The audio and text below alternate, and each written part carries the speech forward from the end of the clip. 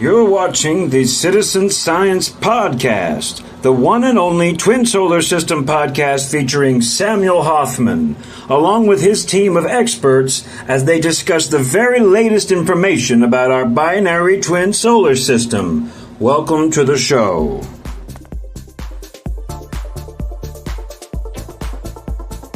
Okie dokie. Hello, everybody, and welcome to the Citizen Science Podcast. And I am Rebecca, and I am happy you all are here. It's great to see you all again. It's been a whole week, and I've missed you all. But I've had a great week. It's been way nicer having more time to put into all the projects that we have. So it's a win-win for us all. So anyway, but I'm happy you all are here. Let's go ahead and get Sam. I haven't got a chance to visit with him yet much. Hi there, Sam Hofman. How are you? Hello. I hope you can hear me out there in TikTok, YouTube. Yeah.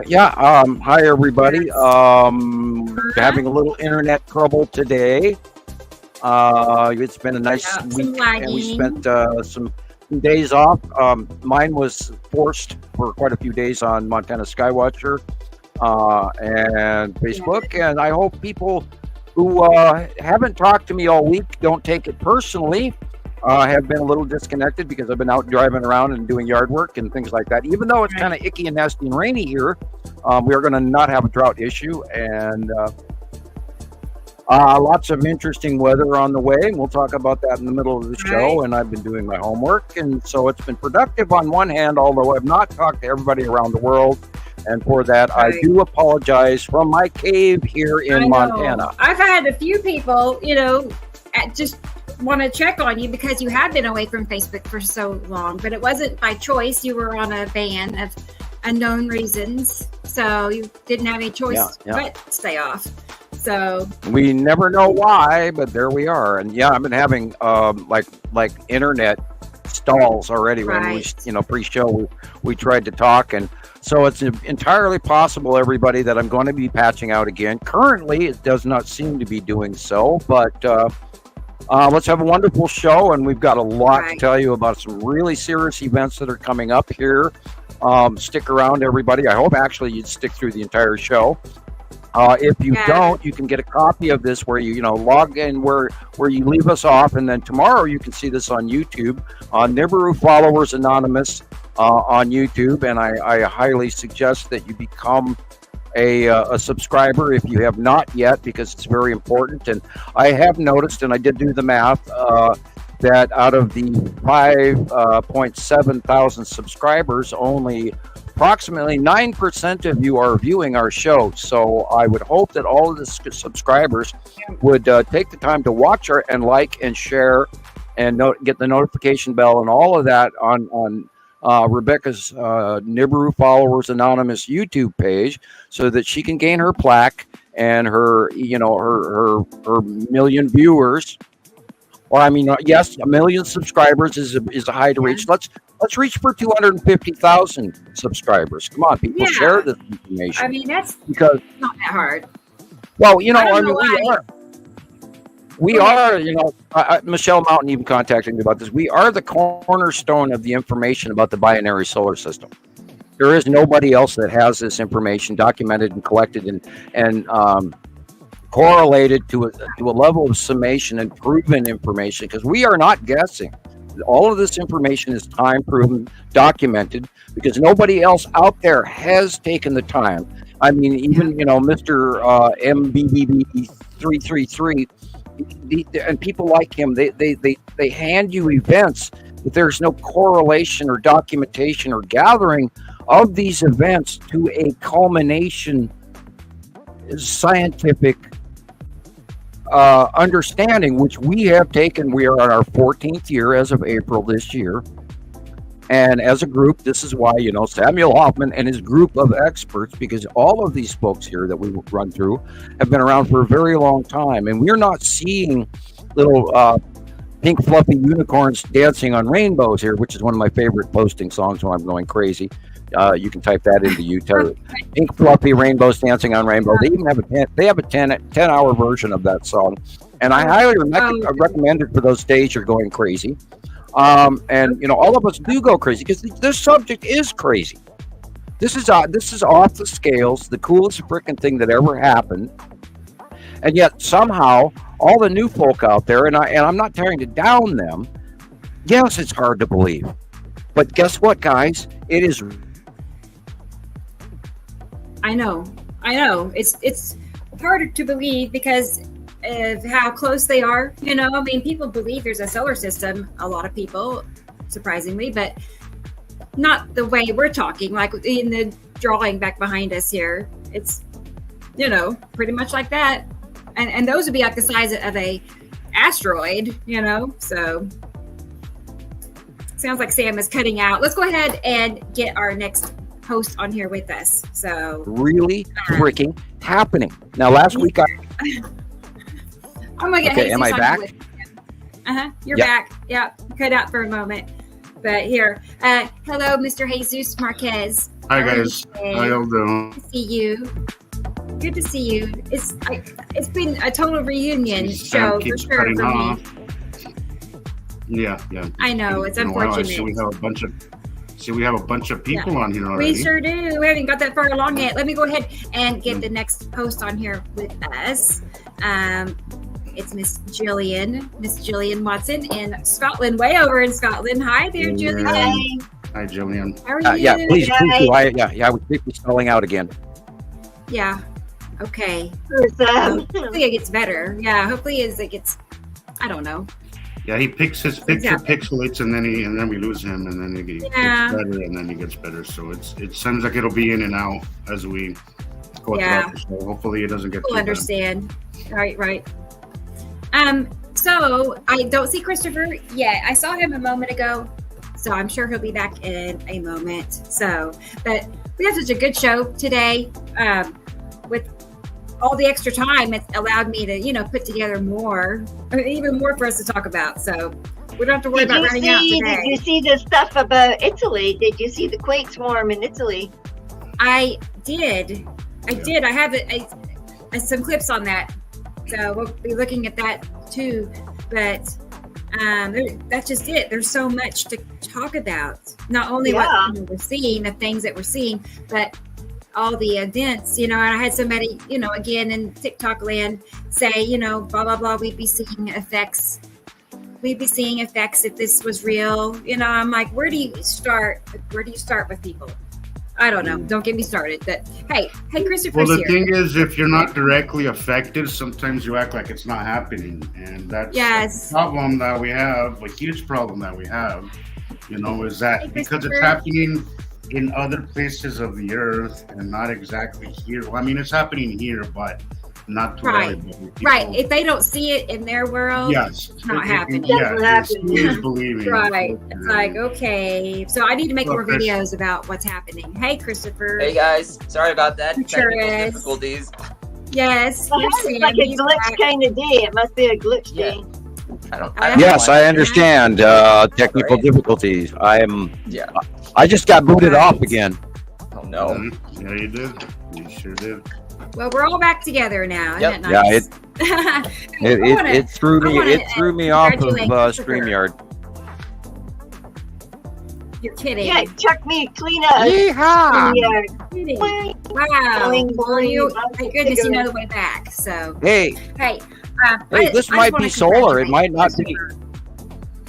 Yay, Christoper! Oh, I was just saying. I think it. Go ahead. You're all too excited tonight. You're fine. Yeah. You're fine. We're round up. We got a lot to say.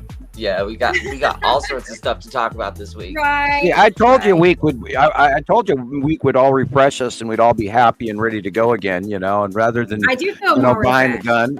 Yeah, I got. Hell, I got immediately after last week's show, I got shut down, and because I said something or posted something somewhere, they're sensitive. And you do not meet community standards. I mean, it was more hamster nipples. I'm telling you. I got 2 fact check things. 2 posts disappeared. That's Two. weird. I was wondering about you, Sam. I hadn't seen you in a few days. Yeah. I was like, either he's taking a break or I think I either had or he's time out. So. I think I had a 5, 6, or 7 day vacation, and I tried to post this morning about 9 o'clock, 10 o'clock this morning, and I couldn't post anything. I couldn't even open anything because it scrolled and scrolled and scrolled. And then around just after noon, I did a test post, and it actually went up. But then for well over an hour, it was like zero. There was zero post reaction reach, according to that. So it was like I'm totally stalled out on everything, and like, you got to be kidding me. And yes, I actually did stick my head on the chopping block. Now that I'm standing in the middle of the audience on my soapbox, so there, we are seeing a definite intervention from other forces that we do not claim publicly, because we're not going to add power to them, but it apparently does exist. And here we are. Let's have a great show, guys. Right. Yeah. Aloha from tropical Montana and my cave. I can still talk. Yay for now. I know, it's good to hear you, Sam. It is. It's been a whole week now. But what I wanted to say about Christoper real quick is how he has made it to over 1,000 subscriber followers actually over on TikTok. And what that means, the most important part of that, it's like a milestone on TikTok, is because it allows you to be able to go live. I mean, that's a nice ability, because sometimes when things are just right and you're in the mood, right? Yeah, magic. And Christoper, we talked about this earlier, and my far seeing skills do work. So you keep rocking those sunglasses, sir, and you're going to end up on Jimmy Kimmel. I promise you. I know. I've been working on him making an intro for his show. He didn't even have a show yet, but I'm making an intro like he does. But I made this for him today. Actually, I threw this together. I did see it. It's very nice. Yes. I shared it around the home. Right. Oh, that's boy. awesome. Yeah, sticking them sunglasses. And you look famous, like a movie star in Greece. It does. I know. I mean it. That could be an intro right there. I told you. We have our man on the scene reporter from. We could never ask for anyone better. Christoper, you are the man, and I respect you, sir, as who you are and what you portray, and what I read in you, and who I see inside of you, and your lovely wife and your family. And again, reach out to your father and thank him for his visit with us, because I still appreciate his conversation. Which leads us forward to we have a guest today. That is an old member of Montana Skywatchers 1 and 2 that goes back very, very many years, and I treasure him and I appreciate him, as well as many of our worldwide, around the world members who have all made all of this possible.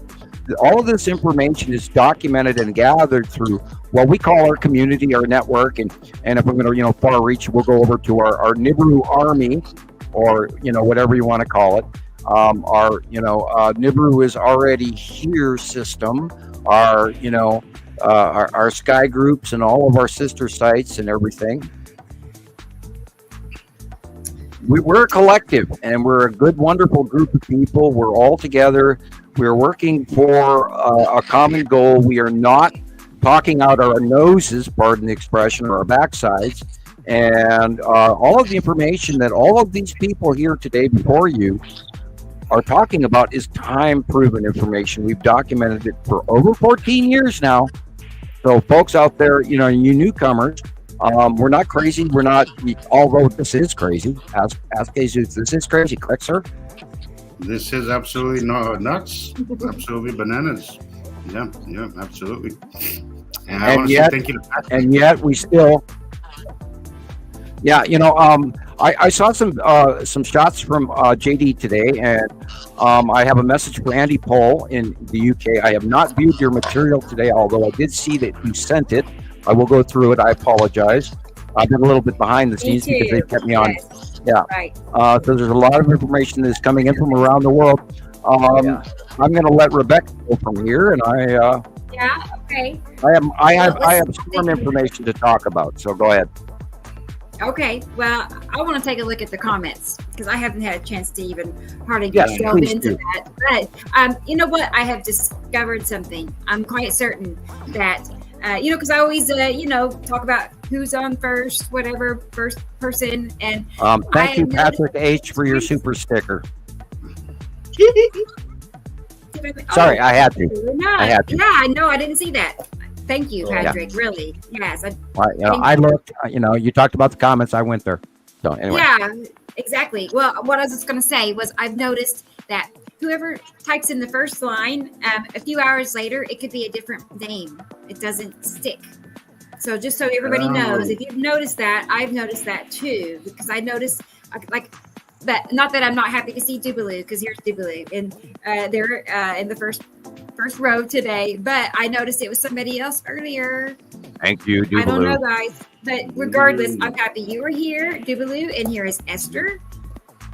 Hi, Esther. Hello, Esther. Hello, our Esther. worldwide members. Yes, and T. Racy. We reach out to all of our friends out there around the world. A drum roll. How many people does it say is watching? Because my phone says 39. Oh. 39. Yep. How do I see that? I just always get it. Come on, guys. Okay, and then here's Marquez in Netherlands. Come on, Netherlands 5,700 subscribers. Why are you watching? In the house. Come on, people, wake up. Watch the video. Watch the video. Yeah. We're getting there.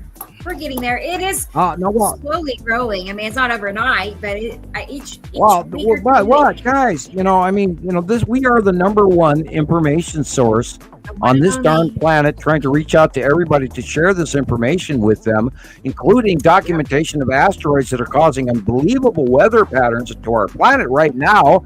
And you don't want to hear this? Please do continue. Yeah, trust me, I know. Okay, and then Michelle is here, everybody. Of course, Michelle is here. So good to see you, Michelle. And hi, Joyce. Hi there, Joyce. Hi. Hello. Good to see you. And Amy, our good friend Amy, also in the Netherlands. Oh, no, Newfoundland. Newfoundland, wow. I did not realize she was in Newfoundland. I really didn't. But that's it. See how we're so cool how we're all spread out, but we're all here right now. That's the fun part. Hi, Amy. And here is Experimental. Hello. Good to see you. Hello. All right. Hello, Experimental. Oh, I knew it. Brendan from Ireland is here. Good. Always. And Robin. Hi there, Robin. Good to see you. Hi, Robin. Always is. Oh, and the one and only Egg. There is no other. I'm sure of it. I'm sure she's probably the only egg out there. Okay, on YouTube at least. So good to see you. I am really enjoying the vibe right now. I'm enjoying the 1 week vibe that there's an energy level we missed. We drop back to once a week, and there's a definite energy charge that's nice. Yeah, they do say anticipation makes the heart grow fonder. And, yes, less is more. Yeah, less is definitely more. I do think there's a better energy because it's once or twice a week. It's a lot. It is a lot. And not only that, Jesus. During that week, your beard grew. You're sporting a new do here, bud. I am.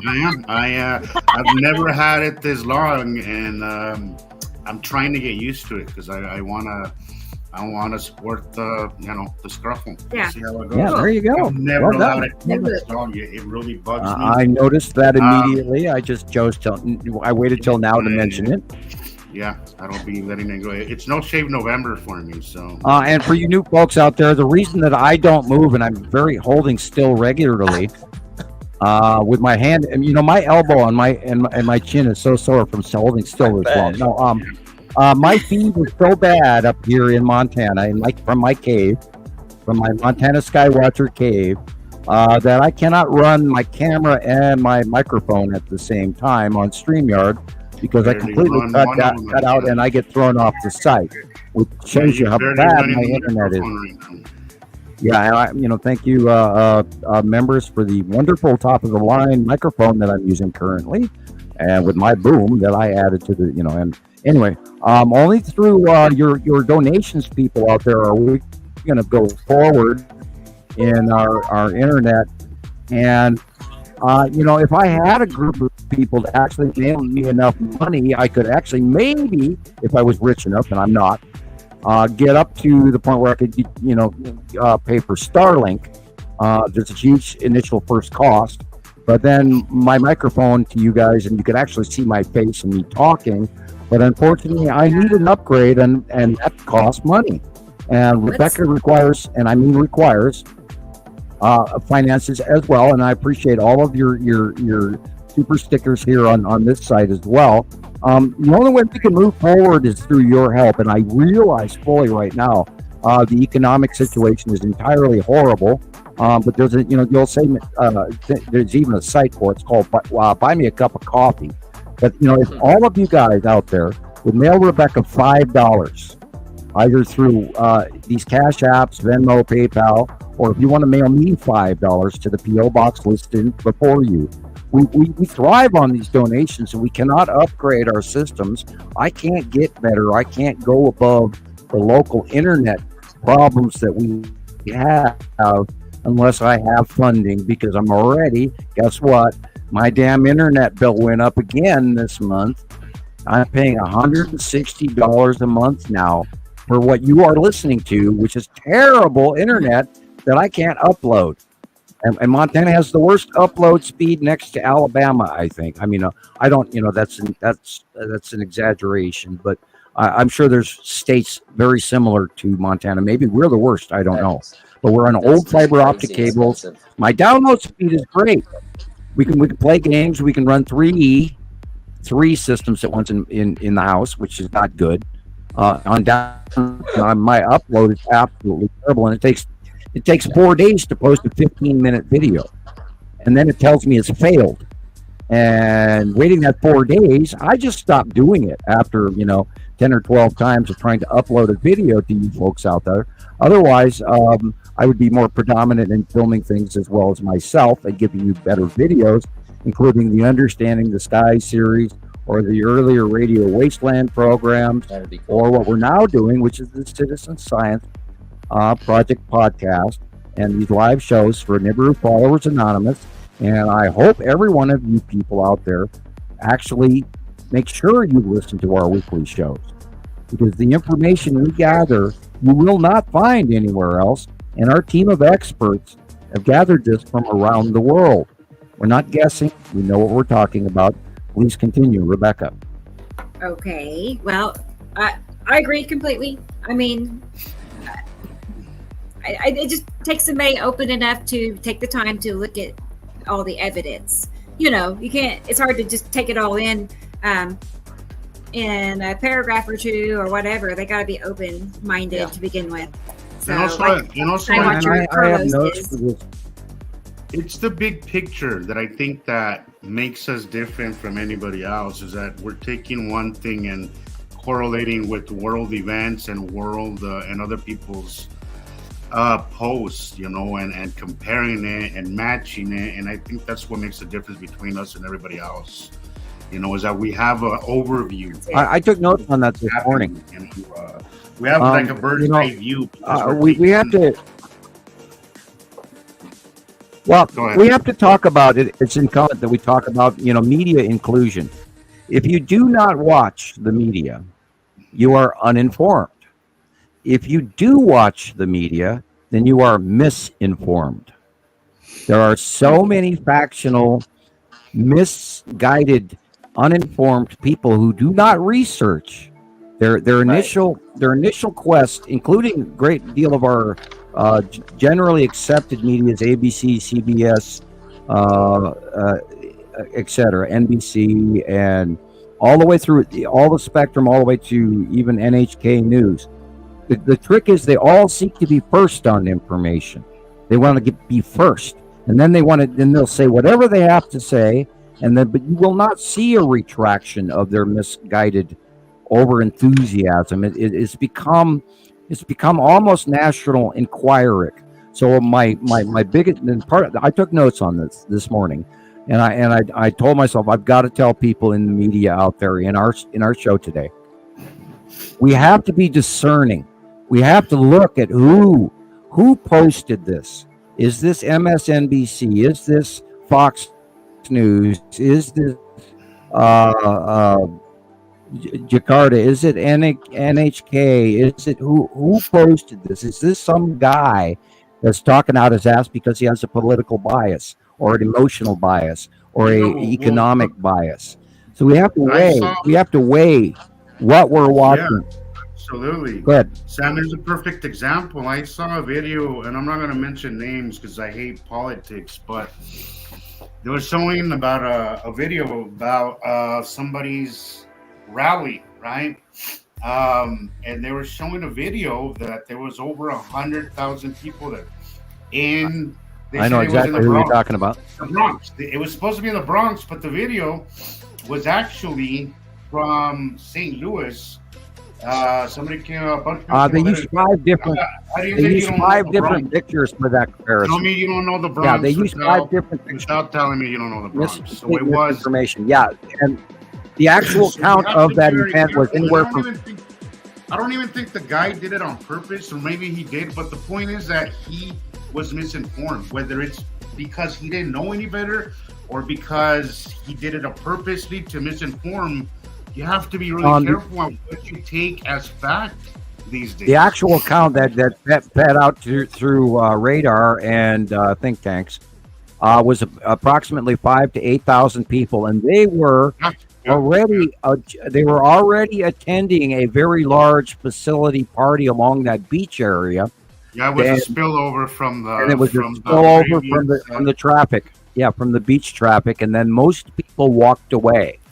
Now, if you go back and you look politically, okay, we won't go into too much political, but there's a lot of that going on, and there's an absolute misinformation going on in the information, in the direct effort to show you there's a circus over here and don't look over there. And This is why we're talking about misinformation, because there is so much more going on in our country right now, except the circus is being shown, and they're only here for the next few weeks in the local arena for you to watch now and be completely distracted about what's going on in our weather right now. Anywhere from the Midwest, from Minnesota to Texas, today is going to see one of the biggest superstorms in recorded history. Wow. It is beyond 5 times above the normal storms that we saw in the last 2 weeks, 3 weeks. You think of all the towns that just got wiped out throughout the central United States is bad. Last week, the week before, wait till you see what happens tonight. Everyone from Texas, there was a Minnesota, tornado in Iowa. Sorry, Sam, go ahead. I'm getting a little ahead of myself. Yeah, I have those figures. There were 700 tornadoes this week. This week. 700 tornadoes. Wow. Now, these are reported. Now, they're not long. By a mountain range, Sam. Tonight. Oh, we God, don't I have. see tornadoes by mountain ranges. No. You and I are going through the northern. These are Arctic rotational low pressure systems that are going over the top of Montana, Idaho, Washington, and they're dumping in on top of UNG, Utah, and they're going over through Colorado, and then they're sweeping in this hooking into the plains, literally eastern Colorado, Nebraska, Kansas, Oklahoma. Now that is the cold front. That's a cold hooking in low pressure system that just went over, which is why we had snow here the other day. Now that is now over Colorado, moving downward, going into the plains right now, coming down off the Rocky Mountains, over the top of it, dropping in. Now that is going to meet the California jet stream, which is coming across the Pacific Ocean into California, over the top of Arizona, into New Mexico. And now they're going to have high heat warnings today in New Mexico. Now that hot air below the cold air moving into Oklahoma and Texas today is going to meet the Gulf Stream, jet stream we've been talking about for months now, where this Pacific Ocean weird, odd jet stream is going over the top of the Mexican Rockies, Yucatan Peninsula in a way we've never seen before. And that moisture that is being pushed up southward towards northeast, is going to meet that hot pressure system, the cold pressure system, and the moisture pressure system from the Gulf of Mexico today from 3 o'clock in the afternoon on, and then the high winds will form. And because all of these pressure systems are going to jam into each other, it's going to stall, and it's going to go straight up to the highest recorded barometric pressure elevations they have ever seen in history. Today. Wow. I downloaded a video from YouTube if you want to take a peek. I don't know. It's a guy talking about this. Yeah, well, so let's see let's see who and what has to say what. Let's get it. Please do. Let's see who it is. Really weird. Hey, I spent the last week doing my homework, I promise you. 2024. I am making this video ahead of what will hopefully be our last string of major severe weather outbreaks in this really active and potentially even historic sequence of tornado outbreaks and severe weather outbreaks that we've been seeing since April. As we go towards June, things are going to calm down a little bit, but man, things are not going to be calm this weekend and maybe even during the beginning portion of next week. Here's a look at the current satellite imagery as I am recording this video. We've got leftover clouds and storms once again as a result of big storms that happened yesterday moving across the Great Lakes in the lower Ohio Valley. We've seen this a million times. These clouds yesterday produced some big tornadoes. Riley Dibble himself got one on camera here down there near El Dorado and Altus, Oklahoma. This ended up being a pretty big tornado. A lot of people got photos and videos of this thing. Thankfully, it occurred in a very rural area. I don't think there was a structure hit or damaged by this thing, but it went. I'm stalling again. It was a very big tornado at one point. And speaking of very big tornadoes, here's just a little. I was gonna say I'm gonna skip forward a little bit. This is a decently longer video, like 14 minutes. And he's talking about May 21st. Be a tornado out. Okay, so now it's not going to cover a large I'm in the area, green zone. but man, so the parameters in place for tomorrow are absolutely off the wall. Yeah, I was going to ask what you I'm talking about here on the simulated radar. A lot that was revised this morning. For that enhanced risk of severe weather is going to be mostly over by the time this video goes up, especially up here in Illinois. You're seeing those storms this morning and early. It was revised to even stronger. Recording and editing this video. Yeah, they're expecting a 5 out of 5 in Wisconsin, Iowa, not and 4 Illinois out of this 5. afternoon and evening as well, around 5 or 6 p.m. Some more strong storms will roll through. Those will get to Chicago around 8 p.m. And that is actually going to lead into these and other that storms is popping up down here in Texas and Oklahoma. Tonight's storm. They've revised this since. Okay, so it's going to be slower than this, and literally by 9 o'clock, 10 o'clock, 11 o'clock, it'll run through Indiana, Illinois, etc. It's going to be mostly over by the time we get into mid.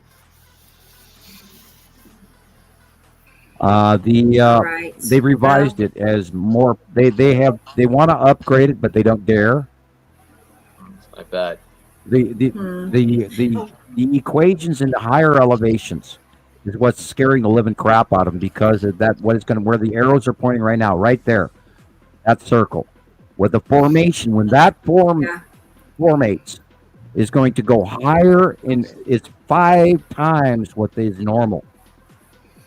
The computer models are calling for that supercell to rise up to about 50 to 60,000 feet. And it's going to explode from there. And everywhere in a bow shock electrical rounded, we talked about the bow derecho, which we can't call a derecho, which they are still calling a derecho, because the derecho is only a Southern American, California, Arizona, Mexico, Texas sandstorm. This is not a derecho sandstorm. This is a bow shock electrical formation of an on-land hurricane, because there will be, no matter what they're telling you. Look at that right there. That is a formation of a hurricane on land, moving in the middle of the northern jet stream, the Pacific jet stream, the California Pacific jet stream, and the now new Pacific Mexican Rockies Gulf Stream jet stream. That meeting right there. See the white, hit pause, please. Yeah. Okay, that is 11 right there. 15. See those numbers in the middle? Yep. Yeah. That is on a spectrum of 1 to 10. Oof. That's off the chart. Yeah. That's off the charts then. Huh. It is off the charts. Now, they've gone through the computer simulation models from Europe, and I went through this week. This simulation goes to a 53. Wow. That's insane. 53 on a 1 to 10 scale. This goes to a 53. Jesus. This right there, you're looking at the blossoming of all of those systems from the cold northern Arctic to the upper left corner, and the centralized heat wave that's coming in straight across from Colorado, etc., moving to the east. And then the southern jet of the Gulf of Mexico moisture all slamming together right there in that white purple square is where that meeting is going to cause the biggest superstorm we've ever seen. Wow. Tonight. Wow. And look where Tulsa is. Yeah. I was going to ask Rebecca, how's your weather there? I mean, City is dead center. Right now it's not bad. This is going to formulate. I met a couple. I met a couple from Oklahoma recently, and I was asking them about how their weather was and if they had gotten hit with any of the tornadoes, and they were saying that.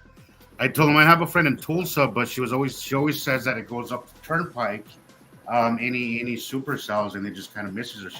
They were telling me that the reason for that is because because of the population in Tulsa is so high that it makes warmer air, and that's one of the reasons why Tulsa really never gets hit with the tornadoes.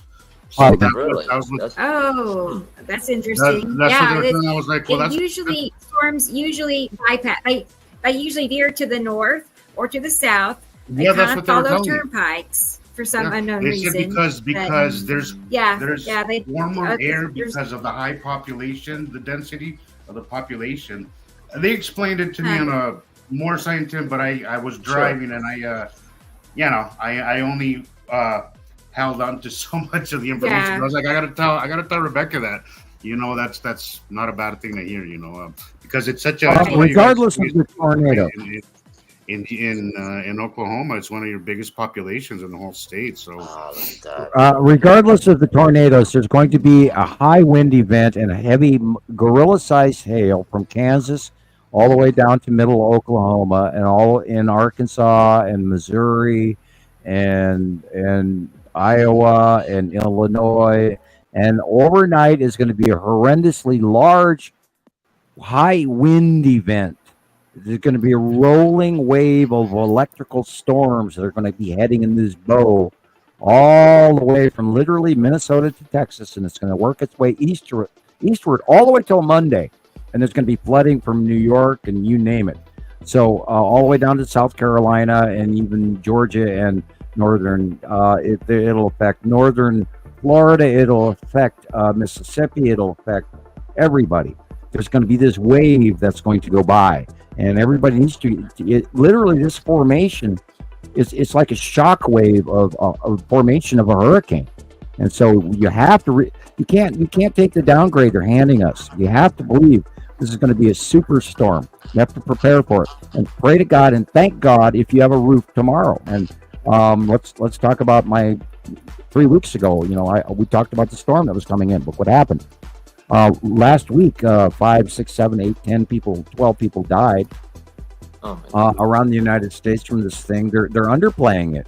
This is going to be a superstorm, and it's going to happen while we're on the air. And you can go outside, Rebecca, and look and watch. Right about now, let's see, you're at 3:43 in Central Time, and right about now, your winds should start picking up. And by 5 o'clock, you should see high wind. And then by 7, you should see very large electrical storms. Are they grounding flights for this, or? Oh, they will be. I hope so. Oh yeah, from Chicago, literally all the way to Mississippi by tonight. Oh, this is an bold electrical rolling storm of a formation of an on-land northern hemisphere hurricane, which they don't dare call. We used to name those storms. Europe and in the area where Gillian lives, they still name those storms. And we talked about this last Saturday. I told everybody that there was going to be a European weather event, and guess what? While we were on the air, it was occurring. Wow. So it happened. And did you see that weather on your national news? No. Nope. You see it on your internet, YouTube news? No. Nope. You got to go look this shit up, guys. We talked about media induction, inclusion. You have to go search for your media. You cannot take what those people hand you. You have to go do your own investigation. You get an idea crossing your mind, go look it up. Christ, this is the information era. I mean, you have the best tools in the entire world, and that is your brain between your two ears. If you get an inclination to look it up, look it up. Very picky about where you get your information, guys, because we are living BS meter, in the age of propaganda, and people have learned to manipulate. Check your sources. Ask why are these people if you on to Google or something and ask it something, and it will give you things from a couple of years ago, and you very specifically put in your date and your target area, everything in that you wanted, and it still puts you back to 2 years ago, 3 years ago. And then it tries to downplay what it is you're looking for, and you know that it's serious. Say, for example, like what's happening in Italy just now, with those major swarms of quakes, and they're all living in calderas. They built houses in the calderas. I was blown away by that. They're literally living. I was blown away by the concept of AI that was thinking that people wanted to get away from the Nibiru project Anonymous, but through a 12-step program like Alcoholics Anonymous, because they wanted to break away from the inclusion of this what would we call a conspiracy theory that Nibiru truly exists, and they want to break away and be separated. It's like, the Australian police calling me all over again with a joke. And, the Australian police did call me and say, well, we hear stories, and we're doing an intervention for a family that's asked that they think that you're some sort of a cult leader, and you're trying to drag people into this non-existent, non-reality conspiracy theory. No. Oh my God. No. We are the truth. We are the light. We are the reality. I've known about this since 1978. I wrote a paper. They walked in and heard about it because my professor tried to express to other scientific paperwork that I could do equations that Einstein couldn't even finish, because I threw out a couple of things because I didn't believe in them, in my concept of gravitation. And I am a published, although classified author of a paper going back all the way to 1980, where I was told I couldn't tell anybody, and the United States government approached me and offered me a job. And believe me, they do not approach 17-year-old young adults, their junior year to senior year in high school, for being wrong. And I'll say that 1,000 times. And I'm going to now ask all of the we lost Jesus, apparently. He's like doing things. Members, each of you, how much of you guys already seen is real? It is real. Christoper. Yeah, I've when I started with you guys, I was really intrigued by it, and then once I started, trying to do the own research for myself, I got really I started doubting myself, and started going through all these crazy emotions. But at the end of the day, I was seeing what I was seeing, and then my head is telling me this can't be possible, but there it is. I'm seeing exactly what Sam's drawn down on the monthly site drawing, and day after day, week after week, the same formations are happening. If you watch You know, if you just sit outside for a couple hours, you know, you see, and if you pick a certain time of the day as well, and you watch it regularly for days on end, and then you start to see patterns. Yep. Yes. There is no doubt that you're watching something that is supernaturally real, and it's there. It's there. It's doing things, and because nobody's told you about it, doesn't mean it doesn't exist. So you've got to go out there and start researching it for yourself and thinking. And it's very repetitive, and also, guys, you have to take into account that our eyes are very limited. Use your cameras. If you see something that's out of place, use your camera, and you'll pick up way more. Your eyes will catch it. Your camera refines it because your eye catches it like a thing. Like I just seen that, and something is above that sun. It's amazing tonight. I like to go out and watch the sky through the camera lens, and then we'll see it with my eyes, and then see it with the camera lens and see what I'm missing, because there's a lot that our eyes unfortunately miss. We are very limited. We are very, very limited in what we can see. It wars with your brain for ages until you actually settle down with the new concept, and you do genuinely question yourself. It's a struggle. It's a mind screw. I've said it before. It's a mind screw of epic proportion to really allow yourself to believe this. But the evidence just doesn't let you go the other way. Like at one point, you're going to be like, you have to follow the evidence and be like, okay, I'm seeing what I'm seeing. It makes no sense according to mainstream media, but what are you going to do? Are you going to deny your own eyes, deny what you're seeing? I mean, you just can't. If I hadn't seen that mustard fat planet next to the sun, night after night, for weeks, and it was in, say, February, March, April, when they rose up the ecliptic, they came up and they went down, and they came up and they went down. It was so phenomenal. I thought, just see that. I didn't just see it. Then I asked other people, do you see that? And they're like, yeah, it's round, so what? Hurry up, we're late. But they did see it to a certain extent, but they weren't, Wow. How do they not wonder what that is? But a lot of people don't, because, the media tells you, oh, sorry, one son. And this is where we talk about media inclusion again. You have to, yes, we are going against the scientific. Exactly. You cannot have these repetitive year after year after year patterns that my drawings and all of our members around the world, from Robert in New Zealand to Maria in Alaska, that are seeing all of this stuff in comparative. And I love this shot on the right. That's awesome. And left. I mean, both of them. Guys, this is the reality. Let's look at the, yes, I'm going to sit here and promote my drawings. But my drawings come from knowing.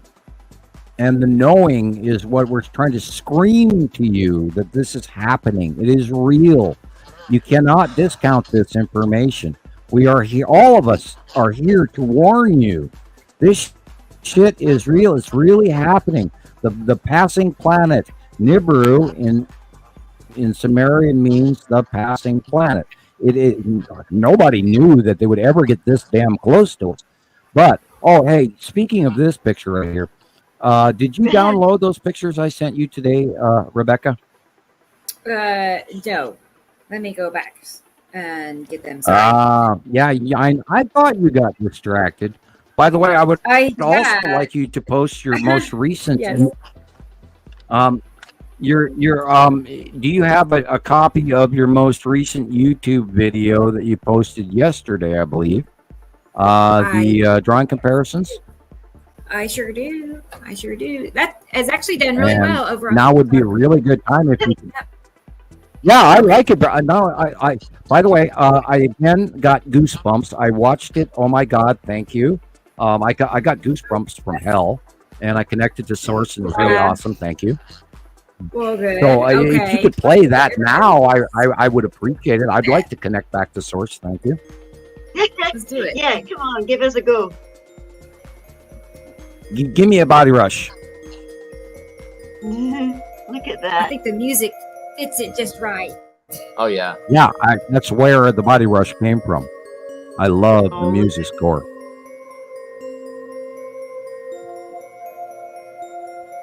I cannot draw this, people. Nope. Unless it's real. Wow. And I draw this in front of my table, alone, before sunrise. I do not copy this from the internet. I don't copy it from pictures. I draw this from my mind. I'm good at what I do. I'm warning you. And if you don't listen, I don't know why. And all of my friends here are here to tell you and warn you this is really happening. Thank you, Esther Lee.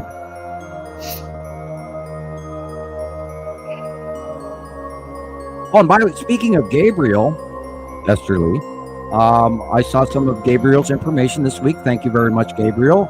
Very informative. I did save some of your material. Thank you. I will use it for scientific comparison from around the world. That is cool. Look at that. People, this shit is real. We've watched it for 14 years. We watched them come from the underneath of Earth. We watched them come from the South Pole. We've been telling you for over a decade, this is real. It's happening now.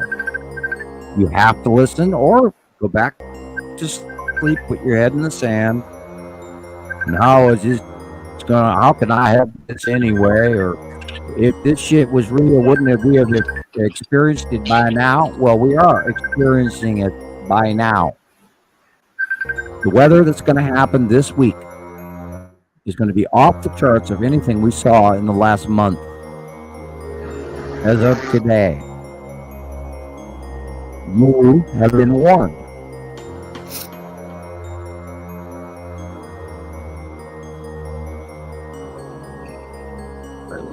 Most of the time, I think I'm discounted. A lot of the times, I don't think people are listening. A lot of times, I think that people are afraid of the information I'm handing you. And I should say, warning, if you are easily shocked, then turn away. This information is real. I'm not talking about fear. I'm talking about fact. Things that all of us, Jesus, Gillian, Rebecca, Christoper, and thousands of other people around the world already know. And I don't know any other way to communicate this to you except that, an example is what's before you, this picture above and the picture in my drawing below, showing you events that are happening currently. Who else gives you current information? Nobody. That cutoff is Go ahead, please, Jesus, take over. That cutoff is identical to your drawing. It's crazy. It's crazy. I recently had. I've said before. I have two accounts. I keep one for my everyday friends and family, and the other one for us crazy Nibiruholics. But recently somebody found my account, a friend, and they were commenting 12-step on it. program. And I said, okay, look, do you really want to peek inside my head? And they're like, yes. And so I threw them a few pictures, some of my favorite pictures. And other than the reaction, a wow, and I got nothing. Not a question, not a follow-up. Did you include your famous index finger? You got to give that video with the index finger because I did. Oh, no. I sure did. That one and the one with the lead object and the stripes. That one's undeniable. What about your New Mexico overhead Attu's moon? Maybe that one's might have classic. Worked. That one might have worked. I don't know, but I did. Anybody. I have yet to hear from her. She has not. Hopefully, I sent a link to our show maybe she's watching. Hopefully, she's watching it. Maybe she's just waiting to kind of maybe make up her own mind before she says something. So that would be nice. Christoper, you missed the close pass of Atu's moon. That when Jesus was in New Mexico, he filmed straight up, and he saw one of the greatest events of his entire life that he'll never forget as long as he lives, of Atu's moon going directly over the top of us. If you reached up and you grabbed the balloon and tied a string to it, you could pull it down. It was that damn close to it. Yeah, you could see craters, and you could see the darkness and the craters from how deep they were. I had to walk in the house. Shadowing around. Okay, where's the video? Oh, look at all the those are ships. Yep. I have it, but guys, it was I didn't have the greatest camera at the time, and it was at dawn, so it didn't pick it up quite as well as I did take some stills, and I've said it a few times. So, but when I come across it,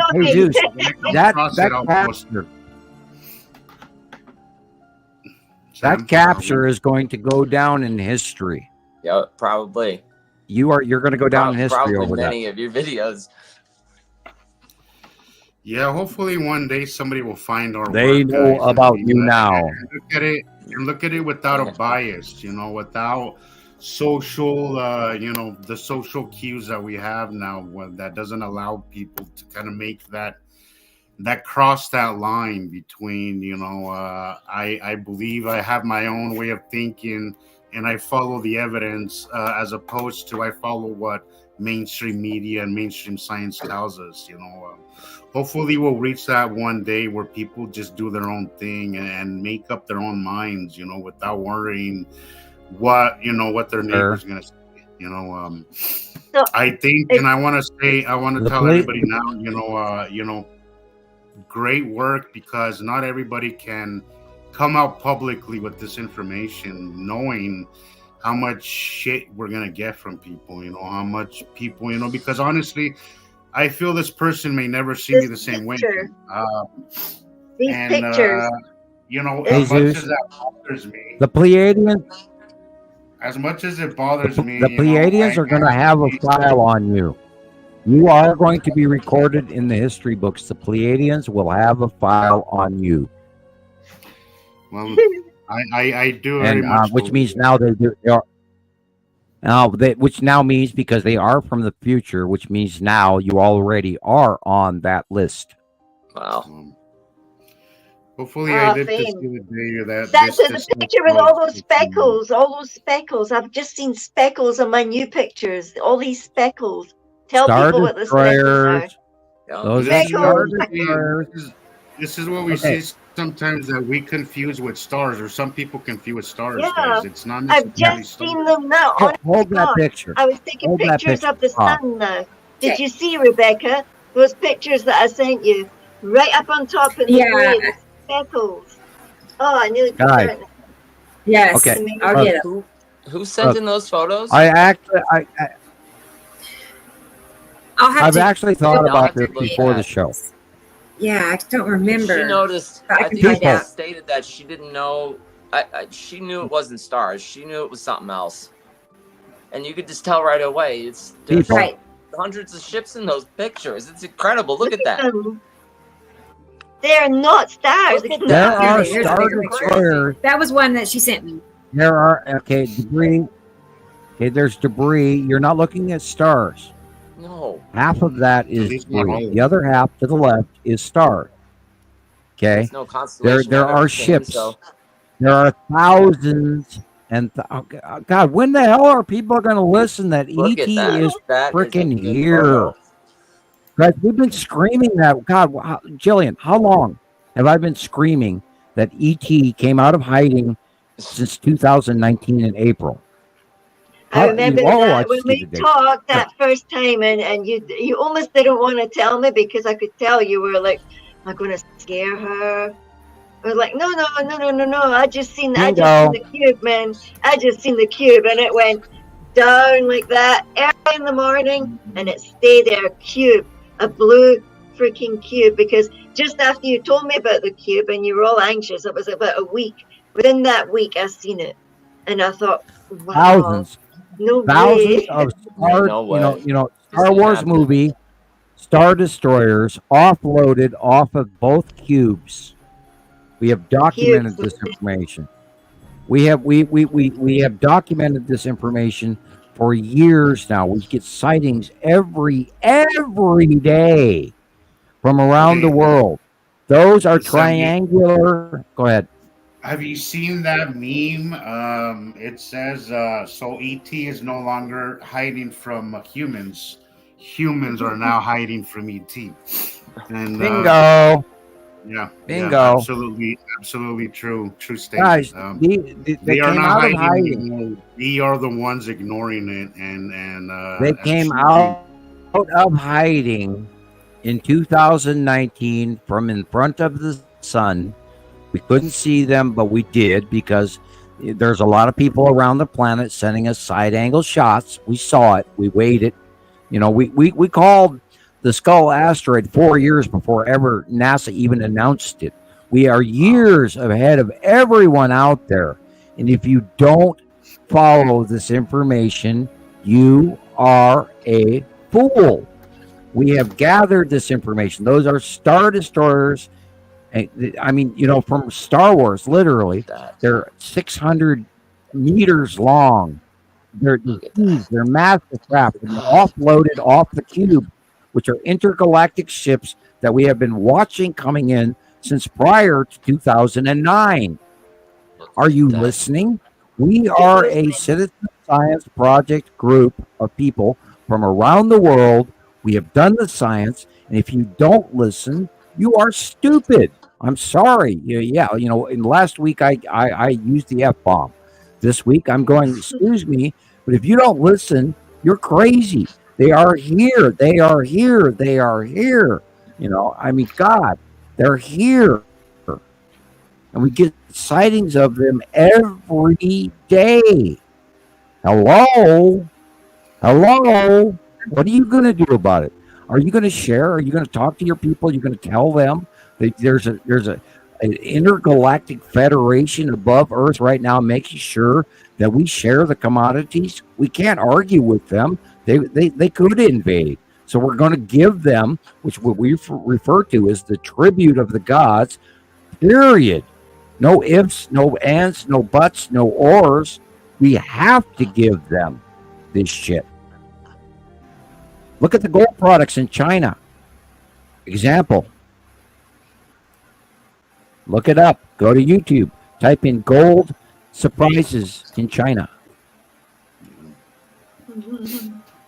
Ask yourself why the price of gold is 5 times what it's ever been through recorded history. They want to get every sprig, every gold chain, every clasp, every old ring out of every jewelry box, because right now it will pay off so they can put it in a government fund. And next year is when the 9/11 Commission has to divulge the inventory of the World Trade Center demise of 9/11 and the recovery of the gold that was deposited from all the nations around the world. And that is next year. Wow. Ask how they're going to explain the tribute to the gods. Esther, I think that's I honestly I don't want to think that they won, but I do feel that we have been conditioned since they knew this was incoming, the system was incoming. We have been conditioned since then, because science was never the same. We have to be. Science used to be a little bit more open, more real. Now we have just a bunch of bullshit science, We used to have real science, but Marquez starting in the 70s or 80s, when scientists knew that the system was inbound, I think the conditioning started there. I mean, just look at what they told Sam. In 30 years, it's not going to matter. They knew what they were doing. They knew that they could that they could manipulate people's ideas, people's way of thinking.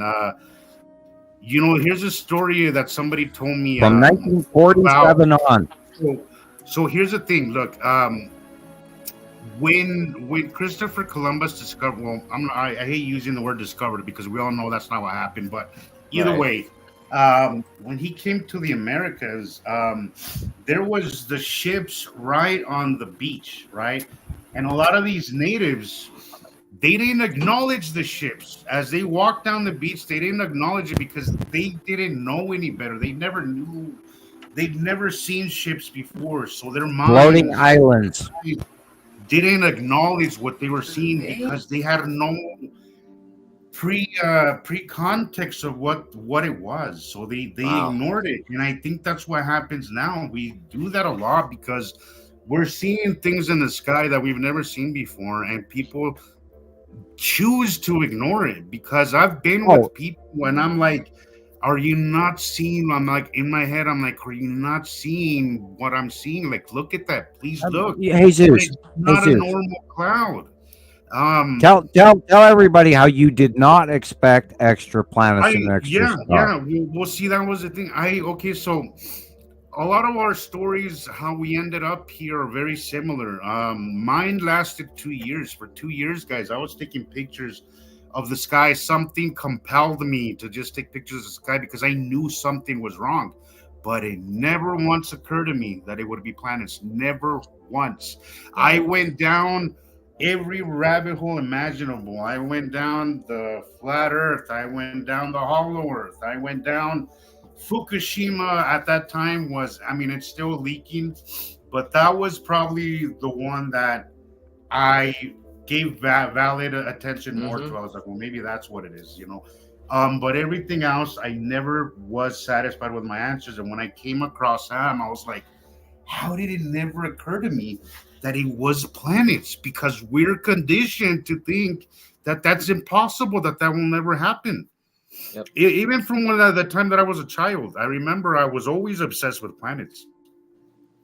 People had sports posters in their rooms. I had posters of Mars and Jupiter and whatnot, and I always remembered thinking that's something I'm never going to get to see because those things don't happen. Like, you have to actually get on a spaceship and maybe go see it. I always thought, I was bummed out. I'm never going to get to see this. And fast forward 30, 40 years, and here we are. It's the craziest thing. I think about it all the time. I think about that all the time, how it's just nothing happens by accident, guys. Nothing happens by accident, but you do have to put in the work. It's a learning process. Source will put you where you need to be, but you do have to put in some work for yourself. Christopher, you're a perfect example. Gillian, all of us here, we saw something that didn't feel right, and we trusted ourselves to go down that path and discover it. Our sense of curiosity has died, and that's really what gets me. It's not that people aren't intelligent enough to follow this, because it's not hard to follow. It's the lack of curiosity to actually go down that path where I get. Well, how's it going to affect me? I can't do nothing about it anyway. Yeah, and that drives me insane. That drives me nuts. Like. Oh yeah, when they say that to you, well, we can't do anything about it anyway if it's real. So what's for dinner? When did we stop asking why? Like, how many times did you ask why when you were a kid? Like, why this? Why that? Well, you have to. They've just stopped asking. This is directly affecting our entire planet. Everybody around here, they're losing their homes. They're being flooded out. They're seeing windstorms around the world right now. And, this should be the number one story on all the news media right now. And it's not. And you need to ask why. Why is this not the most important damn thing? Because, everything that we're working about, we're in 2024 now. Okay, and I'm in my 60s. And the world has changed around me in so many ways that I don't even understand right now. Yeah. And I'm going, holy shit, what happened? And, this is one of those old grandpas going, you people should stay off my lawn or whatever. I mean, I'm trying not to be in that realm. And yet at the same time, I'm watching things occur around me where people can, there's a generalized question going around on some of the comedy media shows. Excuse me, hi, welcome. Can you tell me where the Queen of England is from? And they go, Brazil. Oh, I know it's bad. And if people, we have to reach out with our minds. We have to actually, incorporate what is known as common sense, and learn. If you're living in a world where you don't look things up for yourself, and if you follow what is being handed to you on the paper plate of hot dogs and pork and beans, then you deserve what is coming. And the whole point with everything we need to talk to you about is that you are all here right now for the right reasons, because damn it, this is not normal. It's extreme. You're here because you were led here for the right reasons. You have to get on board. You have to share this information. You have to share with people around you. Yes, it's going to be, yeah, all of it. Upboard motor, offboard motor, onboard motor, whatever. On board, get on board. God, how many times I've said get on board? Oh my God. Oh yeah, you must go back to my Radio Wasteland programs. I must have said that 500 times on Radio Wasteland alone. And people, we have proven it. We're not. We are no longer in the zone of we think. We're in the zone of, we know, and that's why we're doing this show for you. Wake up, Alice. Wonderland is right before you. I know, guys, that this is a lot to take in. To any new people here who are still kind of on the fence, I know this is a huge pill to swallow, guys, but continue. Whatever brought you here for a reason. It's not an accident. Just continue trusting yourself and trusting your instinct, because that's what we did. We just kind of trusted and went with it, and something led us here, and we're here now. Just give it a chance. I know it's nuts. I know it's beyond crazy what we talk about, but it's happening. Reality, often is crazier than fiction, guys. This is a great example of that. That's what I was getting ready to say. Crazy shit happening up there. So get on board. You're missing a hell of a show, and not just the fact that it's a show, but it is a dangerous time right now. That if you're not paying attention, things can happen. Last night, and here's an example of how things are. Knowing is important. I have a tree that's been growing into the dividing fence between us and our neighbor. 2 days ago, the wind started picking up, and I knew if we didn't get rid of that tree, it was going to knock into my neighbor's yard, causing a whole disaster. And you don't want that kind of energy with your neighbor. You got to live there, So I cut it down, and the next day I wake up to weeds and trees, and not complete trees. It's a small tree, but it was small enough to have gotten knocked out. If I hadn't, I woke up to a bunch of there was branches everywhere, because in the morning, just a bunch of during the night, the winds got so bad that a bunch of trees and branches got knocked up. I do feel if I hadn't cut it, a lot of that debris would have ended up in my neighbor's fence, in my neighbor's yard. And, God knows that's not Rebecca, a good thing, go outside and look at the weather. So it's important. It's important to pay attention, guys, to know what things in your immediate area might become problematic. Things that shouldn't be there, get them away, because winds or weather might affect it. Something like that could have cost us thousands of dollars, guys. A mistake like that. Instead, it took me 20 minutes to knock it down, cut it up, and take it off to the junkyard. We have to reevaluate.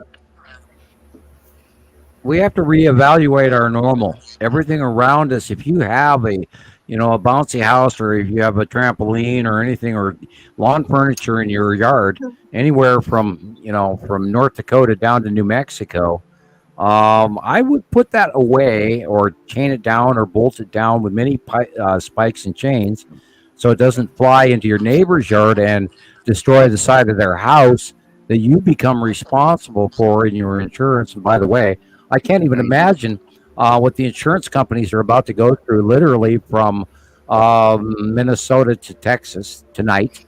And I am going to warn you again. The superstorm that is about to form, that's why I sent Rebecca outside to check her weather. That wind should be increasing in her area right now.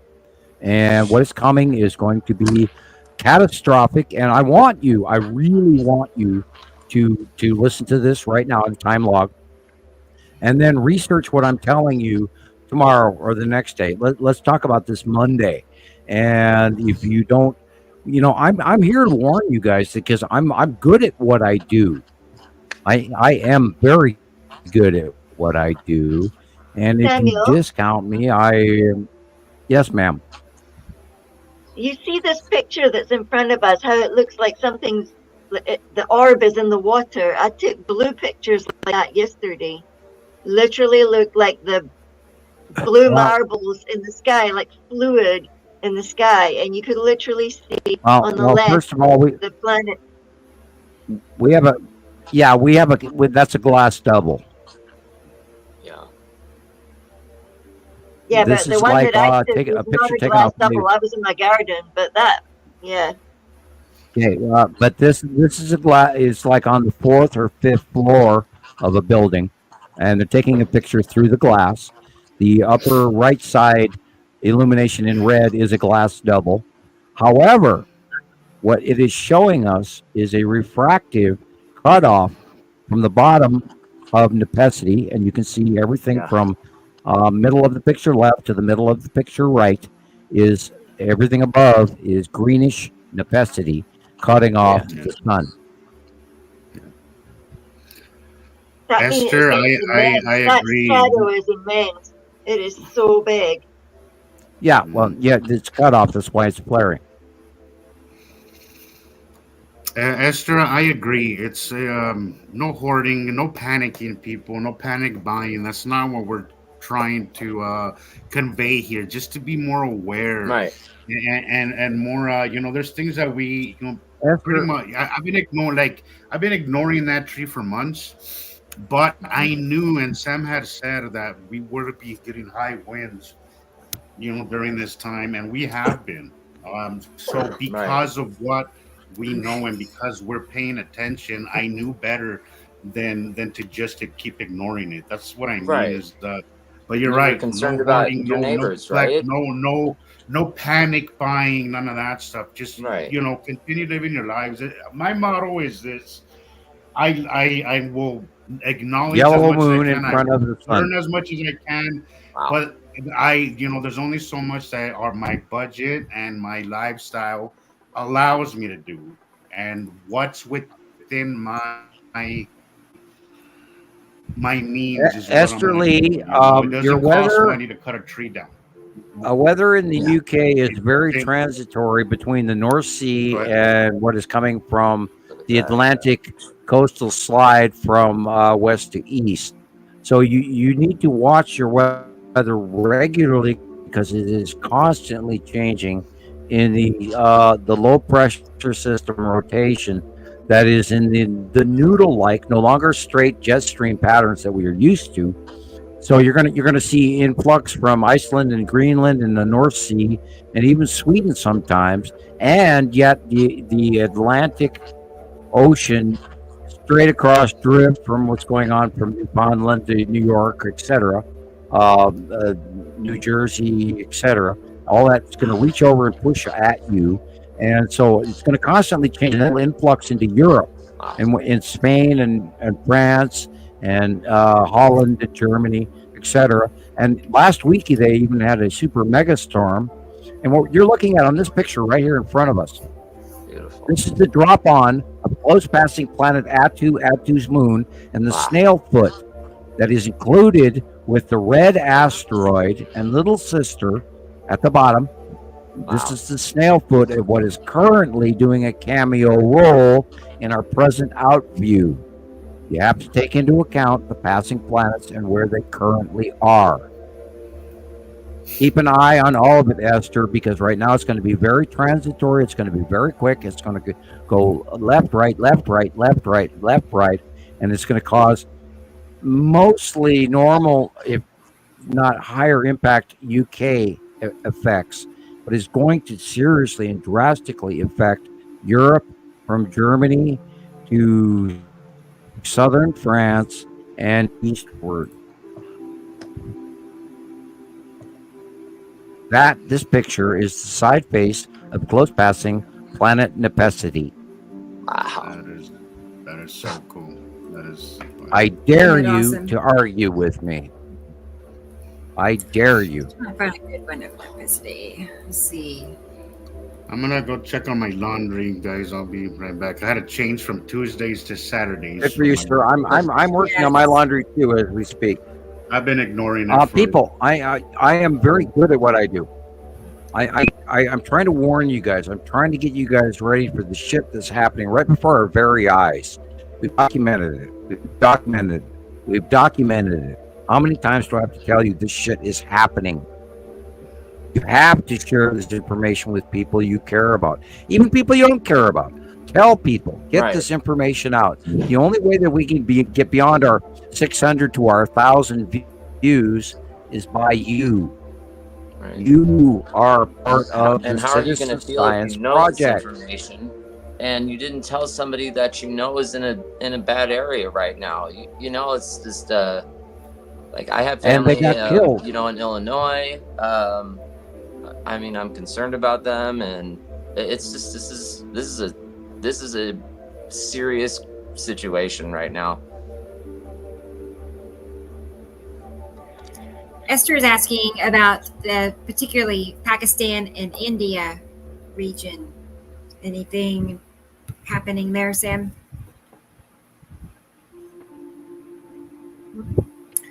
I guess he's stalling. Uh-oh. Right. It seems like Yes, India had a big. You're back, Sam. Wasn't it? I don't know. Somebody sent me. I think Hey, it was Katie. Catherine. That sent me is the something. edge. Yeah. That is the bottom edge of a Saturn's yellow moon with a straight line, which is probably figurative to the long box cube. Okay. And yes, you know, we had comments. Rebecca and I talked about this prior to the show and a couple of days ago. I got some bad comments from some people that actually did affect me, which is rare. I don't take the negative. But somebody on our YouTube talked about, oh, it sounds like I'm making this up off the side. No. Oh. We have worked for this. Christoper, right. Go ahead, please. I'm just saying. Go ahead. I mean, you know, I thought the same thing. I thought, well, I'm not just going to jump into this and believe it right away. I had to prove to myself that what Sam is saying, what Rebecca's saying, Jesus, everybody is saying, that am I going to be able to take their information and it lead to exactly where they're telling me? There's no way Sam can be drawing these pictures or these drawings of what's happening in our skies, and I can take that drawing a week, 2 weeks after he draws it and identify everything in my skies in another state that he's drawing on paper. You cannot make this up. No way. And if you can, you know, start a YouTube channel and show us how it's done, because it's not. No, you cannot make this up. You can't.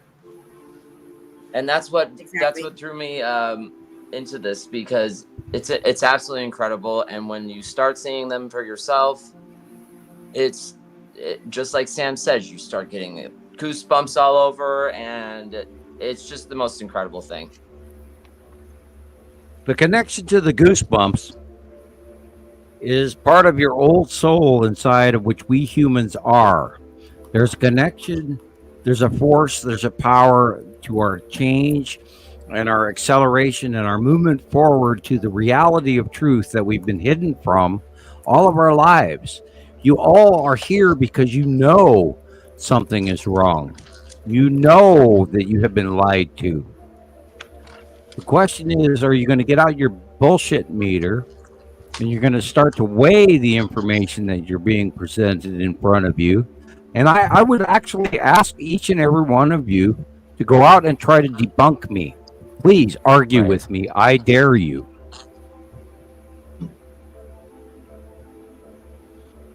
They don't slap you with a 30-year non-disclosure for being wrong. They do not tell you to shut up until 2010, and after that, it won't matter for being wrong. Why would they even bother a 17-year-old, 18-year-old kid in Missoula, Montana, if he was wrong? Why? I don't know. I don't have that answer beyond that. I don't. It's not real. I mean, yet they bothered me, slapped me with a non-disclosure agreement. I couldn't even own a copy of the periodic chart in my home for that entire 30-year period. I was no longer allowed to do math equations like surface of area of a sphere is r squared times pi divided or times 4, which is standard equations that I know about. And to me, it was like basic. And I thought everyone knew this because to me, this was normal information. And Einstein was full of shit. And so I wrote a paper arrogantly at age 17. And I tried to talk about the fact that I knew we had to have a binary solar system. We have to have 2 stars, 2 sets of planets in order to balance and equal what I understood in basic subatomic science of chemistry, atomic structure, protons, neutrons, electrons, and that was the thing that Einstein never reached across the bar over. He was always trying to get that unification model. The unification model is Hofman, 1978. I dare you to argue with me. We are a binary solar system. We are a compound. We are a construct of separate elements joined together since the dawn of time for this solar system, binary solar system, 2 stars, 2 sets of planets. We always have, always will. We are non-paradoxical. It is a repetitive cycle that happens over and over and over again. And we are not the first high-tech civilization to live within the last 300,000 years. Our history goes back 9,000 years through China. Before that, there's nothing. We may be the dumbest one yet, actually. We think we're like at the pinnacle of anything. Oh yeah, we use plastic, we use oil, we use all the dirtiest shit. I don't think there's a history of any civilization before us that used such dirty technology in their Oh God, horrible. Their enlightenment, as far as the dawn, the 1973, the dawn where we interjected petroleum products into ammonia and iodine and bleach.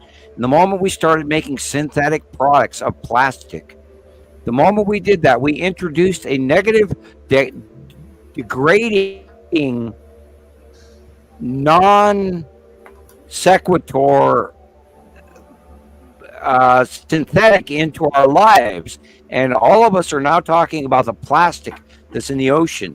There's Sargasso Sea between Los Angeles and Hawaii that is the size of 5 states. And the pollution within subatomic in the Pacific, plastic inside fish and the humans and Morgellon syndrome and all of that. We already killed ourselves since 1973. We are not the only society to live multiple different technological experiences, and we're not going to be the last either. The cycle goes on. The planet's fine, and only the fleas on the planet have to worry. I mean, when you think about Where it, do you want to be? We're living in the ruins of whatever Yep. civilizations or species that were here long before us. We're Anyway, just kind of nobody understands the pyramids unless they go and research the pyramids and find out. Stones. The stoneworks that have laid the foundations of temples, or temple of Jupiter, the rocks. How did they build this? How did they do that? How did they cut those stones?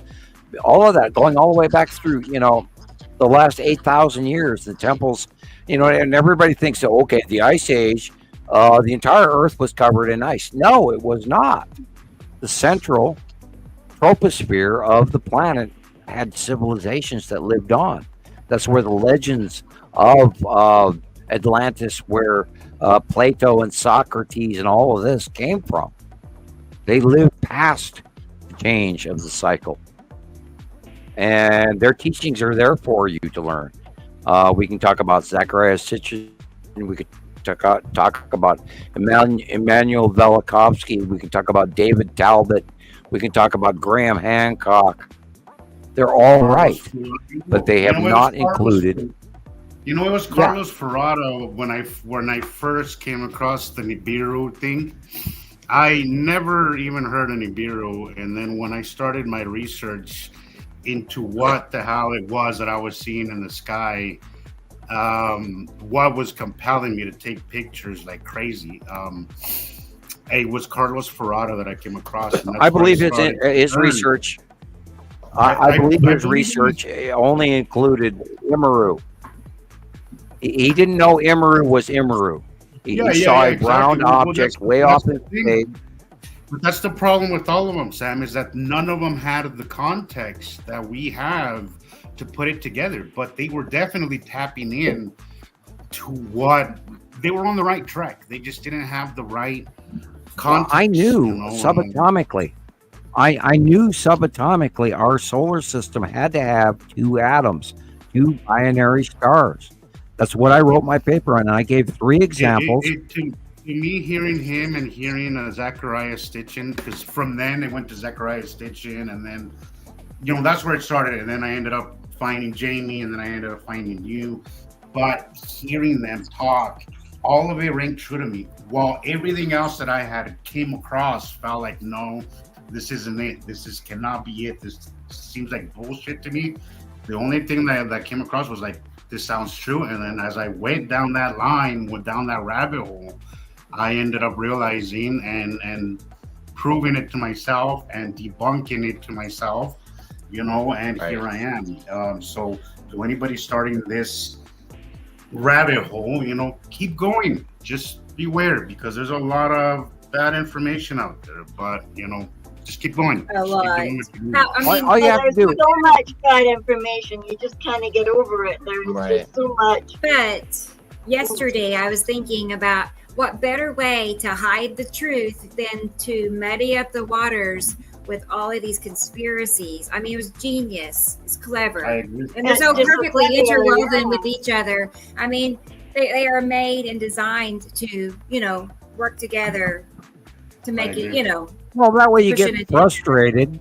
You'll get frustrated. You go, I don't know what to believe, and I can't believe anything. And unfortunately, there's a large group of people that get very addicted to learning the really dire, scary stuff, and they get, oh my God, they become henny pennies. The sky is falling. The sky is falling.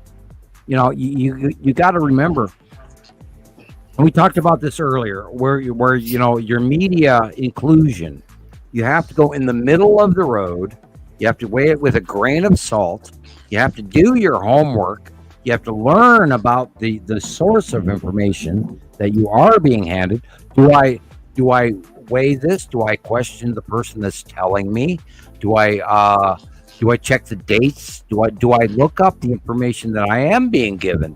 So the question is, if you take it on fact, then you're in trouble. I absolutely expect every one of you to reach out to source information and try to find and compare the information. We talk about your BS meter, your bullshit meter. Yep.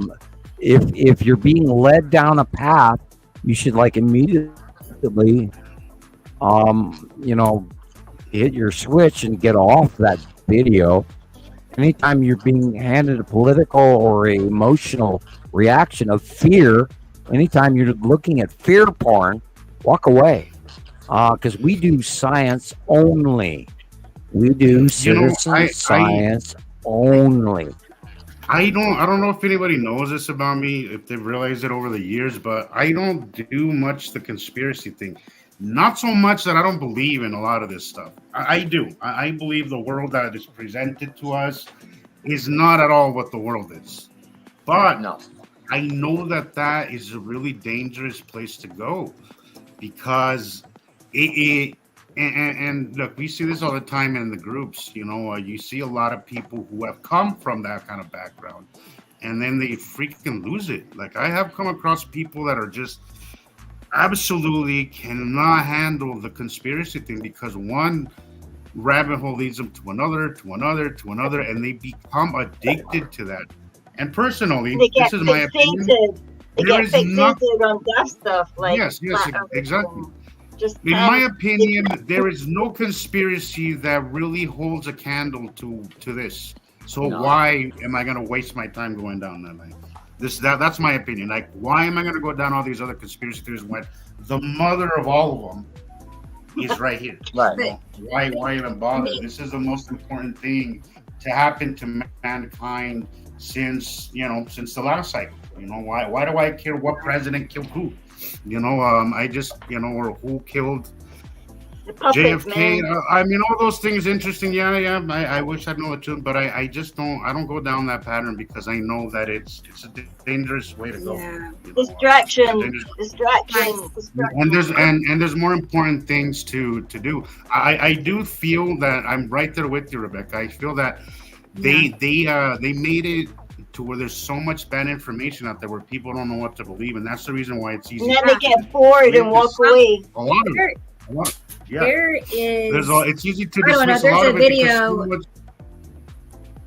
Well, Go ahead. I was gonna say there's evidence that points to that was designed and planned a long time ago, that they were going to bring conspiracies into the forefront.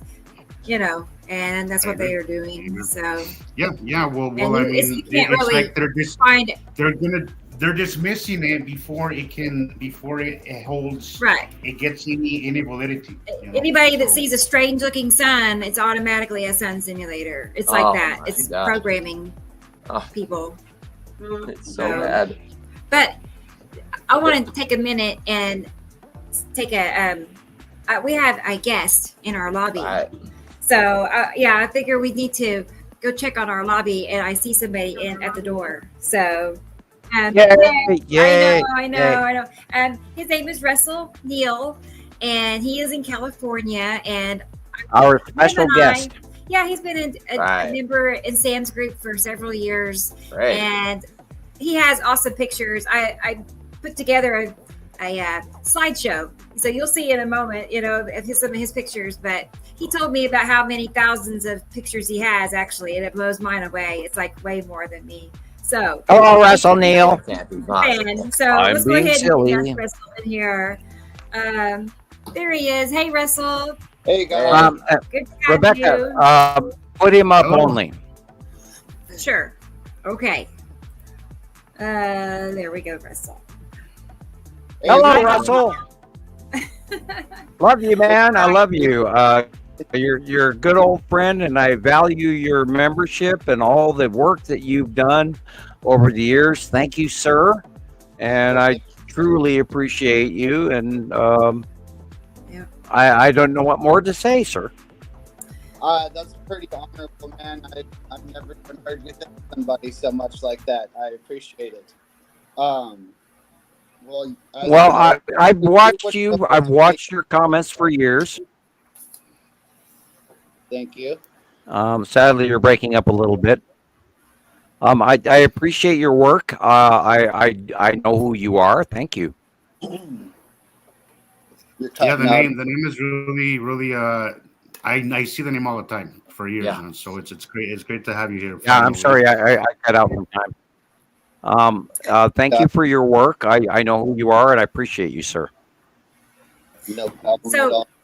for having me. My question for you, Russell, is how did you find Sam? What was your journey there to get to Sam? It was definitely the presidential election time, and Yes. Yep. the flood of theories came in, and I was already kind of questioning things and thought things were fishy. The runners up didn't make sense, and all the government actions beforehand didn't make sense. It was boy. Why is everybody adding all their cards up together? You know, all these countries going against each other for materials and all that, and so we just started paying a lot more closer attention. You could see all of the stories being shared everywhere. It's like propaganda, you know, and they're just trying to divide the Passing of Atu's moon. You know, well, that's great that you followed your instinct well, Russ, because a lot of people would have got stuck in the political thing instead of being like, what's the bigger picture here? Why is everybody going crazy? But everybody would have gotten stuck there. And everybody has gotten stuck in the political thing. So it's great that you were able to get past that, because not a lot of people do. A lot of people would have just gone deeper and deeper into that hole without questioning what is the bigger picture here. So yeah, good for you, man. Pointing their fingers at each other, you know. Yeah. You thought bigger, and that's what I encourage everybody to do. You have to think bigger. Right. Don't think at the political thing. There's something globally happening. It's why everybody's going nuts. It's why presidents are going nuts. It's why war is here and war is there, because there's something huge happening, you know. Yeah, well, look what just happened. It's directly over our head. And it's all going on right over the top of us. My current account on Montana Skywatcher is, I think, like 2019, but I had been on Sam's page previous for years, and it was because of the political stuff that I was checking out the anonymous stuff, and my account got wiped, and I got taken out of Montana Skywatcher. It was like I never existed. I lost a whole lot of photos pre-2019. Yes. But oh, and by the way, I do not block very many people, so if you got booted, it wasn't me. It was almost like I never existed on the before. Did you lose pictures as well? But Russ, I know of you. I remember you, so therefore you are not non-existent, and we all remember you. Thanks, Sam. You know, I ended up leaving that page for a little bit, and when I got back onto Facebook, I was really weary of what groups I was going to add back, and I added like just a couple of Planet X pages. They didn't make sense. They were going after the lens flares, and I'm like, I need to go back to this guy that was like drawing pictures. He's the only one that made sense to me. And I'm like, it seemed really weird at the time because everybody needed so much hardcore evidence. And I'm like, I'm going to the guy with the crayon drawings real quick. I'm like, that's what I guy. Like, I remember I eat crayons. Yeah. Stories and all of the documents they're releasing. It's all just more propaganda, you know? Yeah. That's very similar to awesome. Me.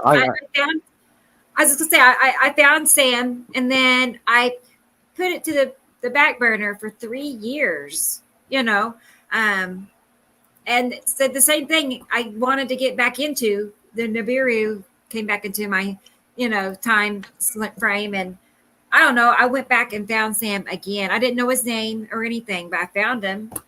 So I remember them passing out Planet X little pamphlets in, I believe it was like junior high. It was when we were getting into science a little more. We're like 12 or 11 years old, and they give you what year did you graduate? 8 pages, and it's like there might be a planet lurking in the outside of our solar system. Yeah, and it's not a rogue planet, and it's a group of planets, and it has to have a star in order for other life forms to live on it. And I wrote a paper, you know, when I was 17 years old, saying I knew we had to have 2 atoms in our. It has a lot to do with the periodic chart and chemistry. but I knew we were in the soft metals group because we produce lead, copper, gold, silver. So therefore, our production of our atom or our proton had to have a binary star system. It's so basic, it's unbelievable. And I knew we had to have at least 2 stars, 2 solar systems. That's simple. And that goes all the way back to age 17 in chemistry class. Russ, this is your time. Do speak. You know, I think that the thing that holds most people down to you, Sam, is it's always first and foremost the planets. People are always capable of jumping on geography before they are all the rest of it. You know, the meeting our maker or the other version that people are kind of running around trying to find. And I just find it simple to show people the planet and do not elaborate much else. And you'll always have. Was it just me or was he breaking up? A little hit and miss. Yes. You're breaking up, Russell. Are you using a computer or your phone? On the phone, but You might want to bring It your seems more phone of a just little volume thing closer. to me. It may be, I don't think that he's turning off. I think it's just a volume thing. Yeah. maybe he's testifying and they're stopping him from testifying.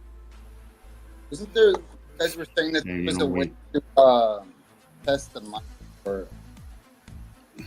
doing the mic or something. Yeah, You might see, wanna there just have to- talk a Sorry, little you're closer breaking to the up really phone. bad. No. Yeah, maybe getting closer to the And mic. we do enjoy your being here. Yeah, he's okay. I tell you, if you can't hear us or can't hear us, come back in. Sometimes you have to go in Yeah. literally Maybe 3 that's times what it into is. StreamYard before you perform. Go ahead, or Rebecca, say so. Tell him that in case I'm lagging. Right. Let's see. I mean, internet's been horrific. Yeah, Mine has been so good. And I'm on my Yeah, Wi-Fi. Well, we might be going through. Something is going on. The sun has been. Something's The definitely 2 going on. suns are doing.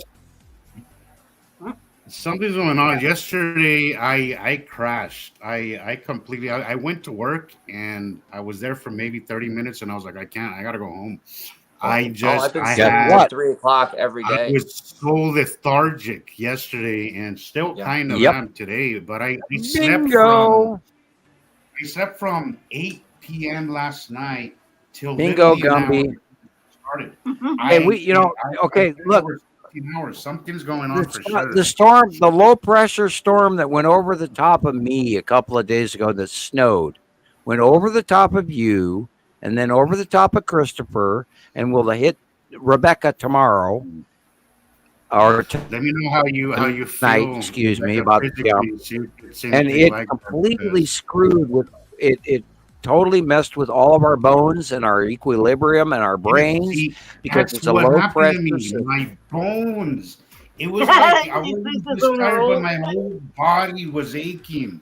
I hadn't felt like that since my blood sugar was through the roof. And that is the But, low pressure body system. was just aching. That is the I had Arctic to- low pressure system that just went over the top of all of us. That's why it snowed here in Lolo, and it just dumped into that Icelandic core going over the top of us, which is now going over Colorado and dumping into Kansas and Oklahoma and Texas tonight. It's going to blow up the moment it meets the hot pressure system from New Mexico and the very, very moist upward running Gulf of Mexico stream, which is going to hit Rebecca in right about now. Yeah, I'm telling you, my video. I know. I took a video, and I'm struggling to get it sent from my phone to the laptop. I've been really struggling for the last couple of days. I think we've all been tired. Yeah. Phones aren't working. It's struggling. It's the internet's not working. Yeah, it's electrical. We are watching electrical behavior on the surface of the United States Asteroids, from the 180-day cycle. Bingo! The close passing asteroids and the planets above us are causing electrical, rotational, storm, and jet stream events at the 65 to 85,000 foot region above Earth because they are pulling all of this ground forces, moisture, and jet stream upward in the higher than ever seen before events of the 180-day cycle that they're not telling you about. Your turn, Gillian. My turn, yeah. I was like, Me. We're all so hyper tonight. It's unbelievable. Anyway, I was watching things like what's been going on with airplanes and what's been going on with the earthquakes and the volcano stuff, and everything is so restless. And it just cracked up this year to such an extent. It really is visible on your YouTube and your news feed, and it's getting moved down so you don't see it, and you get told we are 3 times. We are 3 times to 5 times level normal average events around the world. And if you don't go look for this information, CBS, NBC, ABC, whatever, or CNN or whatever, they're not going to share this with you. They give 15 seconds to the weather. There are people around this country losing their homes and their lives. We've watched 10 or 12 people die in the last week. Before that was another 10 or 12 people. Now, granted, the forecastings and the warnings are actually being heeded, and the people are not dying because of this. But we're talking billions of dollars worth of destruction. And tonight, watch, I told myself I was going to mention this during the show. Watch what happens tonight. Oh, my God. You're going to see a worldwide event that's going to, if they don't make it in the national news, then you really know you're being lied to, because there's going to be a lot of people. This hurricane force winds, hurricane on land, northern hemisphere, occurring, developing, not pre-developed, but developing on land, northern hemisphere superstorm is happening right outside your front door, Rebecca, as we speak. Yeah. Your turn. You know what? It's actually a perfect day to go live. It's kind of cool looking outside. I can't wait for y'all to see it. But it's like one of them days, and the sky's kind of milky, that milky, pale blue. Asteroids here and there. It was nice. Oh yeah. So hey, I just seen some of them crazy sparkles in that pictures that I took before I came on. Oh, good. Yeah, I'm still sparkles, man. Like all them little ship guys, all those little dudes are like, wow, we're getting off Earth. There's going to be a superstorm. Yes. And I see Jesus sent me some videos, so I'm getting those. I've been having a hard time sending those. I had to send them like 5 times. Thank you. Find a video. I have videos to my internet sucks so bad. Oh, actually, guys, did you see that there was a pretty meteor that went over Spain and Portugal? Yeah. Great. One of many. It was really pretty. Okay, so I have yes, I saw it. Compilation. So one let's of go ahead. many. The other night, when it was snowing here the other night, we saw some very large flashes that were not lightning related, because I did look it up, and so we had some meteor flashes over Montana, and I think that was like the 22nd, 23rd. I just figured I'd share that. Here, okay. This was guys. We are pilgrims in a new land, people. And if you don't wake up to this, I'm trying to scream to you. This is going to be a superstorm from hell. We thought the last 3 weeks was tough. The shit that's about to happen today, all the way through Monday, all the way to the East Coast in New York.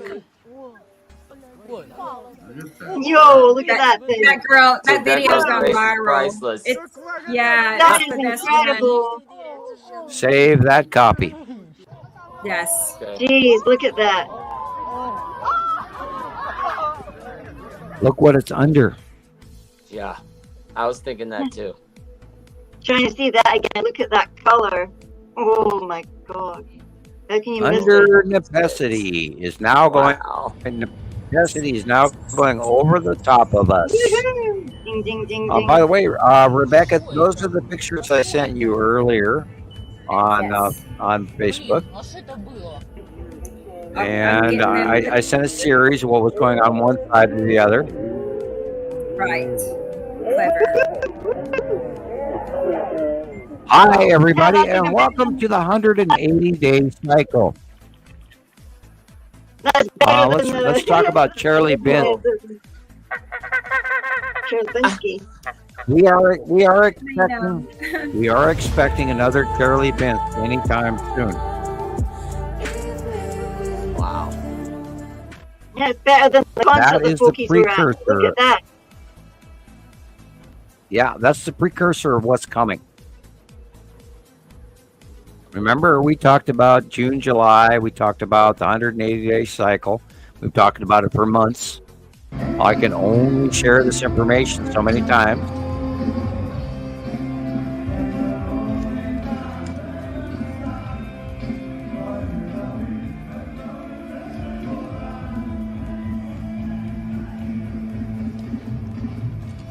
Yo, man. That'd be so cool to be one of the people that, just happen to catch it like that. I mean, like, wow. Look at that. Wow. Yes. Why is it always the sleepers that get that stuff, man? Gee, that'll wake a few people up. Okay, well, it's important. That is in the equatorial region, showing you the off display of what is going to break away from the object cluster group. If you look to the upper left, you can see the dark area. That is Uri. And this is the fall of the smaller stuff breaking off in the beginning of the 180-day cycle. Can you imagine that at your Just wedding? wait, people. That's cool. Yeah. I know. That was so cool. Wow. Definitely gonna An be something to omen, remember. good fortune. Look how hot it is. Remember, It's literally glowing. remember, it is the green. year of the dragon. It is the year of the dragon. Can you say incoming? Yeah. For a reason. And all you have to do is go back and look at the information that Montana Skywatcher and Nibiru Followers Anonymous and Nibiru is already here, and Gillian's sites and all of our other friends' sites, sister sites, I've been sharing with you for a decade, and you will find out that we are very accurate. Yeah, and they always play the X-Files music just to give it that little bit of, Well, I already know what Mulder does not know. Cuando pasa un meteorito Right? mientras cortas el pastel de tu boda. I know I love E.T. it. is real. Oh, Christ, E.T. is so real you wouldn't believe. Spooky. Takes you over, like 25 years to get used to. Yo, look at that. Why do we all laugh when we look It's at those the things? dawn. Oh, bing, there he goes. Whoa. Look what's Wow. behind it. Yeah. Come on, meteor aurora Portugal. Let's see it again. Boom. Look at Again, that. this is in the equatorial region, Portugal. South normal mid-equator, where they're seeing the drop-off of the object cluster group going the opposite direction. Little clusters of this stuff. Look at it. Normally, that would be from left to right, and we're seeing the bottom See, debris falling free. I get confused with that a lot, Sam. Can you kind of shed a light on that? Because I that really throws me off. I know that they move, we move. I know there's a lot going on, but how is it that sometimes we could see something going one way and then the next seeing it going the other way? What am I missing? Well, that depends on where you are versus the sun. Now, in this case, we're the back planet. We're staring away from it. So therefore, these are breakaway dropping smaller debris factors from the orbiting Oort cloud below Etu and Uri. Small stuff. Yeah, tiny stuff. That's breaking free and getting gathered by it. It'll bounce. Yeah, it'll bounce off the top of our upper ionosphere, our electrical, and then they break into. It has to do with the directional angle. The bigger stuff electrically discharges like that. That's a disbursement of light showing that it bumped into the top of our magnetosphere. But boom, and it bounced off. The shit that goes along behind it, little pieces, break into our atmosphere. And that has to do with angle. Okay.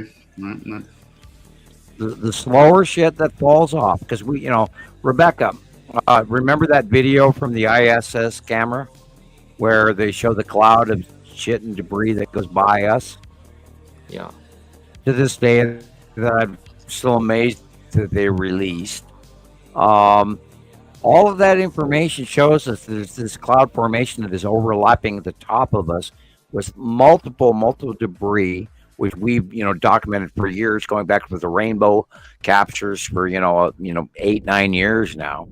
And the point with it is the smaller stuff will break away, but the generically electrical larger objects are being connected. Yeah, that's the video right here. The larger objects are connected electrically. We can't take into it gravitational. We have to count electrical because their polarity is the opposite of ours. And only when the small drag-off stuff hits our upper atmosphere and tears away because of tumbling will the electrical discharge occur, and then they'll illuminate and break apart. Here's an example. This stuff is what I've got a picture of. That stuff. Tonight. Here's an example of what's that stuff. Yeah, this is the onset.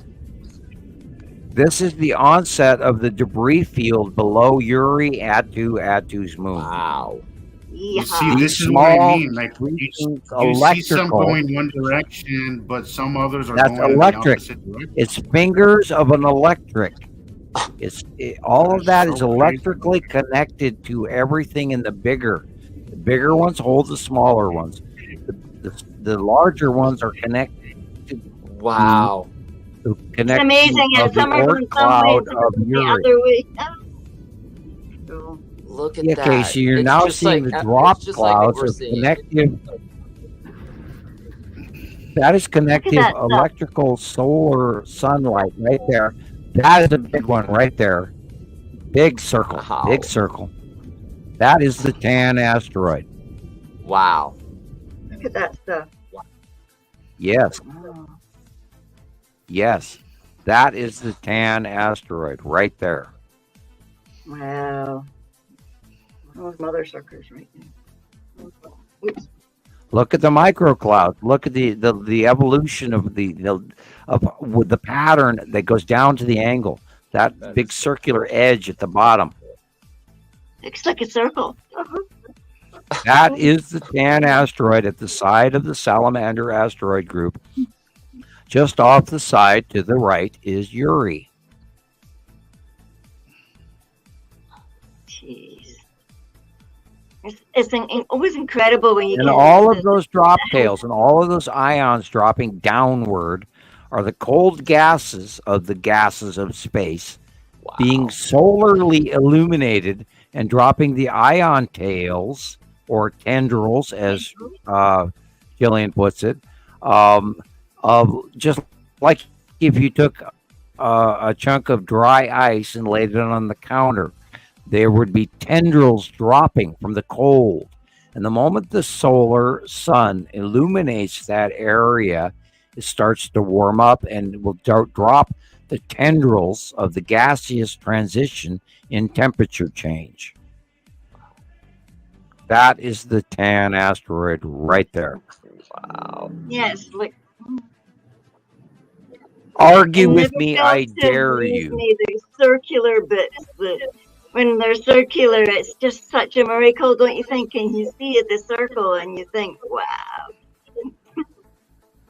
I don't know. I think we're high on circles or something. You know, well, my major problem is, you know, we not high. I don't say much. We have I would say that is pretty close to the equator, you know, on the grand scheme of things. So not close, but I mean close to, say, they're on the outer bulge of it. It's the reason why they get a closer view to it. You know, it was what Sam was trying to say.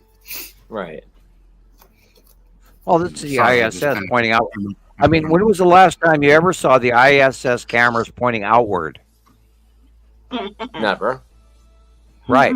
You know, we caught them in lies where that bee landed on the array, which proves that it's a sound stage with a very large screen. That they've got a mock-up model of the ISS, and they're rerunning old videos from the 90s and 2000s and 2010s. There was empty space that doesn't have any planets in them because they're right freaking next to us regularly, exactly as the thumbnail we're looking at. Wow. Yeah, that came in today. This is today. Thank you, Rebecca. You're exactly showing exactly what I sent you today. That is on the left-hand picture. That is Saturn's yellow moon alone. Yep. See the flat? Look at the right-hand picture. Look at the drawing. Look at the date of the drawing. This is the side of a Saturn's yellow moon this week. Yep. Am I wrong? No, I'm pretty sure I saw it like this yesterday. And I hadn't seen anything for like 4 days. I was flipping out.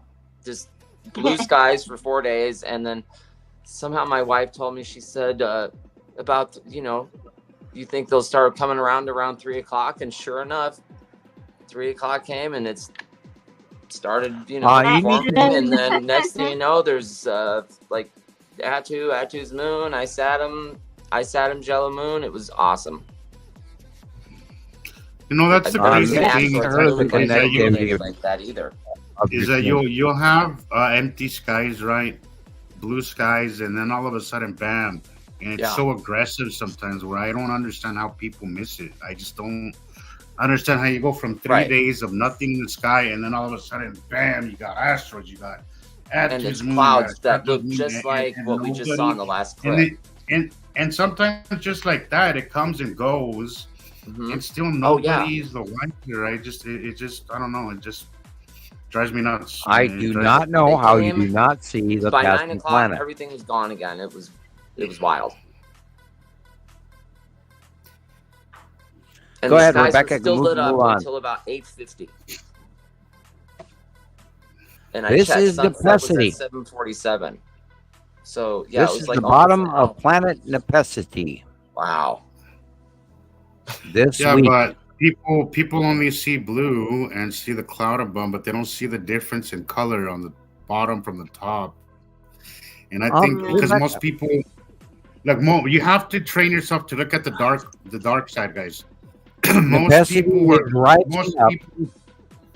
are looking at the light and the clouds. Look above that. Look at the curve. Look at the sky color above the bottom. It's clearly a different color. It's clearly darker. Yeah, you see this fuzzy thing, this fuzzy, when you see it fuzzy, as if stuff is just pulling cotton candy. You know something's up there. On the left-hand side, just beyond the sun, on the left-hand side, about 2 inches over to the left, you'll see the encroachment of the big three asteroid group. I was just going to ask They're there. You only see 2 of them, and they're the big three asteroid group is right to the left of the sun, just beside the open base core, base cloud illumination of planet Nepacity. Beautiful. And is rising up higher. So our older pictures, our older drawings are now equaling what it used to be, because this is all in. Yeah, go back.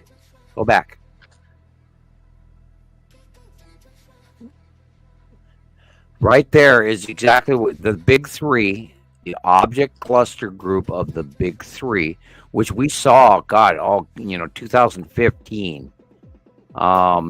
Prior even to the first closing passes of Nepesi, which was like 2018, we saw the big three ahead of time and ahead of time and ahead of time.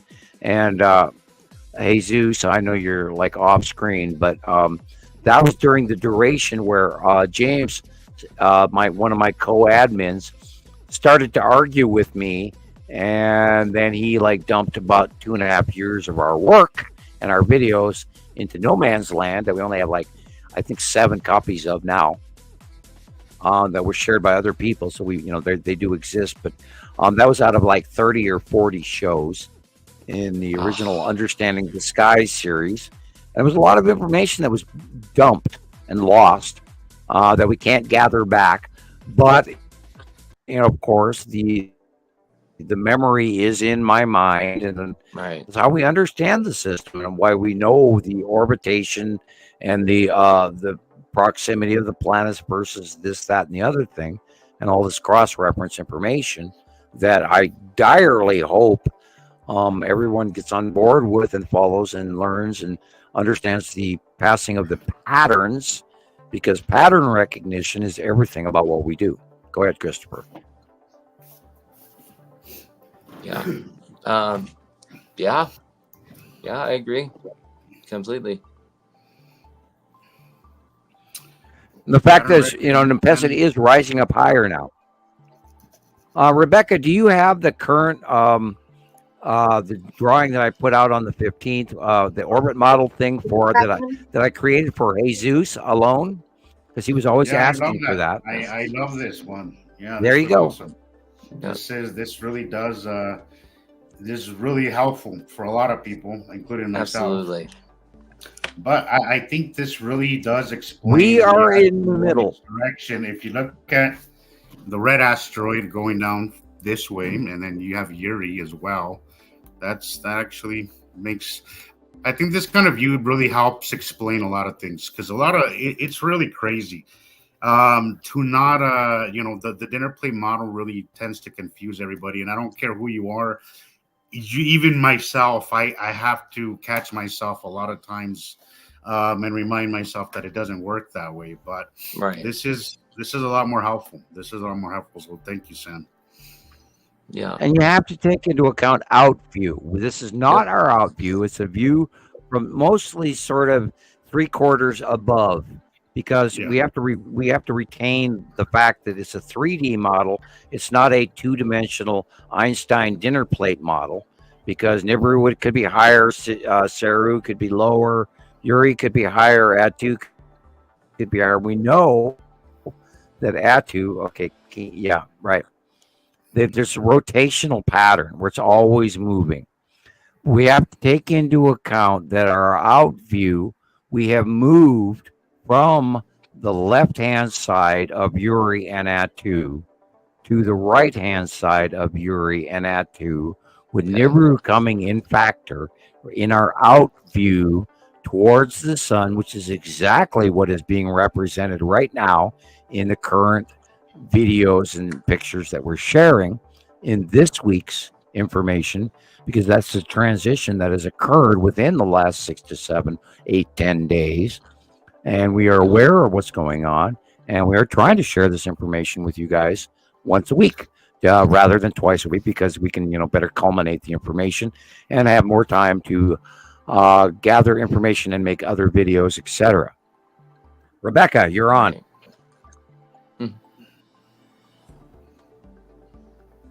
She's on mute. You're on mute. I'm just talking away. Okay, so I just heard Russell is back. So let's try to get him back with us. Okay. Okay. Hey, Russell, how'd that work out for you? Can you guys hear me? Yay, Russell's back. Okay. Yeah. All right. Yes. Yeah. Good. Welcome to my world. I had sawdust packed into the bottom of my phone because I was climbing a tree this afternoon and cutting some limbs. That'll do it. It was all muffled, and then That'll do it. I have like a bunch of TVs There on, you and go. the kids are all on their Nintendos, so the internet was all bogged down. So Yes. Yeah, me that's too. what Yeah. we're doing. Way Here's clearer. to arborists and foresters. I cut my share of trees in my time. Thank you, sir, for the Bureau of Land Management. Do tell.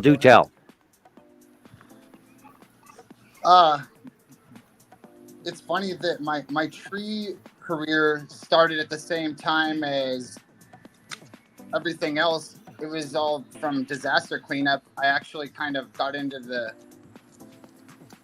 planets and started cleaning up my view of what was really going on at the same time as I got into my tree careers, because we were climbing in paradise from the Paradise Fires and the Rim Fire in Yosemite.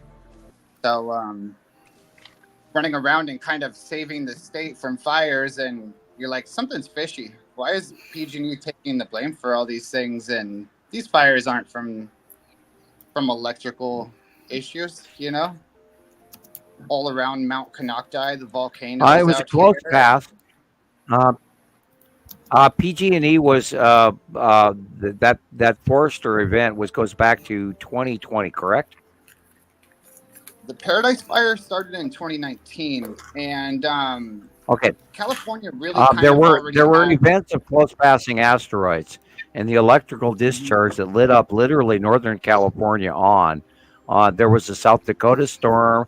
There was an Ohio storm. There was Canadian storm again happened recently, where they ended up with 47 fires in one day.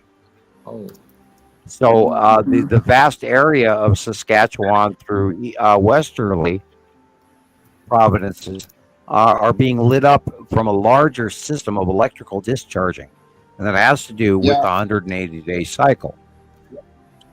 As I was working with them, Please we do would go get on. fire maps.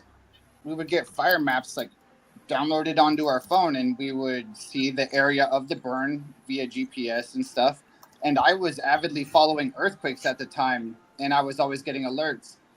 And one day I just so happened to pull open my earthquake app and the fire map on a separate work phone, and I put the areas to the same spot, and it was like the same 7 earthquakes at the same time, and that the fire started in the middle of the night.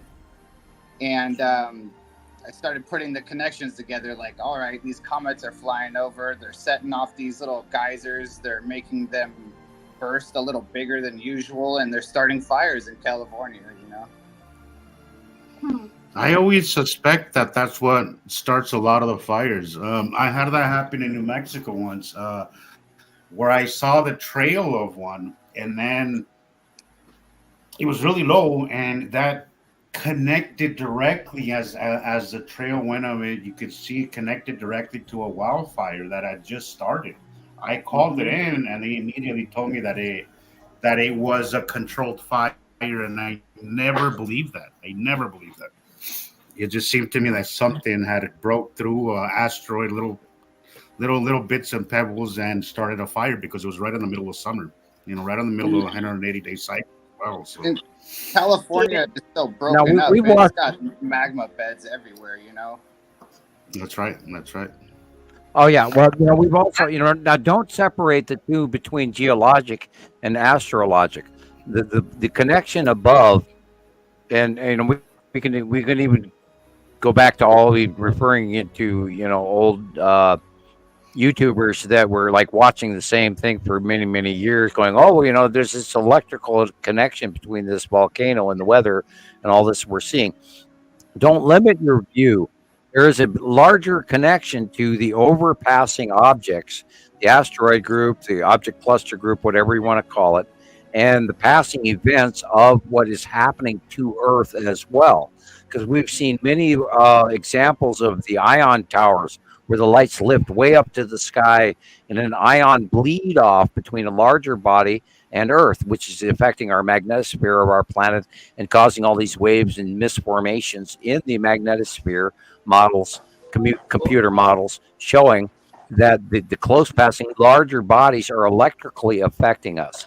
And that same occurrence is also happening in lightning discharges in the close passing planets and the object cluster group and the asteroids below, because they are like electrodes or a diode between the bodies and the larger planets, and that electrical static charge between the two bodies of these diodes or these numerously frequently self-illuminating objects, which Rebecca and I have talked about, and I sent her a bunch of pictures of it today as well. They're these objects of the electrical universe between the two solar system is also what's known as Wormwood, the Salamander asteroid group, or Tan asteroid, or the Red asteroid, and all these asteroids. And there's an example. This is the Tan asteroid reaping in out of the bottom of the atmosphere of the bottom of Uri. This is the Tan asteroid and the side effect of the Salamander asteroid group going to the left, which is about to go over the top of us. And when they go over us, they electrically discharge. And we've had many years of documented events of these intensely unbelievable storms. We can go back all the way back to the 2018 Boxing Day event. It happened in the UK and Europe, and it also about 2 days later happened in the United States. And we have been ever since then documenting the 180-day cycle. So, this is a close pass event of Wormwood. Go ahead. When the planets discharge the electricity between the two of each other, obviously the distance between has a lot to do with it. But does the position of the poles have anything to do with it? Like, as far as, like, we know. Well, that's the magnetosphere. Look at it like in a magnet, or the Scotty dogs. When the discharge occurs, it's the planets repelling each other because we believe that they have opposite polarity because we're the binary. So one group of planets has a south-north positive charge versus a north-south positive charge. That's why we don't steal planets or smaller moons or whatever from each other in the passing non-paradoxal binary solar system that has gone along for 6.8, or depending on which science you listen to, for 6+ billion years, because we always were and always will be a binary system. Rebecca, hold this picture. Okay. The illumination between the asteroids and the planets above has to do with electrical charge, like 4-foot office tube lighting.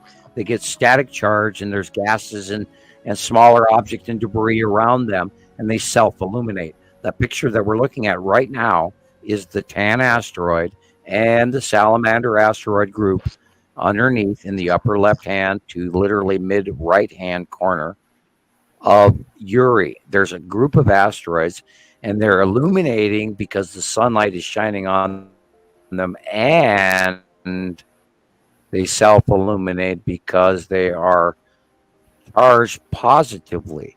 Now, when those close passing objects go close to Earth, they want to self-repel on the opposite charge. And that's what we call the dire weather events of the close pass 180-day cycle, which runs from May, June, July, and then slows down for a month until September, October, November, and now December of the summer orbit pattern. I hope that answers your question. I guess it totally is. Well, if you have any more questions, just you ask, please. Oh, yeah. So is there any key to simple formations, like similar to the Thunderbolts projects, kind of it's not verbally to just kind of be all in a line, but their planets enough. It doesn't have the tilt of the pole. Like, it seems like we're always looking at their poles more and more, as opposed to looking at their sides. Like they're coming in. Okay. When the second star. Like here's when the second star got here, all the planets tipped. all the planets tipped when the second star got here and rose up in our equatorial region, and then all the normal planets tipped their axis because there was a larger magnet added to the polarity. That's where our out view changed. That's where all of a sudden the sun started rising up in the northeast sky because it was a larger star that actually out illuminated ours. And then we've been catastrophically tipped ever since. So our out view has direly changed to everything we know, and including our transition through the universe, and why even the Milky Way that we see at night in our skies has changed over, God, since 2013 on. It's all changed.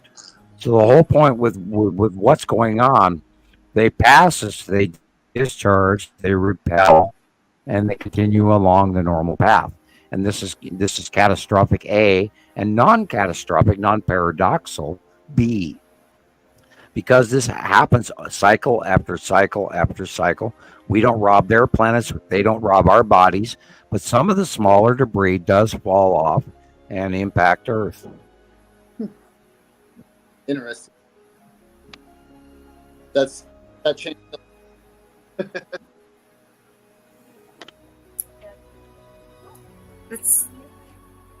I'm not sure if people are stalling or if it's me, but it's getting quiet. So I was going to jump in here, but I was going to I'm show you I'm all still dragging some really bad. pictures that from Russell.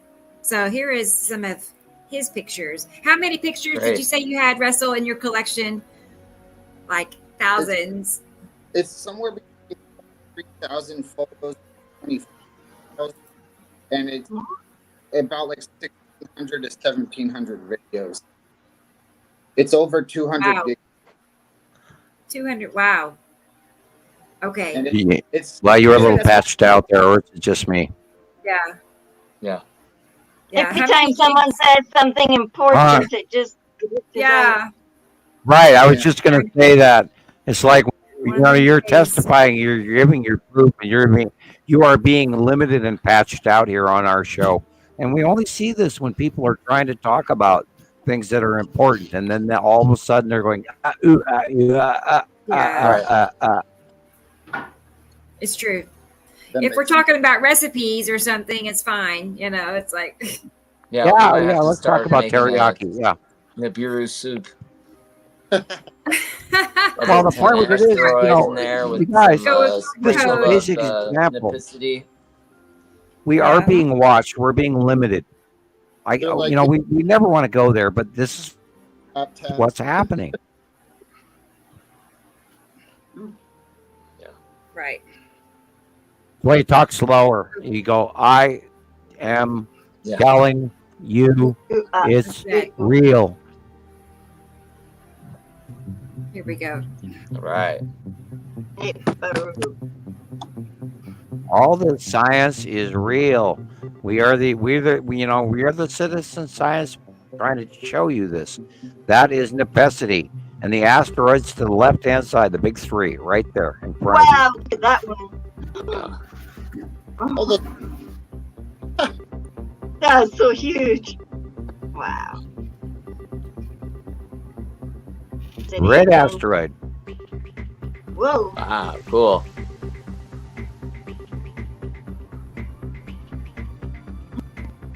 Red asteroid. In front of Atu's moon. The Salamander asteroid group, Pan asteroid. Look at that thing. Yeah, look at the little tendrils. Same thing. The bottom necessity with Atu to the left. Okay, I see it. The dark blue is necessity. Look at the light cutoff. Why the shaft? Blue lighting.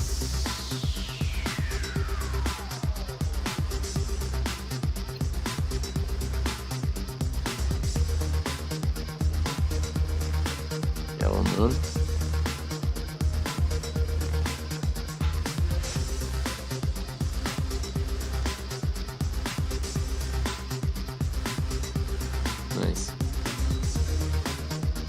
so glad that I didn't have to pick these out. Wow, that's a good one.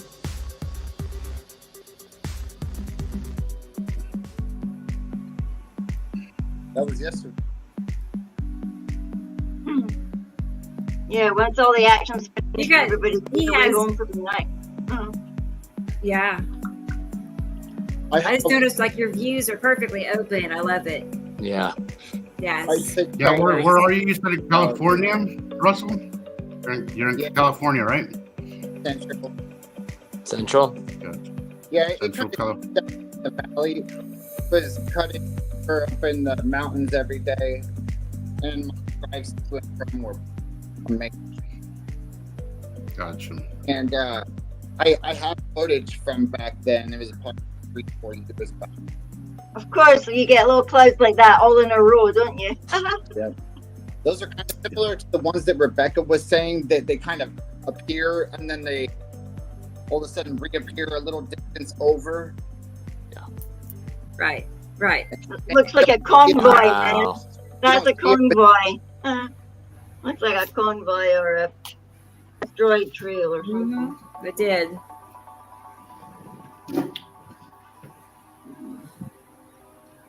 Big. Look at that. Oh. Okay. Whoa, hello. Russ, And that's down here in the bottom of the valley at 240 feet above sea level. Oh, That wow. Wow. nice. Jesus, look at that. hey, Russ, in your opinion, that is, of course, the asteroid and stuff going underneath Atu's moon, as well as this. In your opinion, sir, would you describe to our folks out there, our listeners, how insane you think Mr. Hofman is? No. He is insane. I couldn't. How could I? You know? Oh, look. Well, you know, you've been a member He for is a little bit, though. you've been a member for many years. If people are way far You- enough, they want to be complicated about it, they can get that from you. They can get Oh, you're breaking up, man. or they can always revert down to just planets. You know, you got everything for everybody. You got stuff for people that have grasp very basic, and then you have very complex ones as well. So you have a little bit of everything for everyone's needs of learning, you know. Wow. God, you broke up so bad. I hope it's just me. Really, I hope it this actually sucks comes that out on we're the here. video on YouTube. It was Broke up breaking so for me. bad. You may want to just Yeah. talk a little closer to the mic. And now I it's don't know. fine. Say it Now it's again. No, fine. I think it Yeah, is. say- I think the say volume it is again. fine now. I think it is just cutting off. Oh, you're being screwed with, sir. Say it again. I agree. That's better. But I think Sam is a little crazy. I mean, but he's am not- I out of my I don't mind? know why you- I've You've had- been a member for many years. Let's see here. Yeah, move around. Find if your video could be better. You know, my point. I'm trying to scream to everyone. Look at that. That's the bottom of Seth's yellow moon right there. Wow. I'm trying to scream to everyone that this shit is right over your head now. Damn it, people! I'm You gonna go gotta check my wake sky. up to this. Can you guys hear me? Yeah, now. Wow, look at that. Let's see. And then I'm Wow. saying a sentence and then it'll Wow, just that's mess up again. Oof, I love those. Say it I love again. those Say it movies. again, please. Atu's moon. Atu's moon. I don't know if it will. According to site drawings. Have you used, Russ? Have you used the site drawings? You know, Sam, I'll be honest. I kind of took a bunch of time off recently from watching the site drawings and No worries. keeping up with the placements. So I'm kind of just getting myself back in and doing my homework and, you know, making Cool. posts and joining the Vantage Point posts. You know, I really enjoy seeing Well, no. Minnie and No worries, sir. I mean, you know, you are within you're within your own time, and I cherish your participation, and you're within you what you're going to do. You'll learn this, you'll follow it, because guess what? It becomes an obsession for many of us, because once you see the planets, there's no going back. And currently, because of some of the jokes around us, thank you, AI, we're Nibiru-aholics, and we're not trying to break away on our 12-step program. We're trying to get more addicted to it, not less. Thank you. And I really, to this day, I want to thank you for being a member and all the years of your participation, sir. Thank you. Thank you, sir. I want to thank you, because people like you are what makes all of this work. Well, I appreciate it. Nobody could make any sense of it, though, if you didn't guide us through it. So, well, sir, this is my one thing. Well, this is my one thing. This is why I'm here, to share this information with everybody. And if they don't listen, and I've said this, a few times, if you don't listen to what is transpiring right before us, that's Yuri and the Salamander asteroid group right in front of us. If you don't listen, you are fools. I'm very good at what I do. Not everyone is going to believe me. It must be difficult to be that consistent for that long, just never ending, day after day. I get fed up with. I will admit there's a level off. Yeah, I've been there about 10 times, and there's a level of me. I have a level of stress that I try to make sure that I give the correct information, and I do study all the time to make sure I am not talking out my backside. Right. And because I choose to see all of you guys as important, and I don't want to misinform anyone ever. And I don't, I'm not going to brag, and I'm not going to talk out my ass. And Montana Skywatchers and Nibiru System is already here, and Northwestern Skies with Gillian, and Nibiru Followers Anonymous, and all our other sister sites, including Alaska and including South Africa, etc., around the world. We want to make sure that we're timely, accurate, and sharing the best of information for you only, not through supposition, but through fact. And that's why, I treasure people like you, because your donations of information for the last, many, many years has all been a collective of that information. So thank you. No problem, Sam. It's been a pleasure. I value you, sir. No, I actually value you, because I could not be here without you. Yeah, thank you for coming on the show, man.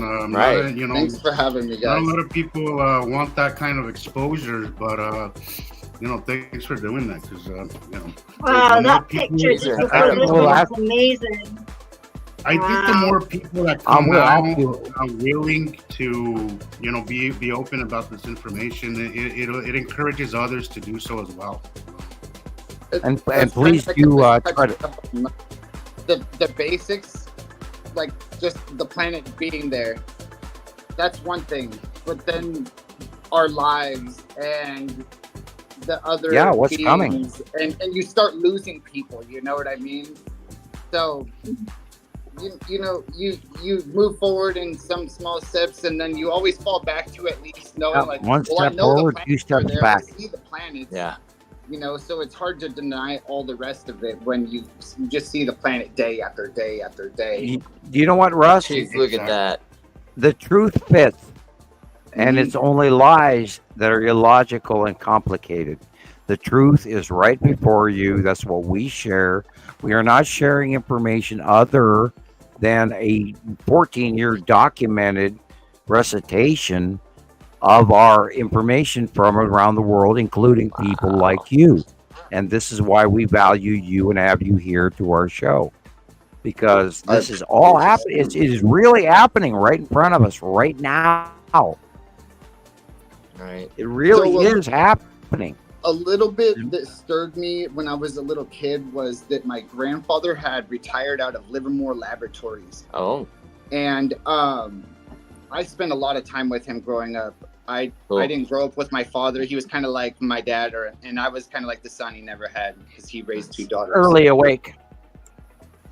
And he would tell me some stuff, but he just wouldn't get specific. And it always made life so magical, you know? Yeah. He'd be like, I just don't want to tell you and alter your life. And you don't want to be able to right. To answer Russ, these there questions. is a magic that is going on before us right now. It's a collective story that has happened repeatedly over the last 300,000 years. There have been 83.3 cycles of the passing planets of the Nibiru system. We are a factory planet Earth. We're a smaller domain. We are replaceable, semi-reoccurring biotools to factory planet Earth. We provide for the other solar system, the larger other population that has been separated from our degradational downgrade over and over again throughout memoriam and time. And they come by every 3,654 to 4,000 years, and they pick up the commodities, which is why we were placed here to provide them. This is a equatorial reoccurring scenario. We've been lied to from all of the races of man over the last 5,000 to 8,000 years. The other information has been recorded in stone carvings, hieroglyphs. We've been warned. This is happening. It's real. Mm-hmm. It is real. And all the other little dots you ever wondered about as you grew up just all fit right in, you know? Mm-hmm. They do. That's the point. I love these kind of things. They're beautiful. Sherlock Holmes. When you eliminate all the crazy other possibilities, no matter how insane it is that you have left, that is the truth. The planets are here. We have a decade, 14 years of captures of these planets coming towards us. And they're here. They're so huge now, it's hard to bring in new people to see what's really happening. But now they are rising above us, and we're in the middle of them, and it's going to transition and move. And all of these recordings that you're looking at right here are them talking about the spiral effect of the passing of the planets. When they first got here, they spiraled and they spiraled and they spiraled. And then they went from left to right to left to right to over the top of us, which is where we are today. They recorded. It's represented in some of those. What is it? The crop when you're circles. looking at the three, okay, look at Scotland and ancient Crete on the right upper right hand or even the bottom right hand side. They're showing you two separate solar systems. Now the upper area is the oncoming solar system because it has two wanes. It has two arms of an octopus compared to our solar system, which is in the lower right. The spiral, even the Bible talks about they fold into each other in the center of the sky. This is the two arms of the octopus coming in over the top of us. Now, on the left-hand picture, Arizona and New Mexico, it shows the admentation of the oncoming system from the lower right-hand side underneath us. Those are time-related time markers, not accurate. But the right-hand side shows you the transition of the binary solar system, upper right, left, Scotland, shows you the two onsets coming in at a spiral. Goes right to left over time. Ancient Crete is the same thing. That shows you the transitions of the two solar systems changing places according to there's a middle staggered left, right, left, right, left, right. in the diagram shows you transition of placement.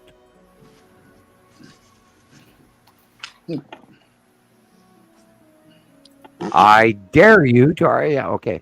Look at the sun on the bottom, middle. Yep. That is our normal, and that is in the conjunction and movement of the asteroids that are crossing, just like my site drawings. Yeah. Pattern watch. Pattern Where's watch. that? This is about 2020. It is it's probably somewhere in the middle of Arizona, Mexico. Wow. That stuff. Beautiful. Yep. The whole piece talks about, okay, look, we have two separate solar systems. We have the illuminescent middle left lead asteroid showing the star pattern, the cross. We have on the far left, dead center middle, we have the 10 asteroid. In above, dead center middle top, we have the blue asteroid. Just below it to the right-hand side, we have the green asteroid. We have the illuminations of the cross patterns of the asteroid groups below Uri on the lower left, middle.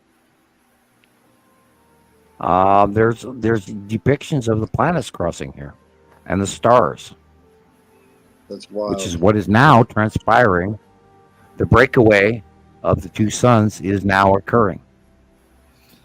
And we see this in every culture, every religion, in every places that were supposedly disconnected that never had anything to do with each other, which Right. in some cases I'm sure is true. But we see this in every world. In every world culture and every world religion, if it matches, which is why we've seen the degradation. You have to give it validity when it's over and over again. As you said, Russ, as you see it repeat itself, you have to believe it. You just have to. You can't keep ignoring something that just popping up and repeating itself. You have to catch on at one point. I think that a healthy brain we've seen the degradations. I always felt it was a we've seen the populace, the indigenous populations that have been destroyed because of their shamanic beliefs, because of their earth connections to their reality of knowing of the cosmos. The people who were spiritual. We have seen the brown-skinned populations around the earth wiped out because they have their shamanic beliefs, their religious connection to Mother Earth. And Rebecca, what do I teach every work? Source. We talk about connection to Mother Earth. Yep. Grounding. And grounding. Go outside, put your bare feet on the ground, off your front porch, sit down, let your feet touch Mother Earth. And she will enlighten your brain. And you can look at these damn pictures and you'll understand them, because Earth is talking to you. All of the people that are here because you are supposed to be. You're within your time. You are winding up to the connection of everything you've always known is you. Yep. Reach out, study what your heart leads you to. Nice. Don't buy into the bullshit. Right. Don't buy into the media. Don't buy into the lack of media. If you don't watch the media, you're uninformed. If you watch the media, you're misinformed. Find for yourself the truth, and your bullshit meter, as long as you're in the middle of the road, so you always check the source of information, and are they politically or economically motivated in telling you this, or are they free will, emotional, earthbound, new age, responsible journalist or not. And you have to wait because there's so many people out there with a microphone on YouTube. You have to weigh what you're being handed. If you buy into all the crazy shit that scares you, you are being misled because that's not what is happening right now. What is happening right now is the most unbelievably beautiful thing that ever was. The greatest show, the greatest circus of all time. And they're trying to distract you right now. Right. Look up. Look at the dark areas first. Get gray-black sunglasses. Freaking passing planets are real. They are here. They've been here for a decade. Hey, How Sam. come you didn't see them? Yeah. Can I ask some questions about you that I've always Sure. wondered? Cool. Yeah, please do. Please do. Have you taught anybody in this group, in this chat right now, enough to help them access their past lives memories? Because you've often given advice on how to reach, or at least try for accessing some of those memories. And I was just wondering if any of you guys have had any success yourselves. Russ, have you gone to YouTube and I asked Rebecca to post a video. It's called A Pleiadian Message. It's on YouTube, Never Followers Anonymous. I watched that. Would you please go back and watch that video? Because there's a connective force that is already inside you in your DNA pattern, which is why, sir, you are here today. You are within your time because you are supposed to know this information. It's inside you already.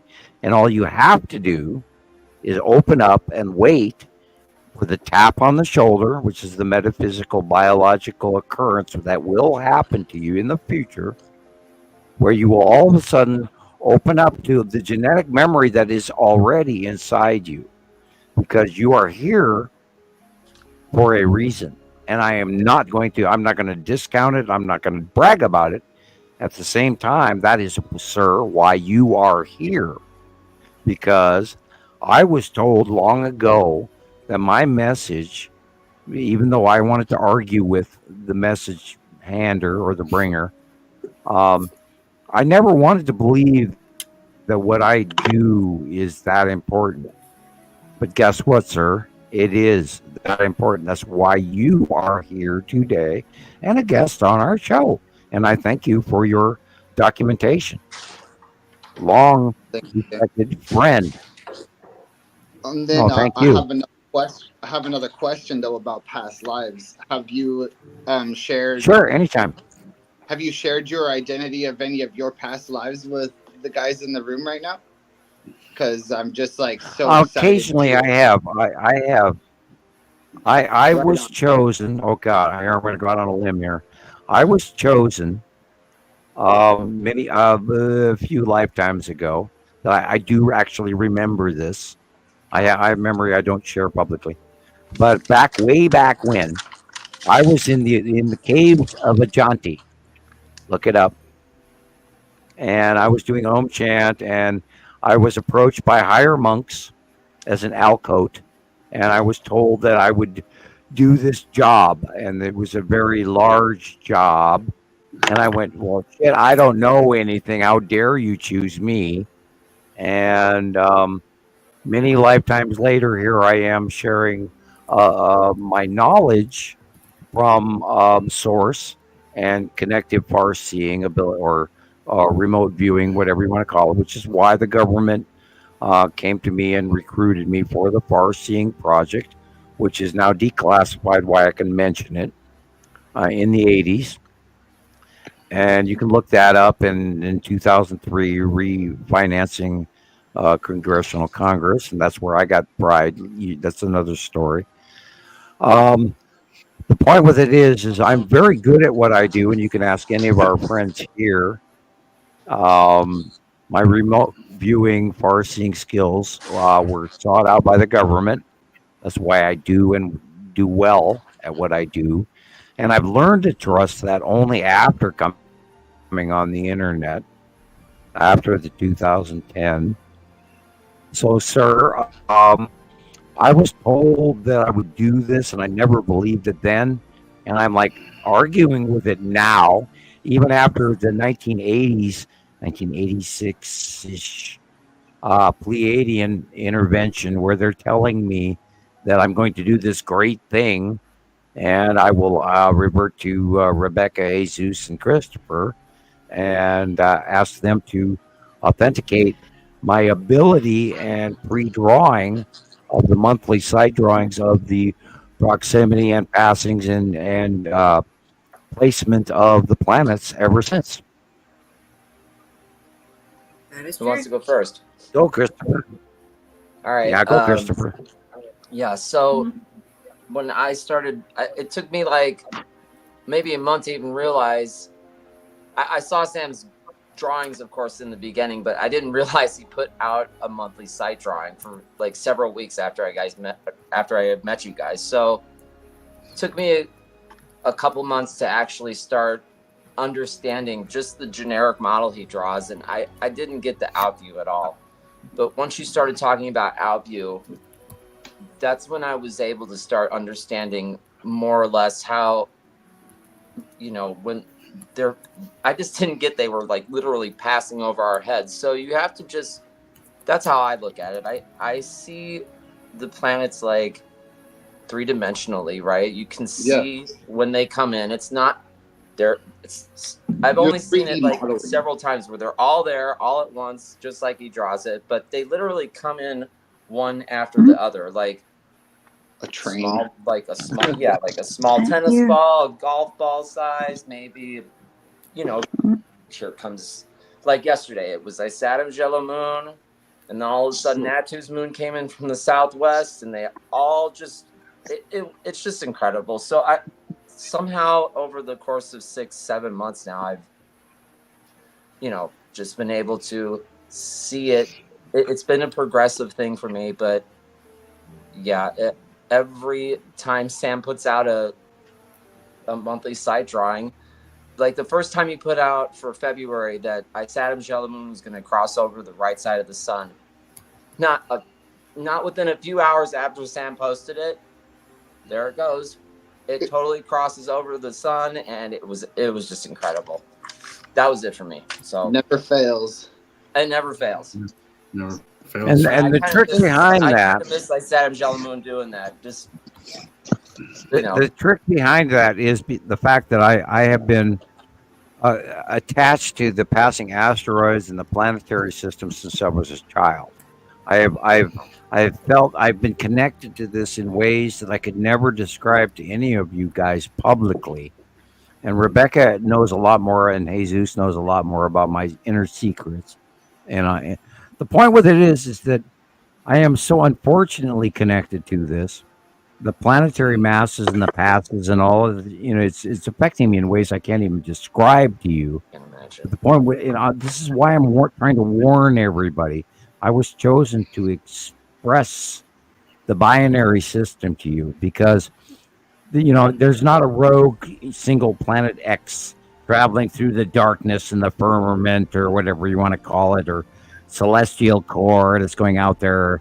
And, as people living on it, and how do they live there unless they have a star? And the star is bigger than our star.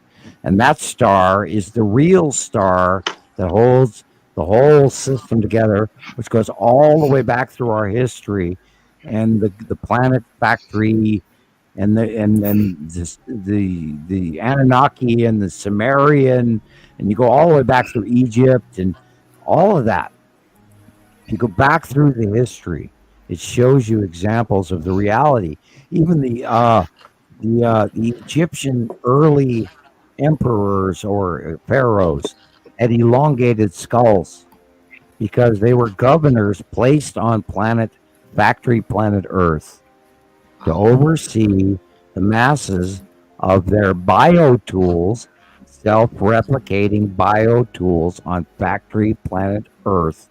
On the dark side of the tracks, on the opposite side of the other solar system, we are created biotools to mine planet Earth, and every time that the passing planets occur, every 3,654 years to 4,000 years, the commodities, which we call tribute to the gods, which is in the Bible, and you do the cross equitation, and you go to the everything else in history, all of this information fits. So I really dare you to argue with, once you start to look at the dark areas in the sky, not the light, if you stop paying attention to the sun or some of the cutoffs of the sun, and you start to realize what is going on right before you, above you, you can't argue with this. This is not the sky we had in 1970. It's not the sky we had in 1980. It's not the sky we had in 1990. And it's not the sky we had in 2000. After the transition and the onset of the passing of planets in 2009, 10, 11, everything changed. If you're basing your opinion off of anything within that time period and now, you are subject to misinformation.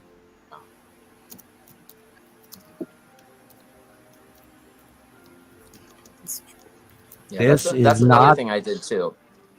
I tried looking for pictures from previous years of any kind of formations that we've been seeing now, and it's you're not going to find it. I've looked. I've tried. I mean, I'm not obviously looked through the whole internet, but it's what Sam is saying. Long time to work on it, right? Russ, please weigh in. You're a special guest. We want your opinion. Yep. What was that? You kind of cut out. Oh, I'm sorry. We want your opinion. On what particularly? Oh well, you're the special guest. Please tell us what you see, what you feel, what you think. I'm curious about your friends and family. Like, what do they think about you being, in all this? Do they see it? I've been driving people nuts with this for verbally and openly for 8 years because my son's almost 9, and nobody likes it. They just kind of fucking, sorry my language, but they just kind of well done. They go. I'm like, oh, hey, F-bombs are allowed. Look at the horizon. Here comes another one. We're gonna have another pass, and like my mother will just like roll her eyes, like it's just a cloud, Russ. Oh no! But, it's like, all right, Mom, we'll see. Like, well, no, Russ, you're all the years that you've supplied your submissions, your membership posts have been. We noticed you. We know who you are, and so thank you. And problem. you're on topic. You're running a well done show, and only you can go beyond that. And I'm noticing the yellow value shirt you're wearing right now with the reflective tape up the shoulders, and shine on, shining diamond. Thanks, Sam. Yeah, it's been a fun ride, and I guess if I seem speechless, it's because I'm just kind of still sitting on the edge of my seat waiting for what's going to be coming next, No shit. We are, and it's like we're in a new pattern. We have never seen the advent of the close passing of Saturn's yellow moon, and it's happening. It's like raking over the top of us in the North Pole area, and yet we've got Nepenthe doing a mid-planetary North American cross, and then we've got the other shit below that going into the equator, and it's a close pass. They're rising up, and yet they're not, and they're affecting us electrically because the larger planets and the smaller planets are all screwing with our magnetosphere, and on top of it, we've got the solar flare activity of the separating of the two stars. So this is all it's volatile as hell. You can feel it. No shit, and thank you. Yeah, last night I was agitated. You are exactly right. We are on the parapet. We are on the parapet of deep shit Mildred. We're in trouble. We are screwed. And I've been screaming this since December of last year, trying to tell everybody that this year we are going to be effed. I've always been a glutton for punishment, though, so it's we like are screwed. Well, we watch what happens, Rebecca. It is. I got to drop my screen size here so I can tell the time. It is okay. It's pizza cutting time, and it is 6 p.m. It's 6 p.m. in your world, and within an hour, you are going to experience. Yeah, I have some video to show you when you get back. Play it. Well, yeah, play it. Go. Go ahead. I'll wait. Be right back. Yeah. I have. I have a pizza. Pizza cutting time. Yeah, it's changed a lot. I'll say that. The first time I went out, it was awesome, and it still is awesome, but in a cloudy way. Cloudy or awesome. But anyway, I'll have to go back out and check it here shortly and get an update because I can see that it's getting darker. As what I can see. So we'll see. I'm gonna check on my laundry guide while Sam gets back. Yeah, go ahead. Okay. And everything. Okay. And hey, Rebecca. Yes. You did all the photograph work on that video of my photos. Thank you so much. Oh yeah, you're welcome. Very, very for sure. Cool. I've been having a lot of fun playing with different apps. I've had some extra time, and I was like, I've had good time. I gotta find out what else AI stuff, huh? Yeah, I felt like I was in high school again. I'm like you got that right. on getting my homework together. Yeah. Speaking of AI, your photos were incredible. Thanks. What did you say your elevation was again? So in Oakdale, we're like almost 2 hours from the ocean, San Francisco. But there's the Altamont, which is the San Andreas fault line, and they got foothills, and then it drops back down into the Central Valley, and so we're on the other farther side of the Central Valley, just before the other side foothills, going up to the Sierra Nevadas and heading up to Yosemite National Park and such. Cool. Okay, so, cool. We're just kind of right in the middle of the bathtub, if you will. Cool. But it just seems like where you're at, you can see a lot of detail. It's really awesome pictures. Where it began earlier in my photography in a much higher elevation. Okay. And we could see out to the Bay Area from up there at 2,500 feet. And as that's not too high up there, it's enough compared to California's valley. It dives way down. There's areas that I think in the Central Valley are as low as 175 feet above sea level. Okay. But it's very blocking down here, whereas you guys can get some really cool sun photographs right on the bottom of the horizon. We can't get that here. They disappear in the tops of the foothills, but you can't see it. Sure. The sun starts disappearing early. Okay. But Sam had pointed that out, and he really helps with perspectives as to why I couldn't see things that everybody else could see in California. Okay. Have you noticed after the sun sets how still how long is it bright for you where you're at after the sun sets? It alters a lot, but it's usually to the west. Okay. Yeah, it's just been I think the sun set yesterday and it was still bright outside for another hour. It was weird yesterday. The birds chirping extra long at night. Right. All that. We'll have insane amounts of frogs in the background noise out in the fields because we irrigate. Okay. And you'll hear them every day for weeks. And then all of a sudden, 2 or 3 days out of the week, it's there's not a single frog in this whole city. You're I guess they're all hunkered down for the night. Right. Next Or night they've just goes been by. they've been like so active, or so, who knows. I feel like we've all been talking about how this has been affecting us, and like the last show everybody was talking about how much energy we had, and like for the last few days I've been like sleeping till 3 o'clock. I was like totally agitated last night, and Sam's telling us, he's like, just you have to tell yourself it's external, and then and I did that, and it totally just it is. You have to wait. You have to wait your space. You have to believe. You have to believe you are where you're supposed to be. You are now within your time.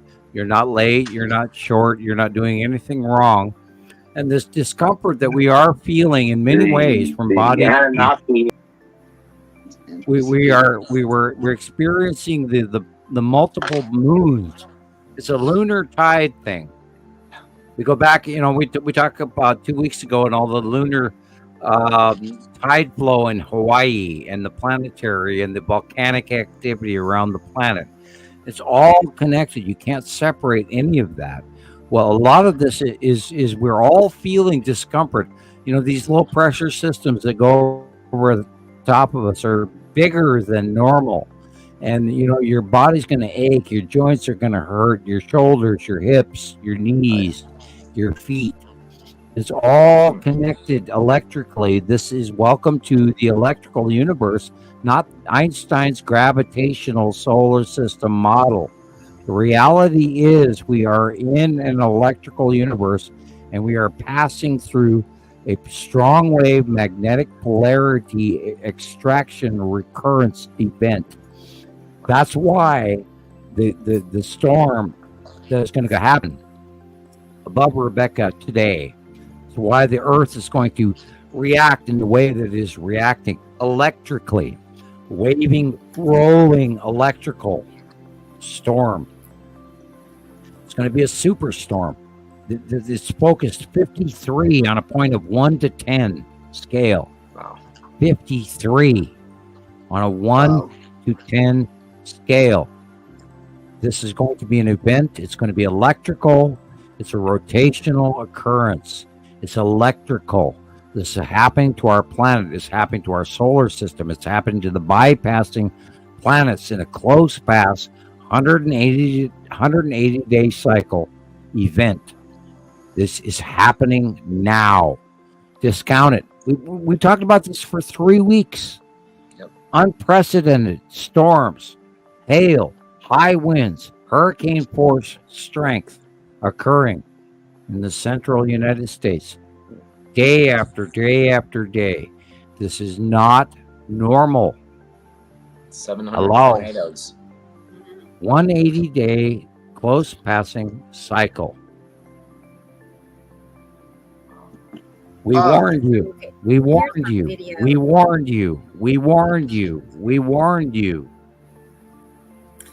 Okay, so this was earlier. I don't know, hour ago maybe. We'll see. Okay.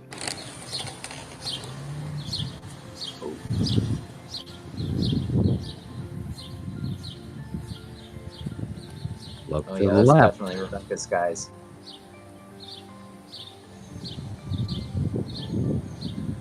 So, if a close passing asteroid group goes over the top of you, what is the ground level wind and cyclonic activity going to happen? What will happen if that goes over you and the bypassing lower winds reach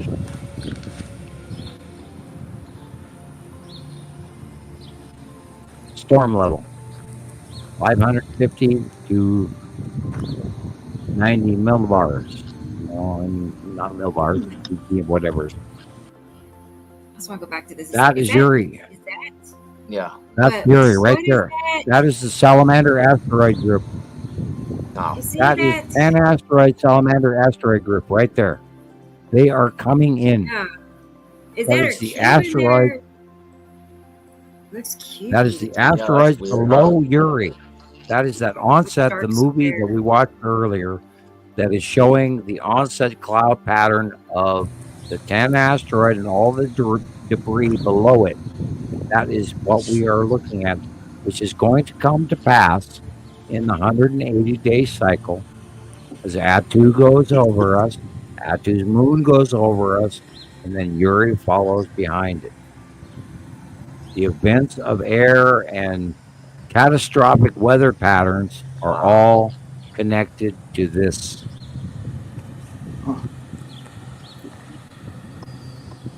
You were warned.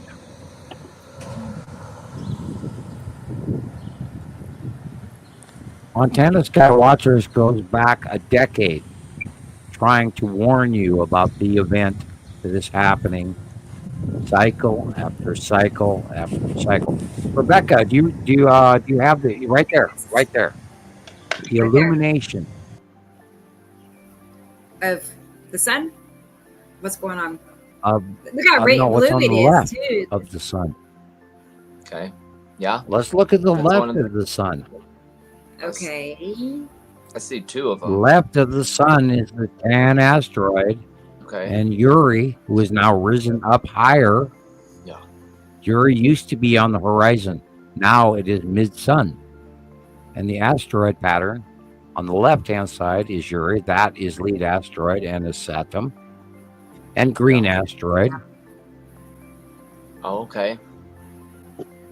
Wow. Under and behind is Saturn and Saturn's yellow moon.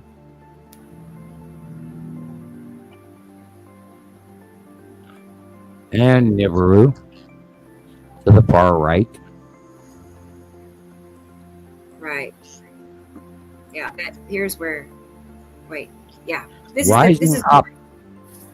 They're rising up above us as we progress through time. Green asteroid in front of is Saturn. Yeah, I've labeled my video. Okay, so here's the part two. Part two is a very different view in a short amount of time. Okay.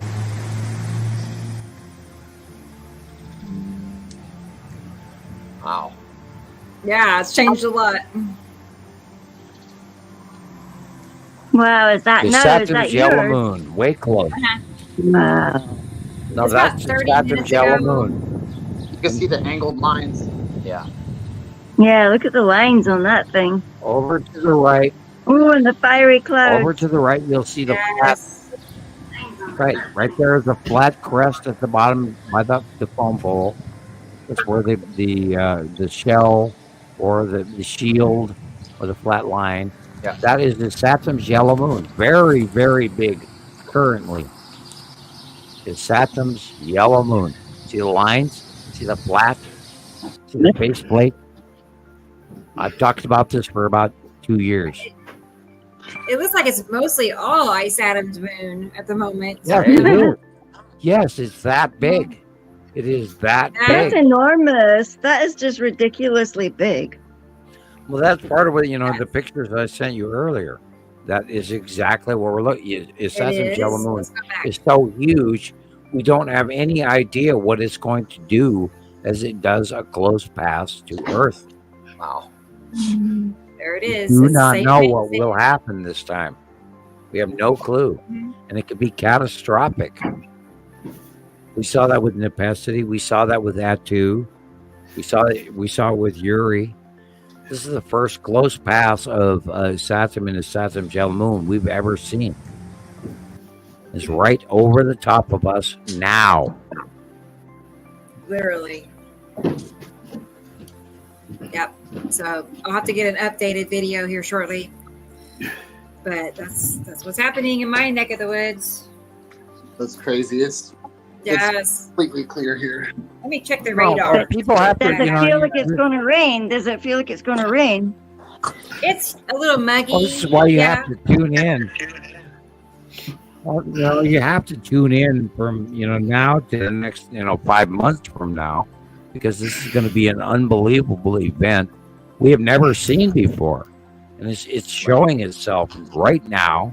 We try to communicate this to people, and we are ignored by 600 views out of 5.7 thousand subscribers. Hello, wake Out up, of like people! Shit is 7 billion happening. people. Oh. Yeah. Sorry. Yeah, this shit is happening now. And I absolutely do We're an not exclusive understand. group. I say that. I do not Yeah. understand why you do not see this. We have documented all of this information. Wake up, Alice. Right. We're not in Frodo. 10 got a sheets to the wind screenshot here. of I my mean, baby. Christ. I'm trying to communicate with people and they're not listening. I mean, we're reaching about 700 people per show, and it should be 7 million or 700 million. Because what the hell are you doing here? I mean, why are we working? Don't you almost feel that that's impossible, though, Sam? Oh yeah, I do. I do. agree, Russ. Like, I agree. Nobody is ever gonna let that happen. They're gonna try so hard to never allow that. Right. They don't want to believe. No. Right. I totally agree with you. I mean, Sam, people that's my believe a point. lot of crazy shit. I think by now we would have even gotten, the crazies, the crazy conspiracy guys, we would have got them on board. But the fact that we haven't got nobody really on board makes me very suspicious. It's either they do that or they just shut it off and don't let you do anything. So they just give you a little bit. Yeah, I agree. Do you know how many crazies I've gone through? Jesus. Ross, do you know how many crazies I went through in the last 14 years? You know how many crazies and people I went through in the last 40 years? Oh, we could start a Facebook group just for that. They used let's to have talk so crazy. many- Let's talk crazy. They had a lot. You are abducted by an alien that steals you and three of your friends, and they take you into the ship, and they dissect you and do weird, shit to your body that we don't want to talk about. Right. And you wake up on the table, and they go, "Holy shit, you can't do this. How did you do this?" And then they put you aside. And then they take you aside and talk to you because we looked you up and you're the guy that's going to change everything. Wow. Ross, what do you say to that? Well, you certainly don't argue with him. That's for sure. Yeah. You don't even have to say anything, right? You just think it and they already know it. No, but I argued with, this higher level Pleiadian from the future. The guy's 7 foot tall, elongated skull, wearing white robes, talking to me in a forest where they unhandcuffed me and brought me outside the ship that I was sequestered in beyond my wishes.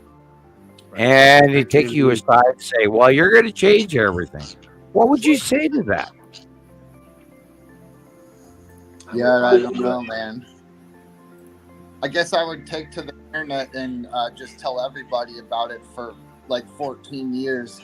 No, I don't know, man. Yes, sir. Exactly correct. How did you? I would have questioned my survive the, sanity. non-disclosure? I would have questioned my sanity first of all. Yes, I don't that's think why it would have. I went through. I lived in small apartments with no mailbox, no gas bill, no electric bill. I did for 20 plus years and knew what I knew. And then I knew that my 30-year non-disclosure agreement was very weighty because they would they would deport my entire family back to Holland because I'm a Dutch citizen. And I almost wish they had actually deported us. It would have been a good thing. But I took their threats seriously, and I didn't say anything until 2010. I saw the shit happen right before me, and I went, "Oh crap, they're here." So therefore, I had to share that with you. Yeah, after that non-disclosure, and then this last 10 or what years of suppression on Facebook, you're probably pretty frustrated, and I think that it comes out a little bit in your teaching. Like, yeah, sometimes I'll tune in true, and just true, like, true. come on, you guys, like, Yeah. I've been saying it for so many years. Like, can anybody hear me? I'm like, oh man, Bingo, today. bingo. Yeah, I get it. I do. I really do get irritated because, I am. I have a. You know who Sheldon Cooper is. Personally, I don't. I'm sorry. It's called Big Bang Theory. It's a TV show. Yeah. Yes. Remember, I am the rock and roll. Sorry. I am the rock and roll version of Sheldon Cooper. I have a government-rated IQ, and according to Sheldon Cooper of the Big Bang Theory, I'm going to throw out a little inquisitive here for people to go look up and study. He has the character in the show has one IQ point above mine, and I won't tell you mine. Go look it up. He has one IQ point above mine in the structural analysis of subatomic chemistry. I'm a chemistry whiz kid. I'm a Dutchman. Yeah, well, to me it was so basic I couldn't believe it to this day that not everybody knew this. I really did. I thought everyone knew this as basic as I do. I really did. Does everybody here know only that after Does everybody here know that you Well, I would hope so. Say that again, Russell. I would hope so. But Sam in his previous lives was a wizard that we all know of, and in a well-known, I guess you could say, like, children's book. Oh yeah. Well, thank you, sir. I'm not allowed to brag, but you are. I'm hoping everybody realizes that because you were in all of our bedtime stories. My bloodline goes all the way that back. I remember all of the things I am not allowed to brag to you about. That's why I try to lead all of you guys forward on the reality of now, not my past, whom I am or was or will be. Well, you're always trying to teach everybody the source, but nobody really realizes that makes you a sorcerer. Yes, sir. You're clever with words, mister. I do have. I have walked the lines of shamanism. I have studied it all my life. My father handed me Buddhism at age 9. I have college credit religions or college credit points in world religions. I have studied Taoism, Hinduism, Buddhism, shamanism, and all or as my youngest daughter would say, all the ologies. I have studied from Hancock to David Talbot, Thunderbolts Project, to Zachariah Sitchin. I have known about the planets for 30 plus years. Sir, I did my homework. Thank you. Do you care to share any stories or elaborate on your life as Merlin? No, Merlin is a rather intriguing attachment. I don't claim Merlin. We could talk about druidical power or the Pict generation. The problem is 8,000 years ago, northern Scotland and through part of the UK was washed over by a tsunami. It also wiped out Doggerland and a great civilization that existed prior to our common knowledge, which is where the Pict generation came from. Merlin is of the bloodline, but the point with it has to do with the O negative, O positive, AB positive, AB negative bloodline, which is a transference of what is the long laid out plan of the evolution of mankind that has been laid out for well over 2,000 years, that is documented to happen. And that is what each and every one of you are part of today. Otherwise, you would not be here listening to this podcast right now. All of us are directly linked to this information source within our elderly genetic memory. When you know, you know. Right. No, I worked for this in the early years to try to talk to people, and then over time I went through, the 2010 ascension, and when that hit, and I'm gonna resort you back to Nibiru Followers Anonymous YouTube page. Look up the Pleiadian message. All of us are connected to the future of what is coming. The question is, if you listen to it or you ignore it.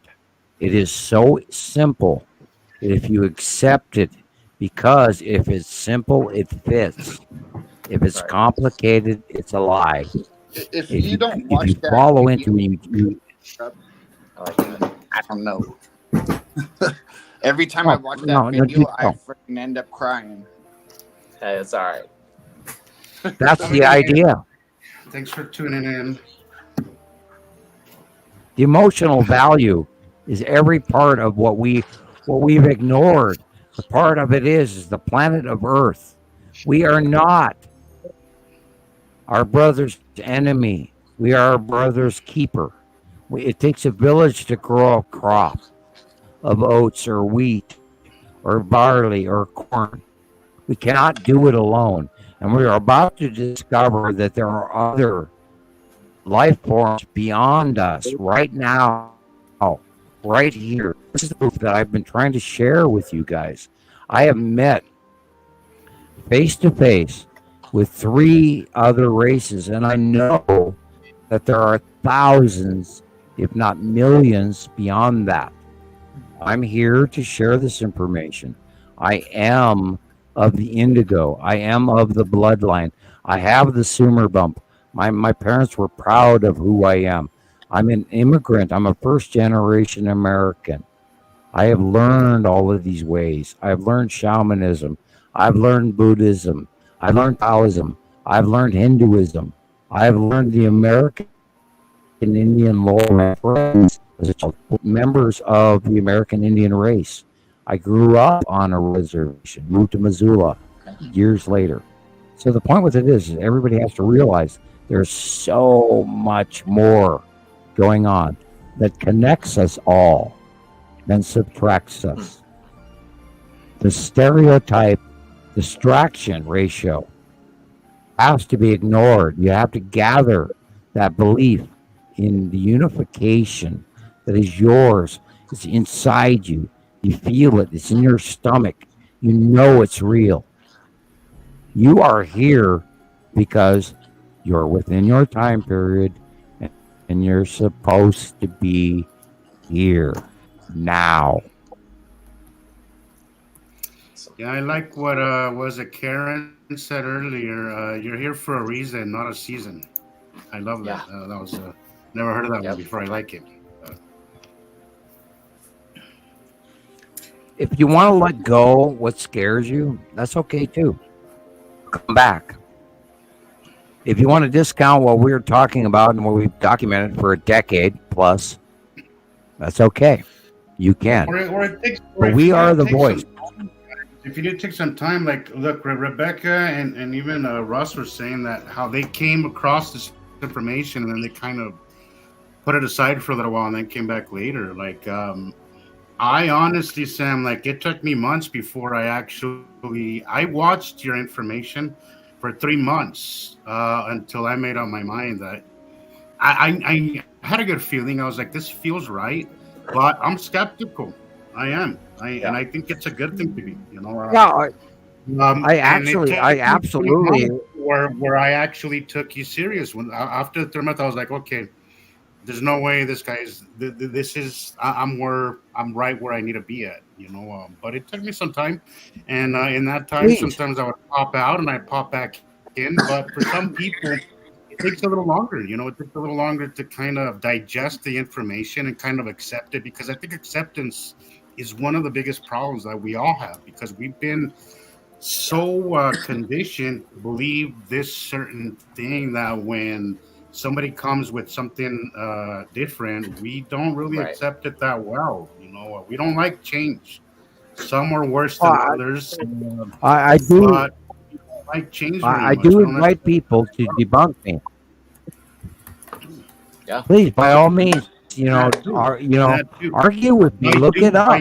Everything I ever share with all of you guys is documented. Sam's like, come on, argue with me. I'm getting bored. So you will do your homework, and I try to debunk it. I try to prove it was wrong to myself mostly, and in doing so, I proved it right. I proved it right. So, well, then I do the monthly site drawing, and then within 12 to 48 or 72 hours, it comes absolutely true. And I do this ahead of time. And I draw the drawings. I don't copy them off the computer. I do it with pencils, not crayons, that Gillian from Scotland provided for me many years ago, and I thank you. They're the greatest pencils I've ever owned in my life. And I do these drawings for you guys. Why the government? So me out. Hey Sam. A little bird told me around the way. Sorry, Sam, you're cutting off. I thought you were. Yeah, because you cut off. I thought you were taking a pause. Oh. A little bird told me that they sent you some artist stuff. Did you receive that? Cool. No, Sam? I don't know about that. Yeah.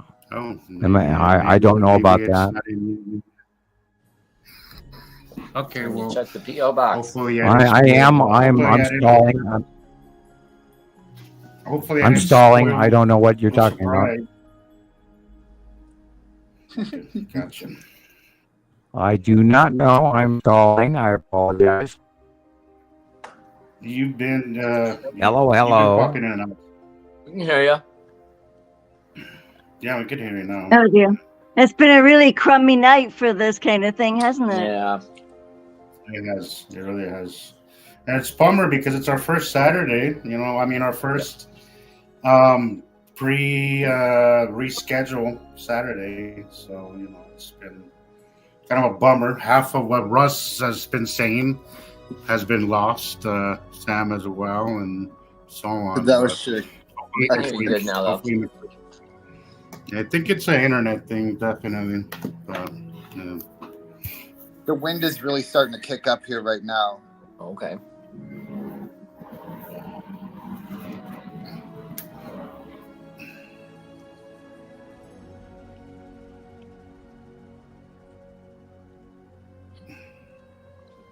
Frozen. Rebecca is muted. Yeah.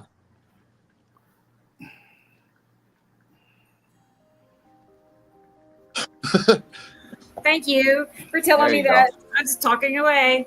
Yeah. No, I was just going to say, there is some video I was going to share. It's a photographer I found on Facebook, and he does like really cool time lapse videos. So I have that to share with you all. Let's see. Oh wait, you know what? I take that back. I'm going to show Alexander's first. Okay. Wait. I want to, but I had to re-upload them. Let me see if they're ready.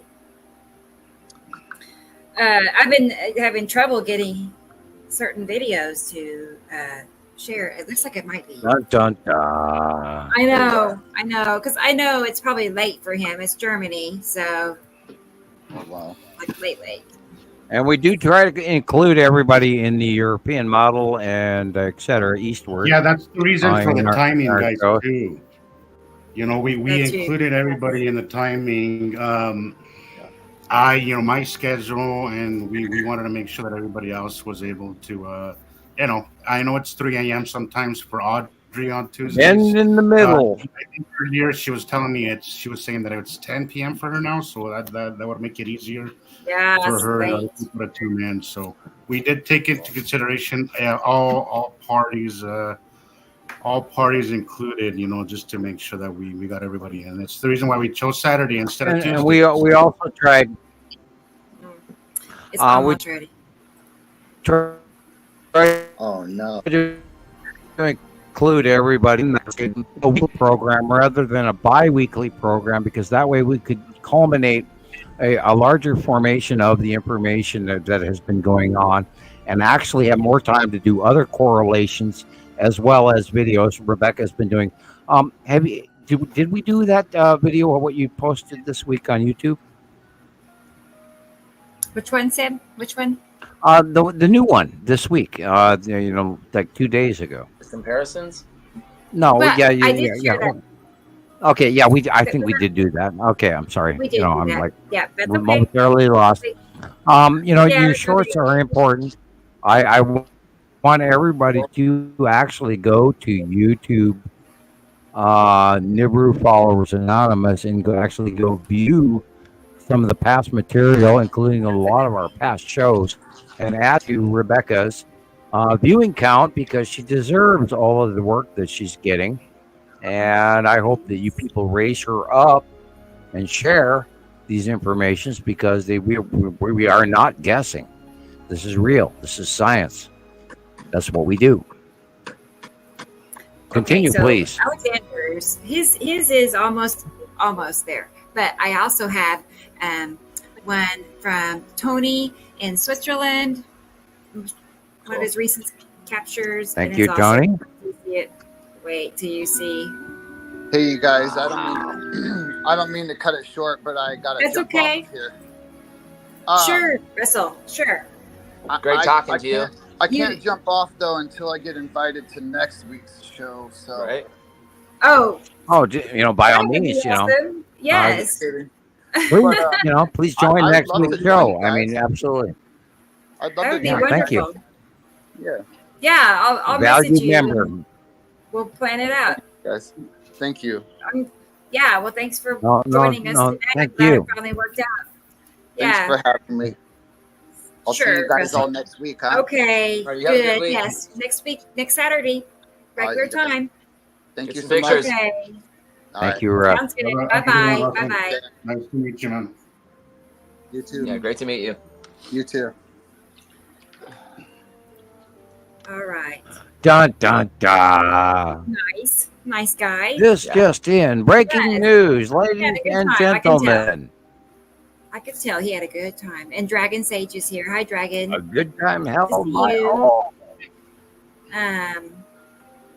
Okay, so back to that video real quick. It's not too long, a couple of minutes, but it's like a fantasy land. David Fauci is only the medical, not the astrological. Yeah. Oh, look. It's Saturn's yellow moon. Atu's moon. Looks like we lost There's it. Saturn's yellow moon right there. There's Saturn's yellow moon. In front of is Saturn. Flame-like clouds, red. Going and behind is the illuminated Nibiru. The whole white area is Nibiru, illuminated from the bottom,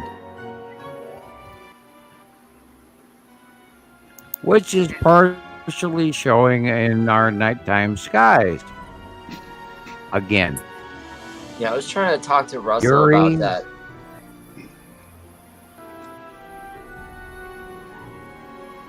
What was that, Chris? I was just saying, I was trying to talk to Russell about that. It's like still bright out, like maybe 50 minutes Yuri. or over an hour after the sun sets. For what now? Uri, and the 10 asteroid group. Wow. Salamander asteroid group. On the left-hand side, Uri in the front side of Uri. Uri is rising up. She's getting higher up off the ecliptic or the horizontal. If that is the bottom of Uri, and asteroids. Those are the asteroids that are going to close pass over the top of us and mess with us and discharge lightning from hell that we are not ready for. Look at the color even on the mountains. Beautiful. That is right? That is so crazy.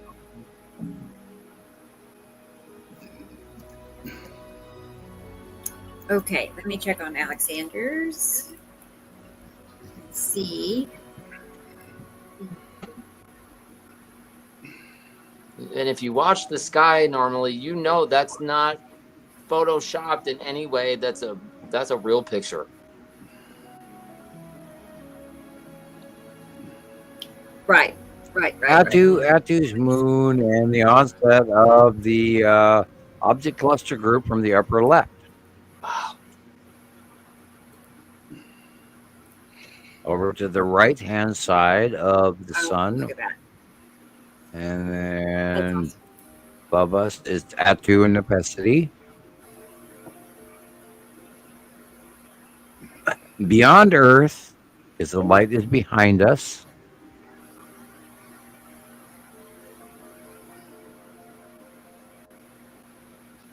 I guess it's still uploading. We're getting there, Alexander. If he's still here, I think he is, but we'll either way. I might have gone to bed. I might need to go to bed too soon. Oh, Go to bed, Gillian. Yeah, I know it's late for you too. Night, Gillian. 40. Yeah, my tablet and everything's going bonkers. I suppose it's all telling me it's time to go to bed. Well, that way you don't get in trouble with work. You know that. I know. I can't believe the time's gone so quickly already, but then we started later, so. Right. 3 hours, 48. I know. I'm running out of time too, Gillian, so, right there with you. I gotta get there. And I will say this, this will be like the first time I just gotta work on my schedule and kind of, work it in, but I will be cutting it short tonight, but I will work it into my schedule in a better way in the future where I can have most of my Saturday. I'll just make it up in other days or something, or work in the morning. Yeah, I'll figure it out. But today I'm going to cut it short here at 5. So, Yeah, those pictures that I sent earlier had little sparkly lights, and you guys can look at them. I got it ready. Did you see them? You're always getting really cool pictures of them. The little sparkly lights, they were like up above the sunset. Well, it wasn't even sunset yet. They are here. Damn it, Gumby. They are here. I mean, Christ. I want to scream that every week. It's like, holy Christ, there is like Star Destroyers galore over the top of us beyond the cubes that we talk about every week. And these, many things came out of that big thing, and they're here, and nobody wants to talk about it. Why? Well, I mean, there's other. They are here. They are here. They are here. They are here. They are. It's a show of force. You produce the commodities, or we will invade. It's that simple. Here it goes. Give us what we ask for. We will land our asses on your. That we will land our asses on your planet and make you give us everything we want. I mean, is that why all the governments are in a real Twitter just now? Have you seen it? There's not many countries that don't have it. Bingo. News. We're being shown a circus on the right hand. No. And on the left hand is the reality. Yeah. Guys, wake the hell up. I see it. How come you don't?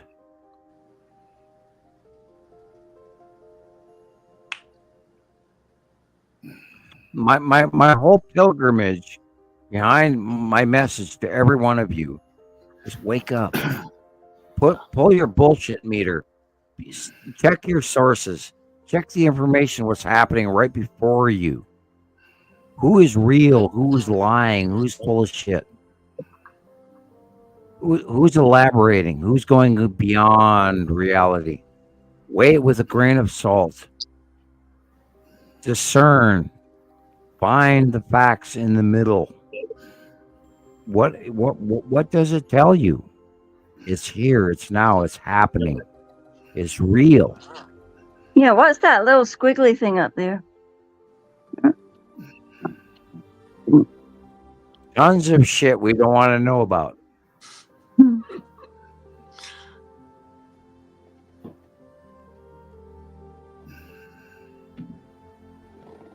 Oh, are we stuck again? This is the dawning of the age of Aquarius. You have to grow. You have to learn. You have to follow. You have to search what you see. Learn about what is happening before you. Media is lying to you. If you don't look up media, you're uninformed. If you do look up media, you're misinformed. Follow your own source. Follow you. Trust you. Look it up.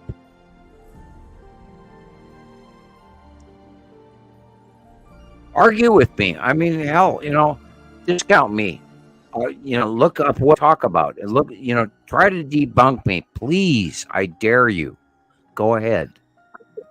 This resolution that we're, all of us are, doing our weekly show to trying to share this information with you.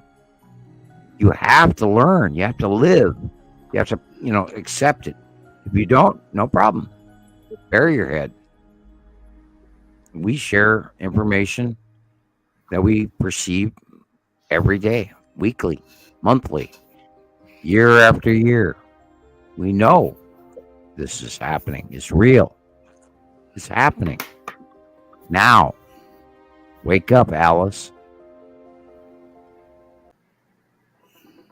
Nope. Can't get things to work either. Well, can't hear Rebecca. I keep doing that. You're Sorry, on mute, Rebecca. But it's funny how so many of us have had, technical issues today. Yeah. That's all I was saying. It's Yeah. just like, it's not just one or two. It's like almost all of us. All of us have. So, all of us have. But yeah. all right, guys, I'm gonna have to It's drop time. off. I will keep listening to you guys Okay, while I'm geez. at work, but I gotta go and Perfect. I'll 4 hours seems so short. It really does. It's not, but I know it is short. For yeah, us. I'll try to work it into my schedule, as I said, and kind of settle into Yeah. that, now Saturday thing. But for now, Hey, Zeus, love what you're doing, man. You're doing cool. We cool. But all right, There's a guys. reason why you Nice gotta to go, see you all. probably. Thank you all for being here. Tara, Okay. Experimental, everybody. Thanks for being here. Russell, thanks for joining us. You're welcome back anytime. But yeah, I gotta go. Duty calls, but I will be listening to you guys. So have a good Perfect. night, good day. Okay, Right. okay. Have a Night, good night. Mrs. We'll see you next See you week. next Saturday. Yeah, Bye, for guys. sure. Bye-bye. Bye. Rebecca, Perfect. right now Yes. the storm should be forming over the I top know, of it's you, getting toward darker. you to your Hi, west. Tara. Hi, Go Tara. outside Fine. and check the wind. I'm going to. You should be experiencing higher winds right now. Go ahead, Good. run outside. All right. You're going to have higher I winds. will. Let me find you all a video, something to turn on here. Actually, Yeah, let good. me see if Good job. Alexander's is ready. because you could. It was just the one picture that you saw there. Yeah, I think that is the only one I got saved and added. Oh, sorry, okay. but I can still do it, or I can add it for the next show. Yeah, no, it's no problem. I'm sure it's not an emergency. We just love all our new babies. I'll send them anyway. I'll probably send them 14 times. Probably post them when I get off work earlier tomorrow. But today was just really long, and it was the first time I'd been back in that kitchen for a Saturday in ages. And you've got to make all the cooked breakfasts, and then you rush up and down and you get the meals. And then you had to make something at lunchtime as well. But I think I did okay. But, I actually felt really good today. Yeah. And yes. Well, good. Nice. Yeah. You get there one day. Other days you don't. And that's just life. Right. Exactly. But I'm just thinking about all those people in Italy that we didn't talk about. Yeah. I just feel so sorry for them. It must be so scary to be them right now. I mean, imagine living in Vesuvius's shadow. Imagine. Right. I mean, did nobody teach them not to build in volcanoes? Or there must be a lot of people that live in volcanoes and maybe just don't know. And this kind of thing is just insane. That this is so. Sorry, I'm just I was quite gobsmacked when I thought about it. Yeah, it's not I just feel so scared. Known all over the world. Yeah, I just feel so concerned for those people now. When I seen the videos, I thought, Capi Fulgore. 3 million people. How are they going to get them out of there on time? They're not going to. That's why they're trying to ask them to move now. Yeah, I heard they're paying people to move. But that's the serious swarm, Sam, isn't it? I mean, I've been, I'm doing my homework. I watch it every day. I try to warn people, and do they freaking listen to me? I don't know. Can we phone people in Italy and tell them to move out? Well, yeah. Well, I do try, and I try to warn everybody. But granted, let's talk about the, the far-seeing aspects or the remote viewing or whatever. Surely you see, guys, must see, it must drive you insane. Sorry, but correct, bingo, exactly. That's exactly where we're going to go. Volcano's going to blow up next to me. I'm sitting here in the desert. I'm not sticking around. I am sitting here seeing this happen. And I'm trying to scream to all of you that my abilities, and you can look back at my abilities and my reactions, and I'm trying to warn everybody the things that I see coming. And I'm stalling out now because I'm talking. I'm trying to warn people, and they're not listening. And the guy's a crazy nutball from whatever, or he's the crazy Nibiru guy, or Dr. Nibiru, or whatever, or Professor Nibiru, or whatever. Yes, I'm in the the eccentric category. I'm kitty bang bang, the guy that lives in the windmill, trying to do inventions, and nobody wants to listen to me. Is his name Vesuvius Potts?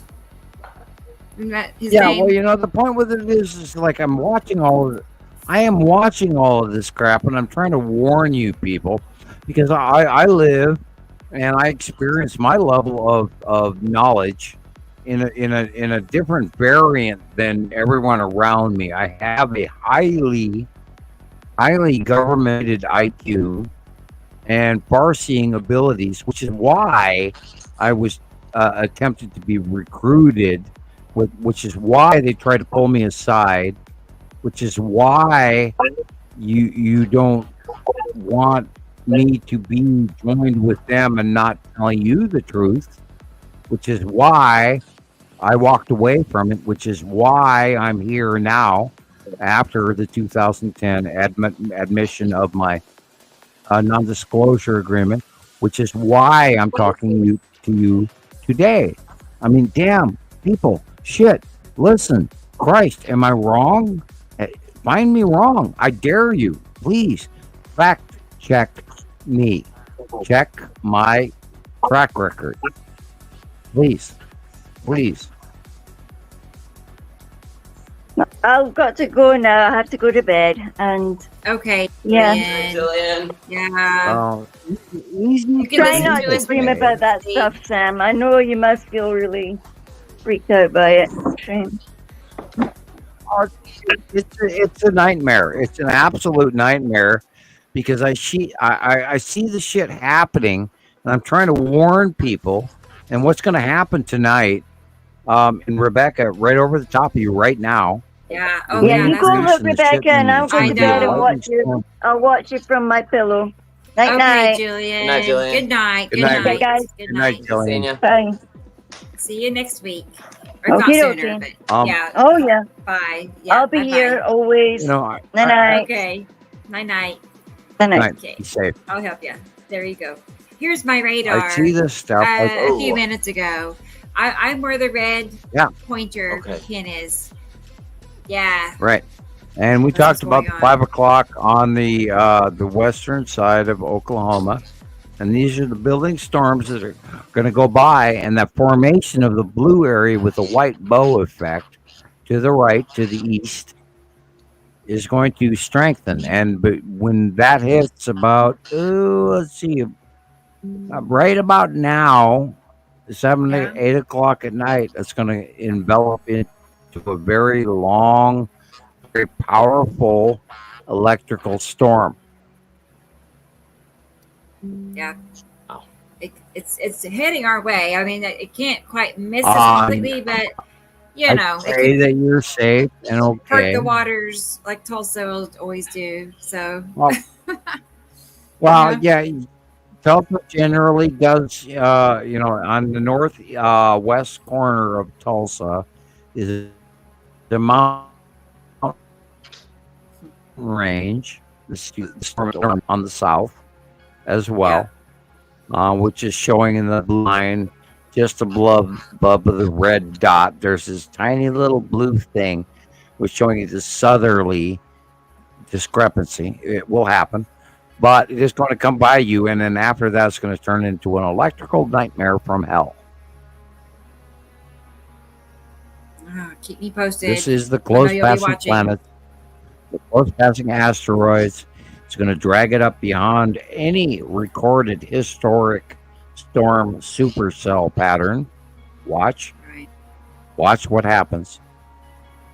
I'm not wrong. Trust me. If you don't, well, then go elsewhere. Not worried. All right. Let's go ahead and play I Alexander's did my homework. I know what's coming. And I'm going to go check the sky on my end. I'll go see what it looks like. Okay. We'll get an updated image. Okay. This is Germany, everybody. Our friend Alexander in Germany.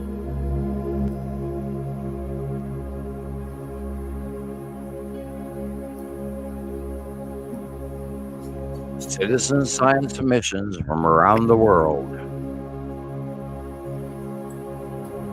Capacity to the right of the sun. The little fingers. Yep.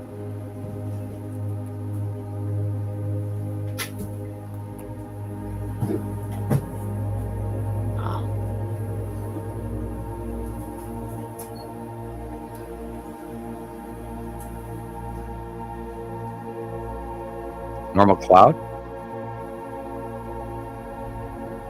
In the back is red asteroid. Okay. Right there. Wow.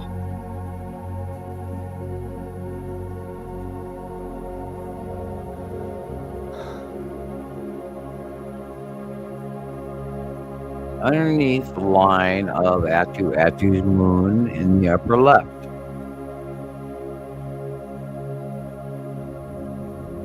That line right there.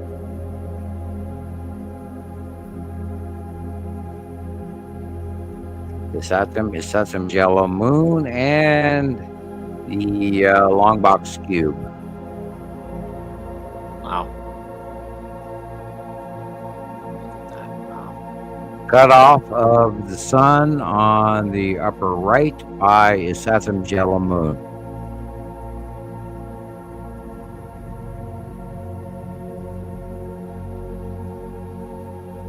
Asteroids below the sun, coming from Uri.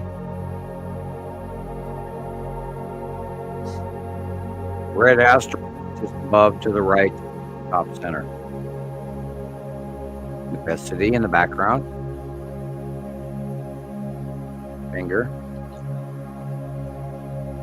Wow. See it now? Yeah. That's Nepacity. Tipped axis basis.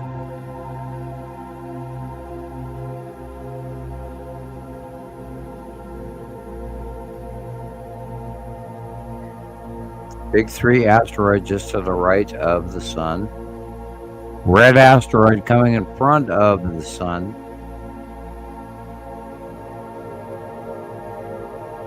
Blue asteroid, part of the equator of the sun. All recorded information. Oh, the fan fell down again.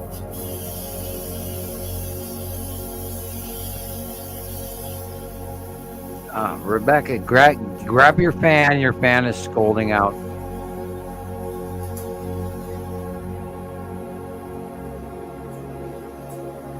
Tan asteroid group in the upper left. Salamander asteroid group in the upper left.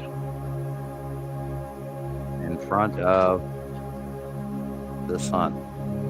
On the right hand side is the Saturn's yellow moon and this Saturn.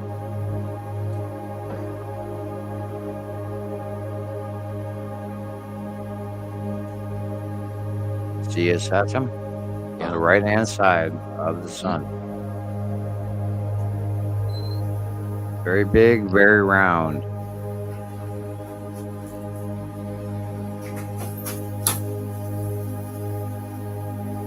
Rebecca, I think your fan fell over again.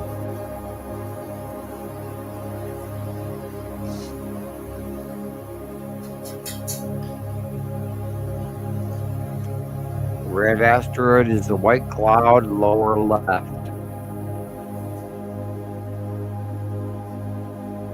Saturn's yellow moon is Saturn. Wow. Oh, okay. Cutting into the sun.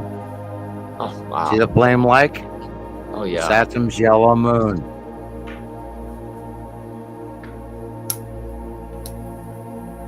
Cutting into the side of the right-hand side of the sun. That is incredible. Saturn's yellow moon. And so Why the Nepacity yellow? is behind Isatum and Isatum's yellow moon, right? Yeah, currently. Okay. Out view Right. only.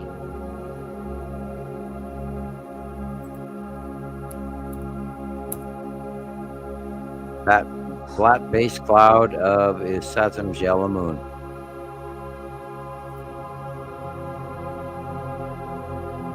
Crossing of the lead asteroid below the sun.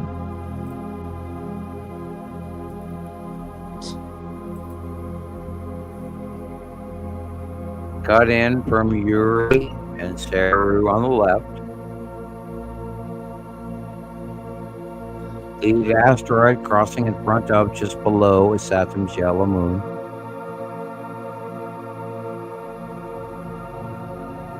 Cut off in the upper right-hand corner. Angle off the star, the sun, is Saturn. The showing this here is the side of, at the top center is lead asteroid. Very big, very large.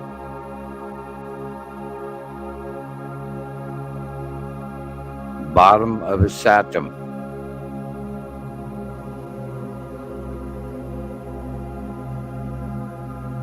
Nibiru is on the right hand side behind that.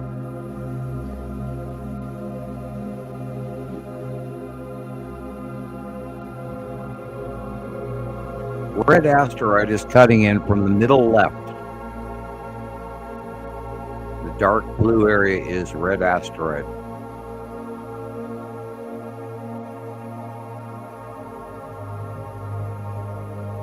Edge of a planet. Edge of a Saturn.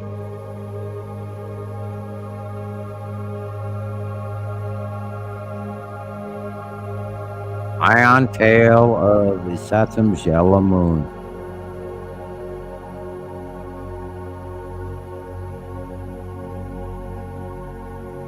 Showing you it's really there. Time after time after time.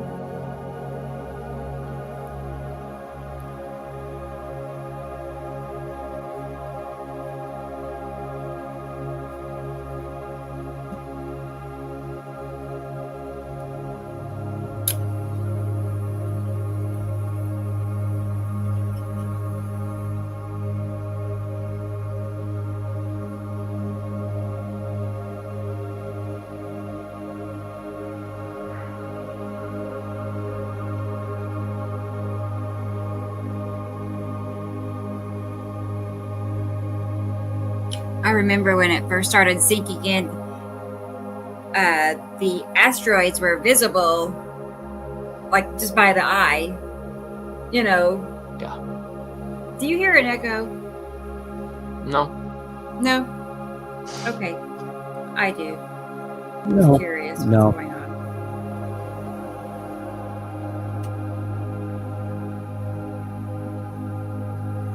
We have been watching this for well over a decade. We're not guessing. We know what we see. The pattern recognition happens over and over and over again, day in, day out, week after week, month after month, year after year. If you don't listen to us, not our fault. We do try. Ion tail of a Saturn. It was awesome. Good. Thank you, Yeah, yeah. Alexander. We do try. Thank you, Yeah. sir.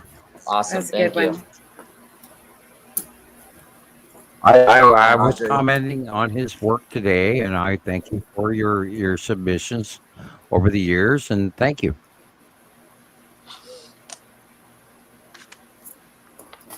So it's still kind of cloudy and Down dark, to us three. darker where I am. Yep. Then there was 3. Yeah. And then Well, there I'm just was glad 3. you live more north, Rebecca, and these things usually pass you by. Well, That's a good thing to it's know. gonna get That's scary. it.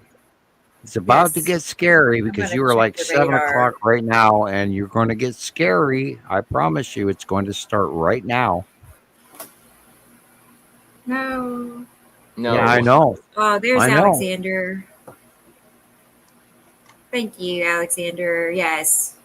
I'm glad you're here. I know it's got to be like 1 or 2 in the morning for you. So, but I'm glad to see you're still here. You got to see it. We do try. Right. We do Okay. try. An egg. Yes. Egg's mom is watching. Thank you. Right. She's a cheerleader. Awesome. Oh, her mom is. Oh, nice. That's pretty cool. Yeah, that's Oh great. God, That's something when you let's get go your back parents to, in on like it. 10 I'm sure, years ago. Yes. I don't know what my How do we mom. I don't know. Go She back, 10 probably- years to that. Huh? Oh, I was going to say I don't know if my mom would accept this or not. You know, I mean, she's kind of hard headed. So she's just passed away. But you know what I mean. How do we go back a don't know. decade ago to trying to, introduce this information to people? We watched it happen. We watched them get closer. We saw the purple planet arrive and, Atu's moon. And then, years later, we went, oh, look, Atu has actually a moon. And we've documented all this information going back, Christ, all the way back to 2010. And yet somehow people don't want to hear that. I'm at a loss here. Here's some sky videos. Bingo. Some cool người đứng lại quay. videos. Và lý do là gì? Lý do chính là cầu vồng hình tròn. Đấy. Cầu vồng hình tròn. Rồi. Tròn xoe luôn. Tròn xoe luôn. Vâng. Cầu vòng tròn xoe luôn đấy. Hiện tượng siêu lạ. If you're watching the show, Not a sundog. Bên trong là mặt trời. no. If you're watching the show, type in if you've experienced seeing this, with the ring around the sun. Yes. Have you ever seen it in the past? Have you seen it recently?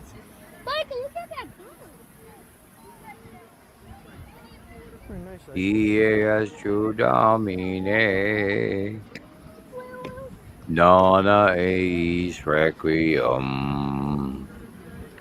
Amen.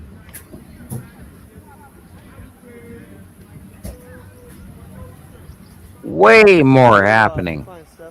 Way more happening than you're looking at. What do you think is happening here, Sam? Yeah.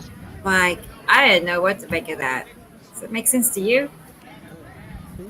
It's boil off. Yeah, it's boil off. It's clouds rising up from the sunrise, and everything in the background, the green upper area, is passing cloud infested. So simple. Okay. So that's a normal It's cloud? not the dark or- cloud in front. It's what's behind. Yeah. Yeah. It's boil off, Boil off. and it's of rising what? up into Like a of moisture rising up into a cloud, and that's going to become a cumulus nimbus. But what's behind it yeah. in the green Well, is sure. what's important. That is necessity, Okay. Okay. not the I cloud don't in the know. front. I just thought but that the looked cloud. strange. Yeah, boil off. Well, we have an extra star. That extra star is boiling off in the angle of the planet of Earth, and our weather is changing, and everything we know is changing because there's an angle refractive extra lighting that we're not aware of. Sobre los territorios del refugio indígena El Tigre de Puerto Gaitán en la zona No, I didn't know centroeste that. de Colombia.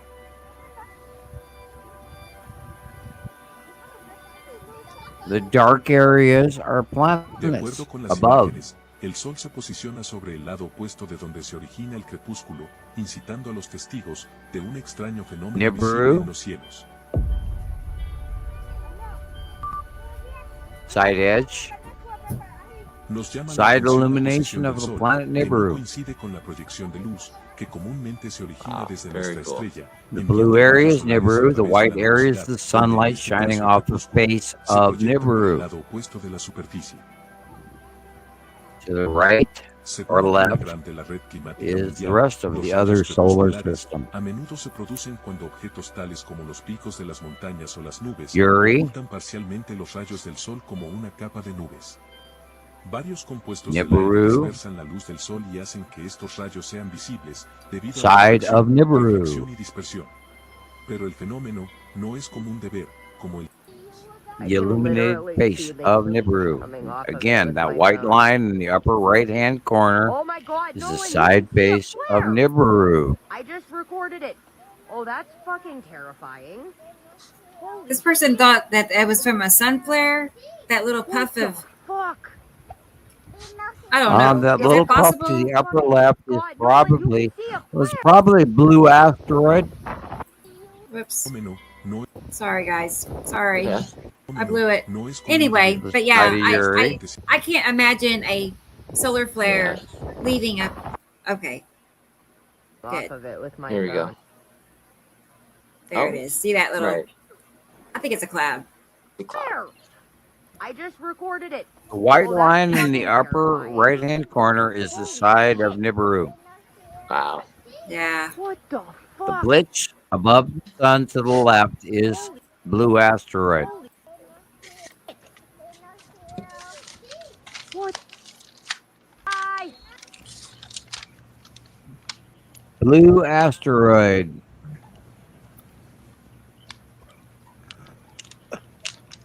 bottom of Nepenthe core, the side and bottom of Nepenthe core, going over the top of Earth. Blue is Nepenthe, white is the core. So is that a trail from an asteroid, though, or Nepenthe? No. Can you tell the She's rising difference? higher. We're seeing the base cloud of the Nepenthe core over the top of us right now, and she's rising higher, and we're going to see all of that over and over again. Just like we did the last couple of years. We're going to see very, very, very close Nepenthe because she's on the right-hand side of us, in front of us, according to the orbital model that I provided this month. Wow. Look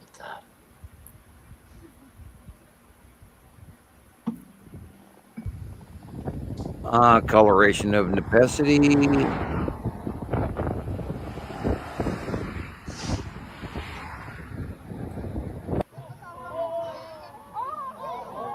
Nepenthe, green.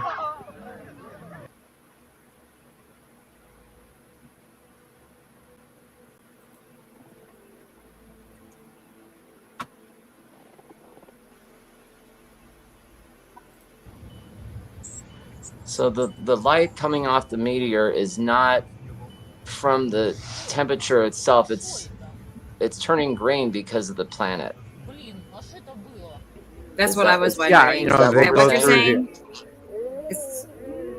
When it goes through our upper atmosphere, it's going to burn off. Right. Because of oxygen, it's going to burn off. It'll vaporize before it ever hits the ground for the most part. I'm just thinking, like, I don't think I've ever seen a meteor that large before, but the few I have seen, like shooting stars, they're always white, just a normal. That was it. A color, I guess. Right, I thought things are it coming was in front green of the because of what it was made over the from. top at night. I don't know. Yeah, we had nobody knows what it was. People thought it was a spaceship or something in Las Vegas. That viral video, the aliens in the backyard, I guess. But the cops, the police there was a lot to that. Yeah, the police have footage of this meteor shooting across the sky, and it's like basically the same color. I've just never seen footage of a meteor look like that.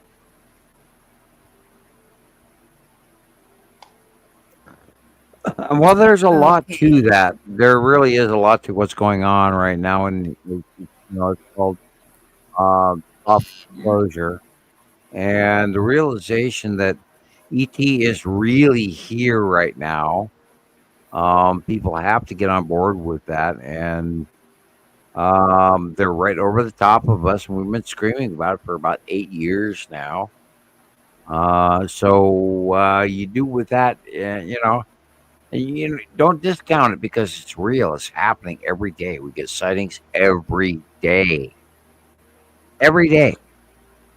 Every day. Every day. Constantly. The same things. Atu's moon again. I Saturn again. Yuri again. It's kind of like maddening, It's funny though. Well, triangular crap below the square, the long box cube, the space tube, the Empire orb. We see all of this crap every day. For God, a year and a half, 2 years, where they're every day. Prior to that, it was like every 4 days, or every 5 days, or every 6 days. But now it is every day around the world. That from Gillian to you name it, they're all capturing pictures of the triangle star destroyers in front of the cubes, parked in a regular pattern that we see over and over and over again. And when the hell are people going to realize, that they're parked above us? We're talking about an intergalactic fleet that is here forcing us to provide the commodities. through this transition of what is going on right now before us that no one wants to hear about. Yeah, so many people have posted pictures of the Texas cube, just like Sam draws it. The one you have with Atu's moon, the cube, and the Star Destroyers on the left-hand side.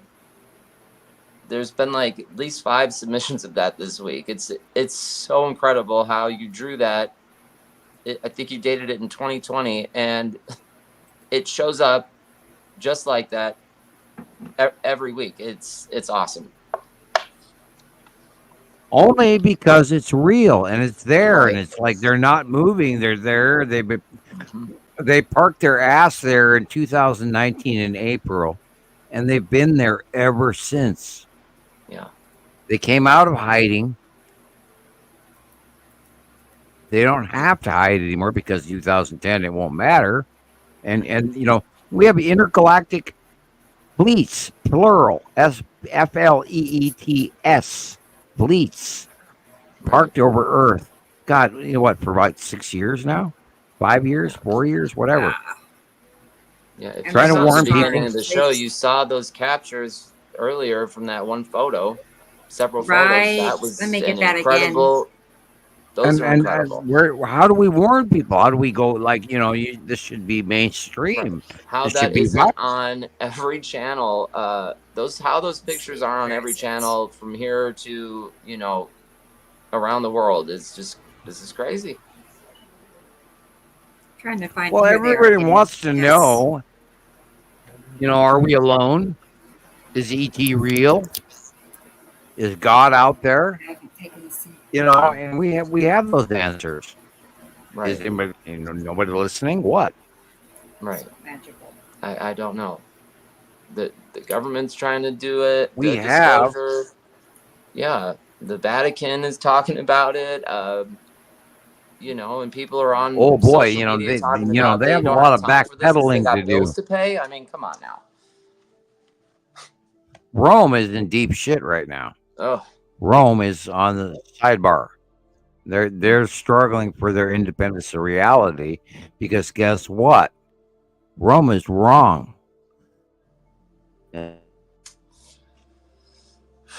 And the truth is coming out now. The background going on from Rebecca. I don't know why, but anyway. Guys, this shit is real. We've watched it. We've documented it for a decade plus. This is real.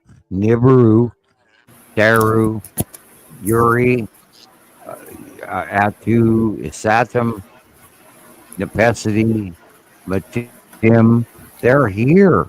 They're passing Earth. How do you argue with it? We've documented, we've proven it. Hello? God, share this shit. You know, I posted information earlier today, and I got no reactionary response. I don't know what to do. I was getting ready to say that. I was like, how come it's only just dozens of people, like just a few dozen? I don't understand it either, Sam. I mean, this is like the biggest story in the world. Right. And we don't care about likes and comments and everything, but it's like, you know, people are only liking, gravitating to this. Posts. Hey, Maria. Good to see you in Alaska. And I can't hear you, Chris. Oh, you can't hear me? Huh. Can you all hear me? Yeah. You can hear me okay? Maria, we apparently need to talk. I have not been avoiding you. Anyway. Good to see I have been on the short end of information this whole week. I did not hear my phone ring. Sure I can't hear you all. Man. I looked up my my phone messages. I saw you on call. par for this show. Let me see. Maybe it's this. Say something, Chris. Hello, 1 2 1 2. Oh, yeah. No, okay. Citizen Science Podcast featuring Samuel Hofman. I think I know what it is. Okay. I do think I know what it is. Yeah, okay. No, featuring Chris. Uh-huh. Let's see. I was going to go look at the sky. It's pretty dark, but I feel like we're safe, so I don't think anything exciting is going on. It's time. Yeah, I do.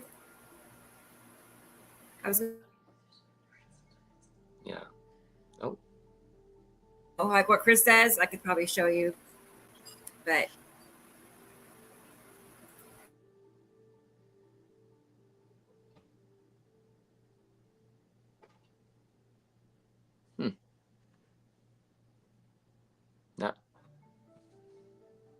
Now I can't hear you guys at all. There you go. Okay. Can you hear me now? Oh, something I wanted to also, I haven't told officially on Twitter. Oh, cool. Everybody on Twitter, we have I'm pulling up a picture slowly, but there it is. So, follower right now. We're here, and was there new? Okay, yep. This is a very exclusive group called Nibiruholics Anonymous. Nibiruholics. Yeah. Look at that. We're up to 48 members now, so we're moving right along. I mean, you have to be a provable Nibiruholic to be admitted. Just know that. So you can't just, if you're too new, you have to, work your way up to this point. So it was bad this week. I needed this group. No day, like since last Saturday, I didn't get just blue skies, sunny days until yesterday, and then I was so thankful. I'm like, finally a cloud. Right. That's how it was here. It's been nothing for days, and then today, I'm too busy to go out and take pictures. Really, right? Aaliyah, she joined. She's proud to be a Nibiruholic, so nothing wrong with that. Nothing to be ashamed of at all. Okay, and then I think. Oh well, that was it. There was actually one other thing I was going to put here, and I realized I didn't get to it. But yesterday, Ala Wally from the Africa group messaged me with a suggestion, and I went with him. He thought instead of creating a group, because you can create groups, which we have, or you can create a page where it's only me posting to the page. It'll just be me posting, new and updated information. Yeah. It's not a group; it's just a page. So I did do that, and I took his advice, and we called it, or I called it, but his suggestion, Nibiru Watch Anonymous. Hey, Nibiru Watch that's Anonymous. Yeah. So anyway, he thought I should act on it quickly because somebody was going to take that name, and you never know. So it's in the process. I mean, I just barely got started on it, but cool. Anyway, Nibiru Watch Anonymous. So stay tuned. It's going to be interesting to see what we can put there. So yeah, but that's some new things that we are working on. Third Eye, I know you are. I know he's a Nibiruholic. Look at 25-8, not 24/7, 25-8. Right. Boy, Sam is quiet. Yeah. No, something's wrong. Trying. He's that quiet. No, I'm just sitting here trying. I thought maybe he's not here. Yeah. Right. No, I'm listening, listening what you got to say. And okay, Shelly, she is same way. She's taking pictures every chance she gets. Yeah. So that's cool. I know. I think most of us have that condition. It's chronic. If you're I am totally addicted. So yeah. I know. I don't know if you joined the new group yet, Sam. I know you've been occupied with being in jail and stuff, but don't forget. I think I sent you an invite, but you'll have to, come and join the new group. My wife just said Sam was in jail. No. Yes, he's bad. Facebook jail. Right, he got in big trouble. Like 50 or 60 times now. I've been in Facebook jail so many times I can't even tell you anymore. All right. You know, I know. and they don't tell you what you did wrong. You don't meet community standards, you're gonna have to sit, aside for a week, and that's what I just went through again. So Well, I broke community standards today on TikTok. I sent Rebecca a video of like I don't know what it was, something that caught my eye, and they sent me a message saying that it was the video can't be seen to whoever I sent it to. It violated guidelines or something like that. That was the first. I've never all the years that I've used social media, I've never had a message like that or been in any jail or had a post taken down.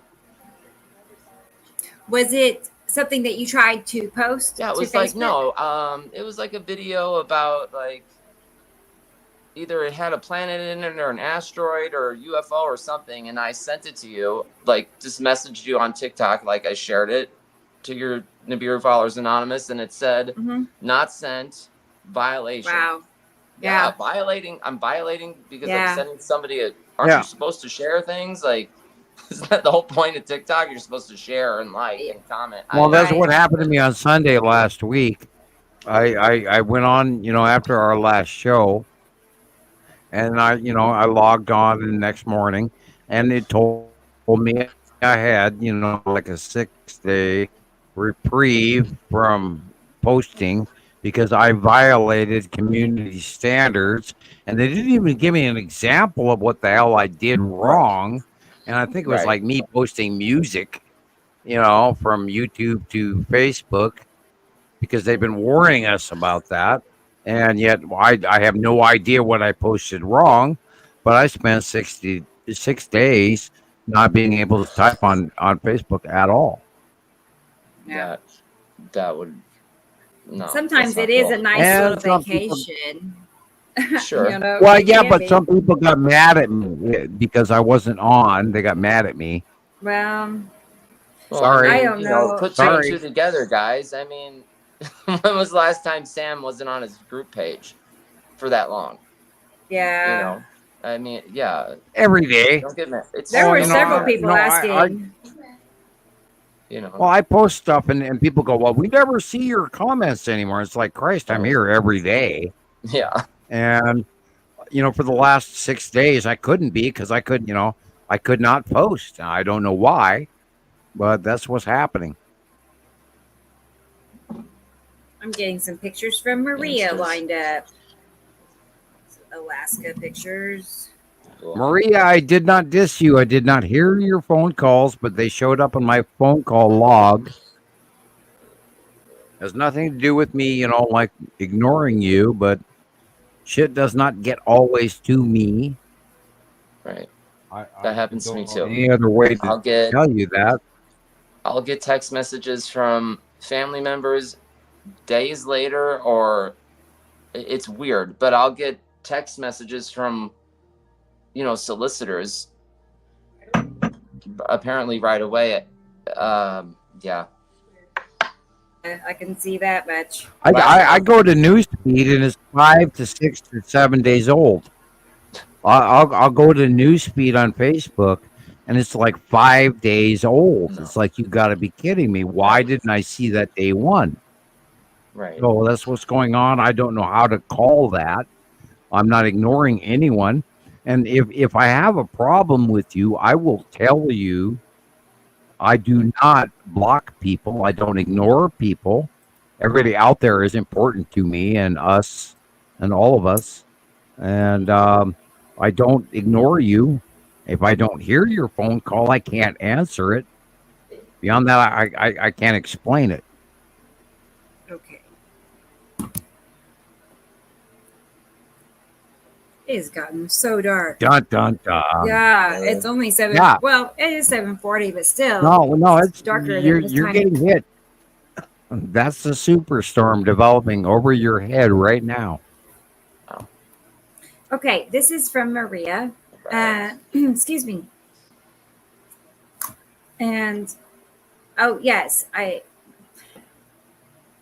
Maria is reminding me, Sam, that you need to take a look at your personal Facebook page and delete a couple of posts that were not. I did, but somebody unsent a whole lot of messages down that column. I don't know why. I was thinking you were like a little irritated with me, and I don't know why. I have not seen. I've been separate of Facebook for a week. Right. So I did not see your messages. I apologize. No, Shit happens. What she's don't saying get is, mad at me, and don't think you less of yourself. what? On your personal page, nothing to do with Messenger. Oh, I can go there now. I'll look. You might want to take a look at it if you have it, and remove a couple of things that were distasteful. I'll drag it up. Yeah. Oh, I saw that. Thank you. Yeah, I did remove and report. Okay. Good. There was a person that was like dogging me. Yeah, that was that was the first thing this morning, and I deleted most of the crap, but left up enough that I could report the page. Right. And the harassment that did go on. Okay, I go back to my page. I think it should be taken care of by now. I did report it to Facebook. Yeah. I do although think I think it's gone. Most of it's gone. The bad part. Well, I left some of it up only because it's Eric. Eric, I'm sorry for you that you live the world that you live in. I left 3 of the messages up. They're all negative.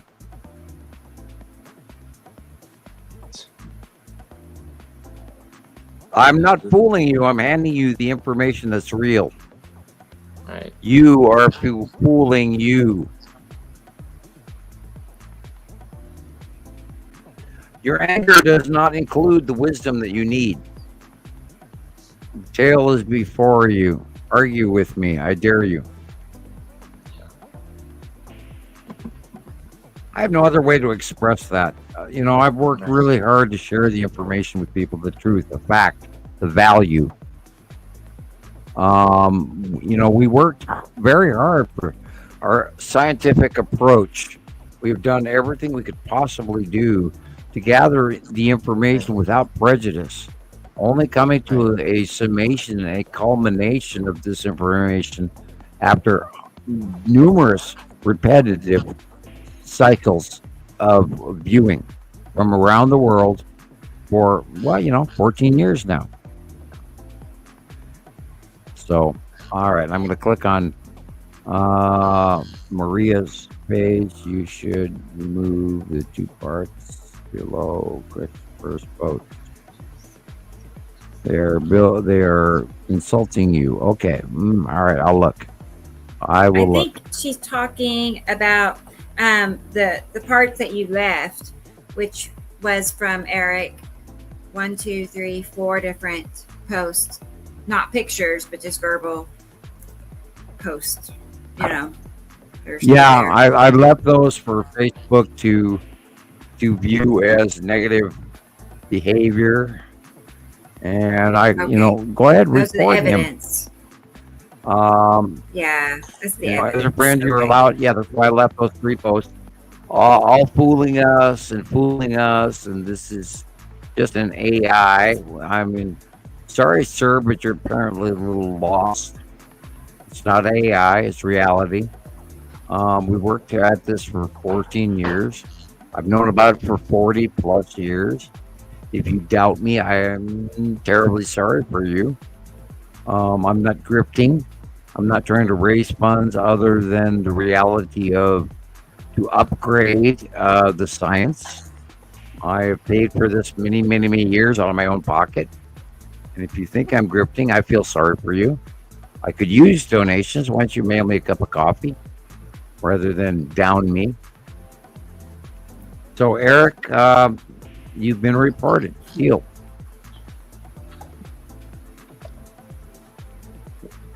Trolls are fun to play with. I'm not familiar with him, with Eric. Are you? Were you? Are you? No, he's a new person out of the blue. Yeah. Some person that has an opinion, and well, you are welcome to your opinion. I'm sorry you do not see the information that I've spent the last 14 years trying to provide for you for free, and I only ask for donations after the fact.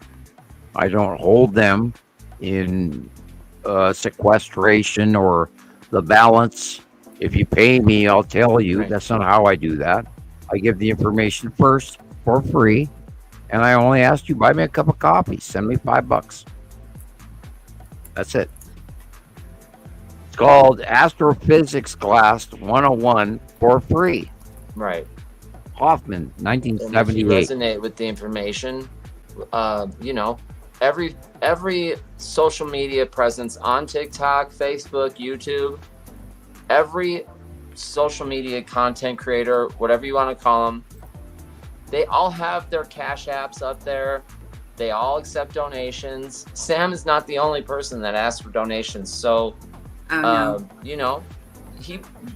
Rebecca and Sam put so much into this for so long. It's if you don't want to donate, don't. I don't understand why people are, commenting. So, some people I've read some comments that are pretty distasteful. I don't know why you would want to talk to somebody like that. It's unfortunate, and certainly you've donated to one or two content creators before. I just don't understand. Right. This information has changed my life. I'm this year I'm 63 years old this year. I've been doing this since my 50s. And I've known about this since I was a teenager. Right. And I'm on full disability because of the shit that happened to me. We don't even need to weigh that. Right. But I'm on a fixed income. I pay $160 a month for internet that barely works, and I'm asking people to mail me $5, buy me a cup of coffee, double espresso with mocha or whatever. Mail me $5, and I can keep going. If I don't get this income, which has not been happening for the last literally almost a year now, my influx of income from donations has dropped way off since I started doing these shows, because apparently people feel I don't need to be donated. I can't even guess why. But people, the only way we can go forward, Rebecca included, because she pays a bunch of money out every month. I pay a bunch of money out every month. We gather this information. We study. I studied for the last week for you guys.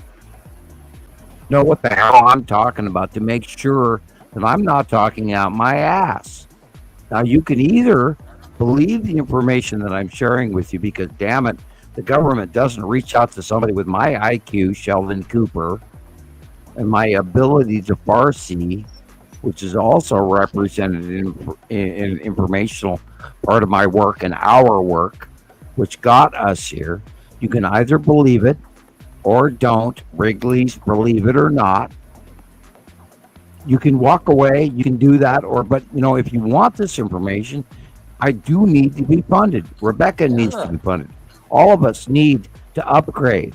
And the only way we can get better through everything we're trying to share is through your support. Either physically sharing that information with people around you, or buy me a cup of coffee, which is now a new app, or just mail me $5 to the P.O. box, or send $20 or $100 or $1,000 or $10,000. If you're a philanthropist, we need your help. You just donate to this lady right here in the upper corner in the left-hand side, because she's a very good lady. She's working her ass off for all of you because she cares. Yep. I care. Christopher cares. We care. That's why we are sharing this information. Otherwise, there's no way in hell that we would be doing this every week, because this is not easy.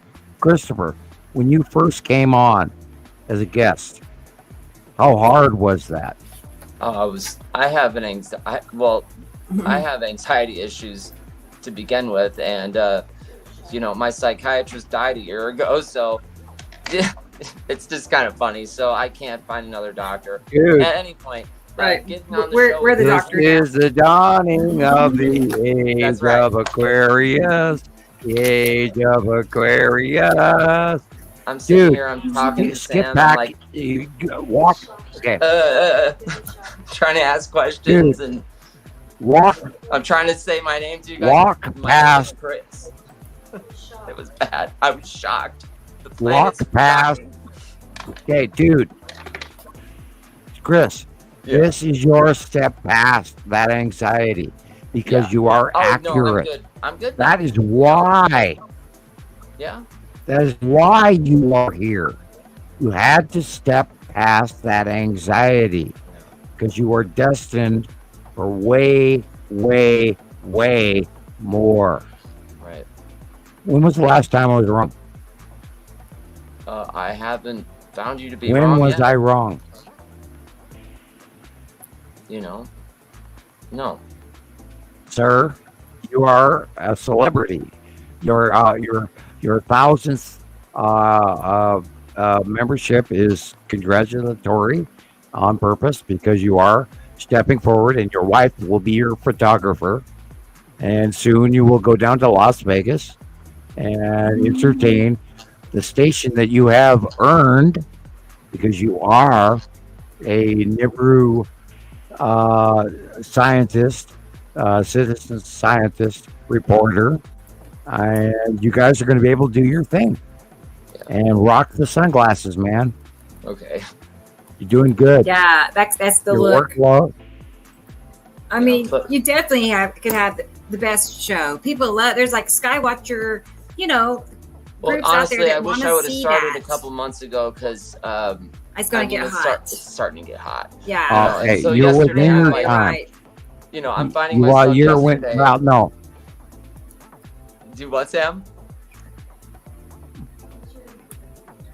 You're within your time, and what you do and what you see and what you feel will all be the course of your desire, and it will all play into the collective of where you're within your time, and your time will be a celebrity.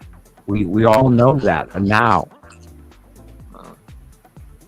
Your congratulatory placement is part of your celebrity that is embarking on you now. Wow. Tell the wife over the shoulder she's going to be your cameraman. No aspirations for, But you're that, and I see what you're saying. But I'm right where Rebecca and Sam are. I just want people to get this information and to be able to take it and use it like I did, to see that this is actually something that you can learn on your own, and you can start to see it plays into so many things into your life, that it's not just all about the planets. It's a whole, it's just incredible. There's so many things that I look at so many things different now, and I'm very glad this is all happening. It's been an absolute amazing. I will relay to you the 528 Ohm chant. Yep. And laying your feet off the front deck and touching your bare feet on the ground, and like harmonically trying to do throat chakra. He just clipped off. The reality of what planet Earth, the reality of what planet Earth is trying to teach all of you who are here now is beyond anything you've ever dreamt of, and it's the most beautiful, wondrous, emotional, connective force that is all talking to all of us. That's why you're here today. Yeah. And I can never undermine that statement, right? Because I was corrected by an extraterrestrial off-world information source that I have been deemed that I would inform you guys of. And how do I tell you that? How do I stand on my soapbox in the middle of a crowd, including the rotten cabbages and tomatoes, and tell you the story that all of this is happening now? How do I tell you that? You're doing the best you can. It's not within me. It's within us. It's within all of you that listen or don't listen, or you share this information, or you reach out and say, this guy maybe knows what the hell he's talking about, because I've proven it on my diagrams for over a decade. Where do you draw the line? Do you need 100 examples? Right. Do you need 150 examples? Do you need 175 examples? Rebecca, go ahead. I was just going to say, I have an example. Speaking of examples, oh shoot, don't tell me. It's some pictures in Kansas from about an hour ago, and it looked just like my pictures. You'll see. But looks like I have to back out and come back in. I don't know why. This is a StreamYard situation. Where we're looking to switch to Streamlabs. Welcome to us like being we are. limited. Like Jesus has donated a month's worth of Streamlabs, to help us get transitioned over. I just got to learn how to use it. But anyway, I'll be right back. Okay. And we pay for this because we're trying to share this information. Christ, I'm so limited on my Skype and my emails and over the years. It's like everything I've ever ran off of has been stolen away from me. So I'm in awe that I'm running on Facebook, and I just went through a week of disconnection. I don't even know why, but the whole point is like, you people have to get. What happens if a month from now I'm done and I'm gone and you can't hear from me and I have to call Rebecca on the phone? So this can happen. Yeah. So the question is, are you people going to involve the science in your mind to learn all of this stuff, and just in case I'm not here? It could happen. I'm thankful for all the audio that we have. I mean, we do have, the recordings. Thank goodness. Right hand side of the sun. Thank you, Maria. That is the Saturn's yellow moon right there. Right. There's two. Very big. Look at that. That was just like what very I captured. Very big, very prominent. Today. Wow. Remember? That really is Saturn's yellow moon. Very big. It's pretty cool. Right over the top of us. Is affecting our planet, is affecting our brain, is affecting our bodies, is affecting our geologic, is affecting our storms, it's affecting everything on the planet right now. We have never, I'm Maria again, we have never seen this kind of activity in the close past from Saturn's yellow moon to date. This is a new story. Be ready. The shit is hitting the fan now. Here's a few images from Jerry in Watch. the UK, but they're not his pictures. These are from travel brochures, I believe he said. So just things that he's got his eye on. Maybe he's planning a trip. I don't know, but he sent me these images. That's when you're really hooked, is when you're like, you see it in magazines, you see it in commercials, you see, you're not even paying attention to the trip. You're looking at the the sky and the brochure. Yeah. Yeah. And maybe like if you guys post like, pictures from TV or something like that, or a brochure or anything that you see like that, maybe try to look for the date on the brochure or something. Yeah. Maybe that's not going to tell the date of the picture, but that's a good one here. Right. It'll give them a better idea of when it was. Maybe. Although Sam can look at a picture and tell you what year it is. I'm going to. What, Sam? I'm going to reiterate, Maria, I did not avoid any of your phone calls. I saw them after the fact. I did not. I must have been gone. So don't take this personally. And we love you. We need you. You're very well much part of our show. And thank you for being here today again. I saw a whole bunch of deleted messages. I don't know why. I was in Facebook jail. So we're going from there. Oh, shit. Batman. These are good. I like this. And this one, he sent it sideways. And I thought, well, maybe that was undone, purposely done. You know? Maybe. Sometimes people turn it sideways. So I turned it so we could see it this way, too. Yeah. But yes. Denver. Definitely a consistent line all the way across. You know, a color change.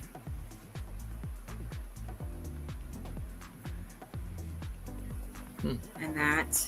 Cool. Wonder where this is.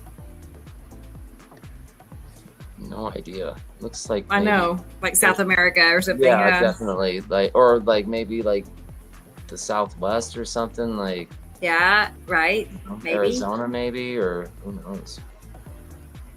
Exactly. Yeah, definitely. Yeah, that one for sure. Right. You can see at the top left corner where it's, that blue area. See how it's perfectly curved? That's like clipping. It's like what? Atu's moon in front of what? Atu, Sam, or Nepicity? Something like that. As curved as it is, I would think Atu. Atu's moon and Atu.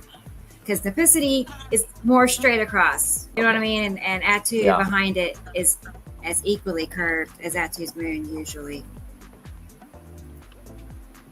Wow.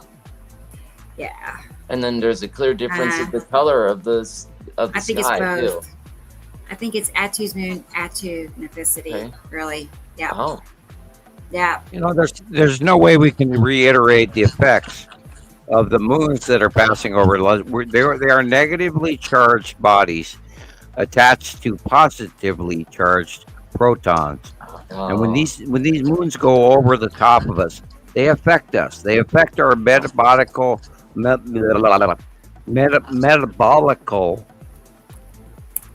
process of thought. Maria, perhaps you've been suffering from the planetary effects that makes you melancholy, uncomfortable, hopelessness, etc. The thinking that I was discounting you, I was not. I did not hear your phone calls. You were either calling at times I was not home, or I was outside, or it was umbilically incorrect for me to hear the phone calls. I have not heard them. I did see on the phone record that you had called. I apologize for not being here or whatever happened occurring. I did not hear the phone calls, and I do not wish you to be mad at me or at yourself or any of these equations. I apologize. I saw through Rebecca that this is important. Well, it's important. I think she's important. Okay. I want everybody. I do not discount anyone, and I don't block people even if they're negative. I mean, even on my page right now, there's a whole bunch of people that are downing me, and you're a grifter or whatever. That's their loss. I pay money for internet that I could never afford since day one. Right, that's crazy. Not since $160 for monthly internet. I think ours is like $40. And I'm on my 15th. I am on my 15th computer at $500 plus each. Right. Yeah. In 14 years. I could never afford this. I'm on a fixed income. I could almost talk. We're at 5 hours. I'm allowed to slur my words. I'm a talking lunatic after 4 hours. I'm trying to share this information with you guys. Rebecca and I have, and I'm sure Christoper, you noticed this as well. The effort we have involved in trying to communicate to everyone around us. It's distracting. It's emotional. It's exhausting. We work at this. We study this. We search for this. We're trying to share this information with you that has been documented for 40 years. Right. And if you don't listen to us, are we repeating ourselves over and over and over and over and over and over and over again for nothing? Why are you here? Because you're supposed to be here. Damn it. Listen. Damn it, Gumby. Come on. God, we worked this out. This has to go viral. Right. Let's talk about the frickin' Star Destroyers over the top of us. Shit, come on. I know. E.T. is fucking here. Oh, F-bomb. Where's Carol Ann? I know. I've been looking for her. Oh, no. I dropped the F-bomb. Christ. Guys. Shit. Come on. God dang. You pay or does she pay? Aliens. A swear jar. She has a swear jar. Yeah. She make a donation. The damn aliens have been parked over the top of Earth since April of 2019. How the hell don't you see them? Yeah. Christ, I they're didn't see them at first. Here. I watched them coming in. I talked to people since 2009 from Google Space Earth. This one, Andy. This is the first one that I actually saw. Texas Cube in front of the. Wow! Look at that. Yeah, that's the Texas Cube. You have your own photo of it. Yeah, I got it framed with Sam's card. That's awesome. It's like, Yes. The side orbs there, the cube. Yeah. I couldn't believe it when I saw it, and I saw it before I took the picture. Because usually either Rebecca would say you got a cube in your picture, or I would see it after I took my picture. But yeah, wait, hold on. Yeah, look at that. Wait, okay, there you go. That's awesome. It was cool. Yeah. Once you realize this is a vast, we're talking. This damn thing is so damn big. So big that 100 or 1,000 Star Destroyers offloaded off the parking garage that has been coming through interstellar space to pop through a wormhole over Texas, which is where it got its name back in 2015. It popped out of space. Montana Skywatcher was there because guess what? Sam sees shit ahead of time. And if you're either going to freaking listen to me, listen to Rebecca, listen to Christoper ahead of time, we are here warning you. Fuck. I did say that. That's bomb number 2. Frickin' extraterrestrials, ET, is here. They're real. We are not alone. Don't listen to Elon Musk. I've never met an ET and I'd like to meet one someday. Bullshit. You have no idea. Wait till that happens to you. You don't want that to happen ever. Right. I have personally, face-to-face, not channeling, not farseeing, I have met 3 races, and a number of times after that, other races that I don't talk about publicly. And I can tell you shit that you don't even want to know. The whole story behind the Pleiadian messages, go to the Nibiru Followers Anonymous page on YouTube, look up the Pleiadian message that I asked Rebecca to post. Look that information. It is 95% accurate to the reality of the truth of what has been happening for the last 300,000 years on planet Earth. If you're not ready to listen to this music, go the hell away because this is the real story. If you don't want to hear it, go away. I don't care anymore. I'm frustrated. I'm irritated. I'm pissed off.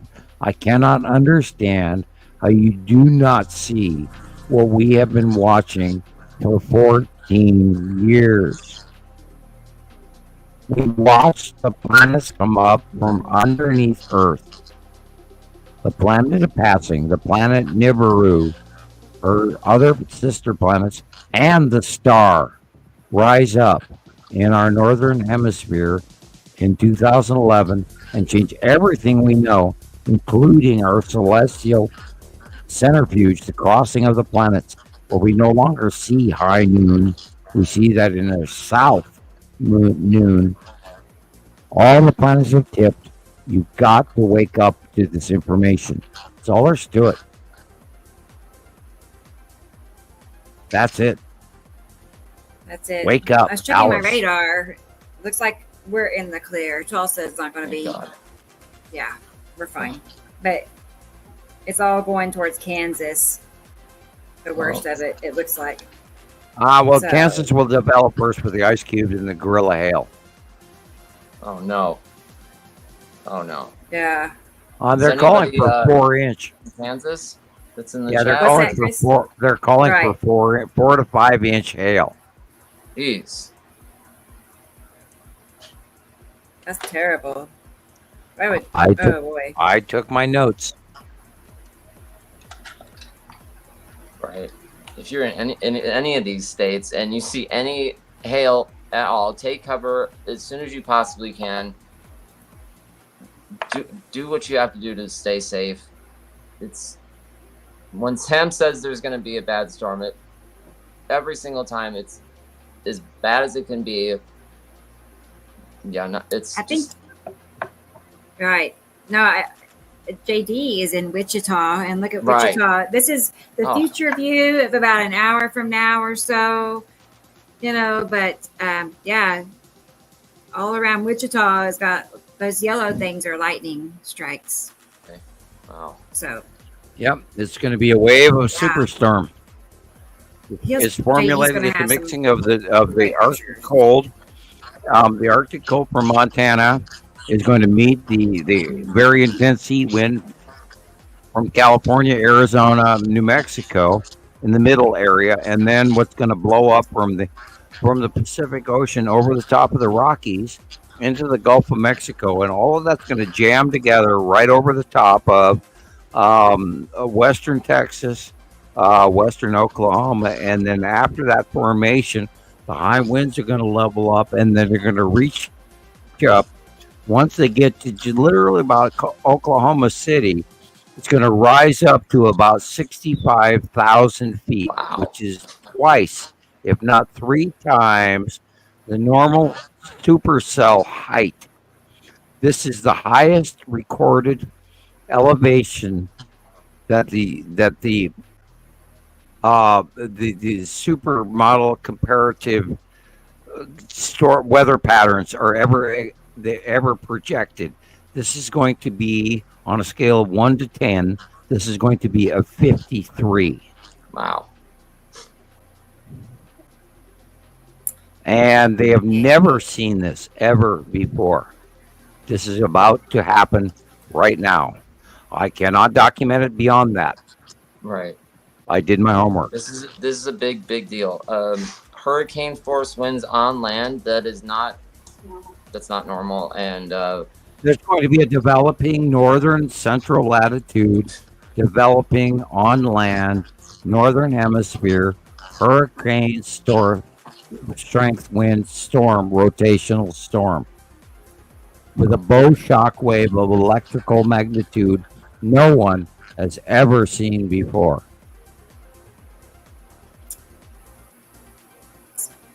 Okay, I'm looking for some videos. Hello, Jesus David sent me- Grieg. There it goes.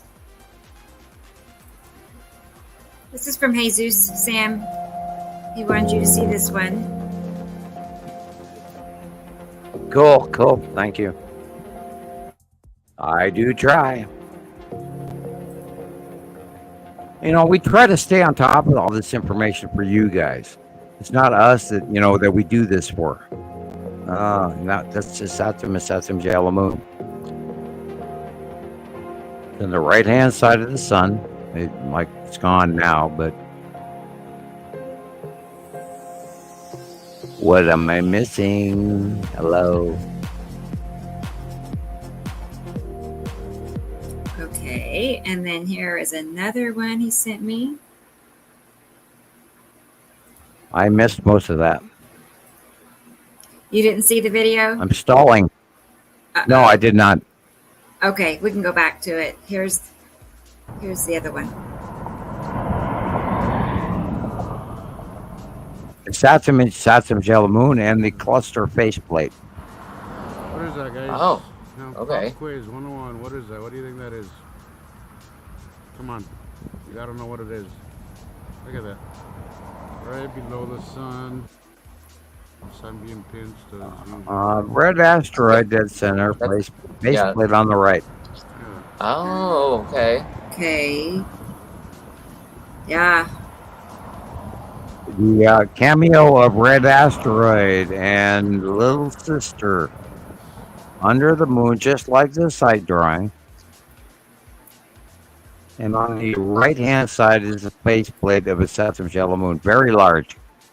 Cool. And it's on that the faceplate is got It's that right there. diagonal right into And the red look, asteroid. look at the cutoff flaring also.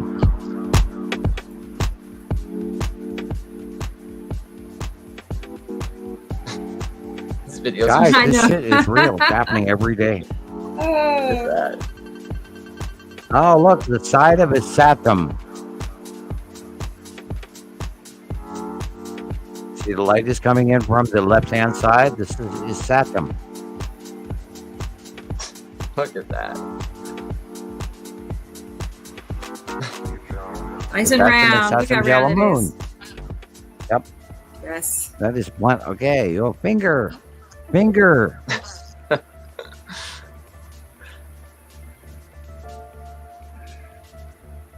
Red asteroid below the sun. Cameo. Little sister is below red asteroid. Bingo.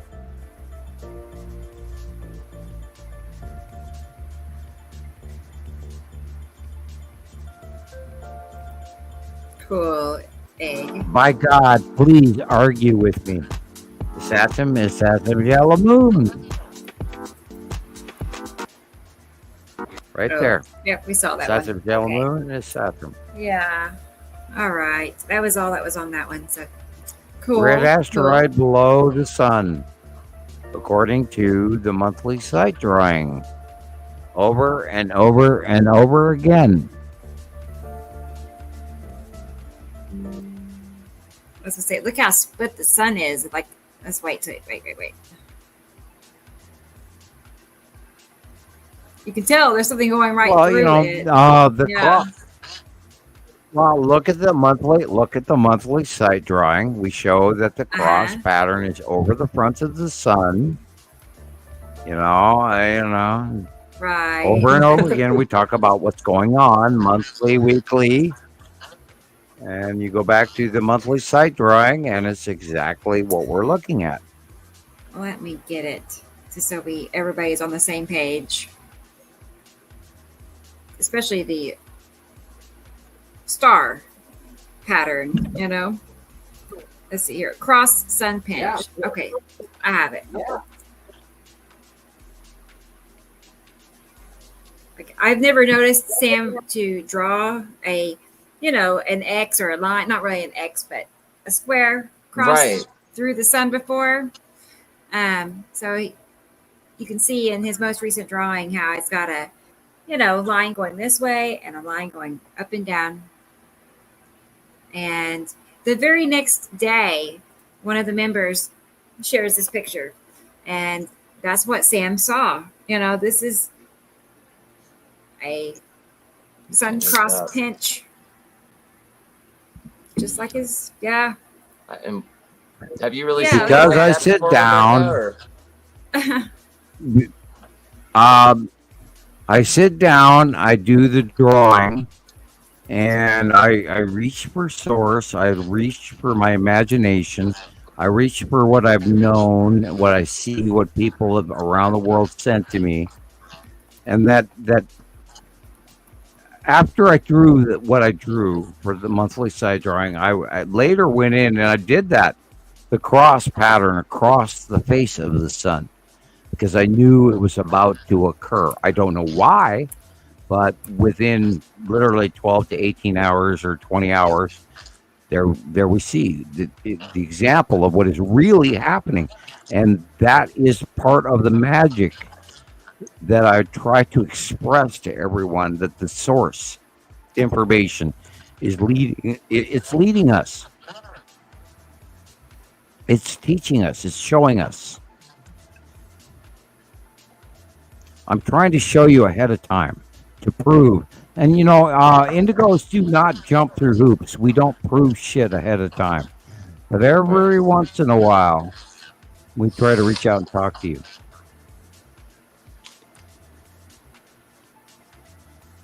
And I hear the background echo in my voice.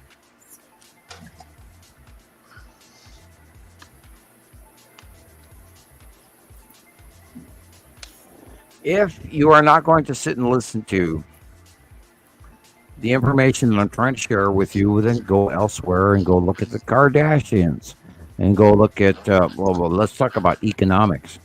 Oh, shit, you don't even know where we are right now in economics, in the housing market, and Warren Buffett, and Apple, and Red Lobster, and all of these other things that are just about to happen that I know is happening that you guys don't want to hear about. Because I study, I do the background research going on from China to Russia to the Ukraine to Europe to America to Warren Buffett and the market. And we're now entering a bullish market. And we talked about this, Rebecca, the other day. We talked about economic recession, which we're now just about to enter. And you can go ahead and look this up because I know what's coming. I know ahead of time what's happening because I see the patterns. And if you're not going to listen to me, well, then go follow Zeta Talk. Yeah, Go follow, who are those guys? What the hell do we call? Never News or whatever. Go follow those other guys, and you won't get this information. I do study. I work for it, for you, for Rebecca, for Christopher, for Gillian, for Jesus, and I talk to all of you people because if you don't see this coming, you need to know. Right. What happens right now over the top of Rebecca, storm-wise, is going to be huge. It's happening now as we speak. We'll check tomorrow. Fact check me. Check my, let's talk all the way till Monday when it reaches to New York or New Jersey or Pennsylvania or South Carolina or North Carolina. Let's talk about that come Monday or Tuesday.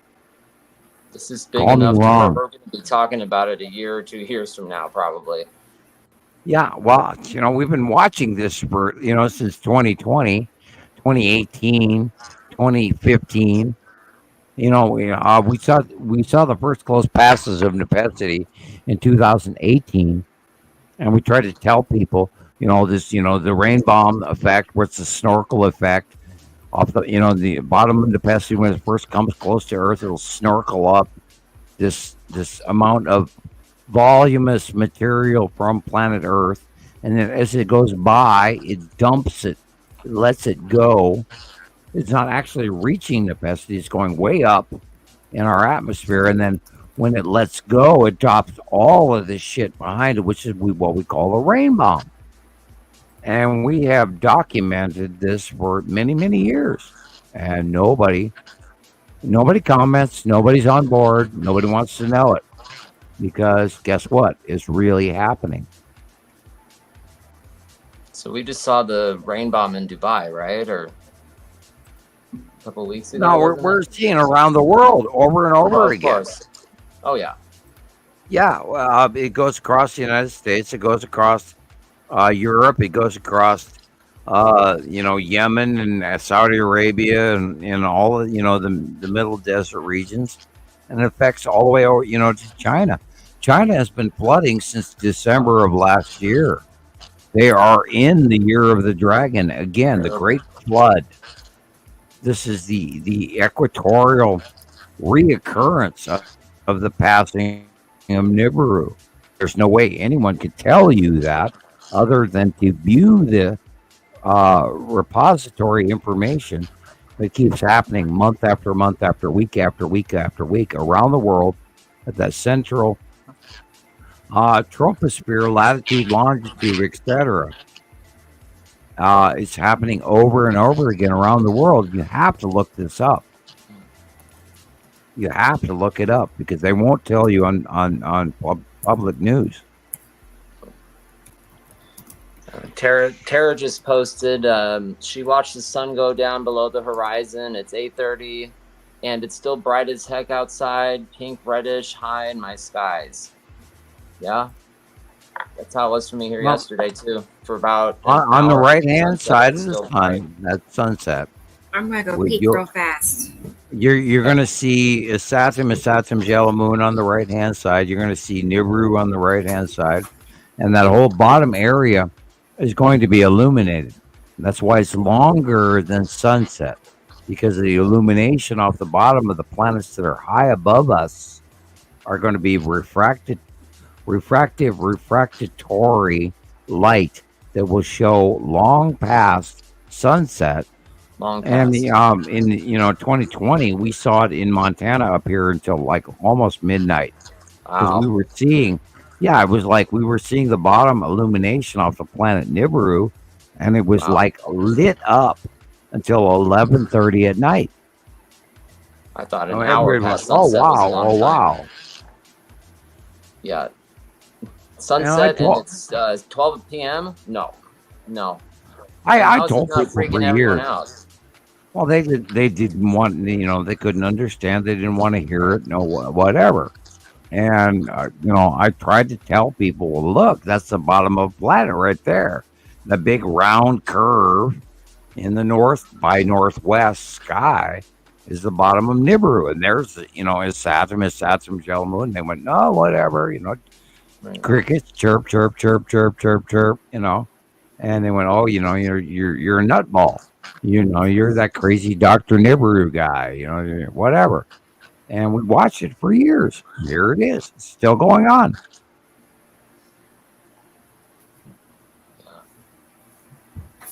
Okay. All right, I'm back. Okay. Oh, hey, we have a surprise guest here in the lobby. We have somebody at our door. Somebody's at our door. So. Yay! Oh, yay! Okay, let's go ahead and get. You know who it is. Who it is? I don't know. Our good friend Carol-Ann. Oh, hey, Carol-Ann. Hey, how are you? Hey, Carol-Ann. I dropped like 2 F-bombs today. I've been listening since the beginning of the show. So I heard come to collect everyone, and I am You're going to collect them. I am going to collect. That's it. No, you're done. I hope so. Yeah. I hope so. That was quite a rant, Samuel. I do try. Well, you realize how irritated I get trying to share this information with people for the last decade. I have known it for 15 years now. Yeah, I mean, I'm trying to share this shit with people, and it's like, what do I get? I get crickets. I know. What the hell, Jack? I mean, shit, come on. I get so annoyed. I'm trying to share the obvious. Oh my God, how can you not see this shit happening? You do your job. You share. Yes, ma'am. Yes, I do. I do. Up to that. And let us do some of that for you in the group. Crickets. You and your You know, I could sooner call a cat out of the corner. You know, crazy cats are, and they're aloof and they don't want to listen to you. But I could sooner call a cat out of a corner than tell this message. I mean, what the hell, guys? Come on. Shit. I mean, we know this. We see it. We know it. We do, but give us some credit too. We're trying to do the same thing, so we're trying to help. I never doubted. So I mean, Christ, you're here, and you're on board, and you're aware, and and you're magnanimous, and not only that, you have pictures. Let me fluff my hair up a little bit. I'm getting lots of compliments here. Okay. You have all of those stored, captured pictures over the last decade to prove and that. I've been sharing them frequently with that guy right there. Yeah. I bombed him last night. I bombed his wife last night. With I know. Yes, I too am guilty of bombing runs. Yes. And every once in a while, you have to bomb people. You have to bomb them. I enjoy it. So, hey. There you go. There you go. It's time for trophies. I hope so. I hope it's time. Well, there's 3 this week. Trophies. Okay. Yes. I just got canned in Facebook for a while. What? I was in admin doing my thing, and they canned me for going too fast. That I was abusing. Yes. Yeah, I do that. If you click like too many times, anything too many times. I just spent the last week in community standard objections and could not post until today afternoon. And they flagged me for something I couldn't even identify that I did or did not do. So yeah, I see that. And not figure out why Rebecca got banned there, because going against community standards when Facebook's a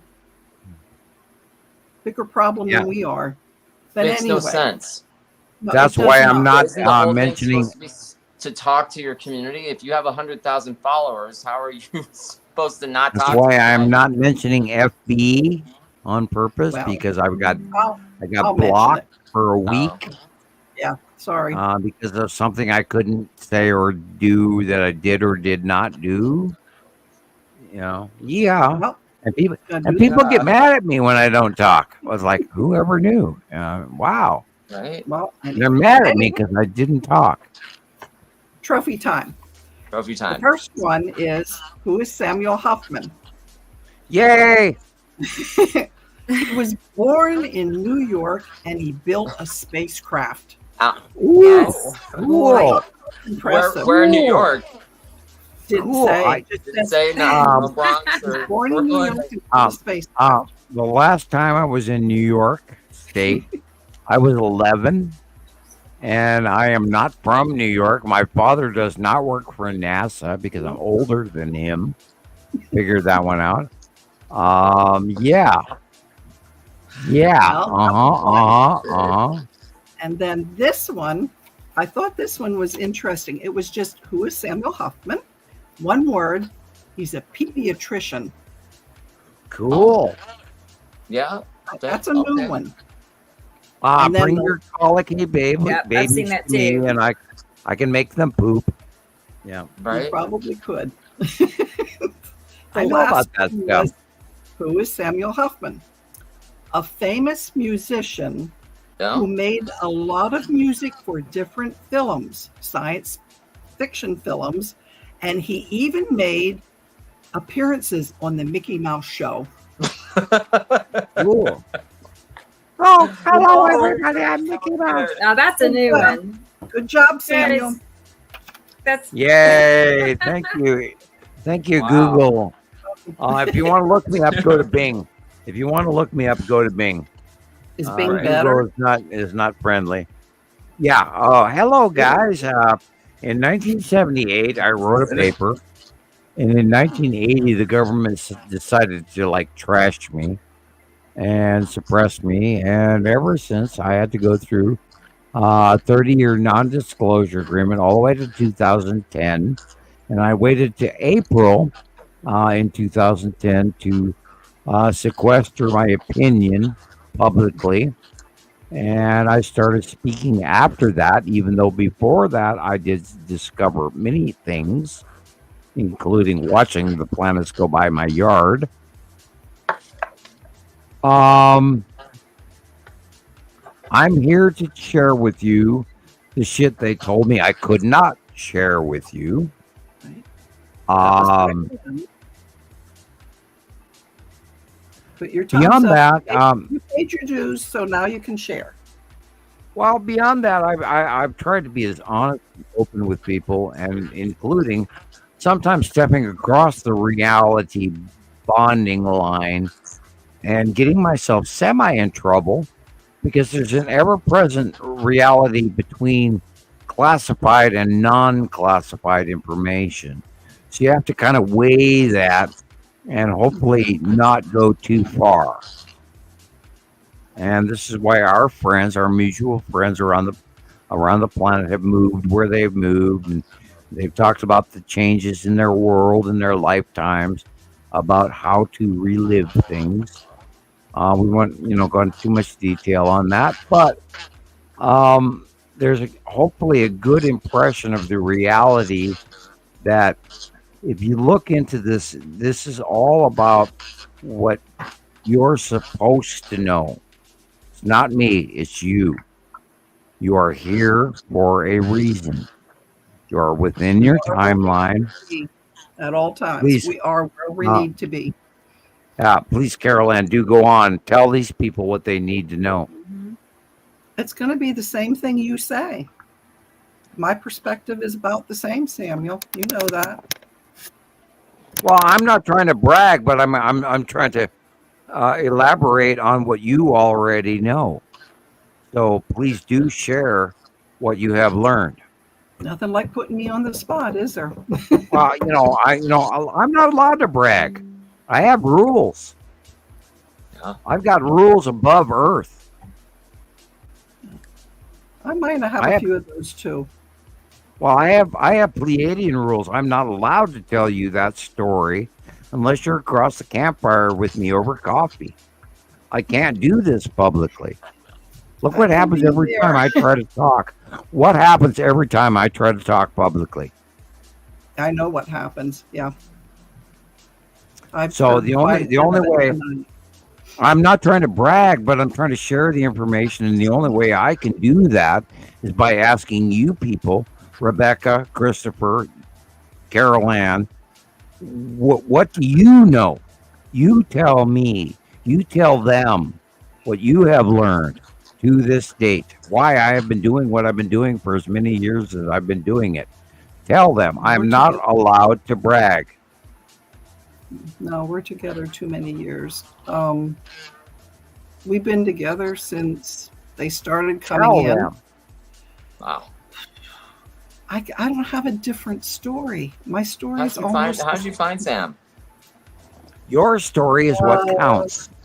Your version, your rendition counts. I cannot tell all of this. Only you, my people, my friends, my close confidants. Only you guys know me. And you have to tell everybody out there how accurate. I can't brag about this. I'm not allowed to. I have rules. My story is, it goes back so many years. I know I don't remember everything, but probably through Gillian and Nancy Greenler. Yes. I have always been an avid sky watcher from the time I was a little girl. I have my own UFO experiences, a couple of them. A few of you guys know some of it already, but I've never come out and told the whole story. My parents always took me outside sky watching, and the first thing that I remember, I was probably about 6 years old. We were watching, actually in Pennsylvania, the Aurora Borealis. it was just that kind of a setup. And we were looking up, and all of a sudden, something came across the sky that totally covered the stars. But it was moving slow till it got above us. We could see it was a round shape, and it was just blocking out the background. That was my first experience. And I remember my mom looked at me and said, "Oh, I don't think we're alone anymore." So she was very aware also. We are not alone. Yeah, my dad always had me outside with him. No matter what he did, I was with him. So I saw many things till I got to my early teens. I met my husband when I was, 13, honey? Wow. 13, about the same as Chris and lucky you. Jack. Very lucky you. Almost like their story. Congratulations. Yeah. Yeah. So, like, I'm just about 71. I met him when I was 13. He was my only boyfriend, and then you are very lucky. I consider acquiesce to your power. Very lucky. There's a lot of work involved, but people, there is so much more going on that we are aware of. I'm a direct representation of the situation where, on one hand, meeting extraterrestrials versus not meeting them. You don't want to meet them because you don't want to go through what I went through for 25 plus years, trying to reallocate your brain to the realization that everything we've been told is a lie. You don't want to go through that, but you have to work your way through the fact of what we're trying to share with you now. It is real. It's happening. It is very, very, very real. There's no way to express this other than that. And, it's like, Jesus says regularly, it's batshit crazy. It really is, but it is happening now, right before us. You have your experiences. Unfortunately, maybe you remembered everything immediately. Like, it really didn't get taken away from you. Mine was slow coming back in. I did not remember everything immediately. It was after 1997 I realized the alien abduction, and about all the way to 2010, when the volume of information that you go to YouTube. If you go to YouTube and Never Followers Anonymous, and you look up the Pleiadian mess, only in 2010, I was doing dishes. I remember to this day, and the volumes of information that was dumped upon me in that 2-minute period of time completed the paper that I wrote all the way back in 2000 and let's see again, what year was that? 1978. When that information crossed my mind, and then I reached out in a farther connection to the cosmos, and I reached all the way out to the understanding of the Overlord and all the races beyond that, and the races beyond the Pleiadians, and the races beyond the Nibiruans, and all the factions that are here now. I reached beyond all of that information. Oh, I searched. I don't have any way to share with you or anybody out there the magnitude of what I know, but I'm trying. I am trying to reach out to all of you. It's this information. Like, so much of it is unbelievable to most people. Very true. Very true. I don't believe it. That you went through. I know that much. I'm catastrophically suffering through it every day, week in, week out. I know what I know, and then I argue with what I was shown. How do you deal with this? How? The best right. you can. It's crazy. It's crazy. It's nuts. It's It's like batshit crazy. When you see a real UFO, or UAP, whatever you want to call it, a craft or whatever. Like my first big experience, I was maybe 8 years old, and I was babysitting. Like my house was at the bottom of the valley, and where I was babysitting, I just had to walk up the hill to the mountain part. And do you want to hear this story? Always. Okay. All right. You're here. You are where you're supposed to be. I am, aren't I?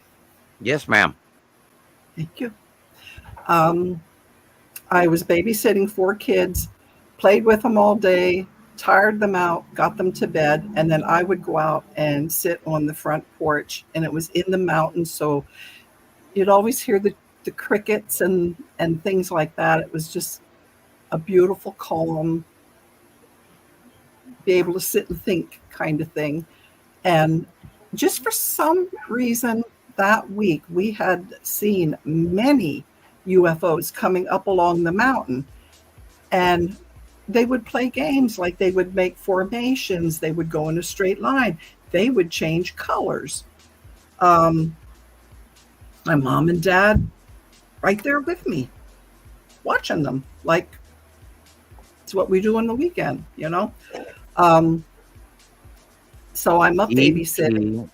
Just something just happened, and I went and I looked up, and right above the roof on the house. If it was like you sat the house on top of the house, that's how close it was. Don't know how long. I couldn't remember afterwards the things that Bingo. took place. Okay. Blue light. Blue Yep. light. Blue light. Absolutely. I know that now, but I didn't know it then. I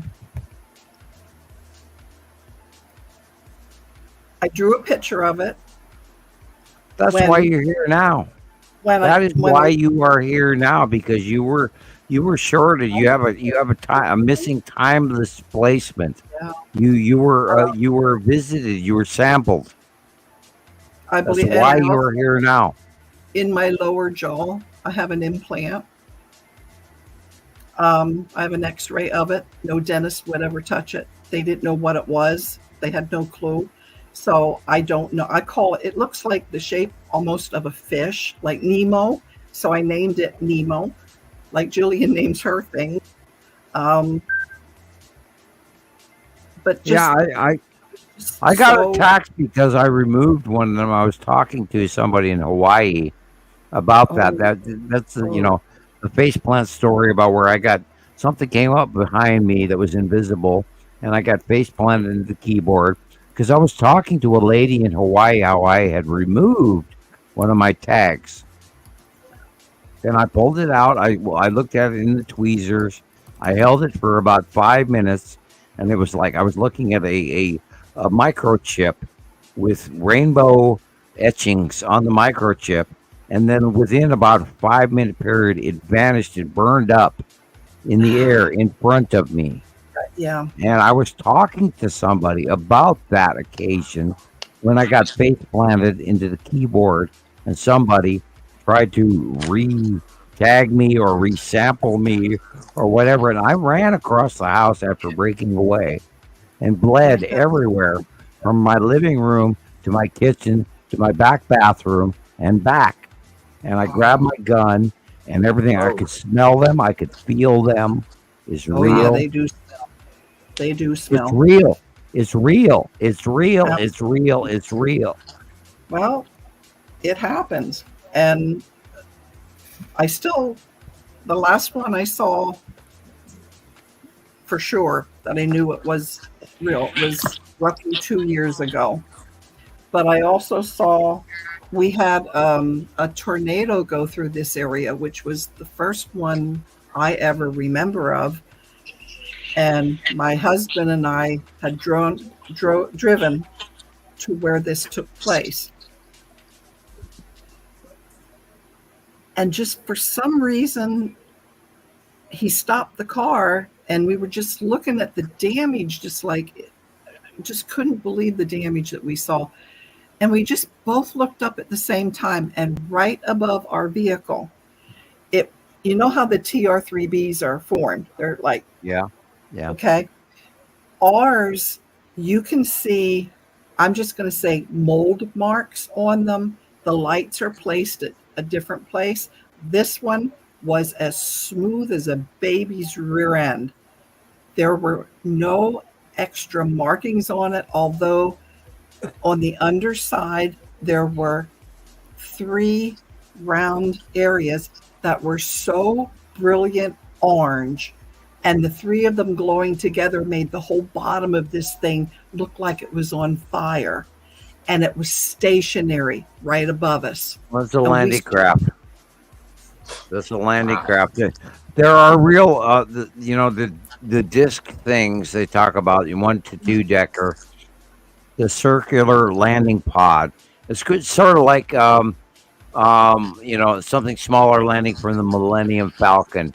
And I've personally seen a Star Destroyer parked on a field at an air base that was private, and I've also seen a triangular Star Destroyer over the top of us that was at least 600 meters long. I mean, massive. Whoa. They are quite real. Humans have an off switch. If you're within the light, you can't move, you can't manipulate, you can't do anything other than think and scream inside yourself. And even when the gray extraterrestrials pick you up and take you in the craft, I've been there. I know. I remember what happened. I remember when they locked me up because I woke up on the table because I'm not supposed to. And I wake up also during surgery, which is who I am and why I am, and why I'm here to tell you all these things ahead of time. See, I don't remember being on the table, but what I do remember was a darkness, corridors that were deep bluish black with tubes and things that glowed. That once you are inside the circular light, there's a ship that's coming down off. It's a smaller landing module off the big Star Destroyer.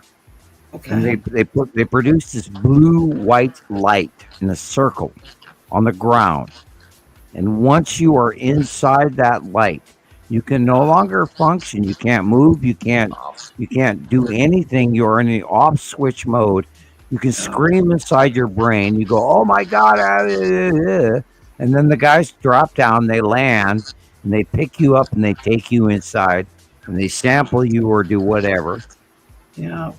Well, these were corridors with rooms, but it wasn't like our walls. It was almost like living membrane is the best I can describe it. Electrical. And it's electrical. Inside some of these chambers were like I'll just say tubes, and there were forms inside the tubes. I do remember that. Not too much else, though. Wow. I guess think biodiversity, medical. Kid at the age of 8 or 9 years old. No, There are many of us around the planet that have been sampled, and we're not even aware of it. The licensing has occurred since 1947. There have been a abduction licensing, just like if you're going to go duck hunting or hunt a deer or an elk or a moose or whatever. Yeah. There's been a treaty allowing abductions of humans up to a point. Mm-hmm. Now, since the 70s, both the ET and the American government have both breached that competence, that treaty, and which is part of why we went through a period of time where no one was talking to each other. But once upon arrival of the 2009 Empire orb, and all of the governments are the G7 governments being in Germany to witness this. And the declaration of it is time to acquiesce to the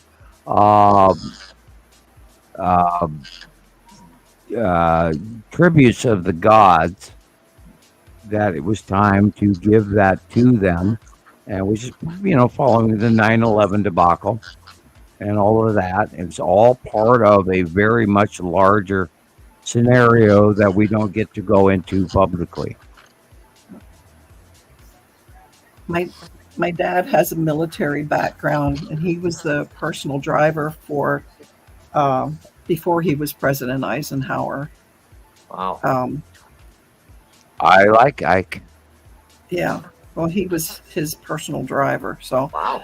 I got a lot of government stories and things that were going on. And when I was little, I used to say, "You're crazy, Dad." It's like, "You're crazy." He goes, "No, you'll find out."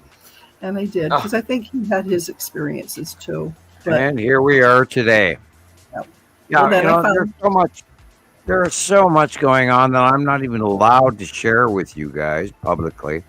And I do apologize for that, because if I did, Joan of Arc, they would burn me at the stake, because I have a level of competency and connection to races even above what I have talked to you guys about.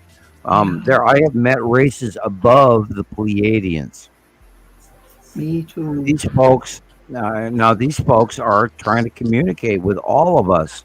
Well, I just happen to be, we talk about the 1950s movie. What the hell is it? The Day the Earth Stood Still. Mm-hmm. I am the scientist. I have written a paper that they identified as correct. And so I was contacted because of this information. That's why we're sharing what we were sharing, why we're doing what we're doing. Who are you waving to, Carol Ann? My husband. Okay. Hi, Carol Ann's husband. Welcome for your cameo role. We're waiting. Hi. I've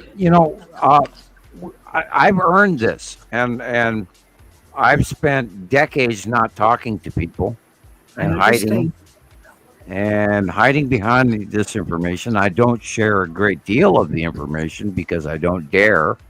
I've never shared this before, and here I am.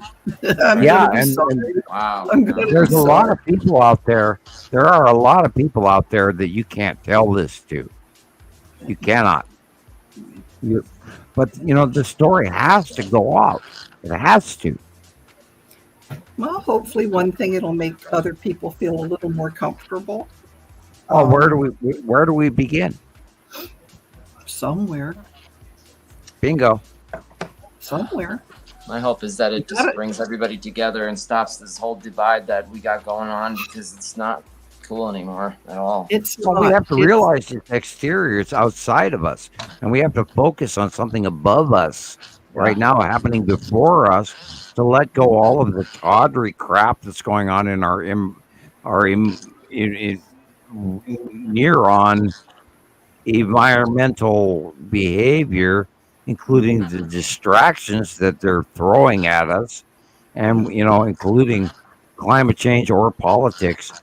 We have to realize it's all exterior. It's not us. There's so much more going on above us. It's not easy. I know, like Christopher and I chat once in a while and share little things, and I just took him under my wing when he first came on. It's like, I see something in him. I really do. And I jumped on the bandwagon. I don't think he was even in the group 10 minutes and I had him. But he will embark. Christopher will embark on his power very soon, and he will find out his celebrity ability, even though he doesn't believe in it yet. Rock those sunglasses, sir. I believe in him. I know those are the generic ones too. I sat on my good ones, and you know how that goes. I hate when that happens. My dog ate my other glasses, and I can't see, and yeah. Well, We believe in you, Christoper. Everybody's telling me, look at the moon, look at the moon. It's like, well, I see 3 of them. So it's like, which one? Yes. Which one is it? I got the power. No, that damn dog. So anyway, that's the beginning of my story. And through Gillian and Nancy, they pointed me to you, Samuel. Oh. And then we had this little tiny group, and we would share things together. You were quite open. But then you trusted us too. So, well, the point with it is I have to share the honesty. I have to share the value of the truth. Yeah. And I'm not trying to manipulate or change the value or drag you into a cult or Right. drag you into paying me money or whatever. The whole point of it all has to do with us, the people, to see the truth of what is happening now. It is real. It is happening, and I don't want to make money off that. But I do want to share. But I do need to have compensation to a minor degree to be able to continue. Well, everybody else does that has programs like this. They monetize, and nobody has a problem paying $3.99 a month for this, or $10 a month, or $50 a year for this privilege. What's different? Or until I ask, and then they go, "Oh, you're such a grifter," and, "Oh, you're a bastard," and "You're an asshole." And I had one of those going down my personal page this week. Well, I had no way to defend myself, according to Facebook, on my personal page, and it rode for about 5 days. And I turned them in, and I went like, "Okay, no problem." I am not here grifting off you. I'm only trying to maybe pay for my internet, and it's way more than. Yeah, it's way more. Everybody out there is doing it, so why shouldn't you? Oh, because I'm right and they're assholes. Whoops! Did I say that? That's okay. I got called a bitch this week too, so it's like me too. Me too. Me. Yeah. I love you too. Welcome to my cave. Hey, they don't hate us. They hate because they aren't us. Well, there's a level of jealousy going on, or they're like, they don't want to hear it because you're going to like break my little brain. I'm going to be sad over that. And, I always say, if you're shocked by this information, please just turn away, go away. If you want to know the reality, the fact, the shit that we've, studied a decade plus for you, for free, well, then go ahead. Absolutely.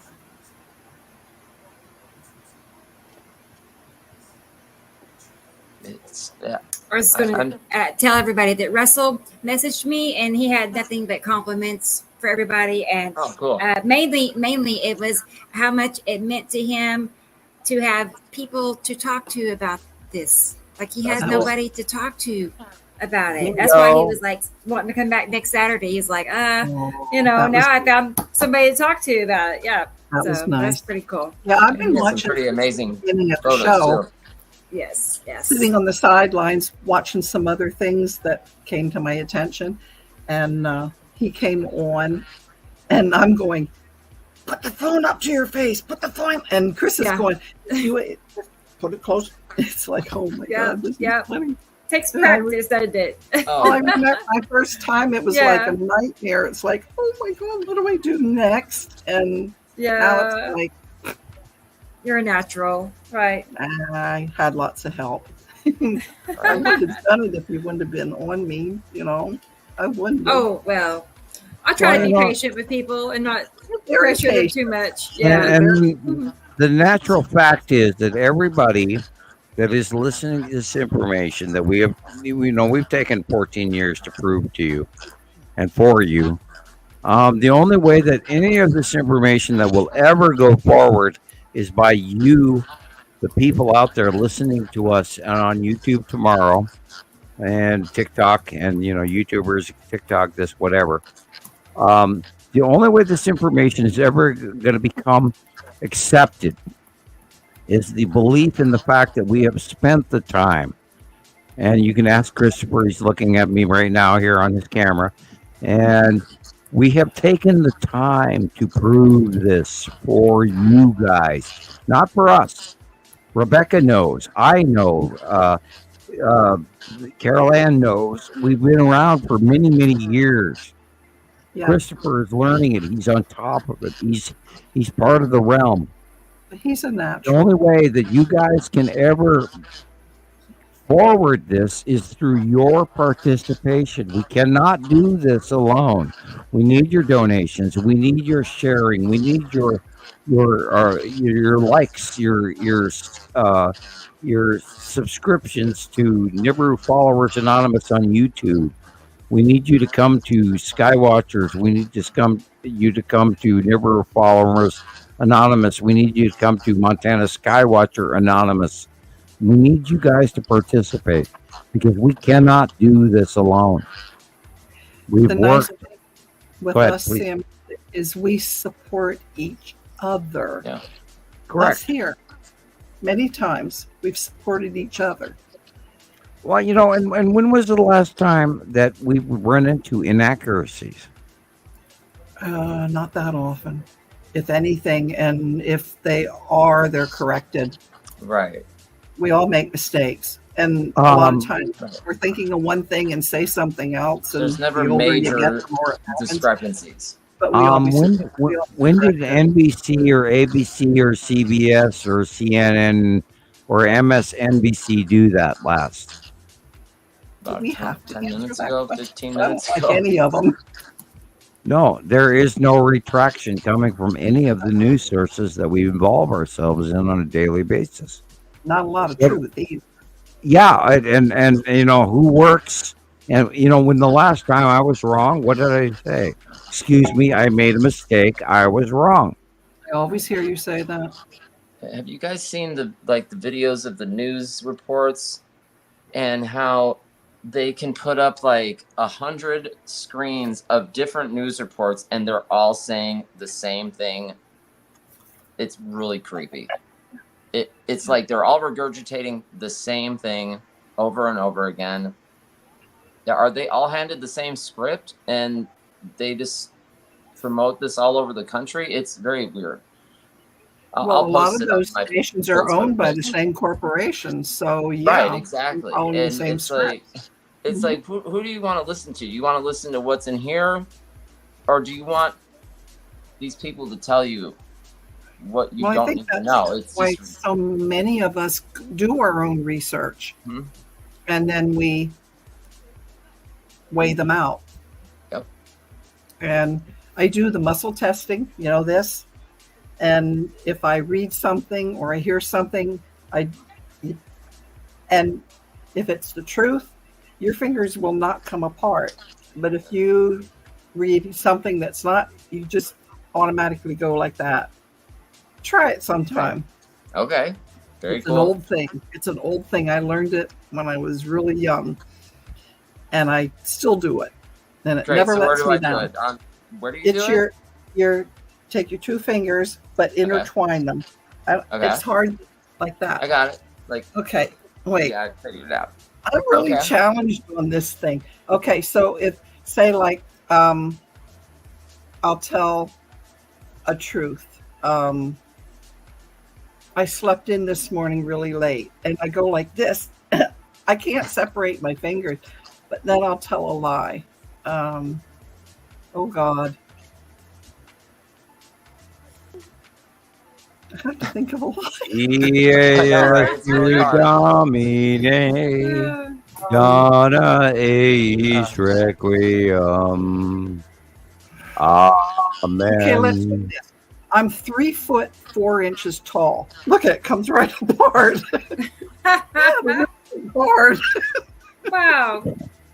I'll have to play around with it. See what happens. There is a power to truth. Truth is simple and it fits. Lies are complicated and confusing. Absolutely. If you find that the information that you are being shared with fits and is culminative or a culmination. Culmination. Yeah. of the information that fits and is understandable, then it's true. If it is something that is complicated and you don't understand it, then it is a lie. Plain and simple, Sherlock Holmes. You know, have you noticed when I talk, there's this weird background sound? I have. Yeah, Okay. It's not annoying or anything. It's just something there. It's a background. But it's not We lost here now. Christoper. We lost Christoper. It could have been something with his end. We'll find out when he comes back. No worries. No worries. I'm just glad I'm here because I'm not being passed out, you know. You're fine. It was rough there for a while. Well, my girls have actually turned. Right. The girls are playing PS5 right now, so we're doing well. Yeah, since I came in, it's pretty good.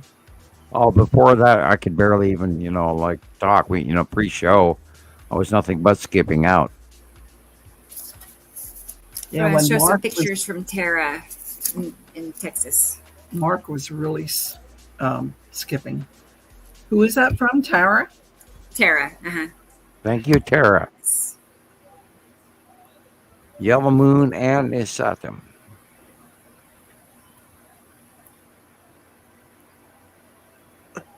Red asteroid. Yeah. Middle left.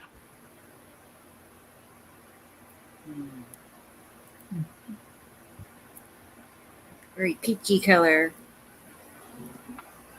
Atu's moon right and Uri left. Yep.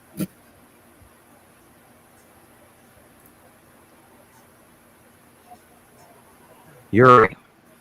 Base cloud of Uri. The red object is the spiral asteroid. I see that. Yep. Red object at the bottom is spiral asteroid. This is Nepacity above the sun. There's Tara. Mingo.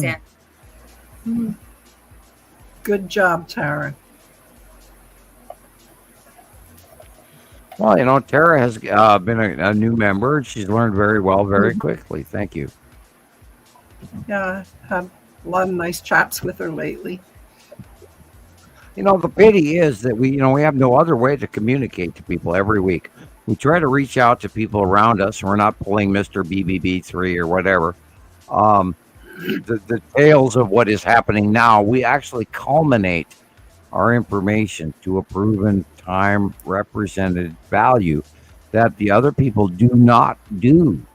And that's why number one, Nibber Followers Anonymous, number one, Montana Skywatcher. That's why we know what we know, because we have been doing this longer than anyone else. And you need to listen to this or go elsewhere. Bottom of necessity. Illumination of the base core. Amazing. That was the last one from today. Repetitively, example. Cool. I even sent Rebecca early, but prior to the show, a bunch of the stuff, that matches exactly that. We see it over and over and over again. You cannot argue. If you do, you have not gone back and studied the information that we have shared for the last 14 years. It all matches. I don't know how any other way to tell you people this.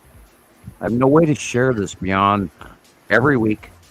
We were doing twice a week. Now we're doing once a week because we are trying to share information with you. You have to share it with other people. We cannot do it alone. It takes you. It takes a village to grow a crop of wheat. Plant the seeds. Plant the seeds. Grow Lots the of them. wheat. Lots of them. Yeah. Period. We have to. You know, it's our job. I mean, all of the people that are awake to this have to share. Yeah, that's how I feel. Audrey, Tara, and NK, everybody, you have to share it. You have to share it. We're a few people trying to, share our show with you every week. You have to share it with the people around you, whether they like it or not. Have it on our pages now. The reality is here. Nibiru is here. 3,654 years. Every cycle come by, this happens. We're doing it now.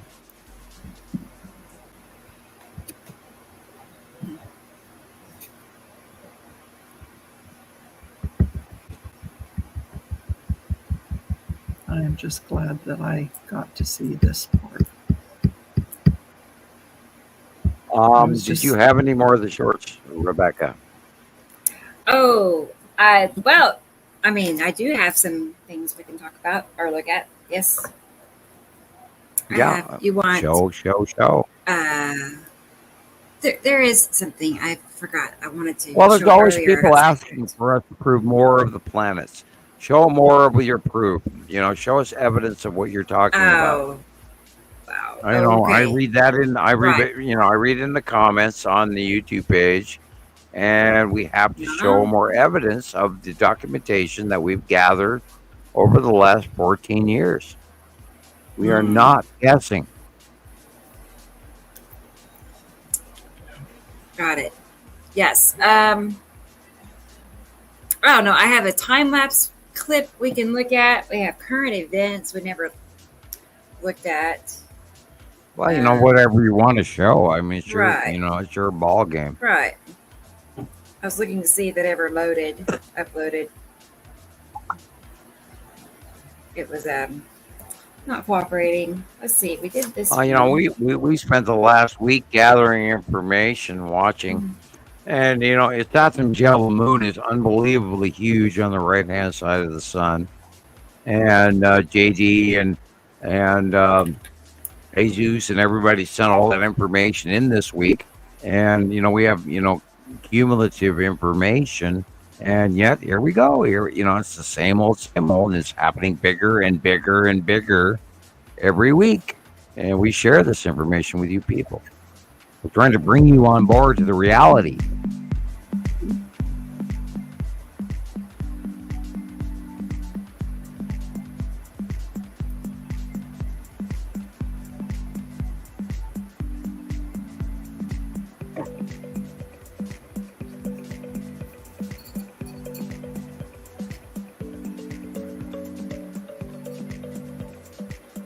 There's Chris. Hey. He's back. Sorry, guys. Welcome back. Look at Moon. We've Isn't that never cool? seen skies like this in our lifetime. That is Atu's moon, close past discharge on Earth. Atu's moon again, rolling over the top of us. The dark blue area is Atu behind the house. Atu's moon to the left, rolling in and spinning around in front of us. Atu's moon. Look at that. Atu's moon. Atu's moon. Wow. Atu's moon rotating right in front of us. Those clouds are not in Earth atmosphere. Those are around. That's Nepesity and Atu. Wow. That's awesome. That is in Saturn and Nibiru. On the left, the right hand side of the sun. Base cloud, passing planet. Wow. Look at that, Chris. And the wake air. They are massive. They're sky fillers. They are not what the Nepesity. They are not what we ever expected to see. Nepesity. Over the top of us, causing the storms. That is the side of Saturn and Nibiru on the right-hand side. Look at that one, Chris. Atu's moon over the top of us.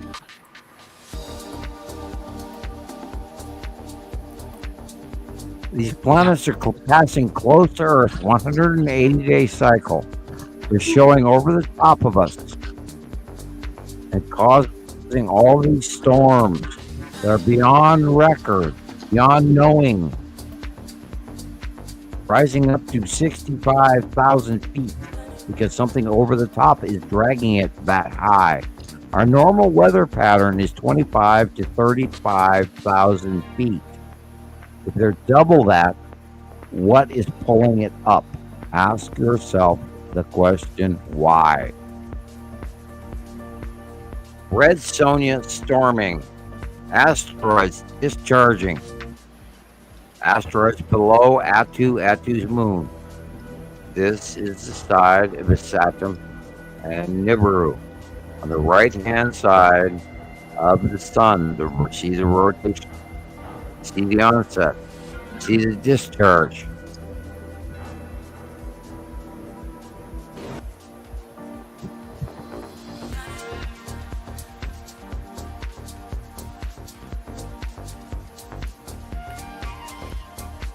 Snail foot. Oh, look at that. Discharge between passing planets to repel. Not our normal Earth weather pattern. Not hardly.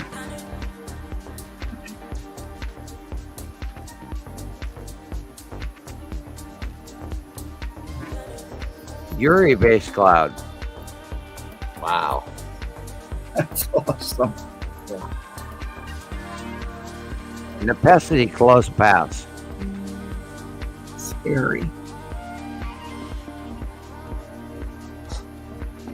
Oh, I believe that was Chris driving by there.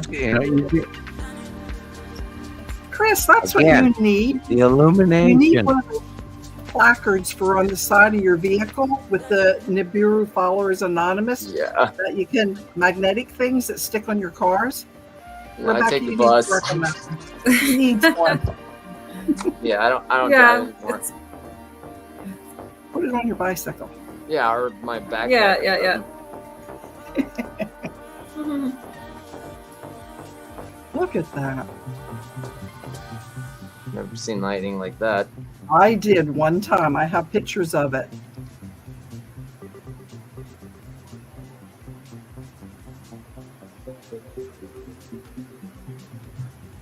Welcome to the 180-day cycle.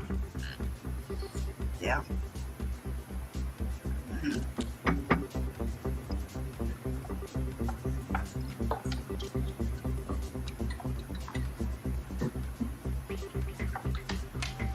I dare you to debate, this issue. Rotational.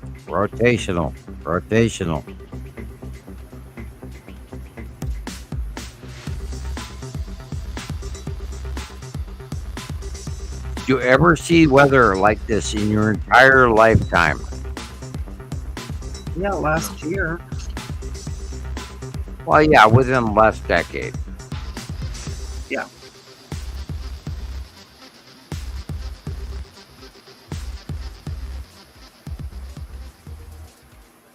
That was it.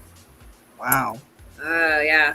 I could go on for a lot longer. I'd be happy. Just keep going. Yeah. Yes. I love it. Yes. Very close passing planets. And they are here. We've documented. And I don't know how you don't see them. Well, they probably I have it just doesn't mean anything to some people. Let's see. Let me find it. But I would hope they would get on board with it, I really would. That, but I don't think everybody will ever be on board. I don't think everybody will. I do not expect everyone. I don't expect everyone to be on board with it. But the people that are here are supposed to know this stuff. Learn it. Get pattern watch. Pattern recognition. Right. Yeah. This is where it's important. Okay. Yeah. Bear with me a second. I was going to say, you have something else for us, Rebecca? Oh, I do. I have a video from Christoper. Wow. So, yeah, I know. He's been putting out like so many videos. I can't keep up with all of them. But this one I had to redo because TikTok took it off too. Oh, you're kidding. Yeah, they didn't like bummer. What guideline did you break? I don't know. They'll can you for this, but yet they sent one through. Right. Clouds. On animal husbandry. Like, I wanted that one. I was raised on a farm. I don't need to see that. And they let that one go, but they'll can yours. Salamander asteroid group. That is asteroids underneath Uri. I saw it from the balcony, and I literally ran down the street and chased it. Yeah, he's got the bug. Yes. He's a Nibiruholic. Yes, I've diagnosed him. Yes. I thought I made that. That was an easy diagnosis. Yeah, right. I'm sorry, Christoper, there's no cure. No, there's nothing we can do. We're stuck with it. We'll just hold your hand.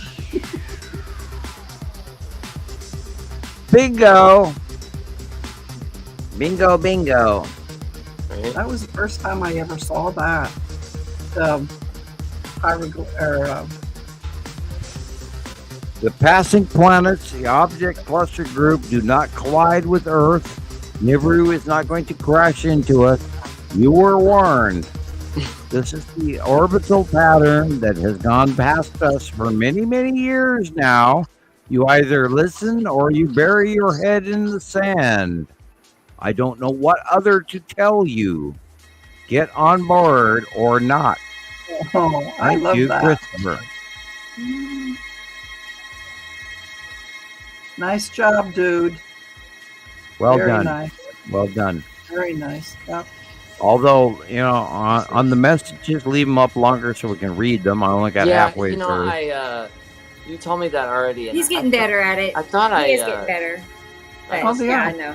Gone through that one fast. Leave them up long enough for you to read through them.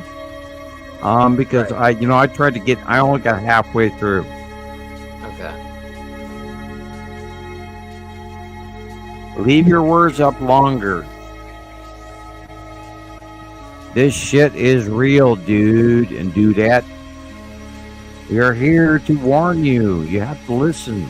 If you're not listening, bury your head in the sand. We don't care. We're trying to share with you. If you're not ready, sorry. We are here for a reason. But our doors are always open. When you are ready. Yeah, my head hurts. We work for this, for you. Don't make us work too hard.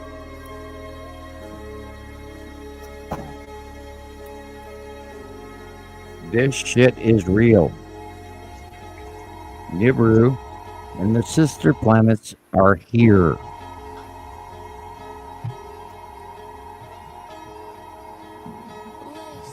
Deal or don't deal. Curve. Yeah, the dark blue. Look at the dark areas first. Look at that. That's so cool. They're right in front of you now. That's so obvious. Right? It's the Tell the me best what time for me you to see. see it is at sunrise or sunset. Oh, Alexandria said your skies are awesome out there. They're so different than here. Yeah. She took a lot of pictures too, but they're like yours, so I'll give you the limelight for them.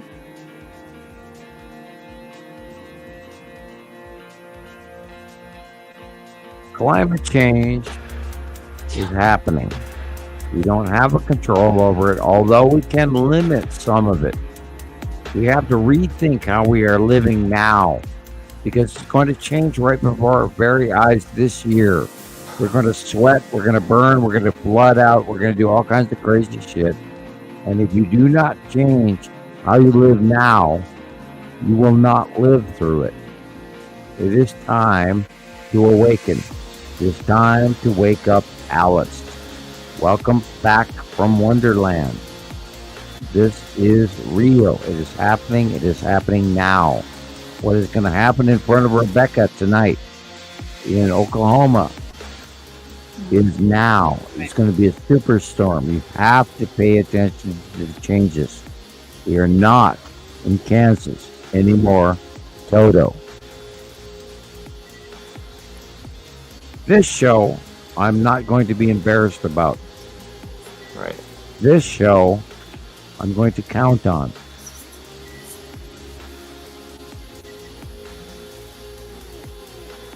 And wake up, Alice. We're not trying to instill fear here. This is Right. fact. Proven, beyond a doubt, it's here. What's going to go by Tara in the has a middle of the question. country? Go ahead. Yeah, Tara please. has a question about the 180-day cycle. Wanted to ask, is the 180-day cycle their system's year? I'm not sure what that means exactly. Is that what It has to do with our you know what that means? orbitational. It has to do with our placement in the summer orbit model, and they are closest to us during this process, and they're going over the top of us now. So we're going to see a ramification. And effect is actually in some ways going to be lesser than it used to be, and more than it used to be in other ways. So this is going to, we've never seen the passing of a Saturn shell moon this close, which is what you're looking at right now. Anything on the right-hand side is going to affect us in ways we've never seen before. We are in for a new storm, a new, more violent storm. We are in a 180-day cycle we've never seen before, and this is the year of the dragon. The dragon is going to close past Montana.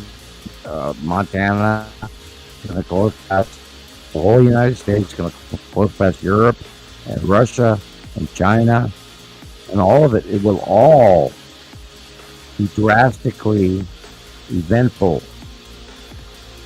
It's raising above us. We're in the middle of all the planets.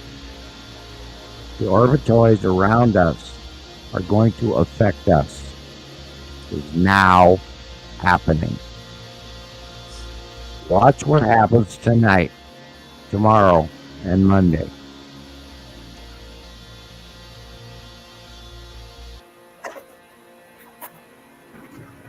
That was good. Thank you for watching. Well done, Christoper. Yay. Well done. Side illumination of the Milky Way. I'll agree. I second that. Yes. Since you can't It's click on all a heart, changing. you can like hold a heart up. Good one. Right.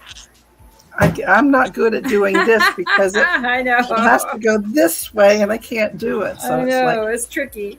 that's weird. I have this thing where I'm trying to, convey the message to everybody around me because I have the far-seeing or the remote viewing skills, and I try to warn you people about what's coming. And I draw it, and I show out in monthly site drawings, etc. And I talk to people. I'm trying to lead you along slowly. But if you really knew the level of stress that I go through every week trying to see the things that I see happening around the planet, including the United States and the people losing their homes from Temple, Oklahoma, to you name it, and all the storms. We didn't even talk about all the storms that went through last week. It's huge. That's true. It's huge. I do have some video of tornadoes, though, so I'm getting that right now. Yeah, what went through is beyond normal. It's way past normal. People, pay attention. Wake up. That's not normal to have dozens of tornadoes daily. This is not on your news. It's not normal. They're not, they're not showing you what is happening. Never in all my years Never in all my years. In the middle of the afternoon. It's only 3:47 See p.m. that? local That's time. necessity over the And look, top right there. It's pitch black. Like the lights everywhere have turned on. See the green? Mm-hmm. That is necessity over the top. Yeah. That is Atu's moon. See the discharge? See the shape? See the refraction? See the color? Hello? Earth, we are in deep shit now, Ubu. Time to frickin' wake up.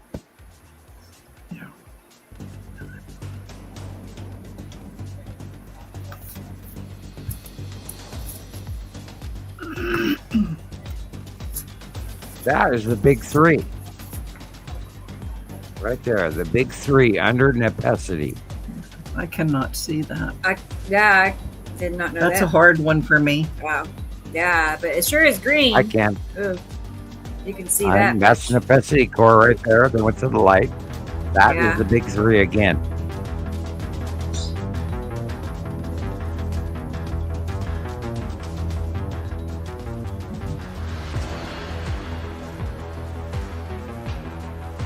Close passing to a theater near you. I hope I never see that. Never. That's out of control. Yeah.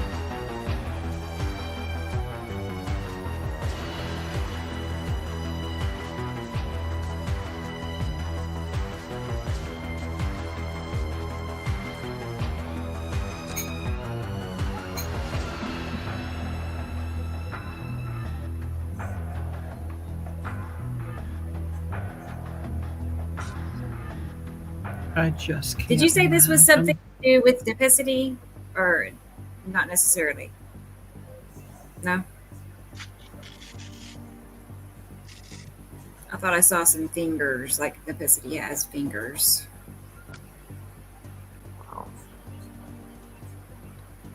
Oh, Lord. That is scary. That's massive. And that guy's sitting in his car. Jeez. Let's see if he has a Nibiru Followers Anonymous placard on the side of his car. We need No, bumper I don't stickers. think- I don't Yeah, think he we has need one, bumper no? stickers. Yes. Do you think I'd be sitting there right now? My daughter always wanted to be a tornado. What do you call those people that follow? A storm chaser. A storm chaser. Yeah. That was her biggest dream when she was little. Wow. And I'd have to go Been out there, and done sit- it. Oh, Lord. That's cool. When you're hanging on the side of the bridge and your feet are flying out from underneath you and you cannot breathe because you're not allowed to even take your next breath because the barometric pressure is reduced out of your lungs, you will change your opinion on that. One time that happened to me. We had gone down to Lancaster and the sky started getting black. And I said to Lynn, I think we better pull under that bridge. We did. It was horrible. Oh my God. And that was a tornado that went through. The sound. Yeah, I got caught by GS2 class 2 tornado, and this guy on the side, I'm hitchhiking down the road, and this guy picked me up going, look at the tornado behind us. And I was like, he drove me for about a mile, and we both had to hide under a bridge. Yeah. And we ended up holding onto the side of the bridge Up underneath the curves. as it went over. Yeah, as it went over us and sucked all the air out of our lungs. And our feet were flying behind us, holding onto this bridge. and then it went past, and it was gone. And after about 8 to 10 seconds, we could breathe again. And so, yeah, I know what tornadoes are. Definitely, yes. Yep. People. God, you know what's going to happen in the next week? You know what's going to happen in the next month? You know what's going to happen this summer? Shit, people, Christ, hide, run for your fuck. Right. Did I say that or not? Aren't you, Samuel? Freaking lives. All right. Wait, well, the point with it, I'm trying to scream this. This is not weather that anyone knows about. This is beyond anything we've ever seen. What is about to happen tonight is beyond anything we have ever seen. Get ready. It's now.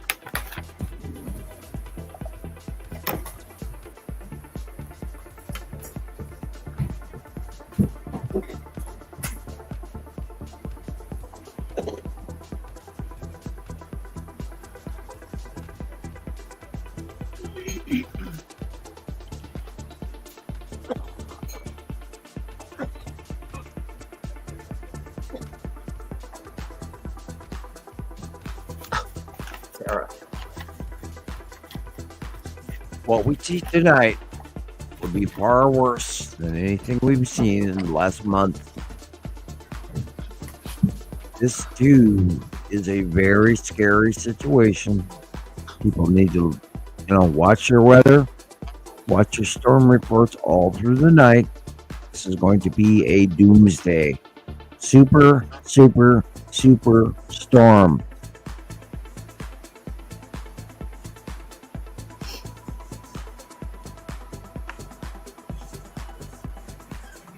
It's not just a storm, it's a super storm. Okay, that was it on that. Rebecca, Yes. it is it's 9:44 in your area. Go outside and look at the wind. Go look at the wind? Okay, I'll go check see what the wind looks like. Go look at the wind. Yep. It should be hitting you right about, well after, but, about an hour ago. And then some. I could actually go to YouTube and look up what, Ryan Hall and everybody's talking about, but it's really, going to be very, very bad. And with all the weather Sam talks about, I've never heard him talk about a superstorm.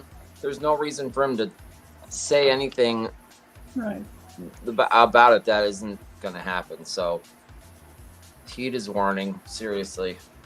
If you're in any of these areas that this is going to affect, be safe.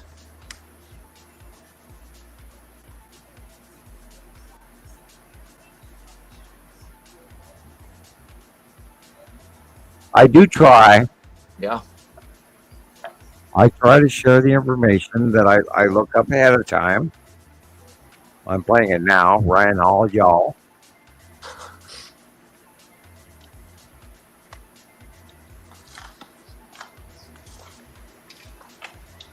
It's a very, very dangerous storm.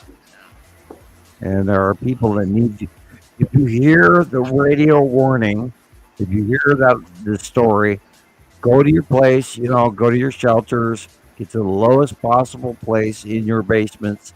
If you are included in the severe thunderstorm or hail storm, don't even pay attention to the tornado warnings. Yeah. But if you hear there's a supreme storm coming over the top of you, hide. Because right now this is an electrical storm.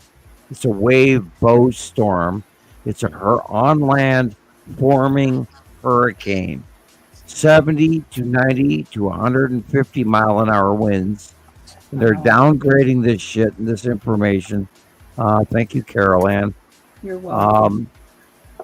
What's happening right now in front of our country is being downgraded. The information is being stalled. But what's happening is unbelievably unprecedented, hugely unprecedented. I'm listening to Ryan Hall.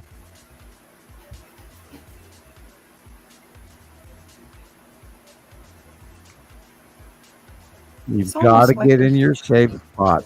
If you're from Texas, Kansas, if you hear a storm warning, you have to go into your shelter.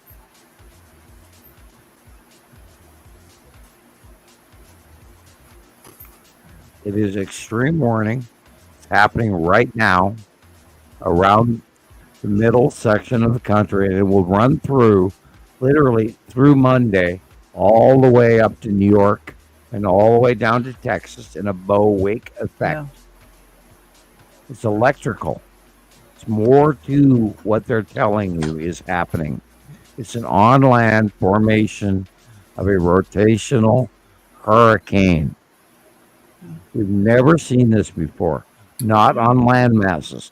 This is an on-land, northern hemisphere formation of a hurricane in the middle of our country over and over and over again. And it will be going on till Monday. And then by Wednesday, it's going to start again. This is not a one-off. Go ahead, Rebecca. I just want to tell Caroline, thank you. And it's thanks to you, Sam. It's thanks to your, your habit of dropping F-bombs mostly, right? My habit of paying for them. Right? How you freaking idiots. Oh, yeah.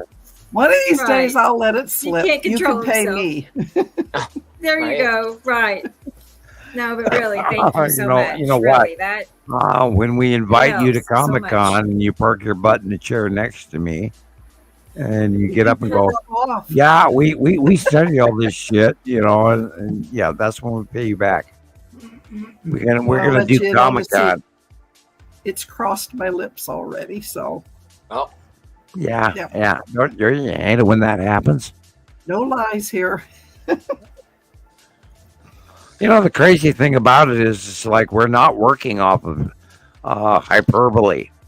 We're working off of time-proven material. Right. And unfortunately, everybody out there listening is not aware of that because we have decades of information going back that cross-references all of this information.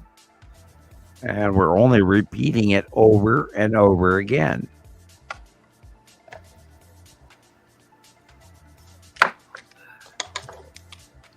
Maybe that's what we're supposed to do. I would hope. Keep talking. Yeah, or Pink Floyd, just keep talking. I direct people go to YouTube and type in Pink Floyd, just keep talking, and you will have the story that you need to hear. The answers. Actually, a song called "Just Keep Talking." Yeah, type in, go to YouTube. Okay. Pink Floyd. I like Pink Floyd. Just keep talking. Type it in. And I had to go and say that, didn't I? Yeah, well, that's how that works. Yeah. Well, didn't you know you were magic? Yeah, I know I'm magic, but nobody else does. It's well, not a many kind people. of magic. It's a kind of magic. Om. There it is. Om. Keep talking. All the way back to the dawn of history of man. I don't limit my connection, do you? Tara Our wants genetic to know how she memory. can donate. Say that again, Christopher. Tara N would like to know how she can donate. Rebecca?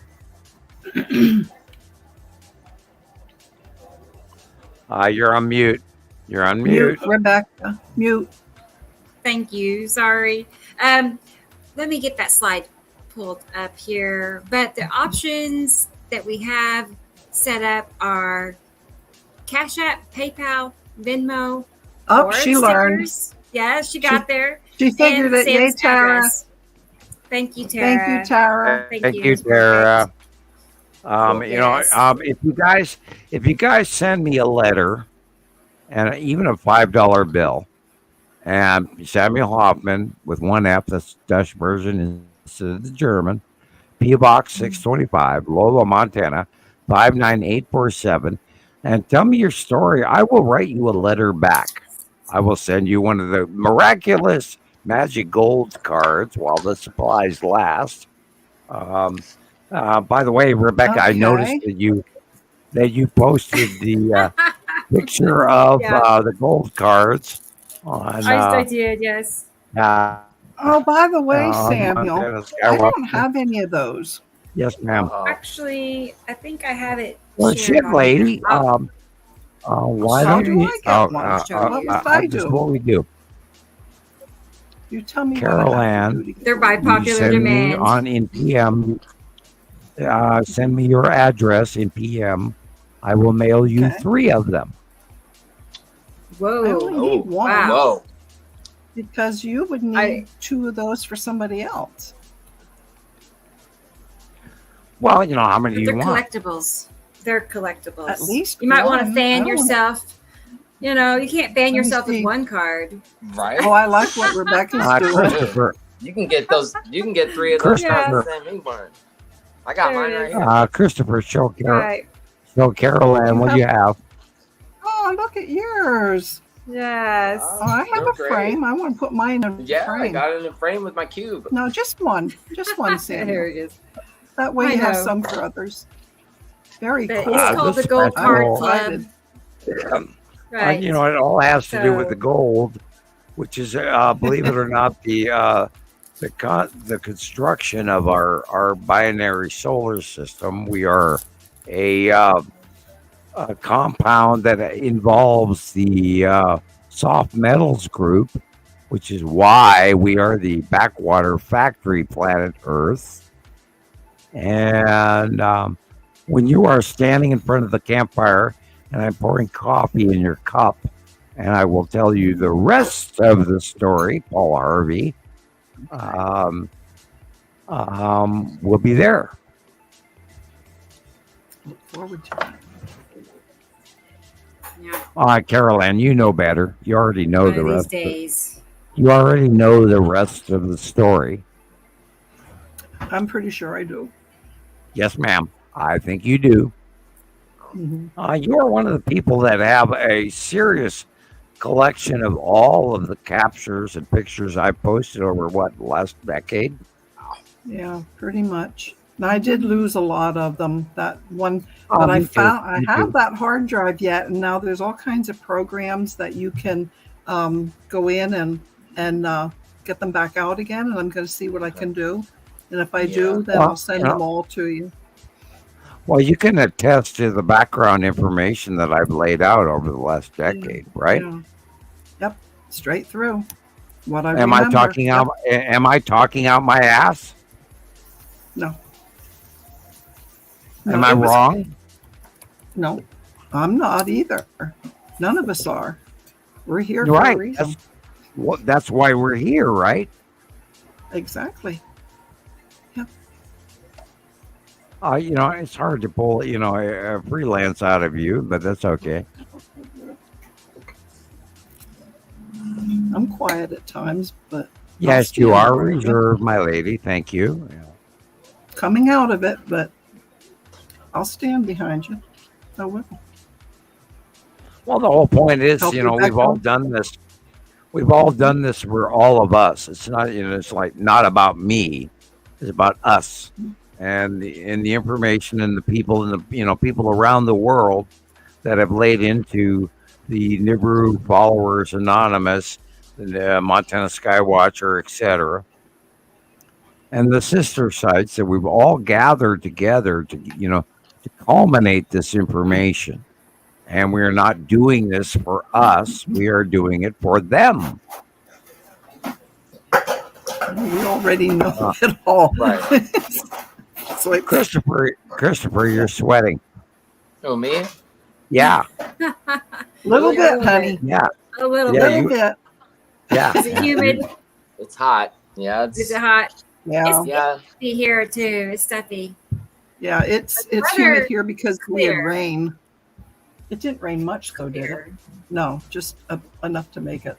It's probably mango all over my face. Yeah. Maybe I should Well, wash it's 50 degrees here in Montana right now. It's not fair. 50. Yeah, we're going to have snow. We are going to have snow again in a couple of days. Yeah. It's 77 right now, which is not bad at all. Yeah. So my bestie in California. Oh, so sorry. My bestie I'm telling you, we are not at Lake Tahoe right now. We are not in Kansas anymore, Toto. We are in a new territory where we are pilgrims in a strange land, walking in a new climatology that we've never experienced before. And if you don't wake up now, I really pity you, because the shit is about to fly out of your yard. And look what happened to, in the last 3 weeks, we've seen unprecedented storms going through the Midwest of the United States. There's such devastation. They're not even talking about it publicly, but the loss and the monetary value of what we saw destroyed in the last 3 weeks is beyond anything we've seen in the last decade. Go look up the information. It's not making the news. What's about to happen tonight, tomorrow, and Monday. I talked about this a week ago. I talked about it 2 weeks ago. I talked about it 3 weeks ago. What is about to happen is unprecedented.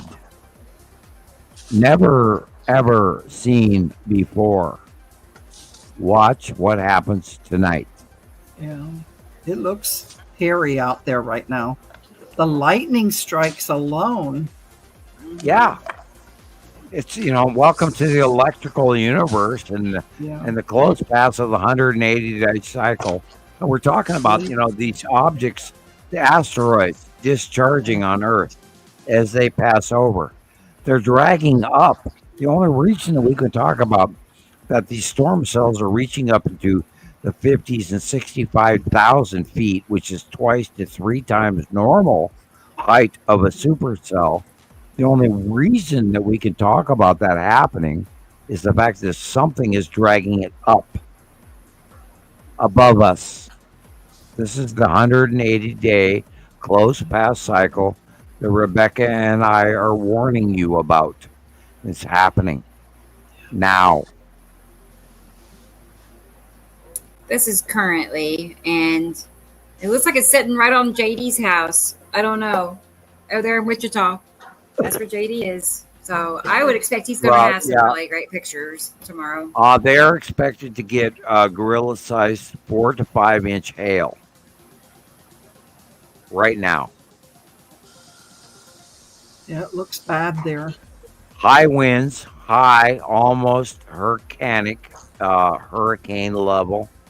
90 mile, it's 80, 70, 90 mile an hour winds, and dropping of hail that is the size of a baseball or larger on middle of Kansas, Nebraska, Oklahoma.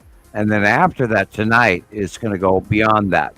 And then on Sunday, I have a very documented list of information that will happen on Sunday. And then on Monday, it'll reach all the way to the East Coast. Watch what happens. Doubt me. Check my information. Argue with me, please. Look up the information I'm warning you about now. These are informational series information that is beyond anything we've ever seen before. This is storms that we've never seen before. It's not a derecho. A derecho is a sandstorm from California, Arizona, New Mexico. But a derecho going across from Minnesota to Texas, all the way eastward, is not a derecho. It's an electrical superstorm. It's a hurricane. You have to pay attention to the reality, not what they're telling you. Let your BS meter tell you they're talking less of what reality is. This is a superstorm. They've never, ever seen what is developing tonight before. Ever. On a scale of 1 to 10, this is a 53. On a scale of 1 to 10, this is a 53. Watch what happens to the poor people downwind. God help us all. Wow. How high do you think these winds can get, Sam? They're in force to about 125 to 150 to 75 miles an hour. The derecho slash, if you call it a derecho, the bow effect storm is going to wave literally from Iowa, Minnesota, all the way down to Missouri.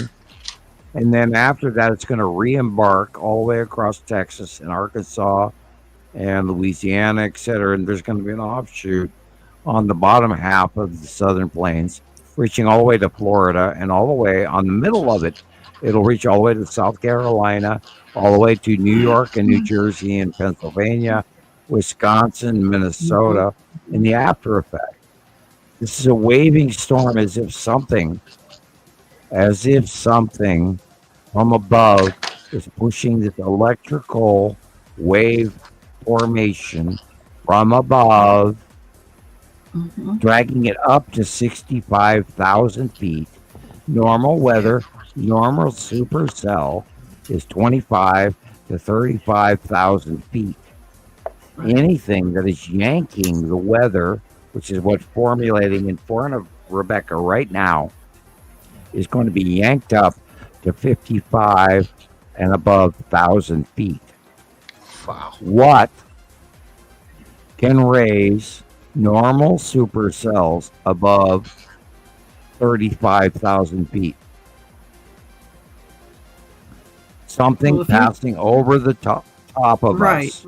And if you look at your upper jet streams right now above 500 millibar, maybe, you can see rotational patterns at different places. If you look at right now, you can see them. Right. You're exactly right. You are informed with the 500 millibar section above in the higher altitudes. Okay. And what's going on?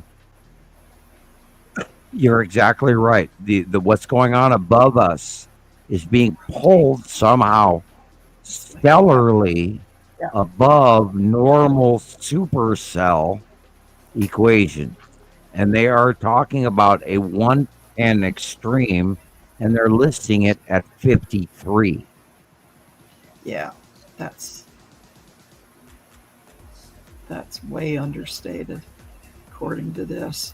4 times above equated reality of a supercell. What is about to form, which is forming right now above Rebecca, in middle western Oklahoma, as we speak, and the winds are going to pick up into high winds. It's going to form a northern hemisphere on-land hurricane rotational storm from the northern pattern, the midwestern pattern, which is over the California, Arizona, New Mexico high plain, high extreme. You got a cold pattern from the north and a cold pattern from the Midwest, which is California, Arizona, and New Mexico, meeting with the Gulf Stream moisture rotational pattern that we've been talking about for months, that is coming across from the Pacific over the Rocky Mountains of Mexico, including the volcanic ash that's going on down there, and dumping into the Gulf of Mexico, and they're rising almost due north. And all of those three systems are going to meet over the top of Rebecca tonight. And they will affect everything from Minnesota to Texas to New York to literally northern Georgia by Monday. It's going to be super storm from hell. And they won't tell you on the news the extremities of what's about to happen. I covered my car already. Waiting for it. Yeah. Well, we talk about last week on Saturday, last week's shows. We talked about the superstorm that was about to envelop in Europe. Do you remember that, Christopher? Yep. Guess what happened the moment we were done talking about it? It hit. They had a superstorm from hell and it flooded from Germany to France. Did that make your news? No, it did not. That superstorm went through and they got flooded over the entire region from Germany to southern France in one evening. And it was flooding everywhere. It's going on around the world in that equatorial region. It's happening. And people have got to realize we are no longer in Kansas anymore, Toto. We're tipped. Our weather, our climatology is drastically, direly changed right before us. And we have to prepare for what's coming. I've talked about this all summer, since December. We have to be ready. This summer, we're going to fry or flood. We're in trouble. Wrote a question here. She said, why aren't people being warned? It almost sounds to me like... What would you do? What can you... There's no place to go. What would you do if they told you the shit was about to hit the fan? We are telling What would you do? There's not much you can do. Prepare the best you can. That's it.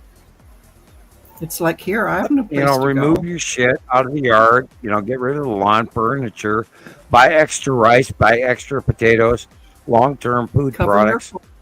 Put about 10 gallon, 20 gallons, 30 gallons of side water, so you could live for a few days or a week or two off the water you have laid on the side. Culligan water, Make sure whatever. You have enough for your animals, your pets. Think about underground facilities. Think about Rebecca.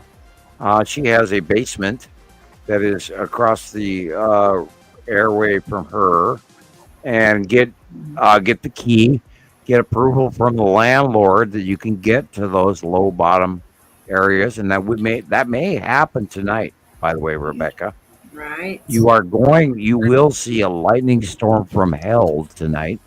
I saw a little bit of lightning off to the west. So that figures, but other than that, when I did go check, it was quiet, and there's something directly above us, and I'm trying to get a video to show you, but it's not sending over. So anyway. Carol Ann, that's a strong, comfortable male, right? Yes, very much.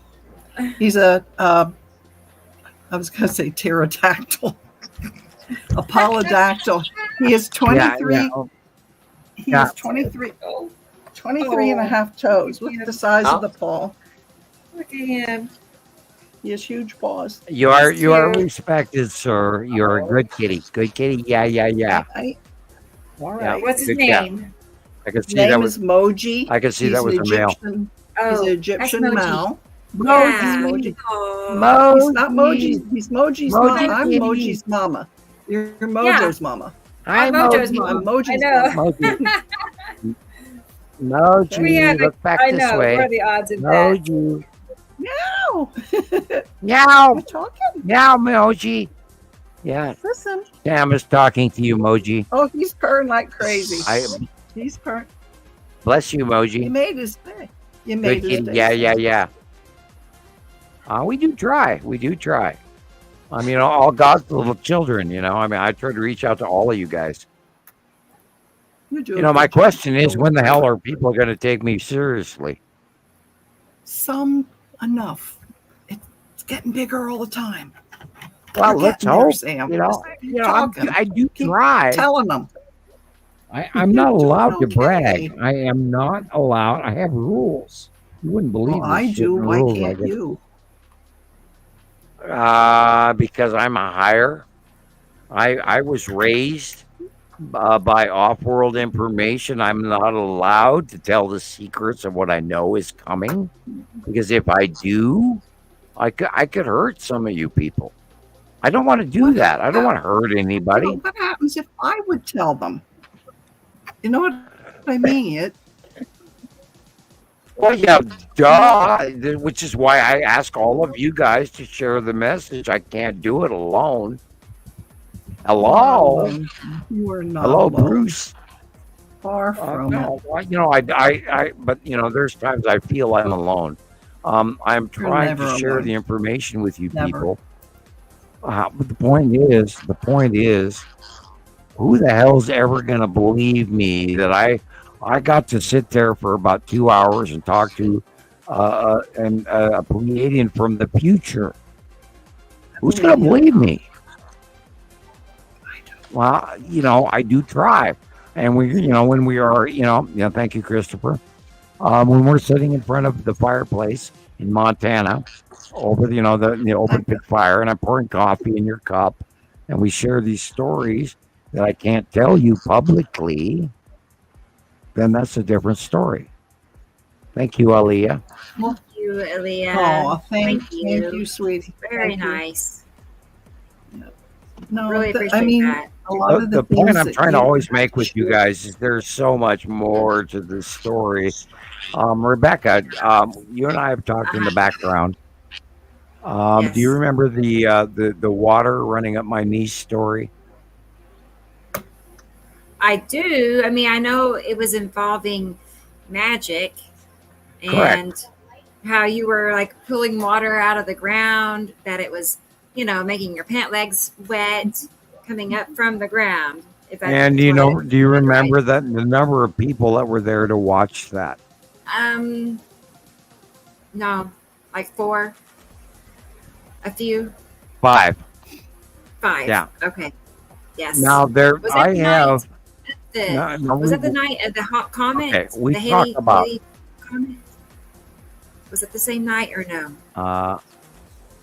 Not the comment. No, that was many years earlier. No, Haley's comment was a different story. That was where I went to and during the Haley's comment, I went to a lake that was told to me by a Hopi shaman in the early 80s. He told me I would do that, and then I did follow his direction, and we went up to that haunted lake by his suggestion, and we saw things that I can't, we'll share that in another story.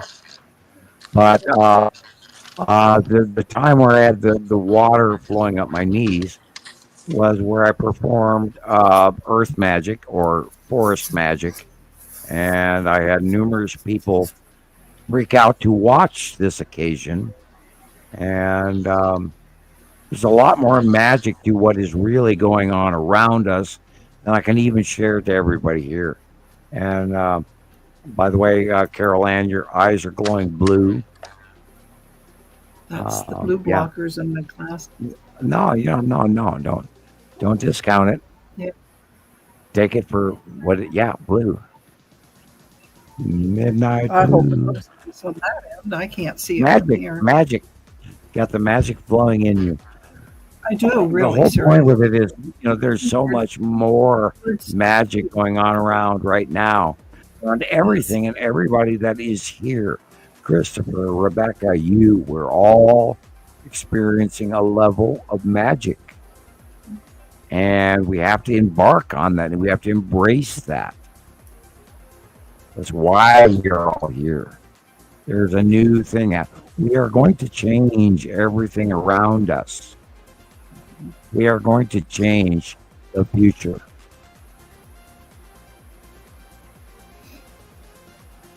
And I'm not kidding. Well, it should. It does. Well, I'm sensitive. I can do weird things. That's the reality. reality. Okay. I had the Pleiadian talk to me. He says, "Oh, you're going to do all this shit," and I argued with him. Well, my recommended response is never argue with a higher race that is telling you your future. And I argued with him, and a decade, 2 decades, 3 decades later, 1987 to where we ever, 86, 85, whatever.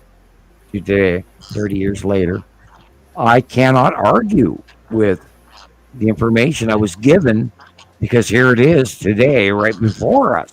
So how the hell do you argue with that?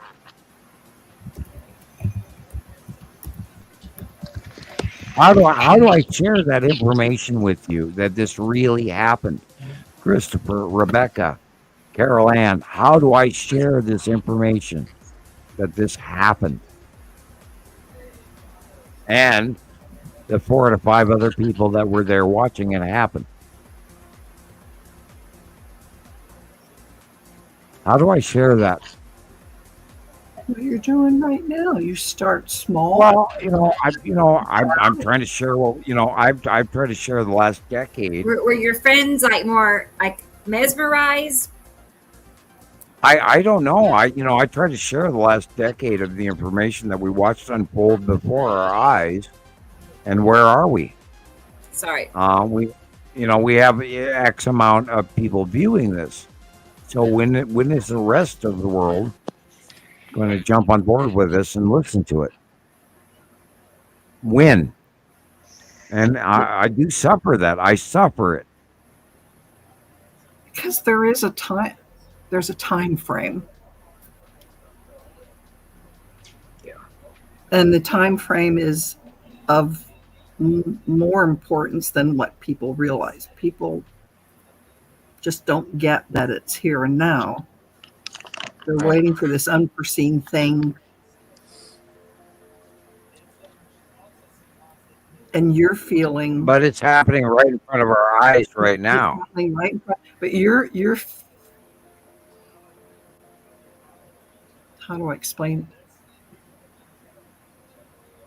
Because you have... I was recruited.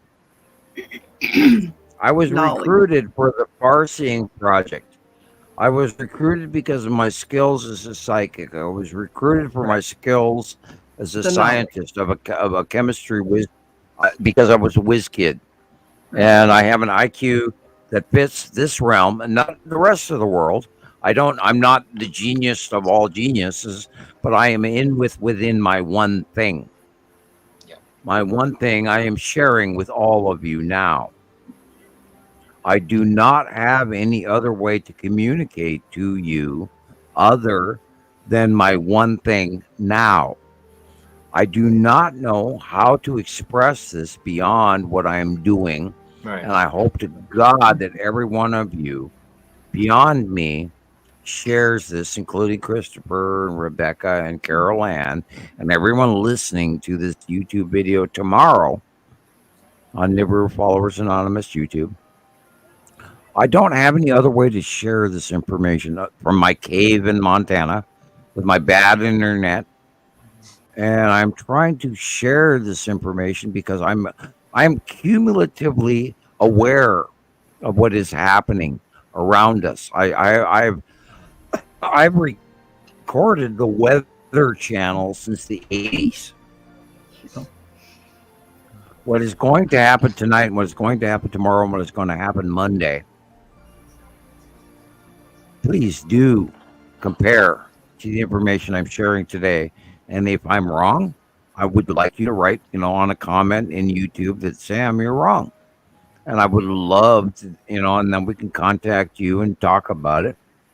And if I'm wrong, I'm wrong.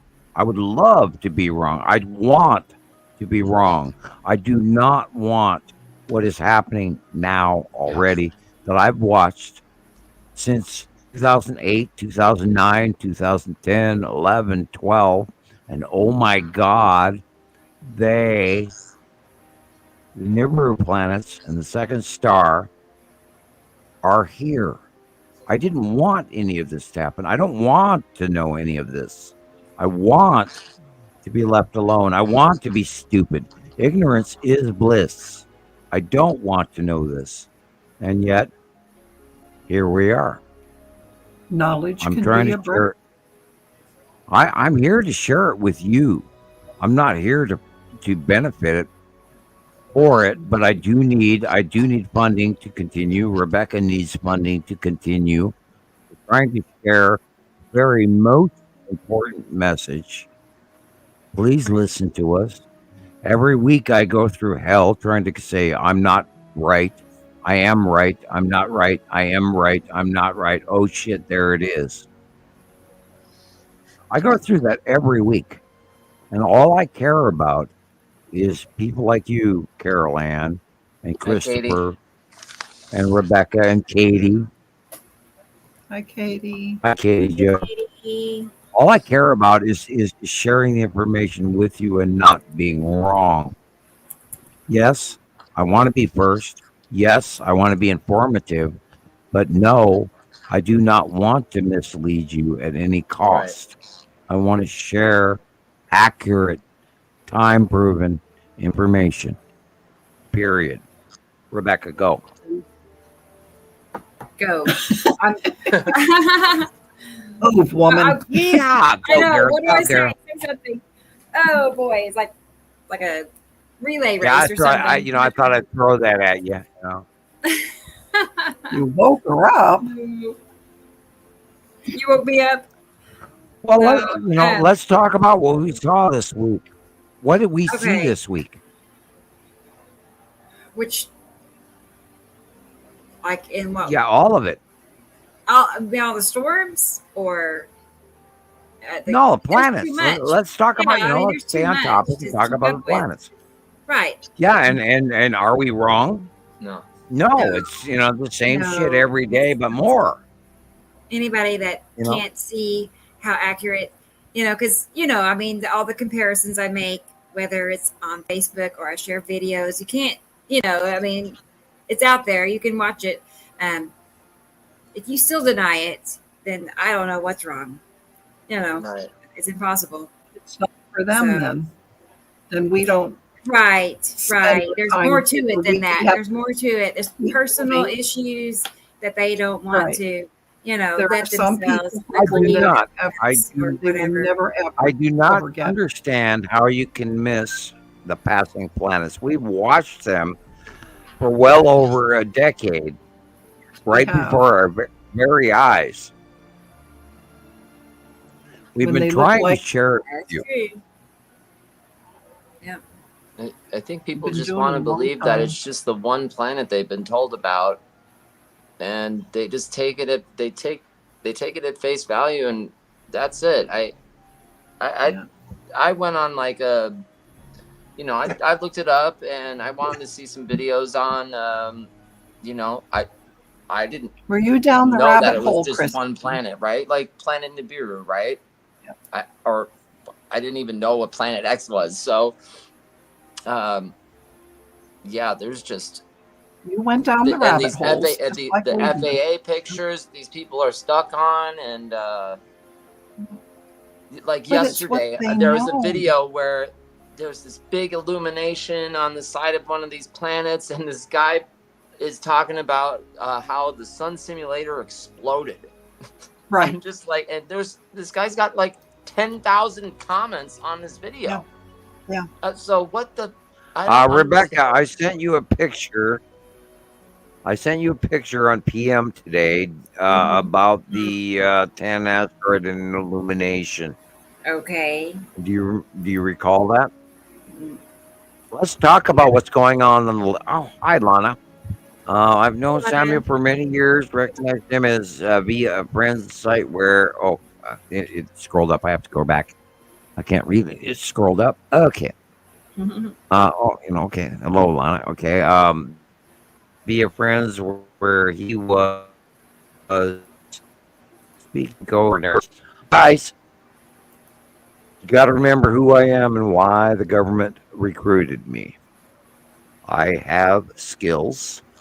Rebecca can attest to how people around me are a little scared or afraid to approach me.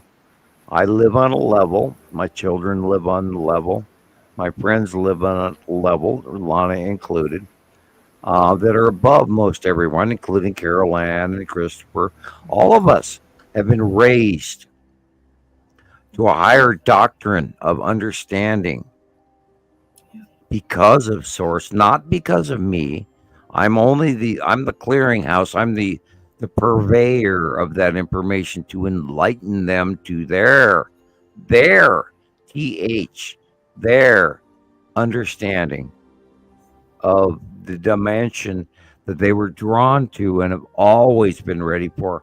I am not the culmination, but I am the opening door for. I am the early indigo. I set all of you off on your journey of information. And, every time I talk about this, I get a little embarrassed. On the next show tomorrow, I'm going to watch the video and I'll go, oh God, I said that. Oh my God. The fact is, I am here and I know this. We talked about it earlier in the early part of the show. I was chosen many lifetimes ago. And I went, oh, I don't believe. No, I'm not worthy of this, blah, blah, blah. All the way back to the Ajanti Caves. Look it up. Go back, go to YouTube, Ajanti Caves. I was chosen back then. Look at this. This is not the sun. This is not the sun. Wow. Yeah. You know what this is? Christoper. Tan asteroid?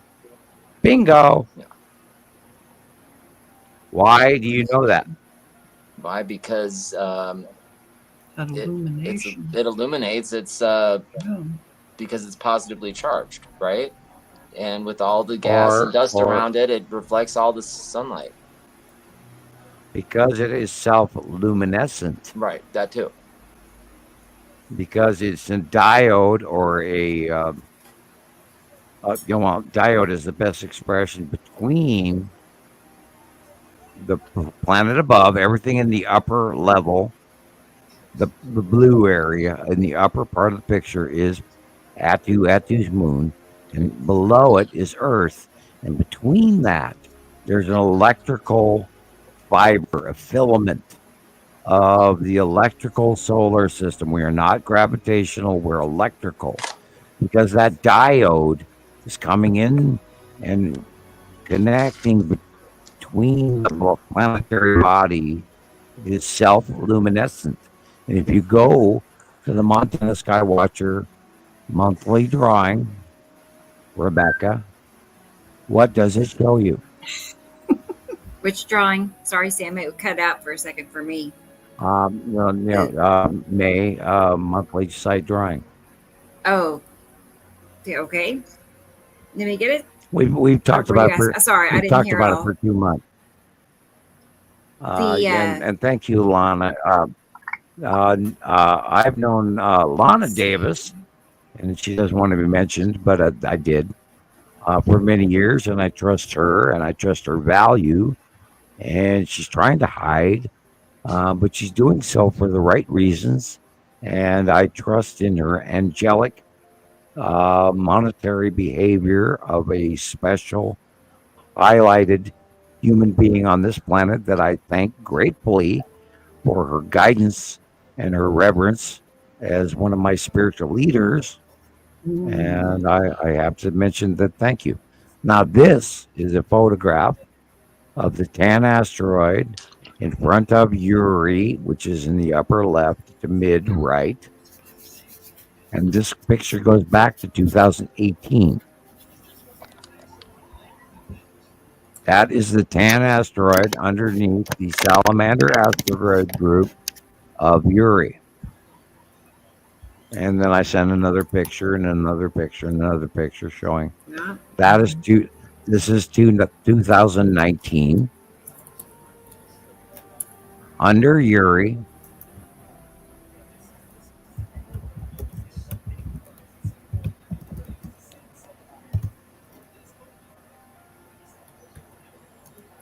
I'll say hi to Mal. You can see the illumination. You can see the facial. This is the Tan asteroid illuminating. We've watched it for years. Yeah, Meow. Hi. Oh, I got a stiff neck over time, like to the microphone. Ow. That reminds me of that picture, Rebecca. I think you posted it of the bioluminescent waves in the ocean.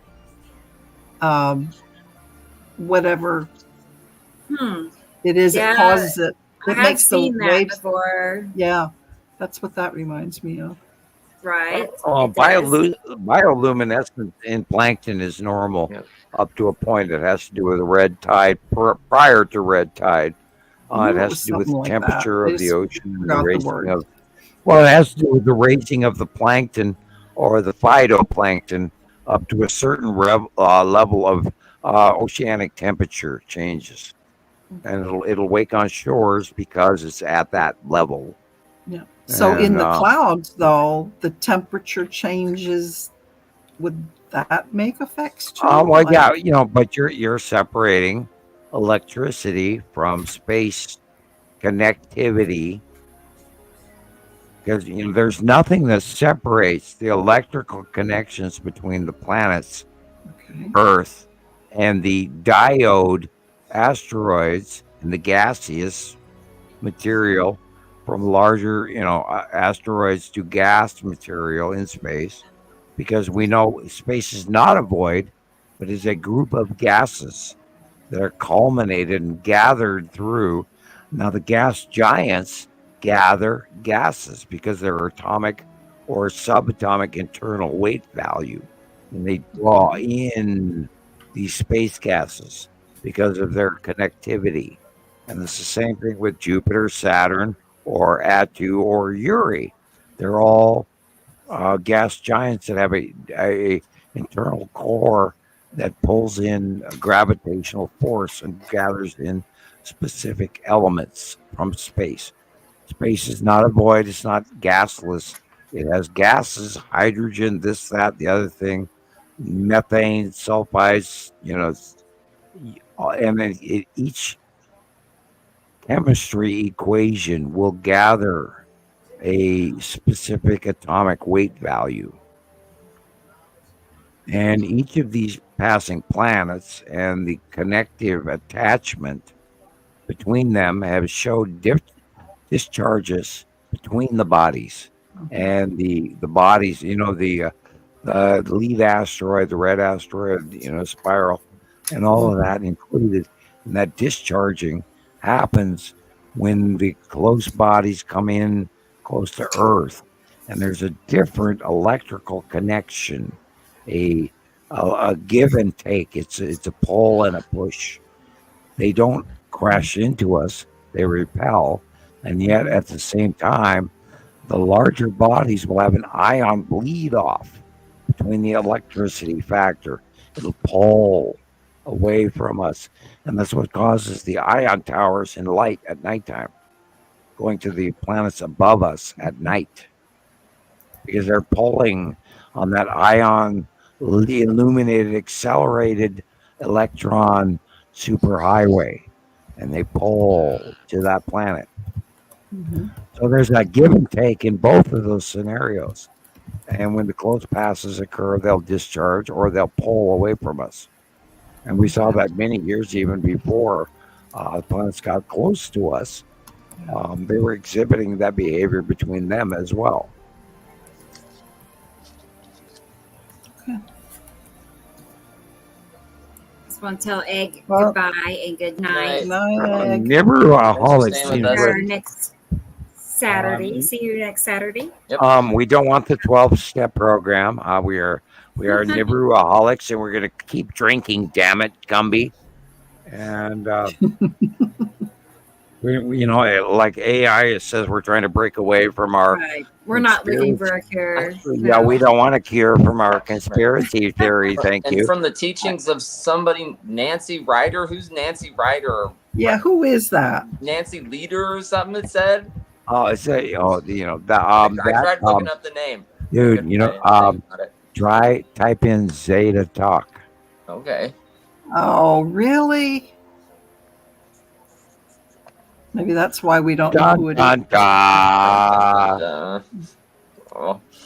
Hey, look, I don't have I don't have a government rated IQ for nothing.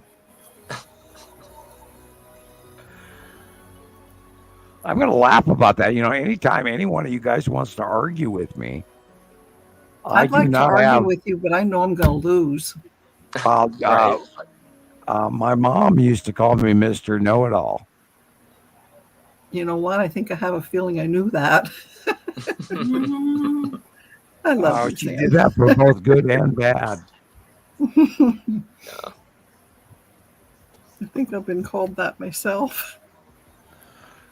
You know, I'm the guy that's, you know, studying Rome and Gothic architecture to roundhouses through Neolithic While everybody man. else is doing 2x3 multiplication tables. When you got it, you got it. Radius to the square times pi times 4 equals surface area circumference. Whatever. That's not my You know, I was 17 years old, and I finished equations Einstein couldn't finish into this deathbed. He had a notebook at his deathbed trying to finish the equation that I wrote off in 2.5 minutes. Should I say when you got it, you got it? I thought everyone knew this shit. It was so easy. I know we have to have 2 atoms in our atomic structure of our solar system in order to wear the planets where they are in our shell structure according to atomic, subatomic chemistry versus atmospheric solar system, because we cannot have a separate rule of astrophysics and subatomic chemistry. There is that one where he made his rule. mistake? Yes. Yeah. What is above is so below. What works in the tabletop works in astrophysics. It's not astrophysics. It's astrochemistry. There's not gravity. There is electrical connection to a compound, shell structure, and placement in atomic chemistry, astro and subastro. Period. One rule. Hofman, 1978.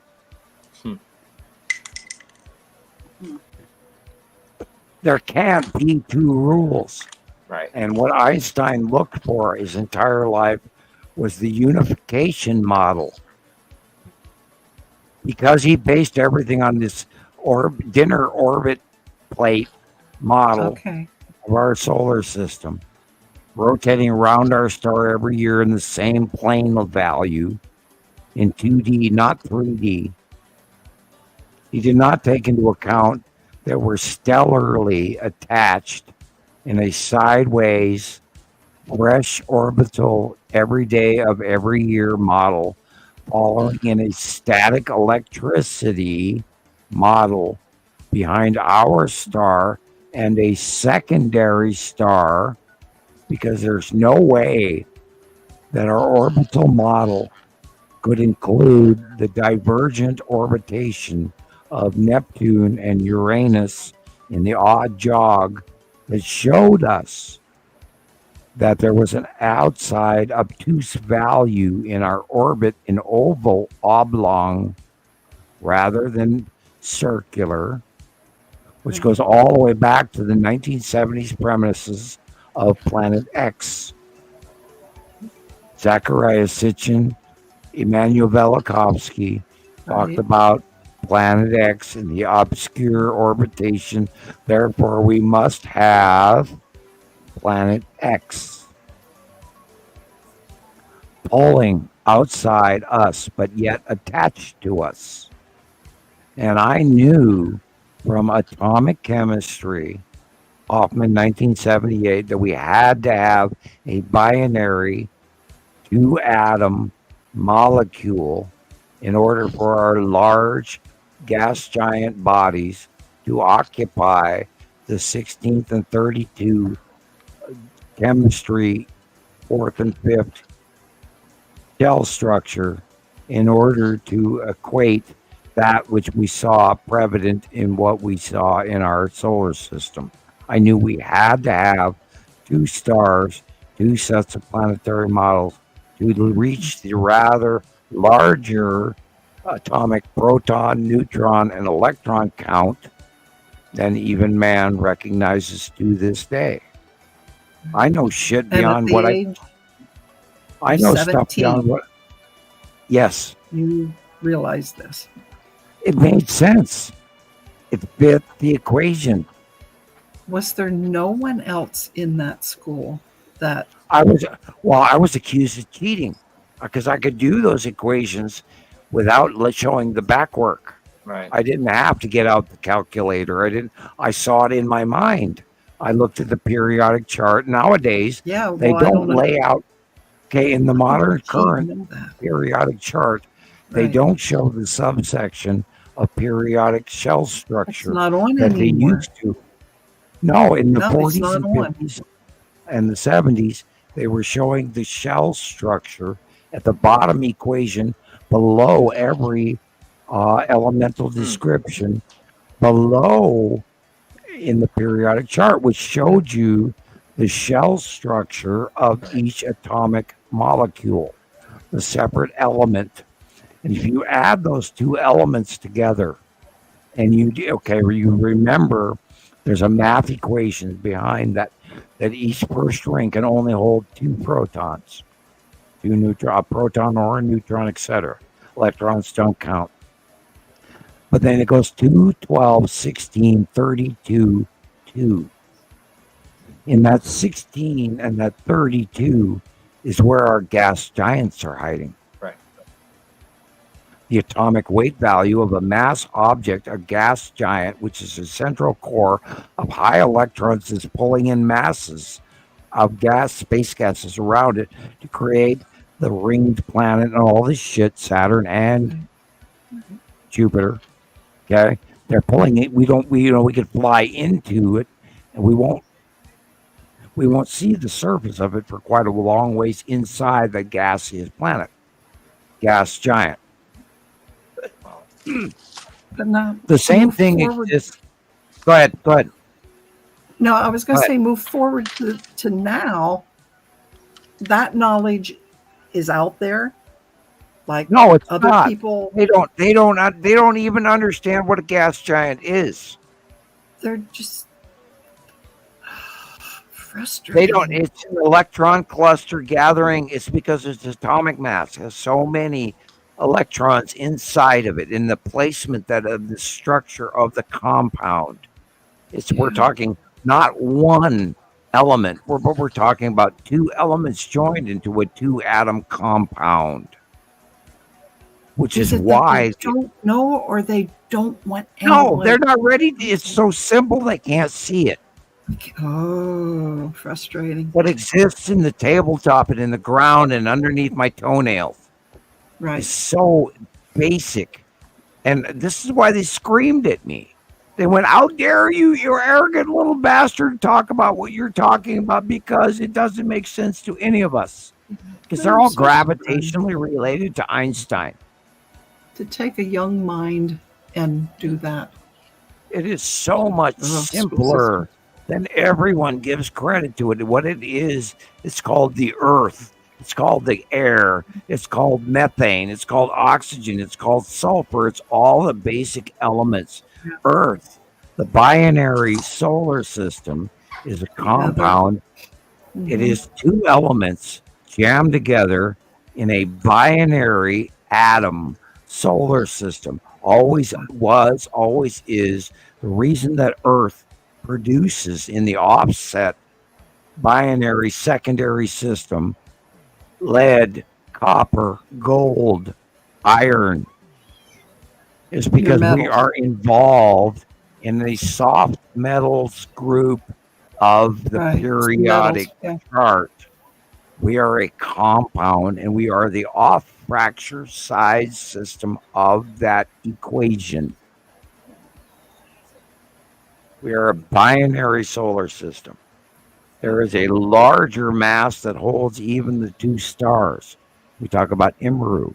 That is on all gas giants, including Imru, which is vast beyond your wildest dreams how big it is, which is why we don't see the Nibiru system back in 1940, because they were on the other side of it because it was blocked. Right. It was so big they couldn't even see it, which is why the guy in Mexico is talking to whatever. This guy's talking about Nibiru and the red dwarf and all that crap way back in the 80s, because they had pictures of it, but they didn't understand what they were looking at. Nor did Velikovsky, nor did Kitchen, and the understanding of the planetaries and the binaries. The Greeks knew about it. The Egyptians knew about it. Before that, the Germans knew about it, all the way back into rotational. The Picts. The Picts are an offshoot of an era gone by into destruction. You would believe the history of everything that's gone through Earth, that we're lost because of what they call empirical science by the English. Oh, we can't prove that, so it doesn't exist. We talk about the genetic values in human beings. We talk about Neanderthal genome, bloodline. We talk about the O positive. We talk about the O negative. We talk about the AB and AB negative and AB positive, which is rare. And all of this is transitory. What's going on is a very long process.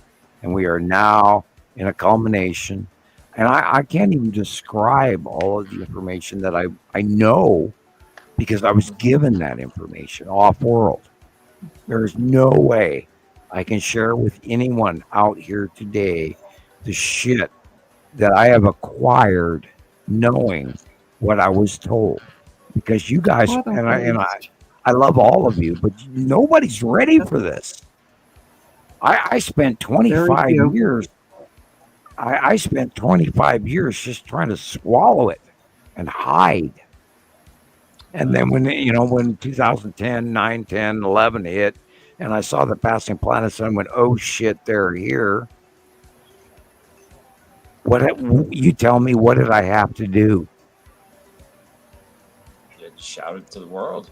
They told me to shut up until 2010. What did I have to do? Because they told me I couldn't talk about it. I have to talk about it. Right. I have to share this, and this is why we documented it. We watched it happen. No, Rebecca, you, other people, we've watched this happen in front of us. Yeah. We can't argue with the information that we're viewing. So, what are we supposed to do? Continue what we're doing. Rebecca, what show are we on? Is this 62? 63. Right? We are trying to share. Now I got to check. We're screaming this shit to everybody we know. We really are. But each program you're giving more and more information. Am I? And that allows people to build up their knowledge. Yeah. And that's all you can do is do the tidbits. Am I being more comfortable? Every time. Absolutely. You tell me. Am I telling you more all the time? What? Yes. I don't know. I think you are. I mean, I'm still learning. I'm still a student. Samuel, I think you need a drink or something. Yeah. Hey, look at the clock. Yeah. Look at the clock. No, it's just about midnight here. Yeah, thank you. Yeah, it's called cough drop time. I'm at 7 hours, 49 minutes from time. Almost 8 hours. Yeah. Ricola. Right? Yeah. Go get yourself something to drink. I have it in hand as we speak. Trying to open it. Okay. Yeah, I am hoarse. I apologize. That proves to you. I am really working. You go above and beyond. Yeah, you do. No. This is my norm. So much. It's my quest. I have to do this. I don't have a choice.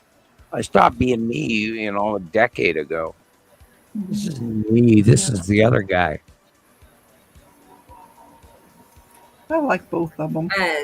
Tara had a question. Go ahead. Sam. Tara had a question about the periodic table. Yeah, she I don't know if did. you saw that or not. I'll be right back. Okay. I'm just going to stop. Sure. Just keep listening. Yeah, but she wanted to know if the elements that are missing off of the periodic table have anything to do with 0 point energy or space travel, etc. Do you know? Okay, those empty spaces in the periodic charts will be found. They are currently not within man's realm of understanding, although the only reason they are empty in the values of those periodic chart spacements is because man has not been able to prove it. Although there's much more beyond that in elemental cross-reference repositories that can occur and will occur and does occur in space. Because if you do equations in chemistry in space at minus ultimate 0 Kelvin, the rules in physics actually change, and man has yet to discover that. Oh shit, do I know stuff you guys don't know. Let's talk about the damn pyramids. Oh shit. I mean, God. Yeah. Well, you know, the thing is that I have memory. I have genetic memory. I have connection going back as far as I can see beyond me, or as far as forward as I dare look. Christopher, have you ever known me to be inaccurate when I do look forward? No. No. Am I bragging? Well, you can look forward on pretty much anything you set your sights on. So, yeah, no. This is why the government came after me at age 17. Wow. I hid for 30 years afterwards so that no one could find me. Because I didn't realize, and Lana's on the channel watching us tonight. I didn't realize my accuracy. I didn't realize my potential. I didn't realize the things that all the other factions around me were trying to influence me. And I didn't realize that I can't trust any of them until I started talking to you guys, everybody out there in the reality world around me, to find out. And I'm not trying to brag. I'm not trying to boast or embellish or anything like this. I'm talking about fact. I did not know what I saw was genuinely divergent of everyone around me in the Facebook zone. I am not average Joe Facebook. Right. I did not realize that until literally about my second year. And this is where I found my friend Lana, who's she's a minister. She's a very religious person, and Rebecca is religious. And I am very religious, until I actually sat down and talked to a 7-foot-tall Pleiadian from the future who told me that I was going to change everything in the past, his past, my future. So how do you deal with that? How do I express that to people? How do I not brag about it and yet try to include the knowledge thereof? Please explain that to me. Rebecca, Christopher, please. Carol Ann, anyone. It's not really bragging, Sam. Right. When you're doing I'm not knowledge that people don't understand, you have to get a little forceful. Well, this is why last week I dropped the F-bomb. I don't know how many times. And I get irritated. I mean, I have been sharing this information for over a decade. And people are going, what, Planet X is red and is coming in from behind the sun? Yeah, we see a lot of that in the group. The Sun Simulator, and And the firmament and flat earth and people that come right out and say you're lying and blah blah blah. Yeah. That I went through that today. You know what? For every single person that naysays, you've got 10 more that believe in you. So stop focusing on. Well, I don't see them. Only you guys do. You guys see those other people. I don't see them because I'm being limited. I had, I made a post. I put up a post today after being banned for a week, and I put up a post, and for the first 2 hours I had 0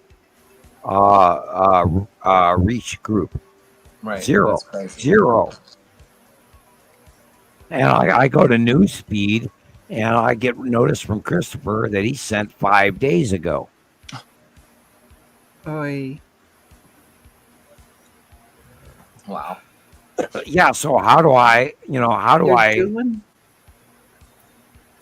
deal with that? I mean, I just went through jail for something. They don't even tell me what I did wrong. I know. I feel so bad for that they have to be so. I mean, thank God I'm still on Facebook. Yeah. I thought, a decade ago they would have booted me by now. Everybody else did. I can't do Skype. Today, they booted me for going too fast. Yeah, that's weird. Oh, I've been there. Yeah, that's very weird. Yeah. How long did they? How many hours? It didn't even say that. It just says temporarily. Temporarily, okay. Yeah, I just went through 6 days. I'm glad I got all the major work. I posted hamster nipples. I don't know. I mean, what the hell? They won't even tell you what you've done wrong. So you're fine. You have no idea what kill the hamsters. Are you allowed to appeal it or? No, they don't even tell you anymore. No. They gave me a box to appeal. They gave me a little tiny box, so I said some strong things in a tiny little sentence. So. I didn't even get that. I was told that I'm on restriction for 6 days, and I couldn't appeal it. And because I was violating community standards, and that was Sunday morning after our last show, and I couldn't even click on anything to find out why. And so if I do something you pay me, I'd like to say community standards. Right. Bingo. I didn't even get back on until noon today. I at 10 o'clock this morning, I tried to post, nothing happened. And you're violated community standards. You're not allowed to post.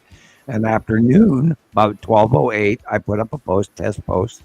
Go to Montana Skywatcher 2, me, whatever. And hey, I could post. Yeehaw. But then for about 2.5 hours, I had 0 post reach. Like, hello? Hello? Are you out there? It's not fair. It's not fair. It isn't. Well, I don't want to. They could put a notice on your page that says, Sam Hofman has been muted for a few days. Or something like, can we at least know? Wouldn't that be nice? Right? Yeah. At least tell the people, look, we muted him. Well, I had actually people get mad at me and think that I was shunning. There was a person that we care about a lot, and Rebecca knows who I'm talking about, that got mad or upset because they thought I was dissing them. Because I did not hear my phone ring and I did not answer them on Facebook for over a week. And they went, I'm sorry, I did not mean that to happen. People should put 2 and 2 together. If I have a problem, personally, if I have a problem with you, I will tell you before I ever block. I have so rarely ever blocked anyone. I'm in the 20s after 14 years. I maybe blocked 25 people in 14 years. So if I block you, it's rare. I try to talk to everybody. Marshall Masters, Ben in Suspicious Observer, you name it. I've tried to talk to Mr. BBB 333. tried to talk to all these people, and from the Money Boys to you name it, and I've done all these shows. I've a couple hundred shows, all for you guys. That's why we're doing what we're doing, and I don't block people. So anytime someone says, "Oh, that guy was a jerk, he was an asshole," he just blocked me. Well, they're lying, Right. including the Peanut Gallery and the Trolls. Knock on wood, we have not heard from them in a while. I wonder what's brewing. But here we are. Then you don't want me in your group, Sam, because I block people. I know you're allowed. I mean, say something not nice about Rebecca, they're gone. I know, right? Like, don't talk about my girl like that. We defend Rebecca. Yeah. We're just alike. We really are. I don't take that. I have a bozo on my page right now on my personal wall. And he can be warned if he watches our show, which I doubt. But I reported him, and he's dogging me and harassing me for no reason, telling people that I'm a liar and I'm full of shit and I'm only just trying to raise money. That's not what's going on. Actually, if I had a nickel, if I had 5 cents for every hour in research time that I have involved in this topic for you for free, I would be a rich man right now. Yeah, definitely. I'd be a millionaire plus, and I have 75,000 plus hours involved in the research, including from Egyptian lore to Hopi lore to crop circles to the planets to you name it. And I people around the world have sent me information in this 14 years that no one out there matches the information that Rebecca and I have shared with everyone. You're blessed. You really are. Well, we are. We're gifted. I mean, all these people, all the people out there have made all of this possible. The only thing is all we asked was that they shared the current information. Right. Over the last 14 years, we've gathered it and documented and correlated it. And we come to summation and we share the information. And Rebecca does some wonderful comparative because I don't have time for that because I'm looking at the other stuff and she's looking at the forward stuff.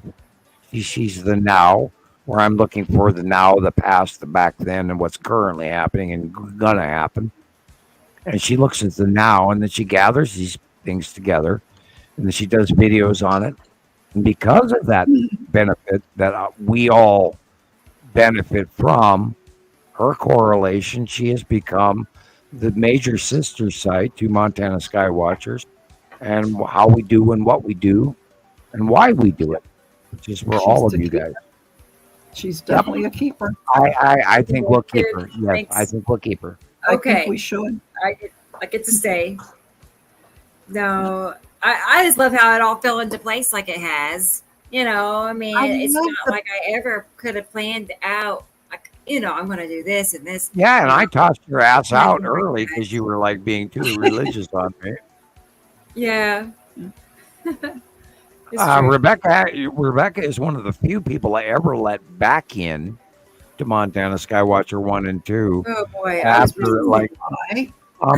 she got booted because she was like posting a lot of religious material, and actually she was doing good at it, but I just kept asking her not to, and then finally, because and Lana can attest to that. That was in the early days, and then we were right after that. We formulated Montana Skywatcher 2, and we opened up a different segment of behavior, and we allowed certain things and blah blah blah, and that's when Lucinda came in later, and we missed Lucinda.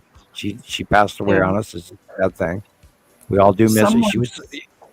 She was a really strict. She was strict, but she was good at what she did. She made sure everybody saw the links, did the homework. Don't talk bullshit because we're not doing that. We're not going there today. No. And we lost her. It's gotten open since then. But anyway, the past tense information is what's really strong. We've spent over 14 years, people. 14 years.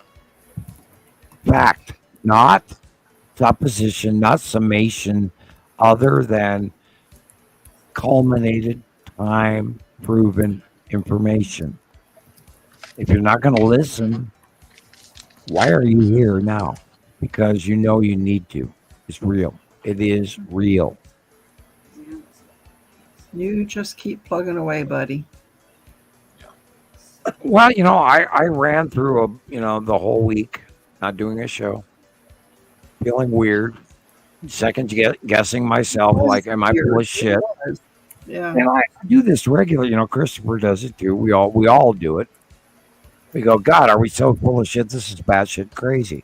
And then I got to Walmart this week, and I went to go buy, let's see what I bought: bread, and I bought pizzas for tonight's show, and I bought Coca-Cola and hot dogs, and potato chips. And I walk out in the parking lot, and I see beyond the sun, because the sun is behind me, and I'm looking to the western sky, and I see Atu and Atu's moon, and the asteroids going vertically underneath it, orbiting in the model design that I've drawn 1,000 times. And I go, okay, it's real. Right. What do you do? How do I grab the guy walking out of his car at Walmart and go, dude, do you see that fucking planet right there in the moon? Oh my God.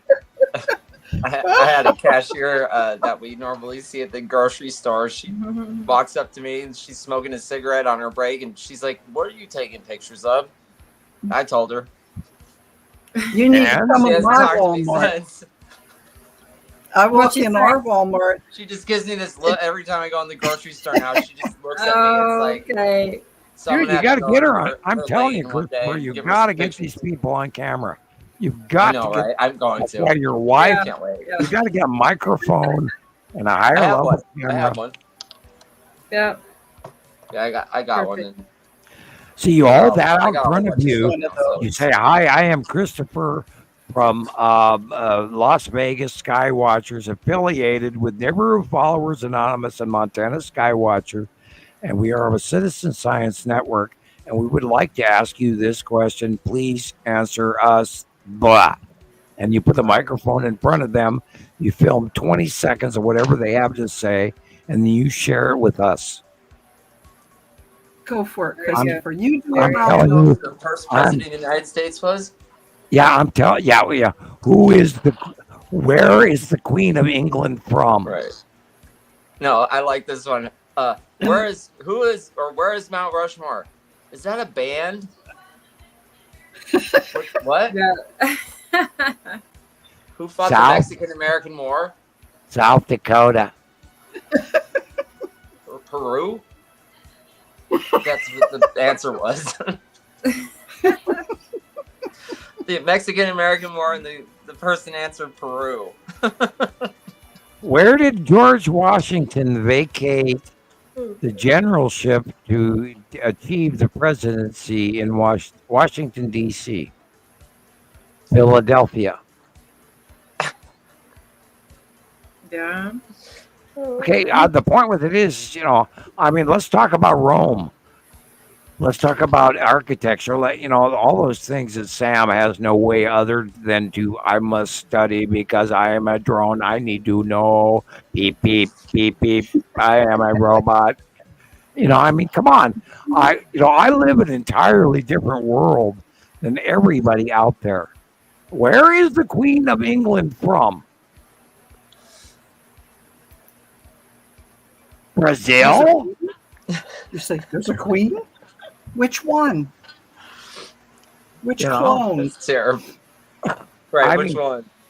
Type it into YouTube. I dare you. Yeah, no, they're great. It's great. Well, I don't think you have to dare him. Who the hell educated our populace? Yes, what happened over the last 20 years? Did I go to sleep one night and they switched Bizarro World on me?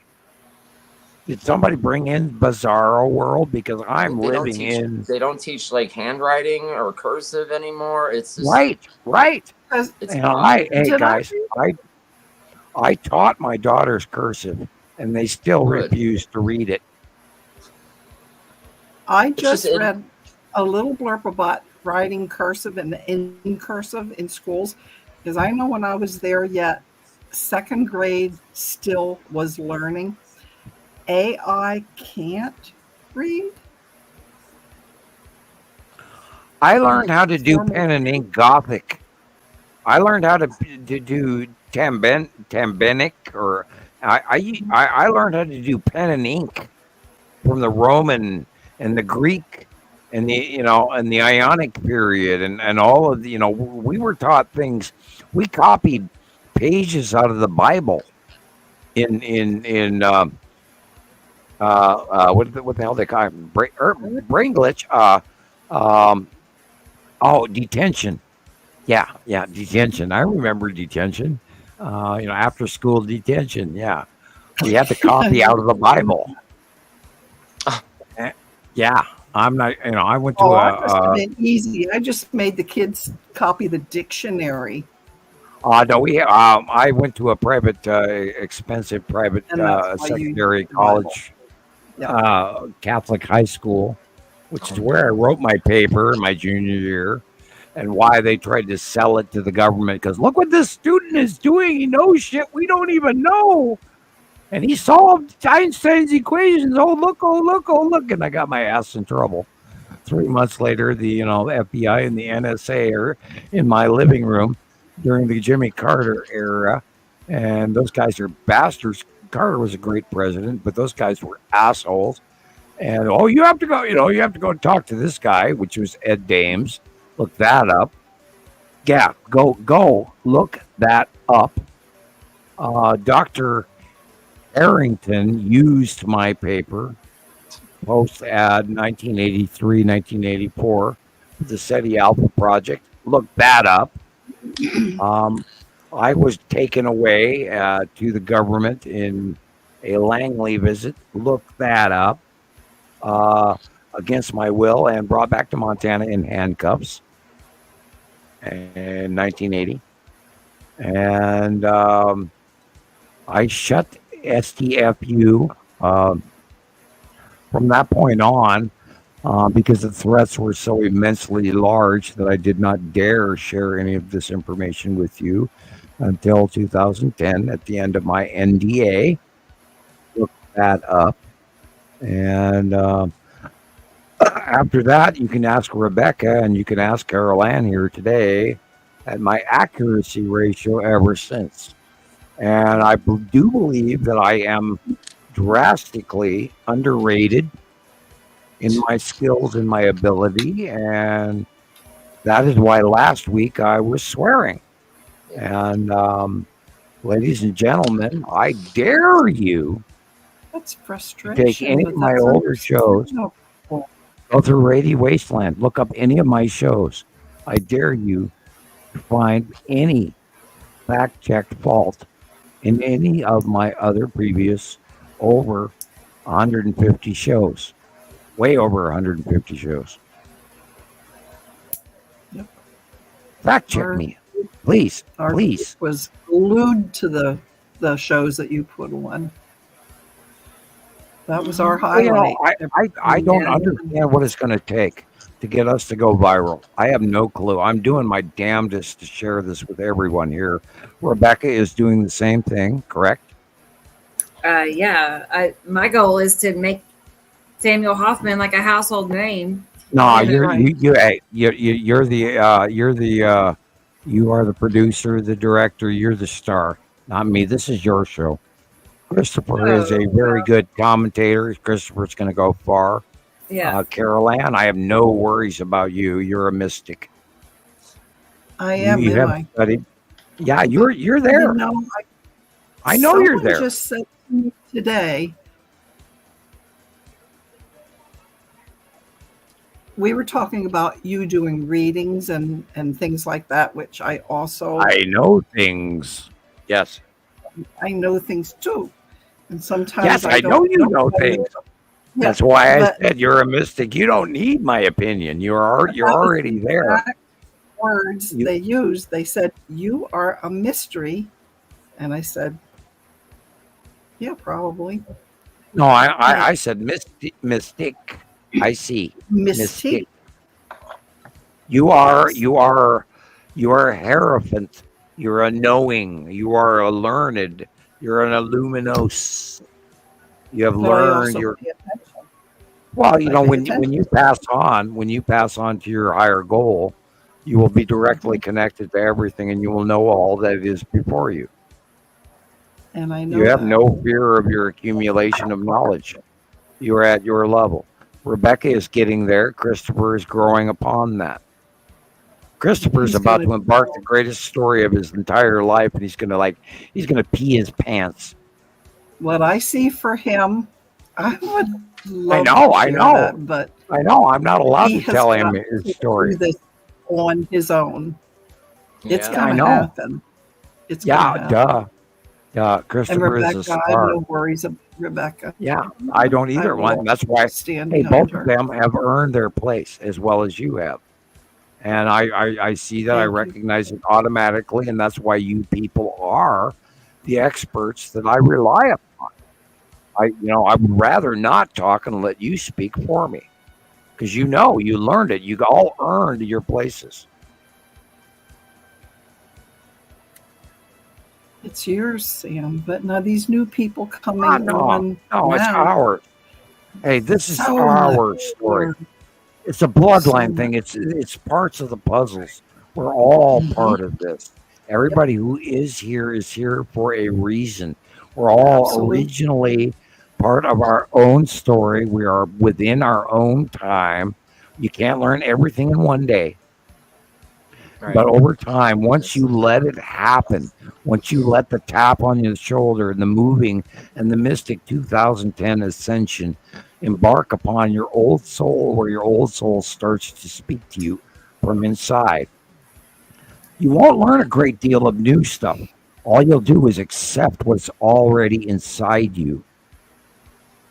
Christoper's going to grow. Rebecca is there. You're equal in your studies, Carol Ann, and you're comfortable.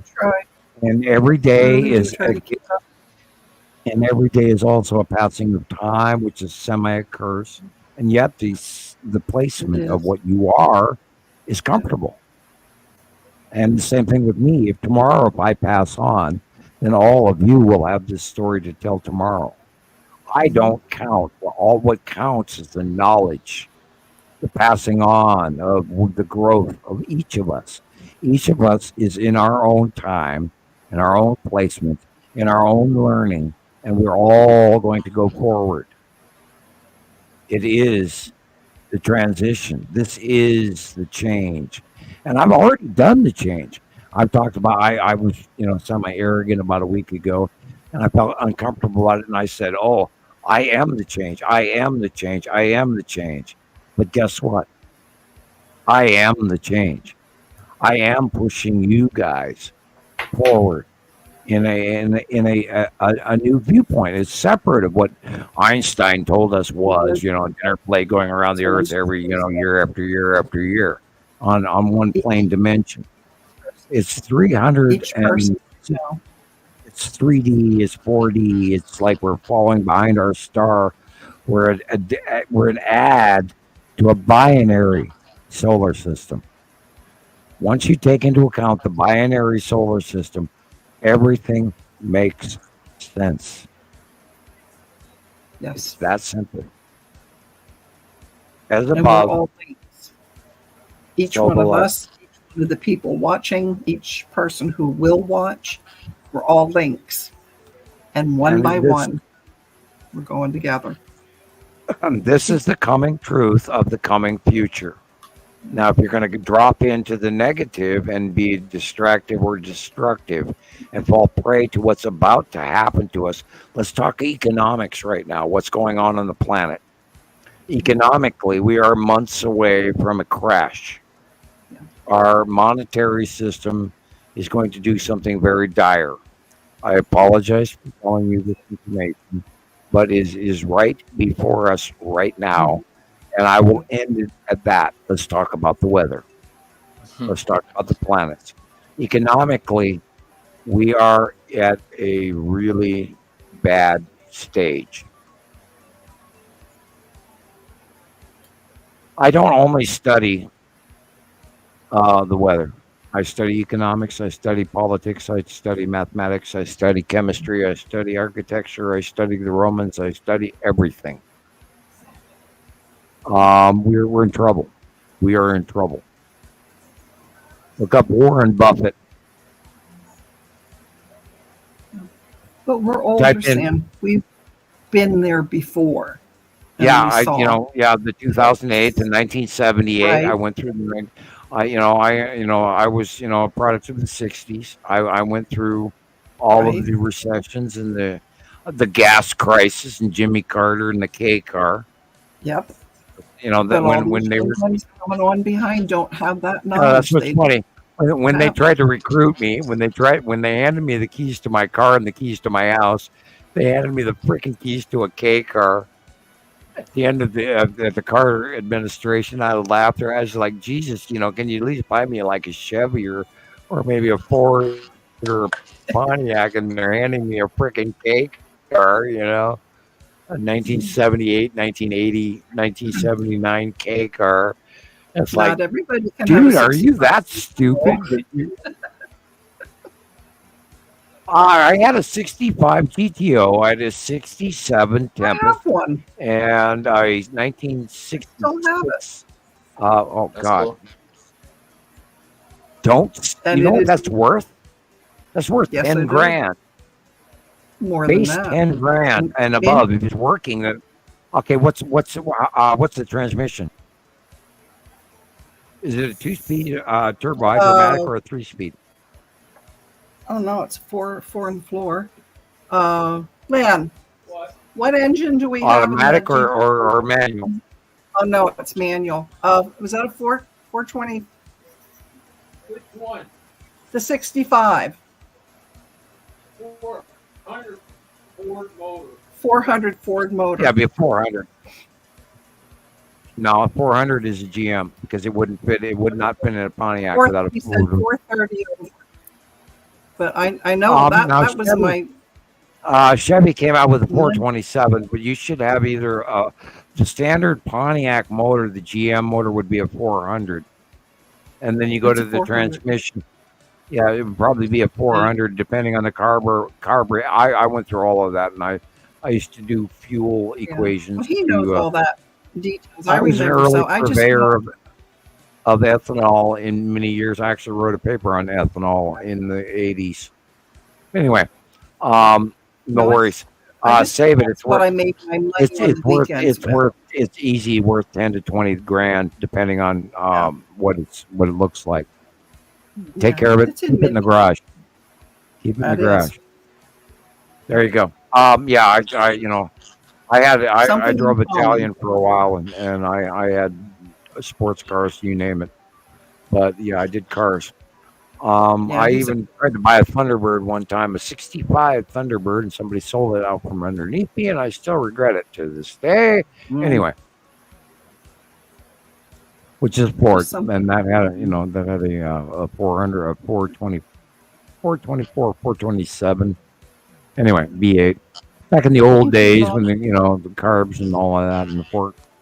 4-barrel versus 2-barrel, or the 6-pack, which came with the Chevy engine, etc. The 327, blah blah blah. And I used to do paperwork on that. I used to study engine works, that's compression ratios, etc. Yeah. So. Did we lose? And then I do miss my old van. I had an A108 Dodge van with a 225 slant 6 that I rebuilt in Arizona after driving it all the way down there from Montana, the hard way. Anyway, long story. His brother had a 396 Chevelle. Oh, there you go. Yeah, that's a Dodge engine. It's always a muscle car. Yeah. Yeah, 396 is a Dodge, and I once was in a 440 GTX Plymouth with a blower that when he stepped on the guy that drove the car, stepped on it, the spit came out of your mouth and went into your ears. And the G-force was so strong that we did 200 miles an hour all the way to Minneapolis. Absolutely. And thank God the cops didn't find us. Anyway, another story. Okay. Back to topic. Let's talk about the skies. Back to topic. We had enough of that now. Yes, Oh, we are Christ. into other things. You guys other missed than the whole playing. 60s, 70s, and the These were the best years. the I'm wood. telling You you. know, when Woodstock happened, I was 9. I wanted to run away, but I didn't. Yeah. You guys missed Woodstock era, man. You know, summer of Yeah. 69, All the 60, best 70, stuff. 71, 72. Yeah. I was there, man. I was there. I was part of the movement, man. Anyway, I was the quiet one in the movement. Led Zeppelin, man. You know. I was the one with the long hair, wishing I could run free like the rest of the girls. It's like, no, put the Yeah, clothes well, up Mom, here. we're not allowed to do that. And I actually met Robert Plant in 1997 in Boise. Yeah, He walked up to me and tapped me on the shoulder, and he says, "Dude, you're wearing my shirt." And I stood up, and I'm wearing cowboy boots, and he's wearing cowboy boots, and I'm wearing blue jeans, and he's wearing blue jeans, and I'm wearing the same shirt that he is wearing. And he says, "Now I'm going to have to go backstage and change because you're wearing my shirt." And I teased him about it. I said, "Dude, I'm from Montana. It's okay." He laughed at me. And then he went down. I thought I had the worst seat in the whole world, and this was in Boise in 1997. And Robert Plant walks up to me and taps me on the shoulder. How do you argue with that? You can't. Robert, I had coffee with Clint Eastwood, for about an hour and a half in my Red Lion days. And I waited on many, I'm a friend of Huey Lewis. We're actually friends because we've met many times. But Robert Plant in 1997 in Boise, Idaho, walks up to me and taps me on the shoulder. Says, "Dude, I got to go backstage now because you're wearing my shirt." I mean, where how do you weigh that? What are the odds of that? Not. Damn it, Gumby, I'm here to change the whole damn world, and you better all get on board with this shit because I ain't boasting. Yeah, I'm crazy, Nibiru guy. I'm that crazy man in Montana in his cave, talking to y'all here tonight, y'all, with my You're gonna be science lab coat, my Led Zeppelin T-shirt, and I'm ready to wear. I'm going to do a photo of that here really soon. I'm going to get my girls to snap the photo of me in my lab coat and my Led Zeppelin T-shirt. That's awesome. Can't wait to see I it. know, what the hell, give it a try and see where it goes. Right. I don't know any other way to try and get this word out to everybody out there. A, I'm human. B, Rebecca worked her ass off. C, Christoper earned every inch of this. D, Carol Ann, you've been on this for, a decade. So, there's what more the hell do people we do to get behind these guys, and you're going to help them, and they're going to help you. Well, what do we do to get them to listen? Because, we're getting 600 views out of 6,000 members. We're at 9%. What? Things happen. I don't know any other way to try to communicate this. I'm sorry, but there's something wrong here. Well, then keep doing it the way you're doing it. You're going to be fine. You are. Well, we did drop back to 1 day a week, so we hope that they listen. Yeah. Together. I feel good about that. Yeah. I definitely feel good about that. Not to mention it helped me, I was Just in the last 2 months, all the new things that have been implemented for this purpose. Yeah. So you're on the right track. And it's frustrating. I am not in doubt of that. I'm frustrated because the serious point is that ET is directly over the top of us since April of 2019, and we are seeing factional extraterrestrial craft by the hundreds, if not thousands, over the top of us every day. And when the hell is that going to go? You know, we talk about the Miami event. I mean, shit, come on. I mean, when are people going to jump on board? But the reality of this shit is right now, right over the top of us. And when they also realize they're walking among us for quite a few years now. 1950 on. Yeah. Let's talk about the underground experiments mission going on between the Texas-Mexican border for decades, which I'm not allowed to talk about. Let's talk about the rogue faction that broke away from the back of the moon base, because on behind the moon on the dark side, there is a gray installation and the Watchers and the Keepers. And let's talk about how some of them no longer wanted. Right. They didn't want to be part of that anymore, and they rogued out to the U.S. And that's where the U.S. got those internal agents that are of the gray extraterrestrials that I met with, one of which was the one that did my psych eval in the DUMB in Langley. I've talked about this. I mean, these factions, there's so much more really going on than I'm even allowed to tell you guys about. But you stop and think, the government has worked really, really well on keeping the knowledge from the people. A little bit of truth here and there mixed in to make it work for them. And people believe it. They believe what their government tells them. Well, part of that is to protect them. And part of them is to maintain their power level. Now, you know, when we talk about the big they, there are way, way more factions. Planetary. Let's talk about France. Let's talk about Rome. Let's talk about Spain. Let's talk about Germany. Let's talk about any one of the countries going back to the early Romanic popedoms and any of the placements that throughout history that the Plantagenet of Rome was forwarded, and all of those factions and the money they've gathered that has for centuries risen above everything or anything we could even as individuals hope to prosper. And the control ratio of Rome and the Bible and all of these things. And I can't express that enough to the level of manipulation that has occurred. Yeah. And when I was told the story from Off-World, when the Pleiadian told me the truth, the above world, the factional truth of Factory Planet Earth, which I easily discount on a regular basis because I've spent 30 years dealing with it where you guys have not.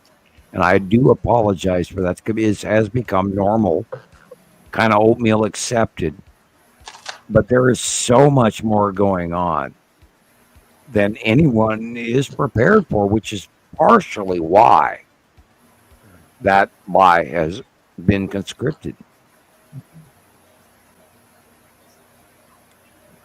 Most people are not ready for the truth. And they might not ever be. Correct. Exactly. And that's that threshold that there's a balance.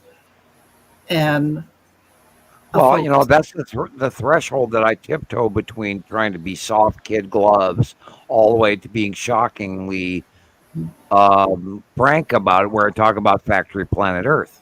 I mean, there's a spectrum between there and there, and I try to hesitate in between to not share too much information and get myself in trouble, and yet at the same time not freak people out. You know, warning that, you know, the information shared within is about to scare some people, and if you are shocked, turn away. That kind of thing.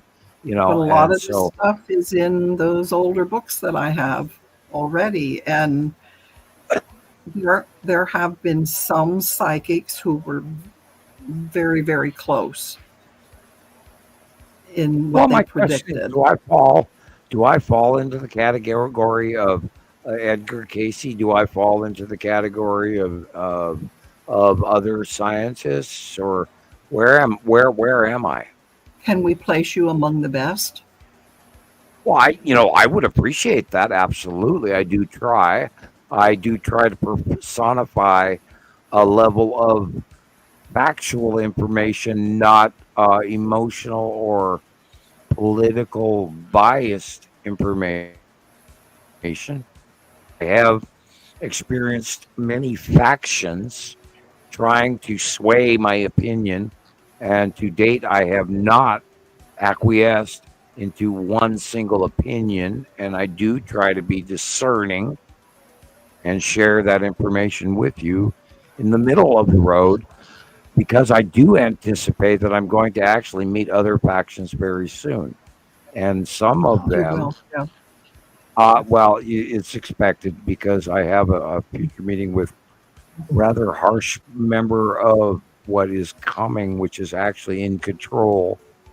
I am supposed to meet a very strong faction of the Empire Orb faction. We'll leave it at that. I know who they are, but I can't tell you that yet because you're not ready for it. But I have a meeting, and I know it. That's why I asked you maybe 2 weeks ago, do you feel that they're going to contact you soon? Because I sure feel it. Wow. I feel like it's real close. After having been face planted with the blood routine, and that was spooky. And I have professed openly, publicly, and I actually believe occasionally that some maybe just in the minor aspect of the possibility that the people above us, above Earth, are actually hopefully watching our show. What a joke. No, not I really. hope that I'm actually approached. Well, I hopefully am approached in a respectful manner, face to face this time, rather than attacked. I'll be serious. My earliest. I'm not worried. I don't take things personally. My prior meeting with this individual that I expect to re-meet was when I was 9 years old, and I expect to re-meet that individual of that faction. Because I was you're getting the goosebumps. Yeah, big time. Yeah, it's electrical. Yeah. Because it's correct. It's correct information. That's why the electricity is there. You can't see I expect to meet that same individual because that's why I was visited at an early age. That later on I would meet again. And I'm an early indigo. I'm the early bringer of the information, and I'm an early emissary of the future coming of what we know is happening right before us right now. And now I am sort of bragging. I apologize. I do not mean to brag, but I do need to share the importance of the message. And how else do I have that to do that other than be as frank and open as I possibly can? It will come back. Well, it will come back to haunt me. The more I tell, the more they can use against me. But the stronger we get, what you share gives us strength. Definitely. So, well, we already know that the information it's recorded in the future. We already know that this has already been done. So the question is, how far do you put your feet forward on the surfboard in this wave? If you go too far forward, you're going to fall off. If you stay in the middle, you can ride this wave. We know the wave is here. We know it's now. Whatever you do will lead you to. Well, I cannot beg. I cannot beg people to listen to me. I have knowledge. I have clairvoyance. I have information that comes from off-world. How can I express that to people? Joan of Arc, being burned at the stake and all that crap. And if I say too much, the naysayers will go after me. And if I don't say enough, I know, then I haven't moved people forward enough. And I am not. Damned if you do and damned if you don't. You just right. And I do not doubt that I've already changed the tide. Oh my gosh. I believe I have already changed the tide. I brought you the binary solar system. I brought you the planets' names. I brought you their approximate location for the last 14 years. I've drawn you pictures of what they look like. I've told you their colors, their sizes, their approximation, their placement in the binary, the star diamond compound of what we are. You may not understand it now, but later people will go, "Oh, he was right," and that is what I've done. Told you before, it's the difference between being a good teacher and a great teacher. You are not a good teacher, Sam. No, you are a great teacher. You do what you do best. I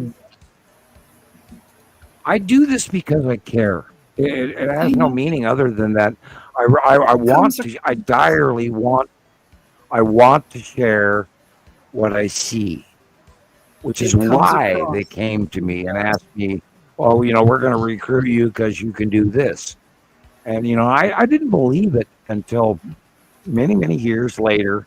And then I was in hiding, and I was trying to swallow what I was dealing with, what I knew, what I felt, what was always inside me since childhood. And then I started talking to you guys online, 2010, 2011. And then I realized that I knew so much more than everyone. And I'm not trying to be arrogant about that. No. But the fact is, what I thought everyone knew, what I thought was basic, people kept telling me, "God, Sam, slow down. You have to go way down. You got to drop you got to bring this down to caveman level. I don't understand a word you're saying." I was like, wow. We told you that many times. Well, you were back there in the early days. You tell me. I only know me. I don't know what you guys thought. Yeah. I only know me. You're great with us. When you were talking over our heads, sometimes it's like, we told you. You slowed down. You made it presentable for us. So, well, the point was, I just was explaining what I understood as basic. Mm-hmm. And I, to this day, 14 years later, I'm still doing that, trying to tell everybody, this is what I see. This is where the planets are. This is what the Saturn yellow moon is doing right now. And look at the ion tail and and why the color refractions and they're between Earth and the sun. We're looking at the dark side till they pass beyond Earth, which, by the way, the Walmart parking lot 360 today was showing the facial illumination of Attu and Attu's moon beyond the sun, directly across from it, which we've been talking about for 6 months.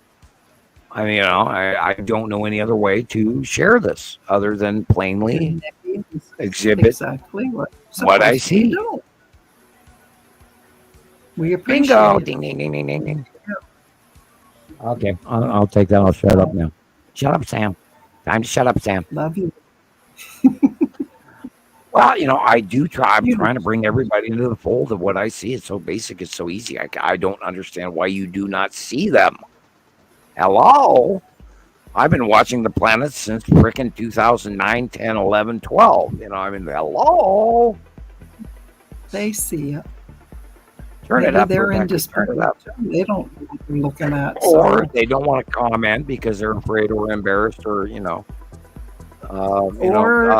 they don't want to tangle with the big Sam. No, I don't see it that way. I mean, don't tangle with Big Sam. I'm not this thing to be tangled with. I'm just me. I see this as plain self-evident. I don't understand why everybody else doesn't see it. Back then, you sort of had just this little level of putting like a fear in us of, we can't question you. But you brought that around. Really? So Why? nice. Yeah. At the very beginning, it was difficult because I was so just basically inadequate. talking out of the science that I understood. That was science. He blinded me with science. I mean, that was. And I just talked about what I understood at my level. Yeah, I mean, but it wasn't our level. I did equations. So these guys. Well, this is why I saw it. I was accused of cheating in classes. I said, "Give me any damn equation you want to. Give me Einstein," as bragging. And they laid out Einstein's equation on the chalkboard. And we have now. Well, I finished equations. He spent a lifetime. I did not know he couldn't finish that equation. I finished it in about 2.5 minutes. And then my professor, the adjoining professor, turned it in to the Scientific American or whoever. And within 3 months, the NSA and the FBI were in my living room. And I came home from school. It's like, oh shit, what have I done? Thing to happen to a young man. It was easy. Why would you like to have people show up in your house and do that to you? That would petrify you. Yes. I'm 17 years old in Montana. I got half a joint in my bedroom. Oh my God. They're here because I have half a joint in my bedroom. Oh my God, they're going to take me to jail over marijuana. Oh no. You know, I mean, come on. Not realizing that 50 million other kids his age did the same thing. Right. Well, meanwhile, they hand me the business card of Major Ed Dames from the Far Seeing Project. Mm-hmm. I'm familiar. And I have an interview for a job tomorrow at the most expensive hotel in Missoula, Montana, with this person. And then I went to that interview after almost shitting my pants while they're there, Men in Black. And the next day I go to that interview all dressed nice and everything. And within the first 5 minutes, I'm signing an NDA. Prior to them ever even telling me of the job they wanted me to do for them. Not and exactly I was, handed this fruit salad thing for teenagers to do. Yeah, I'm age 17, and he says, right. "Well, we've noticed you through your ASRAB military test scores and some of your schoolwork." Mm-hmm. That's the extent of what this man is talking about, and we'd like you to think about taking our job, and then your supposition about the binary solar system was correct, and that there are other people living on those planets. And now that you have signed that MDA, you cannot tell anyone for 30 years. Yeah, that sucked. And so I'm sitting here thinking, well, if people knew that in 1980, by 2000, 2010, we would actually have grown aware that these planets were coming and there were people on them, and we could be the Jetsons by 2000, 2010. And look where we are now. The only Jetsons we are is in the commercials trying to sell a antiperspirant or a cologne or a fashion wear or somebody's new music tunes. And they're just now coming out with ever-charged three-wheeled vehicles, et cetera, hydrogen cars, you name, all these other things that they're breaking free. But I mean, we're in a 2024 scenario that has 20 years missing out of reality, if not 30 years missing out of where we could be had we known that this other planetary system is coming and they have people on it. We could be the Jetsons, and I knew that back in 1980. And as of 2010, after the non-disclosure and me recouping a good portion of my memory and everything fit, and it was like, and I looked up and I saw a passing planet, and I went, oh shit, they're here. I finally had to start talking. I had to tell you what I was told I could not tell you. And that's, and the rest is history. And here we are today. Beautifully. God, I wish I could believe that. I wish I knew a better way to do what I'm doing, but other than one word at a time. So many people. Please don't forget that. Please don't, Sam. So many. No, I have already changed things. Whether if I die tomorrow, I have thrown the dice onto the crap table and let them roll out to 7 or 11 or whatever, and we'll see what happens. I did my part. And if I was told I make it beyond this, but if I don't, because I'm going through the Fukushima thyroid cancer, and all of that, and I am suffering, and COVID and all that other crap that we all have gone through. So I'm going to work past it. I promise you. I have a list. But we are things I'm we're dealing with too. at a spot where I'm hoping to God this goes more, because we can't work any harder than we already are. Christopher's a new phase of this. Rebecca is a great phase of this. You are a good phase of this. I stand behind. I do. They know it. The only thing we have as our base or our armor or a sword or a shield, whatever you want to call it, is the fact that we have the truth and the facts. We have gathered information which was unbiased, empirical, gathered science, time proven information. We didn't embellish. We didn't try to gain anything from other than providing the culmination of the information to what we're going through today at 14 years later. Right. And now that the planets are rising above us, oh, what a show. I mean, Christ, what a have show. Our personal experiences to add to all this equation. What we personally went through. So focus. Well, all you have to do is go outside and look up for an hour, 20 minutes, 25, 30 minutes. Yeah. Take the comparative information that we provided over the last, many years, and then the side drawing for a month. And Christopher's a great example of that. He studied for a very few short months. He picked it up. He gathered it beyond what everybody else around him gathered within 9 months to 2 to 3 to 4 years. He picked up in a summer. Yeah, he's like a sponge. My Christopher. And he's producing. I don't know. He hit his TikTok 1,000, and he's producing material, and people are noticing him, and it's all good. It's all going up. Yeah. It's us, not me. It's just to push this information further. I would have never even attempted to try and get. I would have never even tried to go on TikTok if it wasn't for this. I wasn't using Facebook until I started with you guys. So it's in your cards, Christopher. Yeah. It's going to happen whether you know it or not. It's just funny because I've had a Facebook profile for a while, and you can see for like the last however long I've had it, there's probably like 10 posts on there until I met you guys. Nothing. We opened a can of worms with you, honey. I know. Everything's for a reason. As above, so below. As within, so without. This is the universe. The way it works. I'm here there, and I just went. Yeah, I went short there. I just skipped out. Heroes are not made; they're born. And Christopher is going to be a very prominent hero. Thou hast thy armor, sir.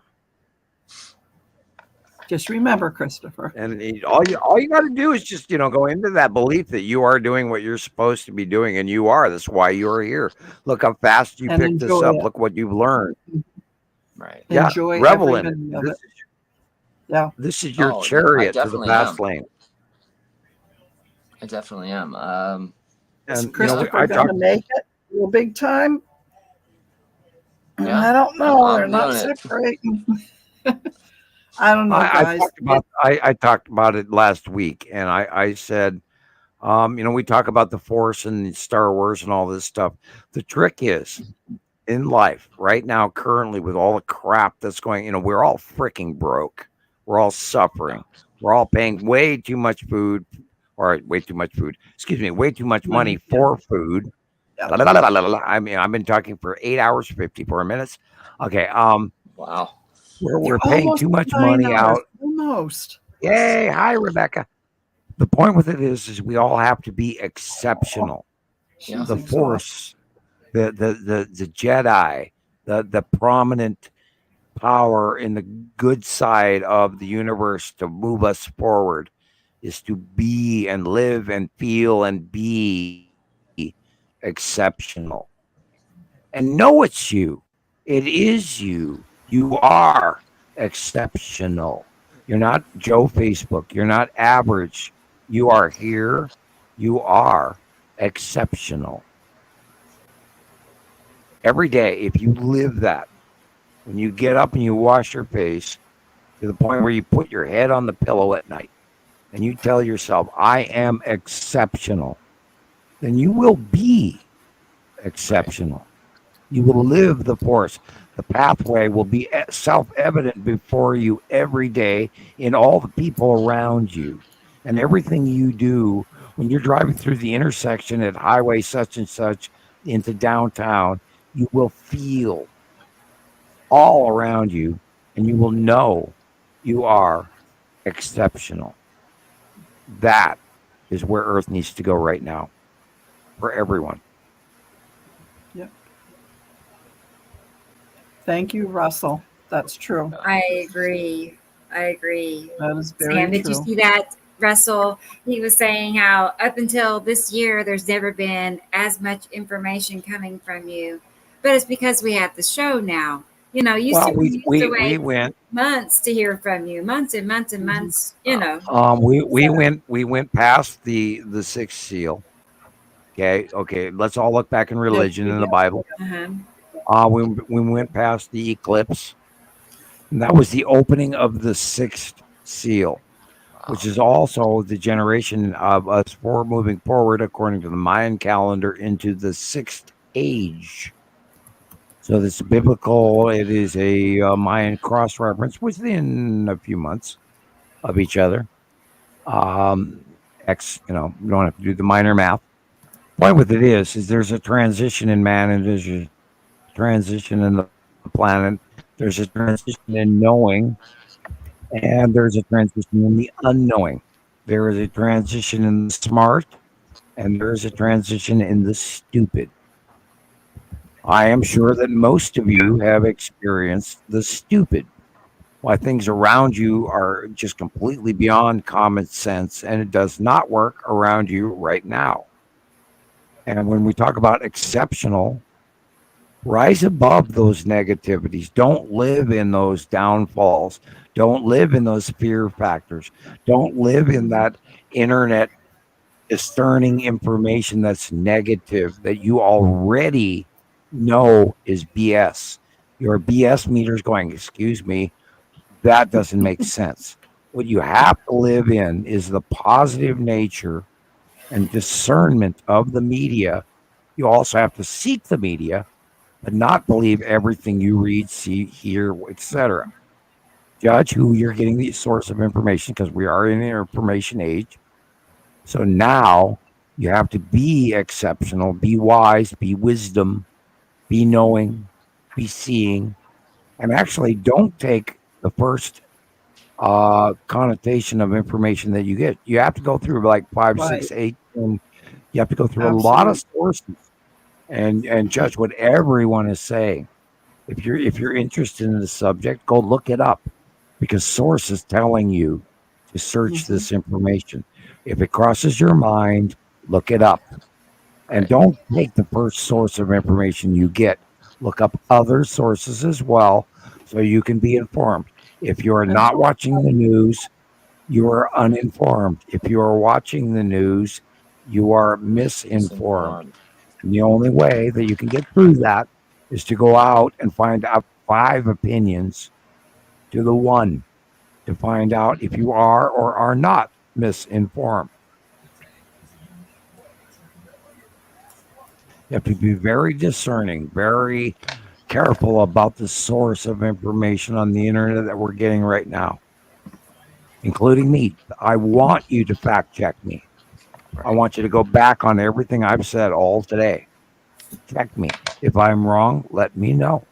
I want to know. I'm not perfect. I make mistakes. I want you to check my facts. And Christopher, don't be quiet like we were. Talk to people. Right up there's the guy. He's available to you. He will stop what he's doing. Well, it's all inside of us, and we just hit 9 hours. Oh, we did. Wow. Yeah, this is the right at the moment this is the 4th longest show of all 63 shows. Really? Yeah. Well, in 5 minutes, it'll be the 3rd longest. Okay. Well, Rebecca, part of that's your fault, 20 minutes will be the 2nd longest. Rebecca. The longest is 10 hours and 8 minutes. So wow. That's crazy. Okay. I've known about this shit for 40 years. I have walked along with the asteroids that are above Earth every day, including lead asteroid and red asteroid and spiral asteroid and blue asteroid and green asteroid, etc. I could keep going. I've walked along with them in my dreams since I was 5 years old. I have known about this coming all my life. Yeah. And how do I explain that to you guys? I mean, what? Yeah, that Sam guy, he's a whack job. I mean, where do I hand this to you from? How do I convey this information? And, expect, not to be trashed later or say too much or say too little. And yet here we are. And look at my drawings. I do them in advance, ahead of time. Well, I have to have a level of humility. I have to have a level of humility that I don't believe in what I'm doing. And that way I keep doing what I'm doing. Because I try. Right. If I place arrogant, then that would not be a good thing. Right. So I have to remain humble. It's not. Well, it's not a question of thank. A lot of us with our own visions and our own dream, like the dream visions and things like that, like with the asteroids, before I realized what was going on. It's all a calling. It's a calling to wake you up, to show you there's more. There is more than what you know, and everybody that is here now is here because they heard that calling, some part of the thing that they grew up in and lived in. At some point, there's a part of you that says you need to be here. You need to listen to this now, because if you are one of the few people, when the shit hits the fan, pardon the expression, and everybody else around you is confused, and you know what happened. If you know what happened and they don't, look who you will be. You will be the person that has calm and awareness and can gather and help. Students will become the teacher. That's why. Otherwise, why would I do this? I wouldn't yell this to anyone unless those people are supposed to hear this so they can help later. It's not about me. It's not about us. It's about them. When the children cry, I play that.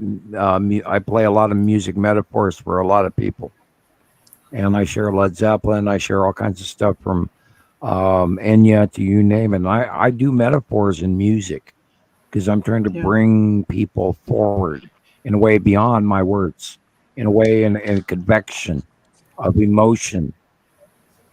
I'm supposed to have this equatorial gathering of people that hear me talk, and Rebecca talks about it as well. She just knew that I knew what I was talking about. But there's more to it. There's a harmonic that all of you people out there right now, in this word right now, are part of. That's why we are here. And I'm not me. This is not me. This is beyond me. But I'm the guy that's supposed to bring you here. You follow that? Yep. This is our campfire. Yeah. Awesome. Have a cup of coffee. Sounds good. Are you ready to try? hang out 2 hours? I study. I look shit up for you guys every day for the last 14 years. I want to be here to inform you because I see things the way I see them, and I actually do trust me. And what I'm trying to teach everybody is for you to trust you. When you follow the information of what's inside you, and it leads you to look up the information because school did not end at the 9th grade, 10th grade, 11th grade, 12th grade, college year, junior, whatever. It did not end there. School is now. Learn now. It's before you now. Now is a new now. We're in deep shit, Albert. We are. We're in trouble. So how's that weather, Rebecca? It's not bad. Not much going on here tonight. Let's hope it stays that way. Wow, Yeah, I know, right? I think it all went to the north, really.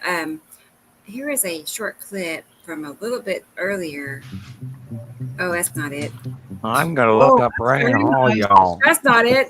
Very nice. Whoops. Oh, Another dude. Yeah, I know. I thought that was it. Is this? I don't know now. Maybe that's not it. Anyway, there was something like directly above. I could tell, it looked peculiar. Mm-hmm. But other than no, it's not raining or anything. It's very quiet. So thank goodness. Right.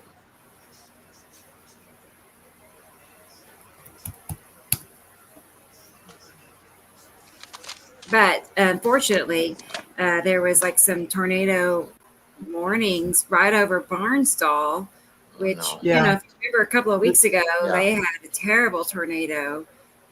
So I remember that. Yeah. Oh, here it is. Let's see if I can pull it up for you. Yeah, it basically went to your. I'm trying to look up Ryan Hall here.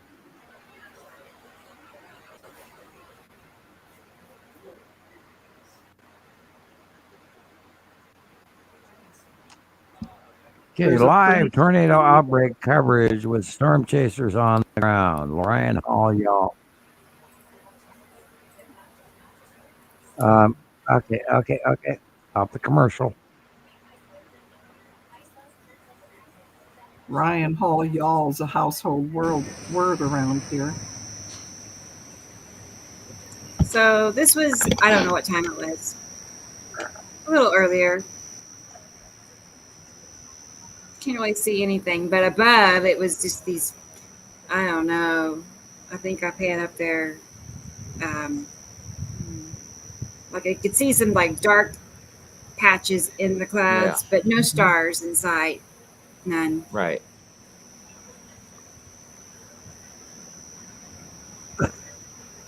Okay, I'm watching it. He is not expanded out to the state where I can identify where he's looking, but there is some severe, extremely strong, Texas superstorms going on here.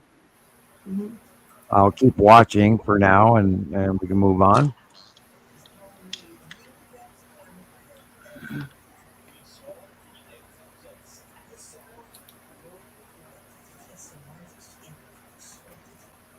What the radar shows.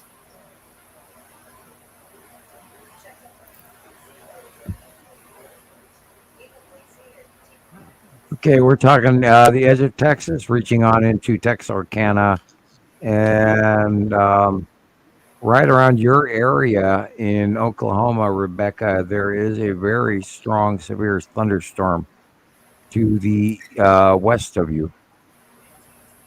To the west. Now, on my radar, to the northeast. East. It's northeast. Northeast. Very northeast. What I could, what I'm looking at could be a little while old. I don't know. Okay. Yeah, like almost to Missouri, so far northeast. Wow. Yeah, well, just over the top of Tulsa. Yeah. Yeah. I think you're discounting it a little bit there. just past you at the northeast, northwest. She has a pretty good low-level wind direction going to the north and a little to the Well, east. that blow up is supposed to go very high right after you and during you, and in Missouri, etc., is supposed to elevate into a superstorm.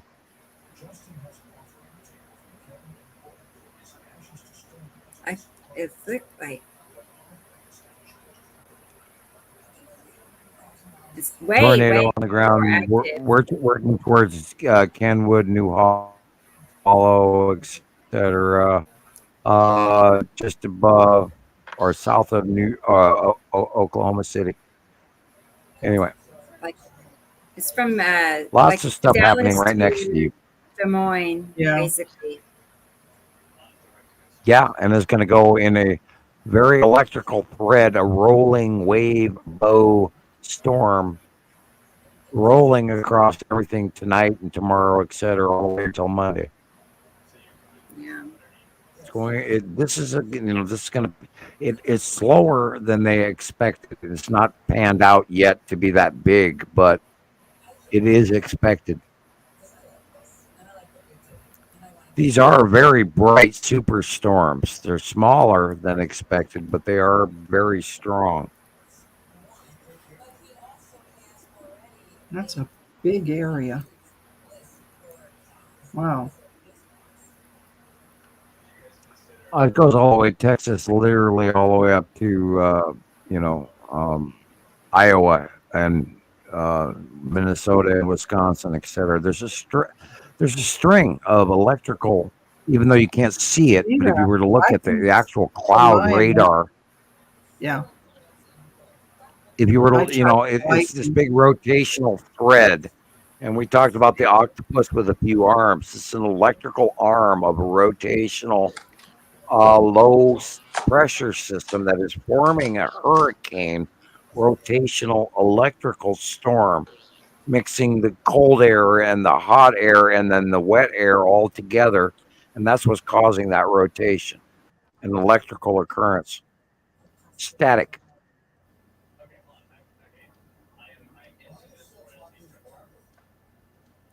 I think it's a close pass. I think the only you're thing right. that can drag weather up to 65,000 feet, which is twice, if not three times, normal supercell height in our atmosphere, is something going over the top of us. How else would that form? Well, if you look at the upper level wind right now, you can and they're talking 53 on a chart of 1 to 10. Right. So how do they get a 53 on a chart of 1 to 10?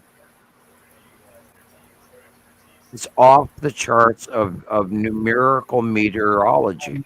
Doesn't match what the computers are telling them. Is way off the charts. Mm-hmm. The only answer is there's something higher up dragging it up that high. Mm-hmm. That's what it looks like. Unbelievable. How does it go beyond atmospheric norms by 5 times? It doesn't. How does it go above atmospheric norms above 2 times, let alone 5? The top of the supercell is supposed to be 35,000 feet if it's a supercell. This is running up literally upward of a mile.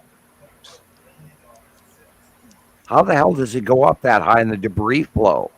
And then the stuff that these tornadoes are dropping down goes by, 100 miles away.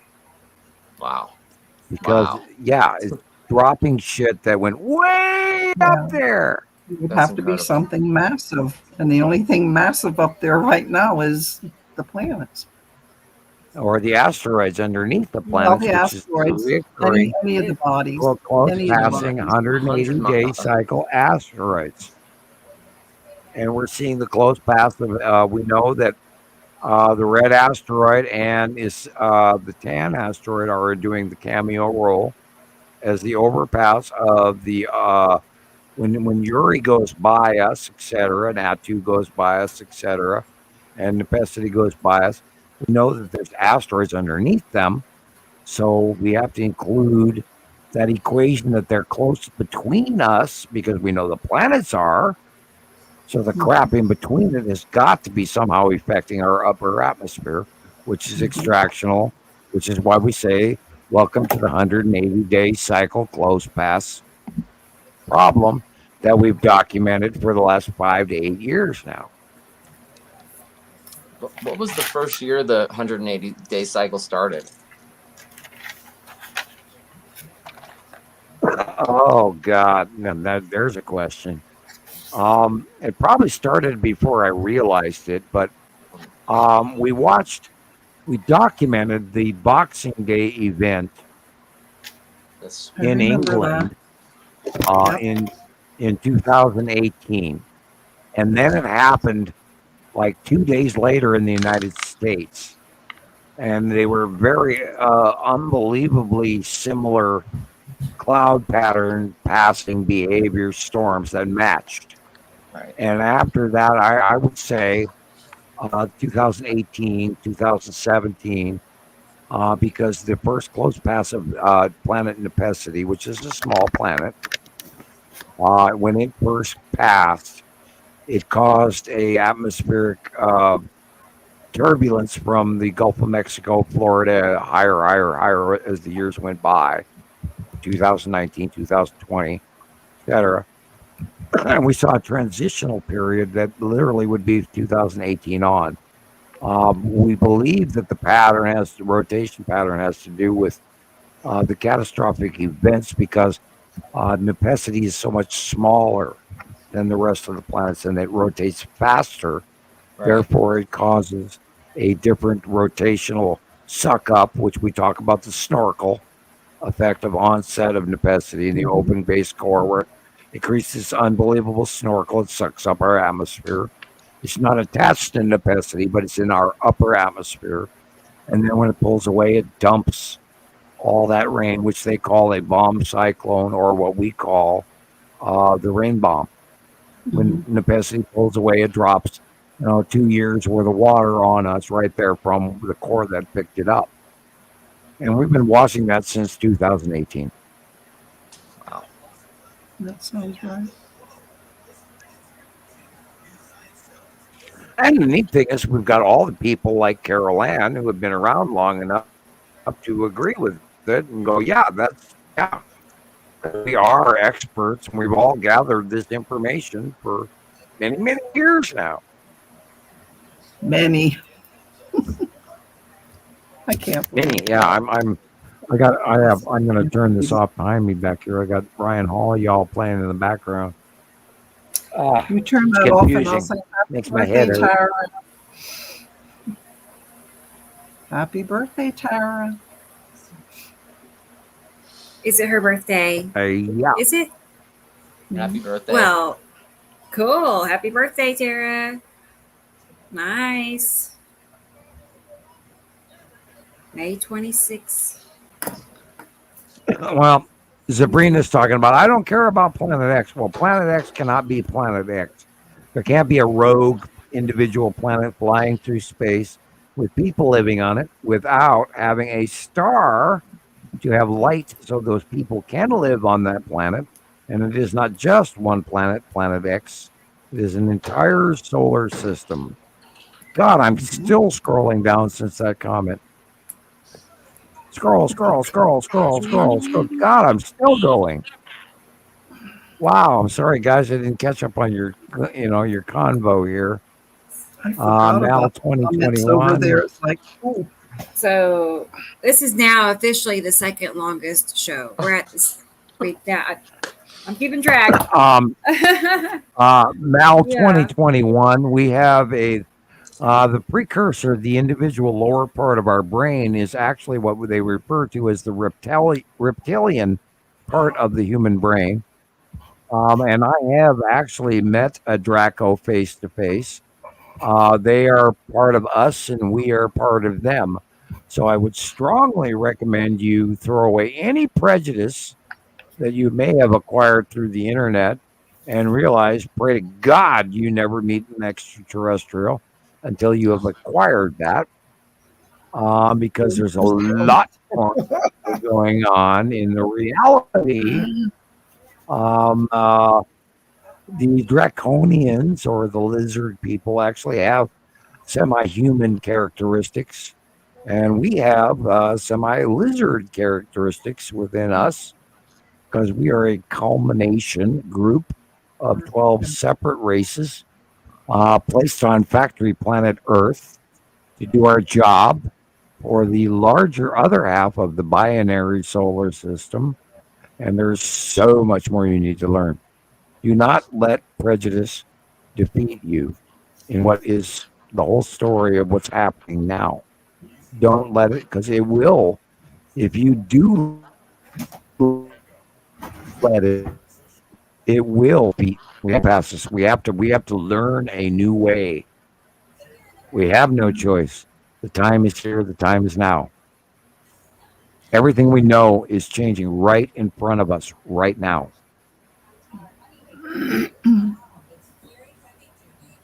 It's big. It's that simple. It's that simple. It's huge.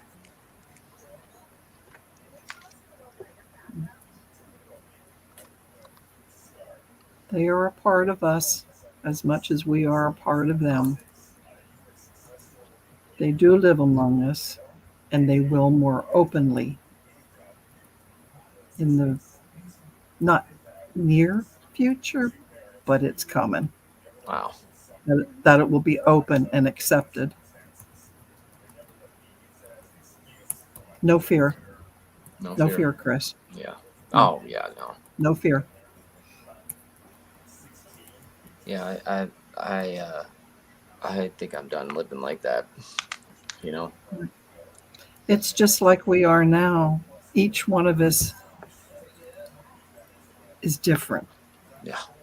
And we accept each other with those differences. It's just going to be the same thing. It's going to be hard for some people, but it doesn't have to be hard for all of us. We'll make it. We'll be good. Yes, Stardust. Thanks, Shelley. Hope, no fear. Yeah. And when there is love, there is no fear. I love you guys. Yeah. You know, the thing is we have to let go of our prejudice all the way across the planet. We have to let go of things, these preconceptions that we're all holding from the internet and all the everything going back all the way to the 40s or the 1800s, the 1600s, or even all the way back to 2,000 years ago. We've got to let go of all this crap because it's changing right in front of our face. Yeah. What we know and what we perceive has been written wrongly. And if you want to persist in the evolution of what we live in now, good for you. But if you want to grow past it, you have to earn it. It's not simple. It's not for free. It's uncomfortable. It's direly uncomfortable. And you have to go through the plague of clearing the old shelf and filling with new information that's balanced, loving, caring, accepting. And you have to accept that there's other races out there, because you're going to look at them. If you ever see them, they're going to scare the crap out of you. And if you let that happen, you're not going to experience the value of what is really, really, really happening. We are earning our place in the future. Where are you going to be on that page? Are you going to be in the past? Are you going to be a worker? Or are you going to be a future seer? You choose. What you see, be the change you seek. Because only you can trust you. Only you can believe in what you believe in. So the question is, without prejudice on either side of the spectrum, conspiracy theorist or, oh my God, E.T. is real, from one side to the other, the only way that you can comfortably exist in being that incredible incumbent person of the future to earn your place is by believing. And the moment you do, There's all kinds of information available to you. If you stay in the past, you will live in the past. If you remember the future will unfold before you. The source will speak to you. It will teach you. Listen to it. It's tapping you on the shoulder now.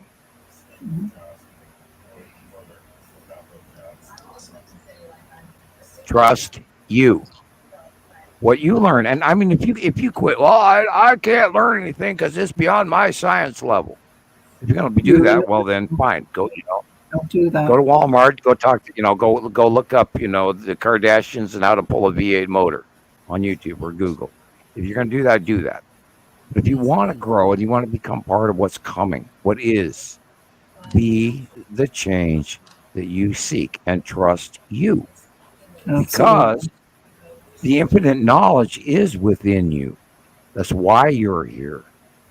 That's why you're listening. That's why you've gotten to this website or this podcast or whatever you want to call it. And I only have one way to reach out, and I'm limited. And our friends here today are here trying to help you with that information. They have chosen to be my very good friends and promote me and the things they believe in. And I could never, ever thank them enough for their contribution. So the question is, do you trust you for why you are here right now? I hope so. Just had to say that. Thank you. Thank you. Absolutely. Nah, you guys make this work, not me. I'm just trying to share it. I just try to share what we all do together. We all work for this. We all earn this. Because we see stuff from around the world. We're matching sky patterns from around the world. We're talking to people around the world.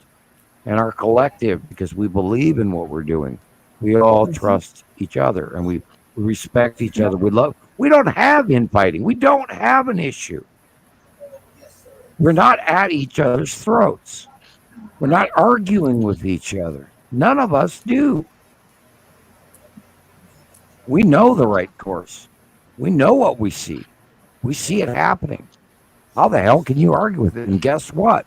Common society says, "Oh, you guys are full of shit," and let's talk about this 12-step program that we can walk you away with neuroaholics because you got to be out of your mind.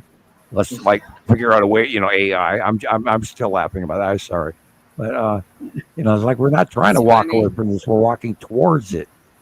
No, and we don't always have to agree on everything either, because you're all entitled to your own opinion. But the thing here is, when you disagree, you talk it out. Well, but I'm not wrong. So if you disagree with me, the hell with you. I'm bad joke. We are not wrong. We worked all this crap. Are you the evil eye, Sam? Okay, all right. Well, I get be. We are at 9 hours and 28 minutes. I'm allowed to be silly. You may be, but you also need to have something else. You need to say, "Thank you, Sam." Yeah. Okay. Well, I do have to. Yeah, I actually have to give myself a little bit of credit once in a while. But guess what? I'm going to be silly. Woody Woodpecker. And, it's all about the fun. I won't say it.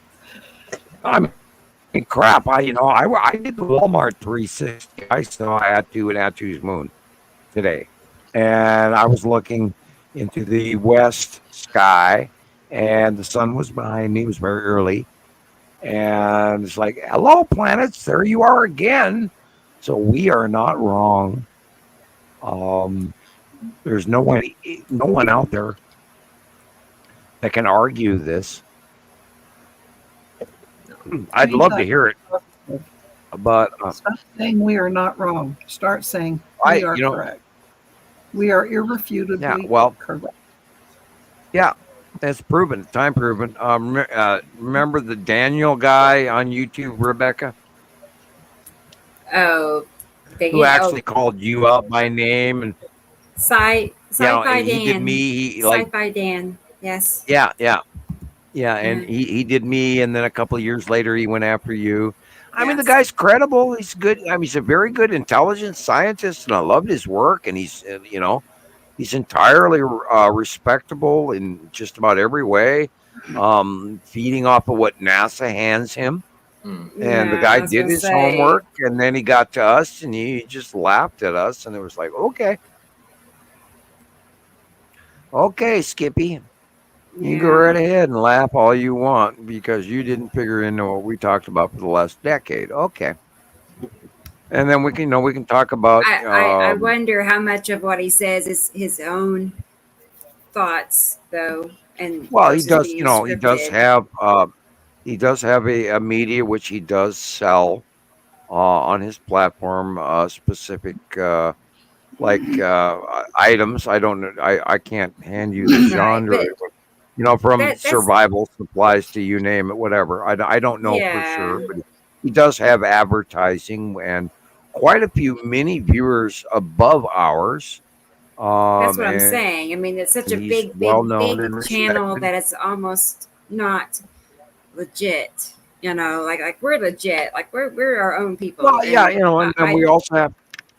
Look what happened last week, where all of those other legit channels talked about you and Nibiru Followers Anonymous, and how they're bringing forward to the platform that we are this conspiracy theory, and because people even talking about your theory, Mr. Hoffman. I'm going, no, we don't have a theory anymore. We are in fact. So we spent 14 years, not a decade, a 10-year doctorate study. Now we're at 14 years now. We are in fact. And if you don't believe this information, I am very sorry for you. And what rock have you been living under? That kind of thing. Sorry, I digress. Right, but I don't know. I can see how whoever they are, would use tactics like that to, persuade the masses out there on making fun of people like us. Discount us and use us as a measure of a conspiracy theory. Controlled opposition. I was a little disappointed in AI as well. I do. Yeah, I did see another AI. I don't remember which one, but it actually had a more correct version of us, you, me. It was more kind of like what Google would say, but it wasn't, rude. Yeah, Andy Pohl sent me a copy of a song that AI had written about me. It was interesting, and I would love to see it again. I did not save it. I should have. I didn't save it, but I should have. Maybe so if he's out there listening, the point with it is like if you Google me or you Bing, there's more references to me on Bing than Google, and you, Rebecca, and all of us together. We've been doing this for a long time, and hopefully, this actually goes somewhere. Hint, right. world. I can't see that. Right.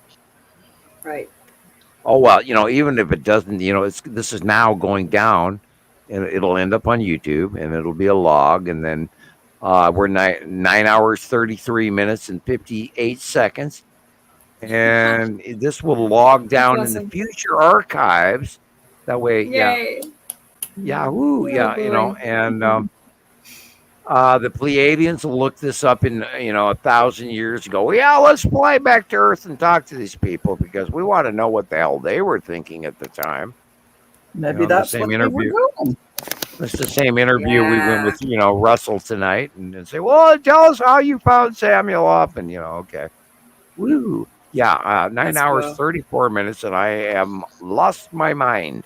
Yeah, no. Yes. Nah.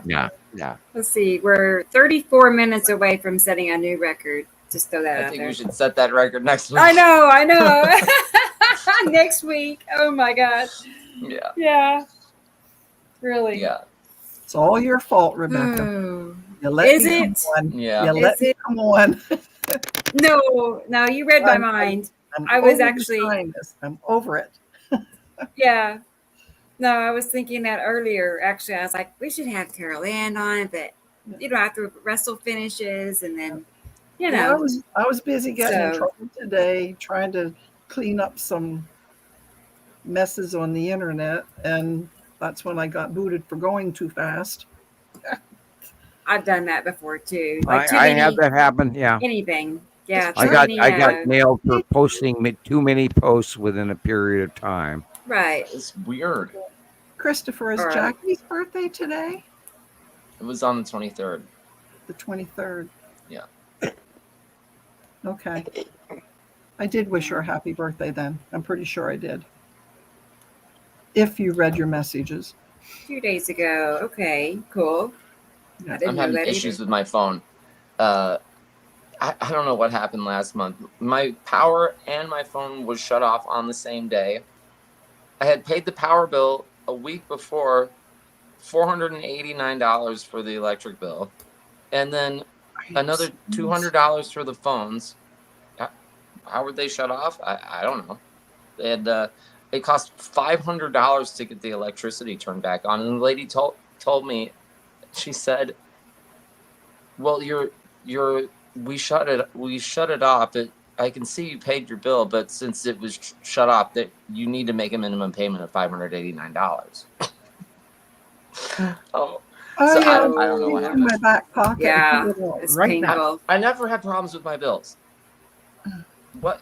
So I don't know. Now my phone's everything's fine with the thing, but it's not like the data or whatever on it is not doing well. I gotta go somewhere else. The service. Yeah, if you're paying that kind of bill, yeah. Thank God I live in a state that we do hydrological power. We produce power for Washington State and I believe even North Dakota in both directions, and our power bill is way cheaper than that.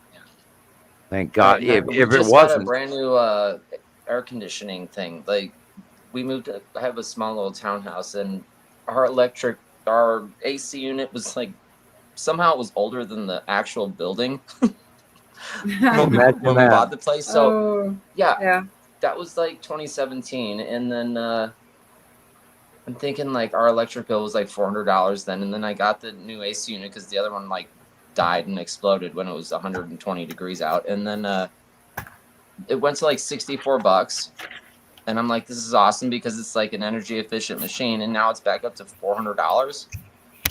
I don't get it. I just had it serviced. I would ask for a log of your bill for the last 2 years. I did after they pulled that on me.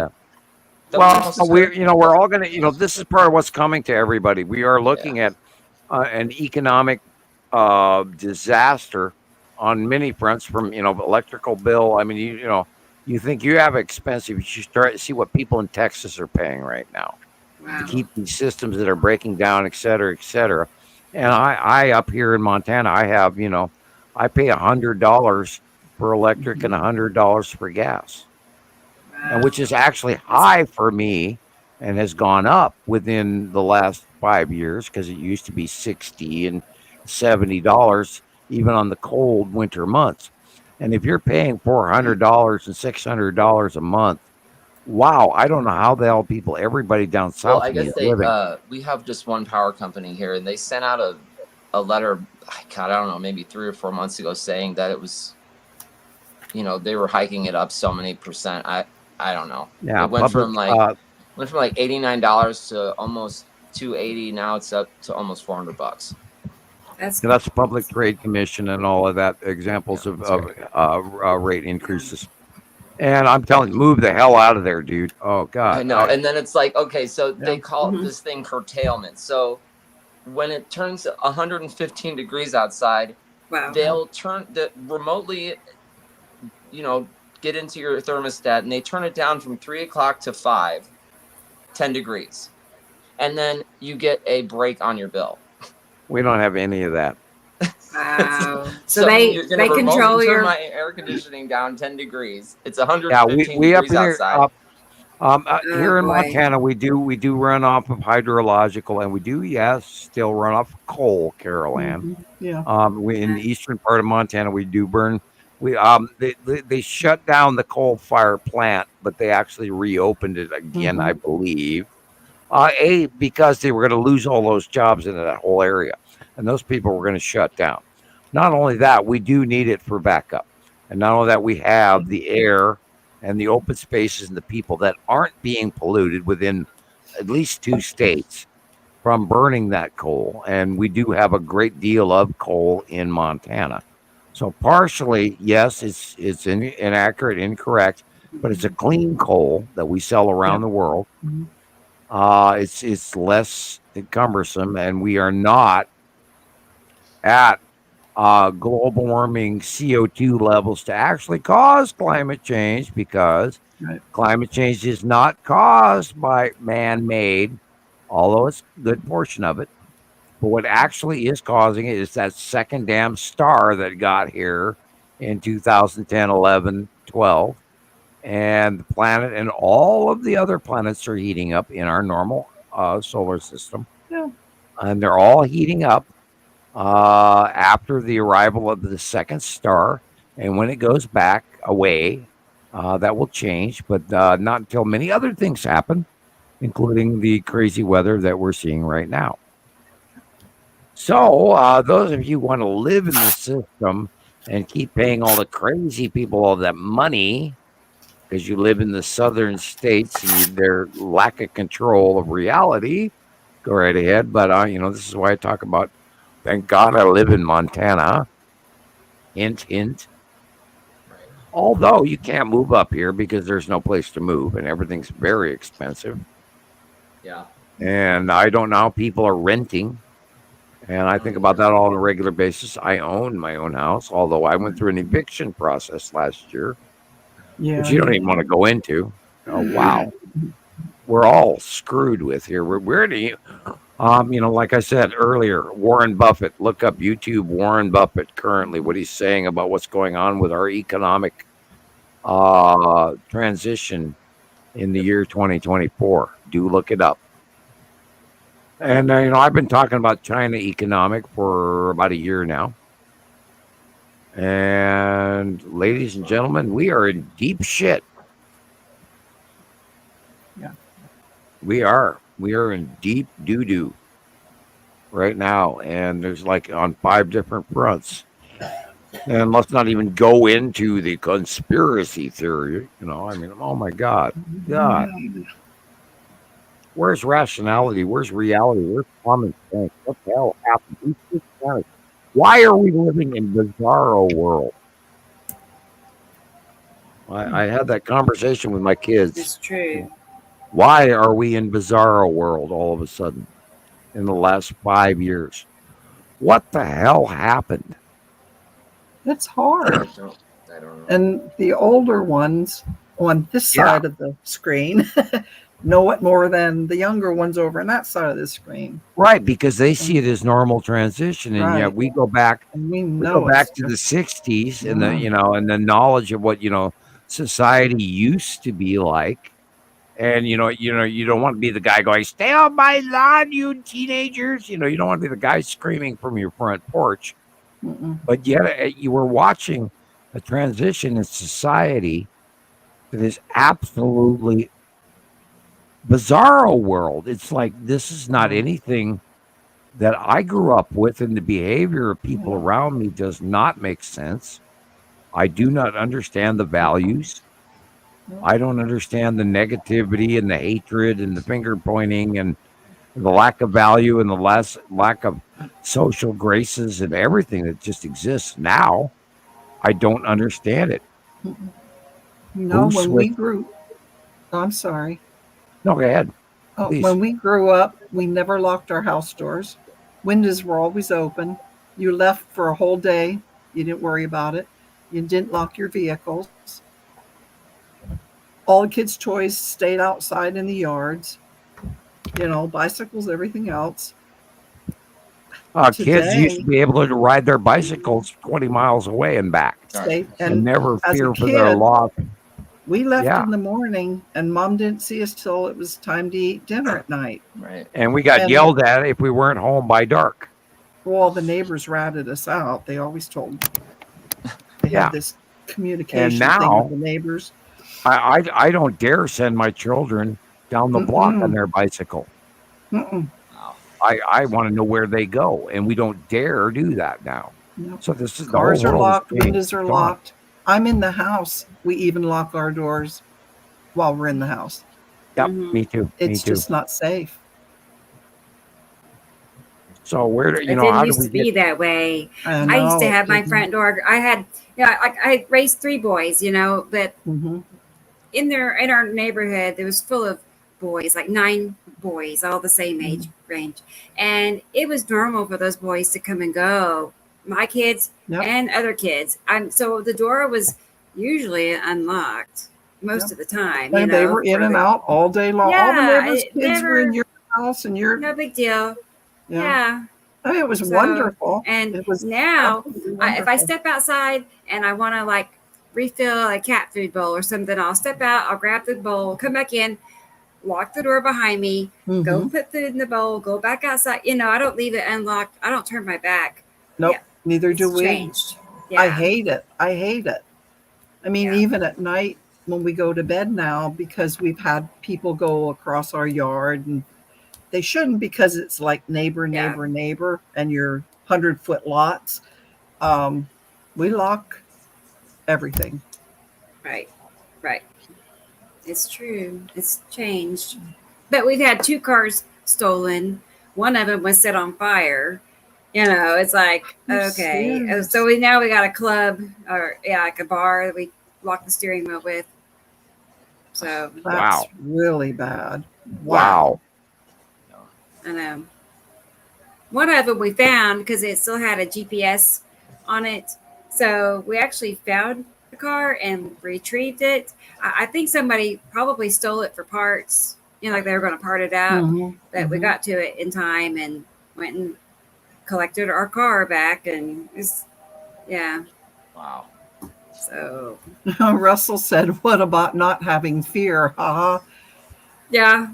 Don't come in your front door uninvited. That's all I have to say. Yeah, I agree with that. You cannot live in fear. You always have to believe in the best of people.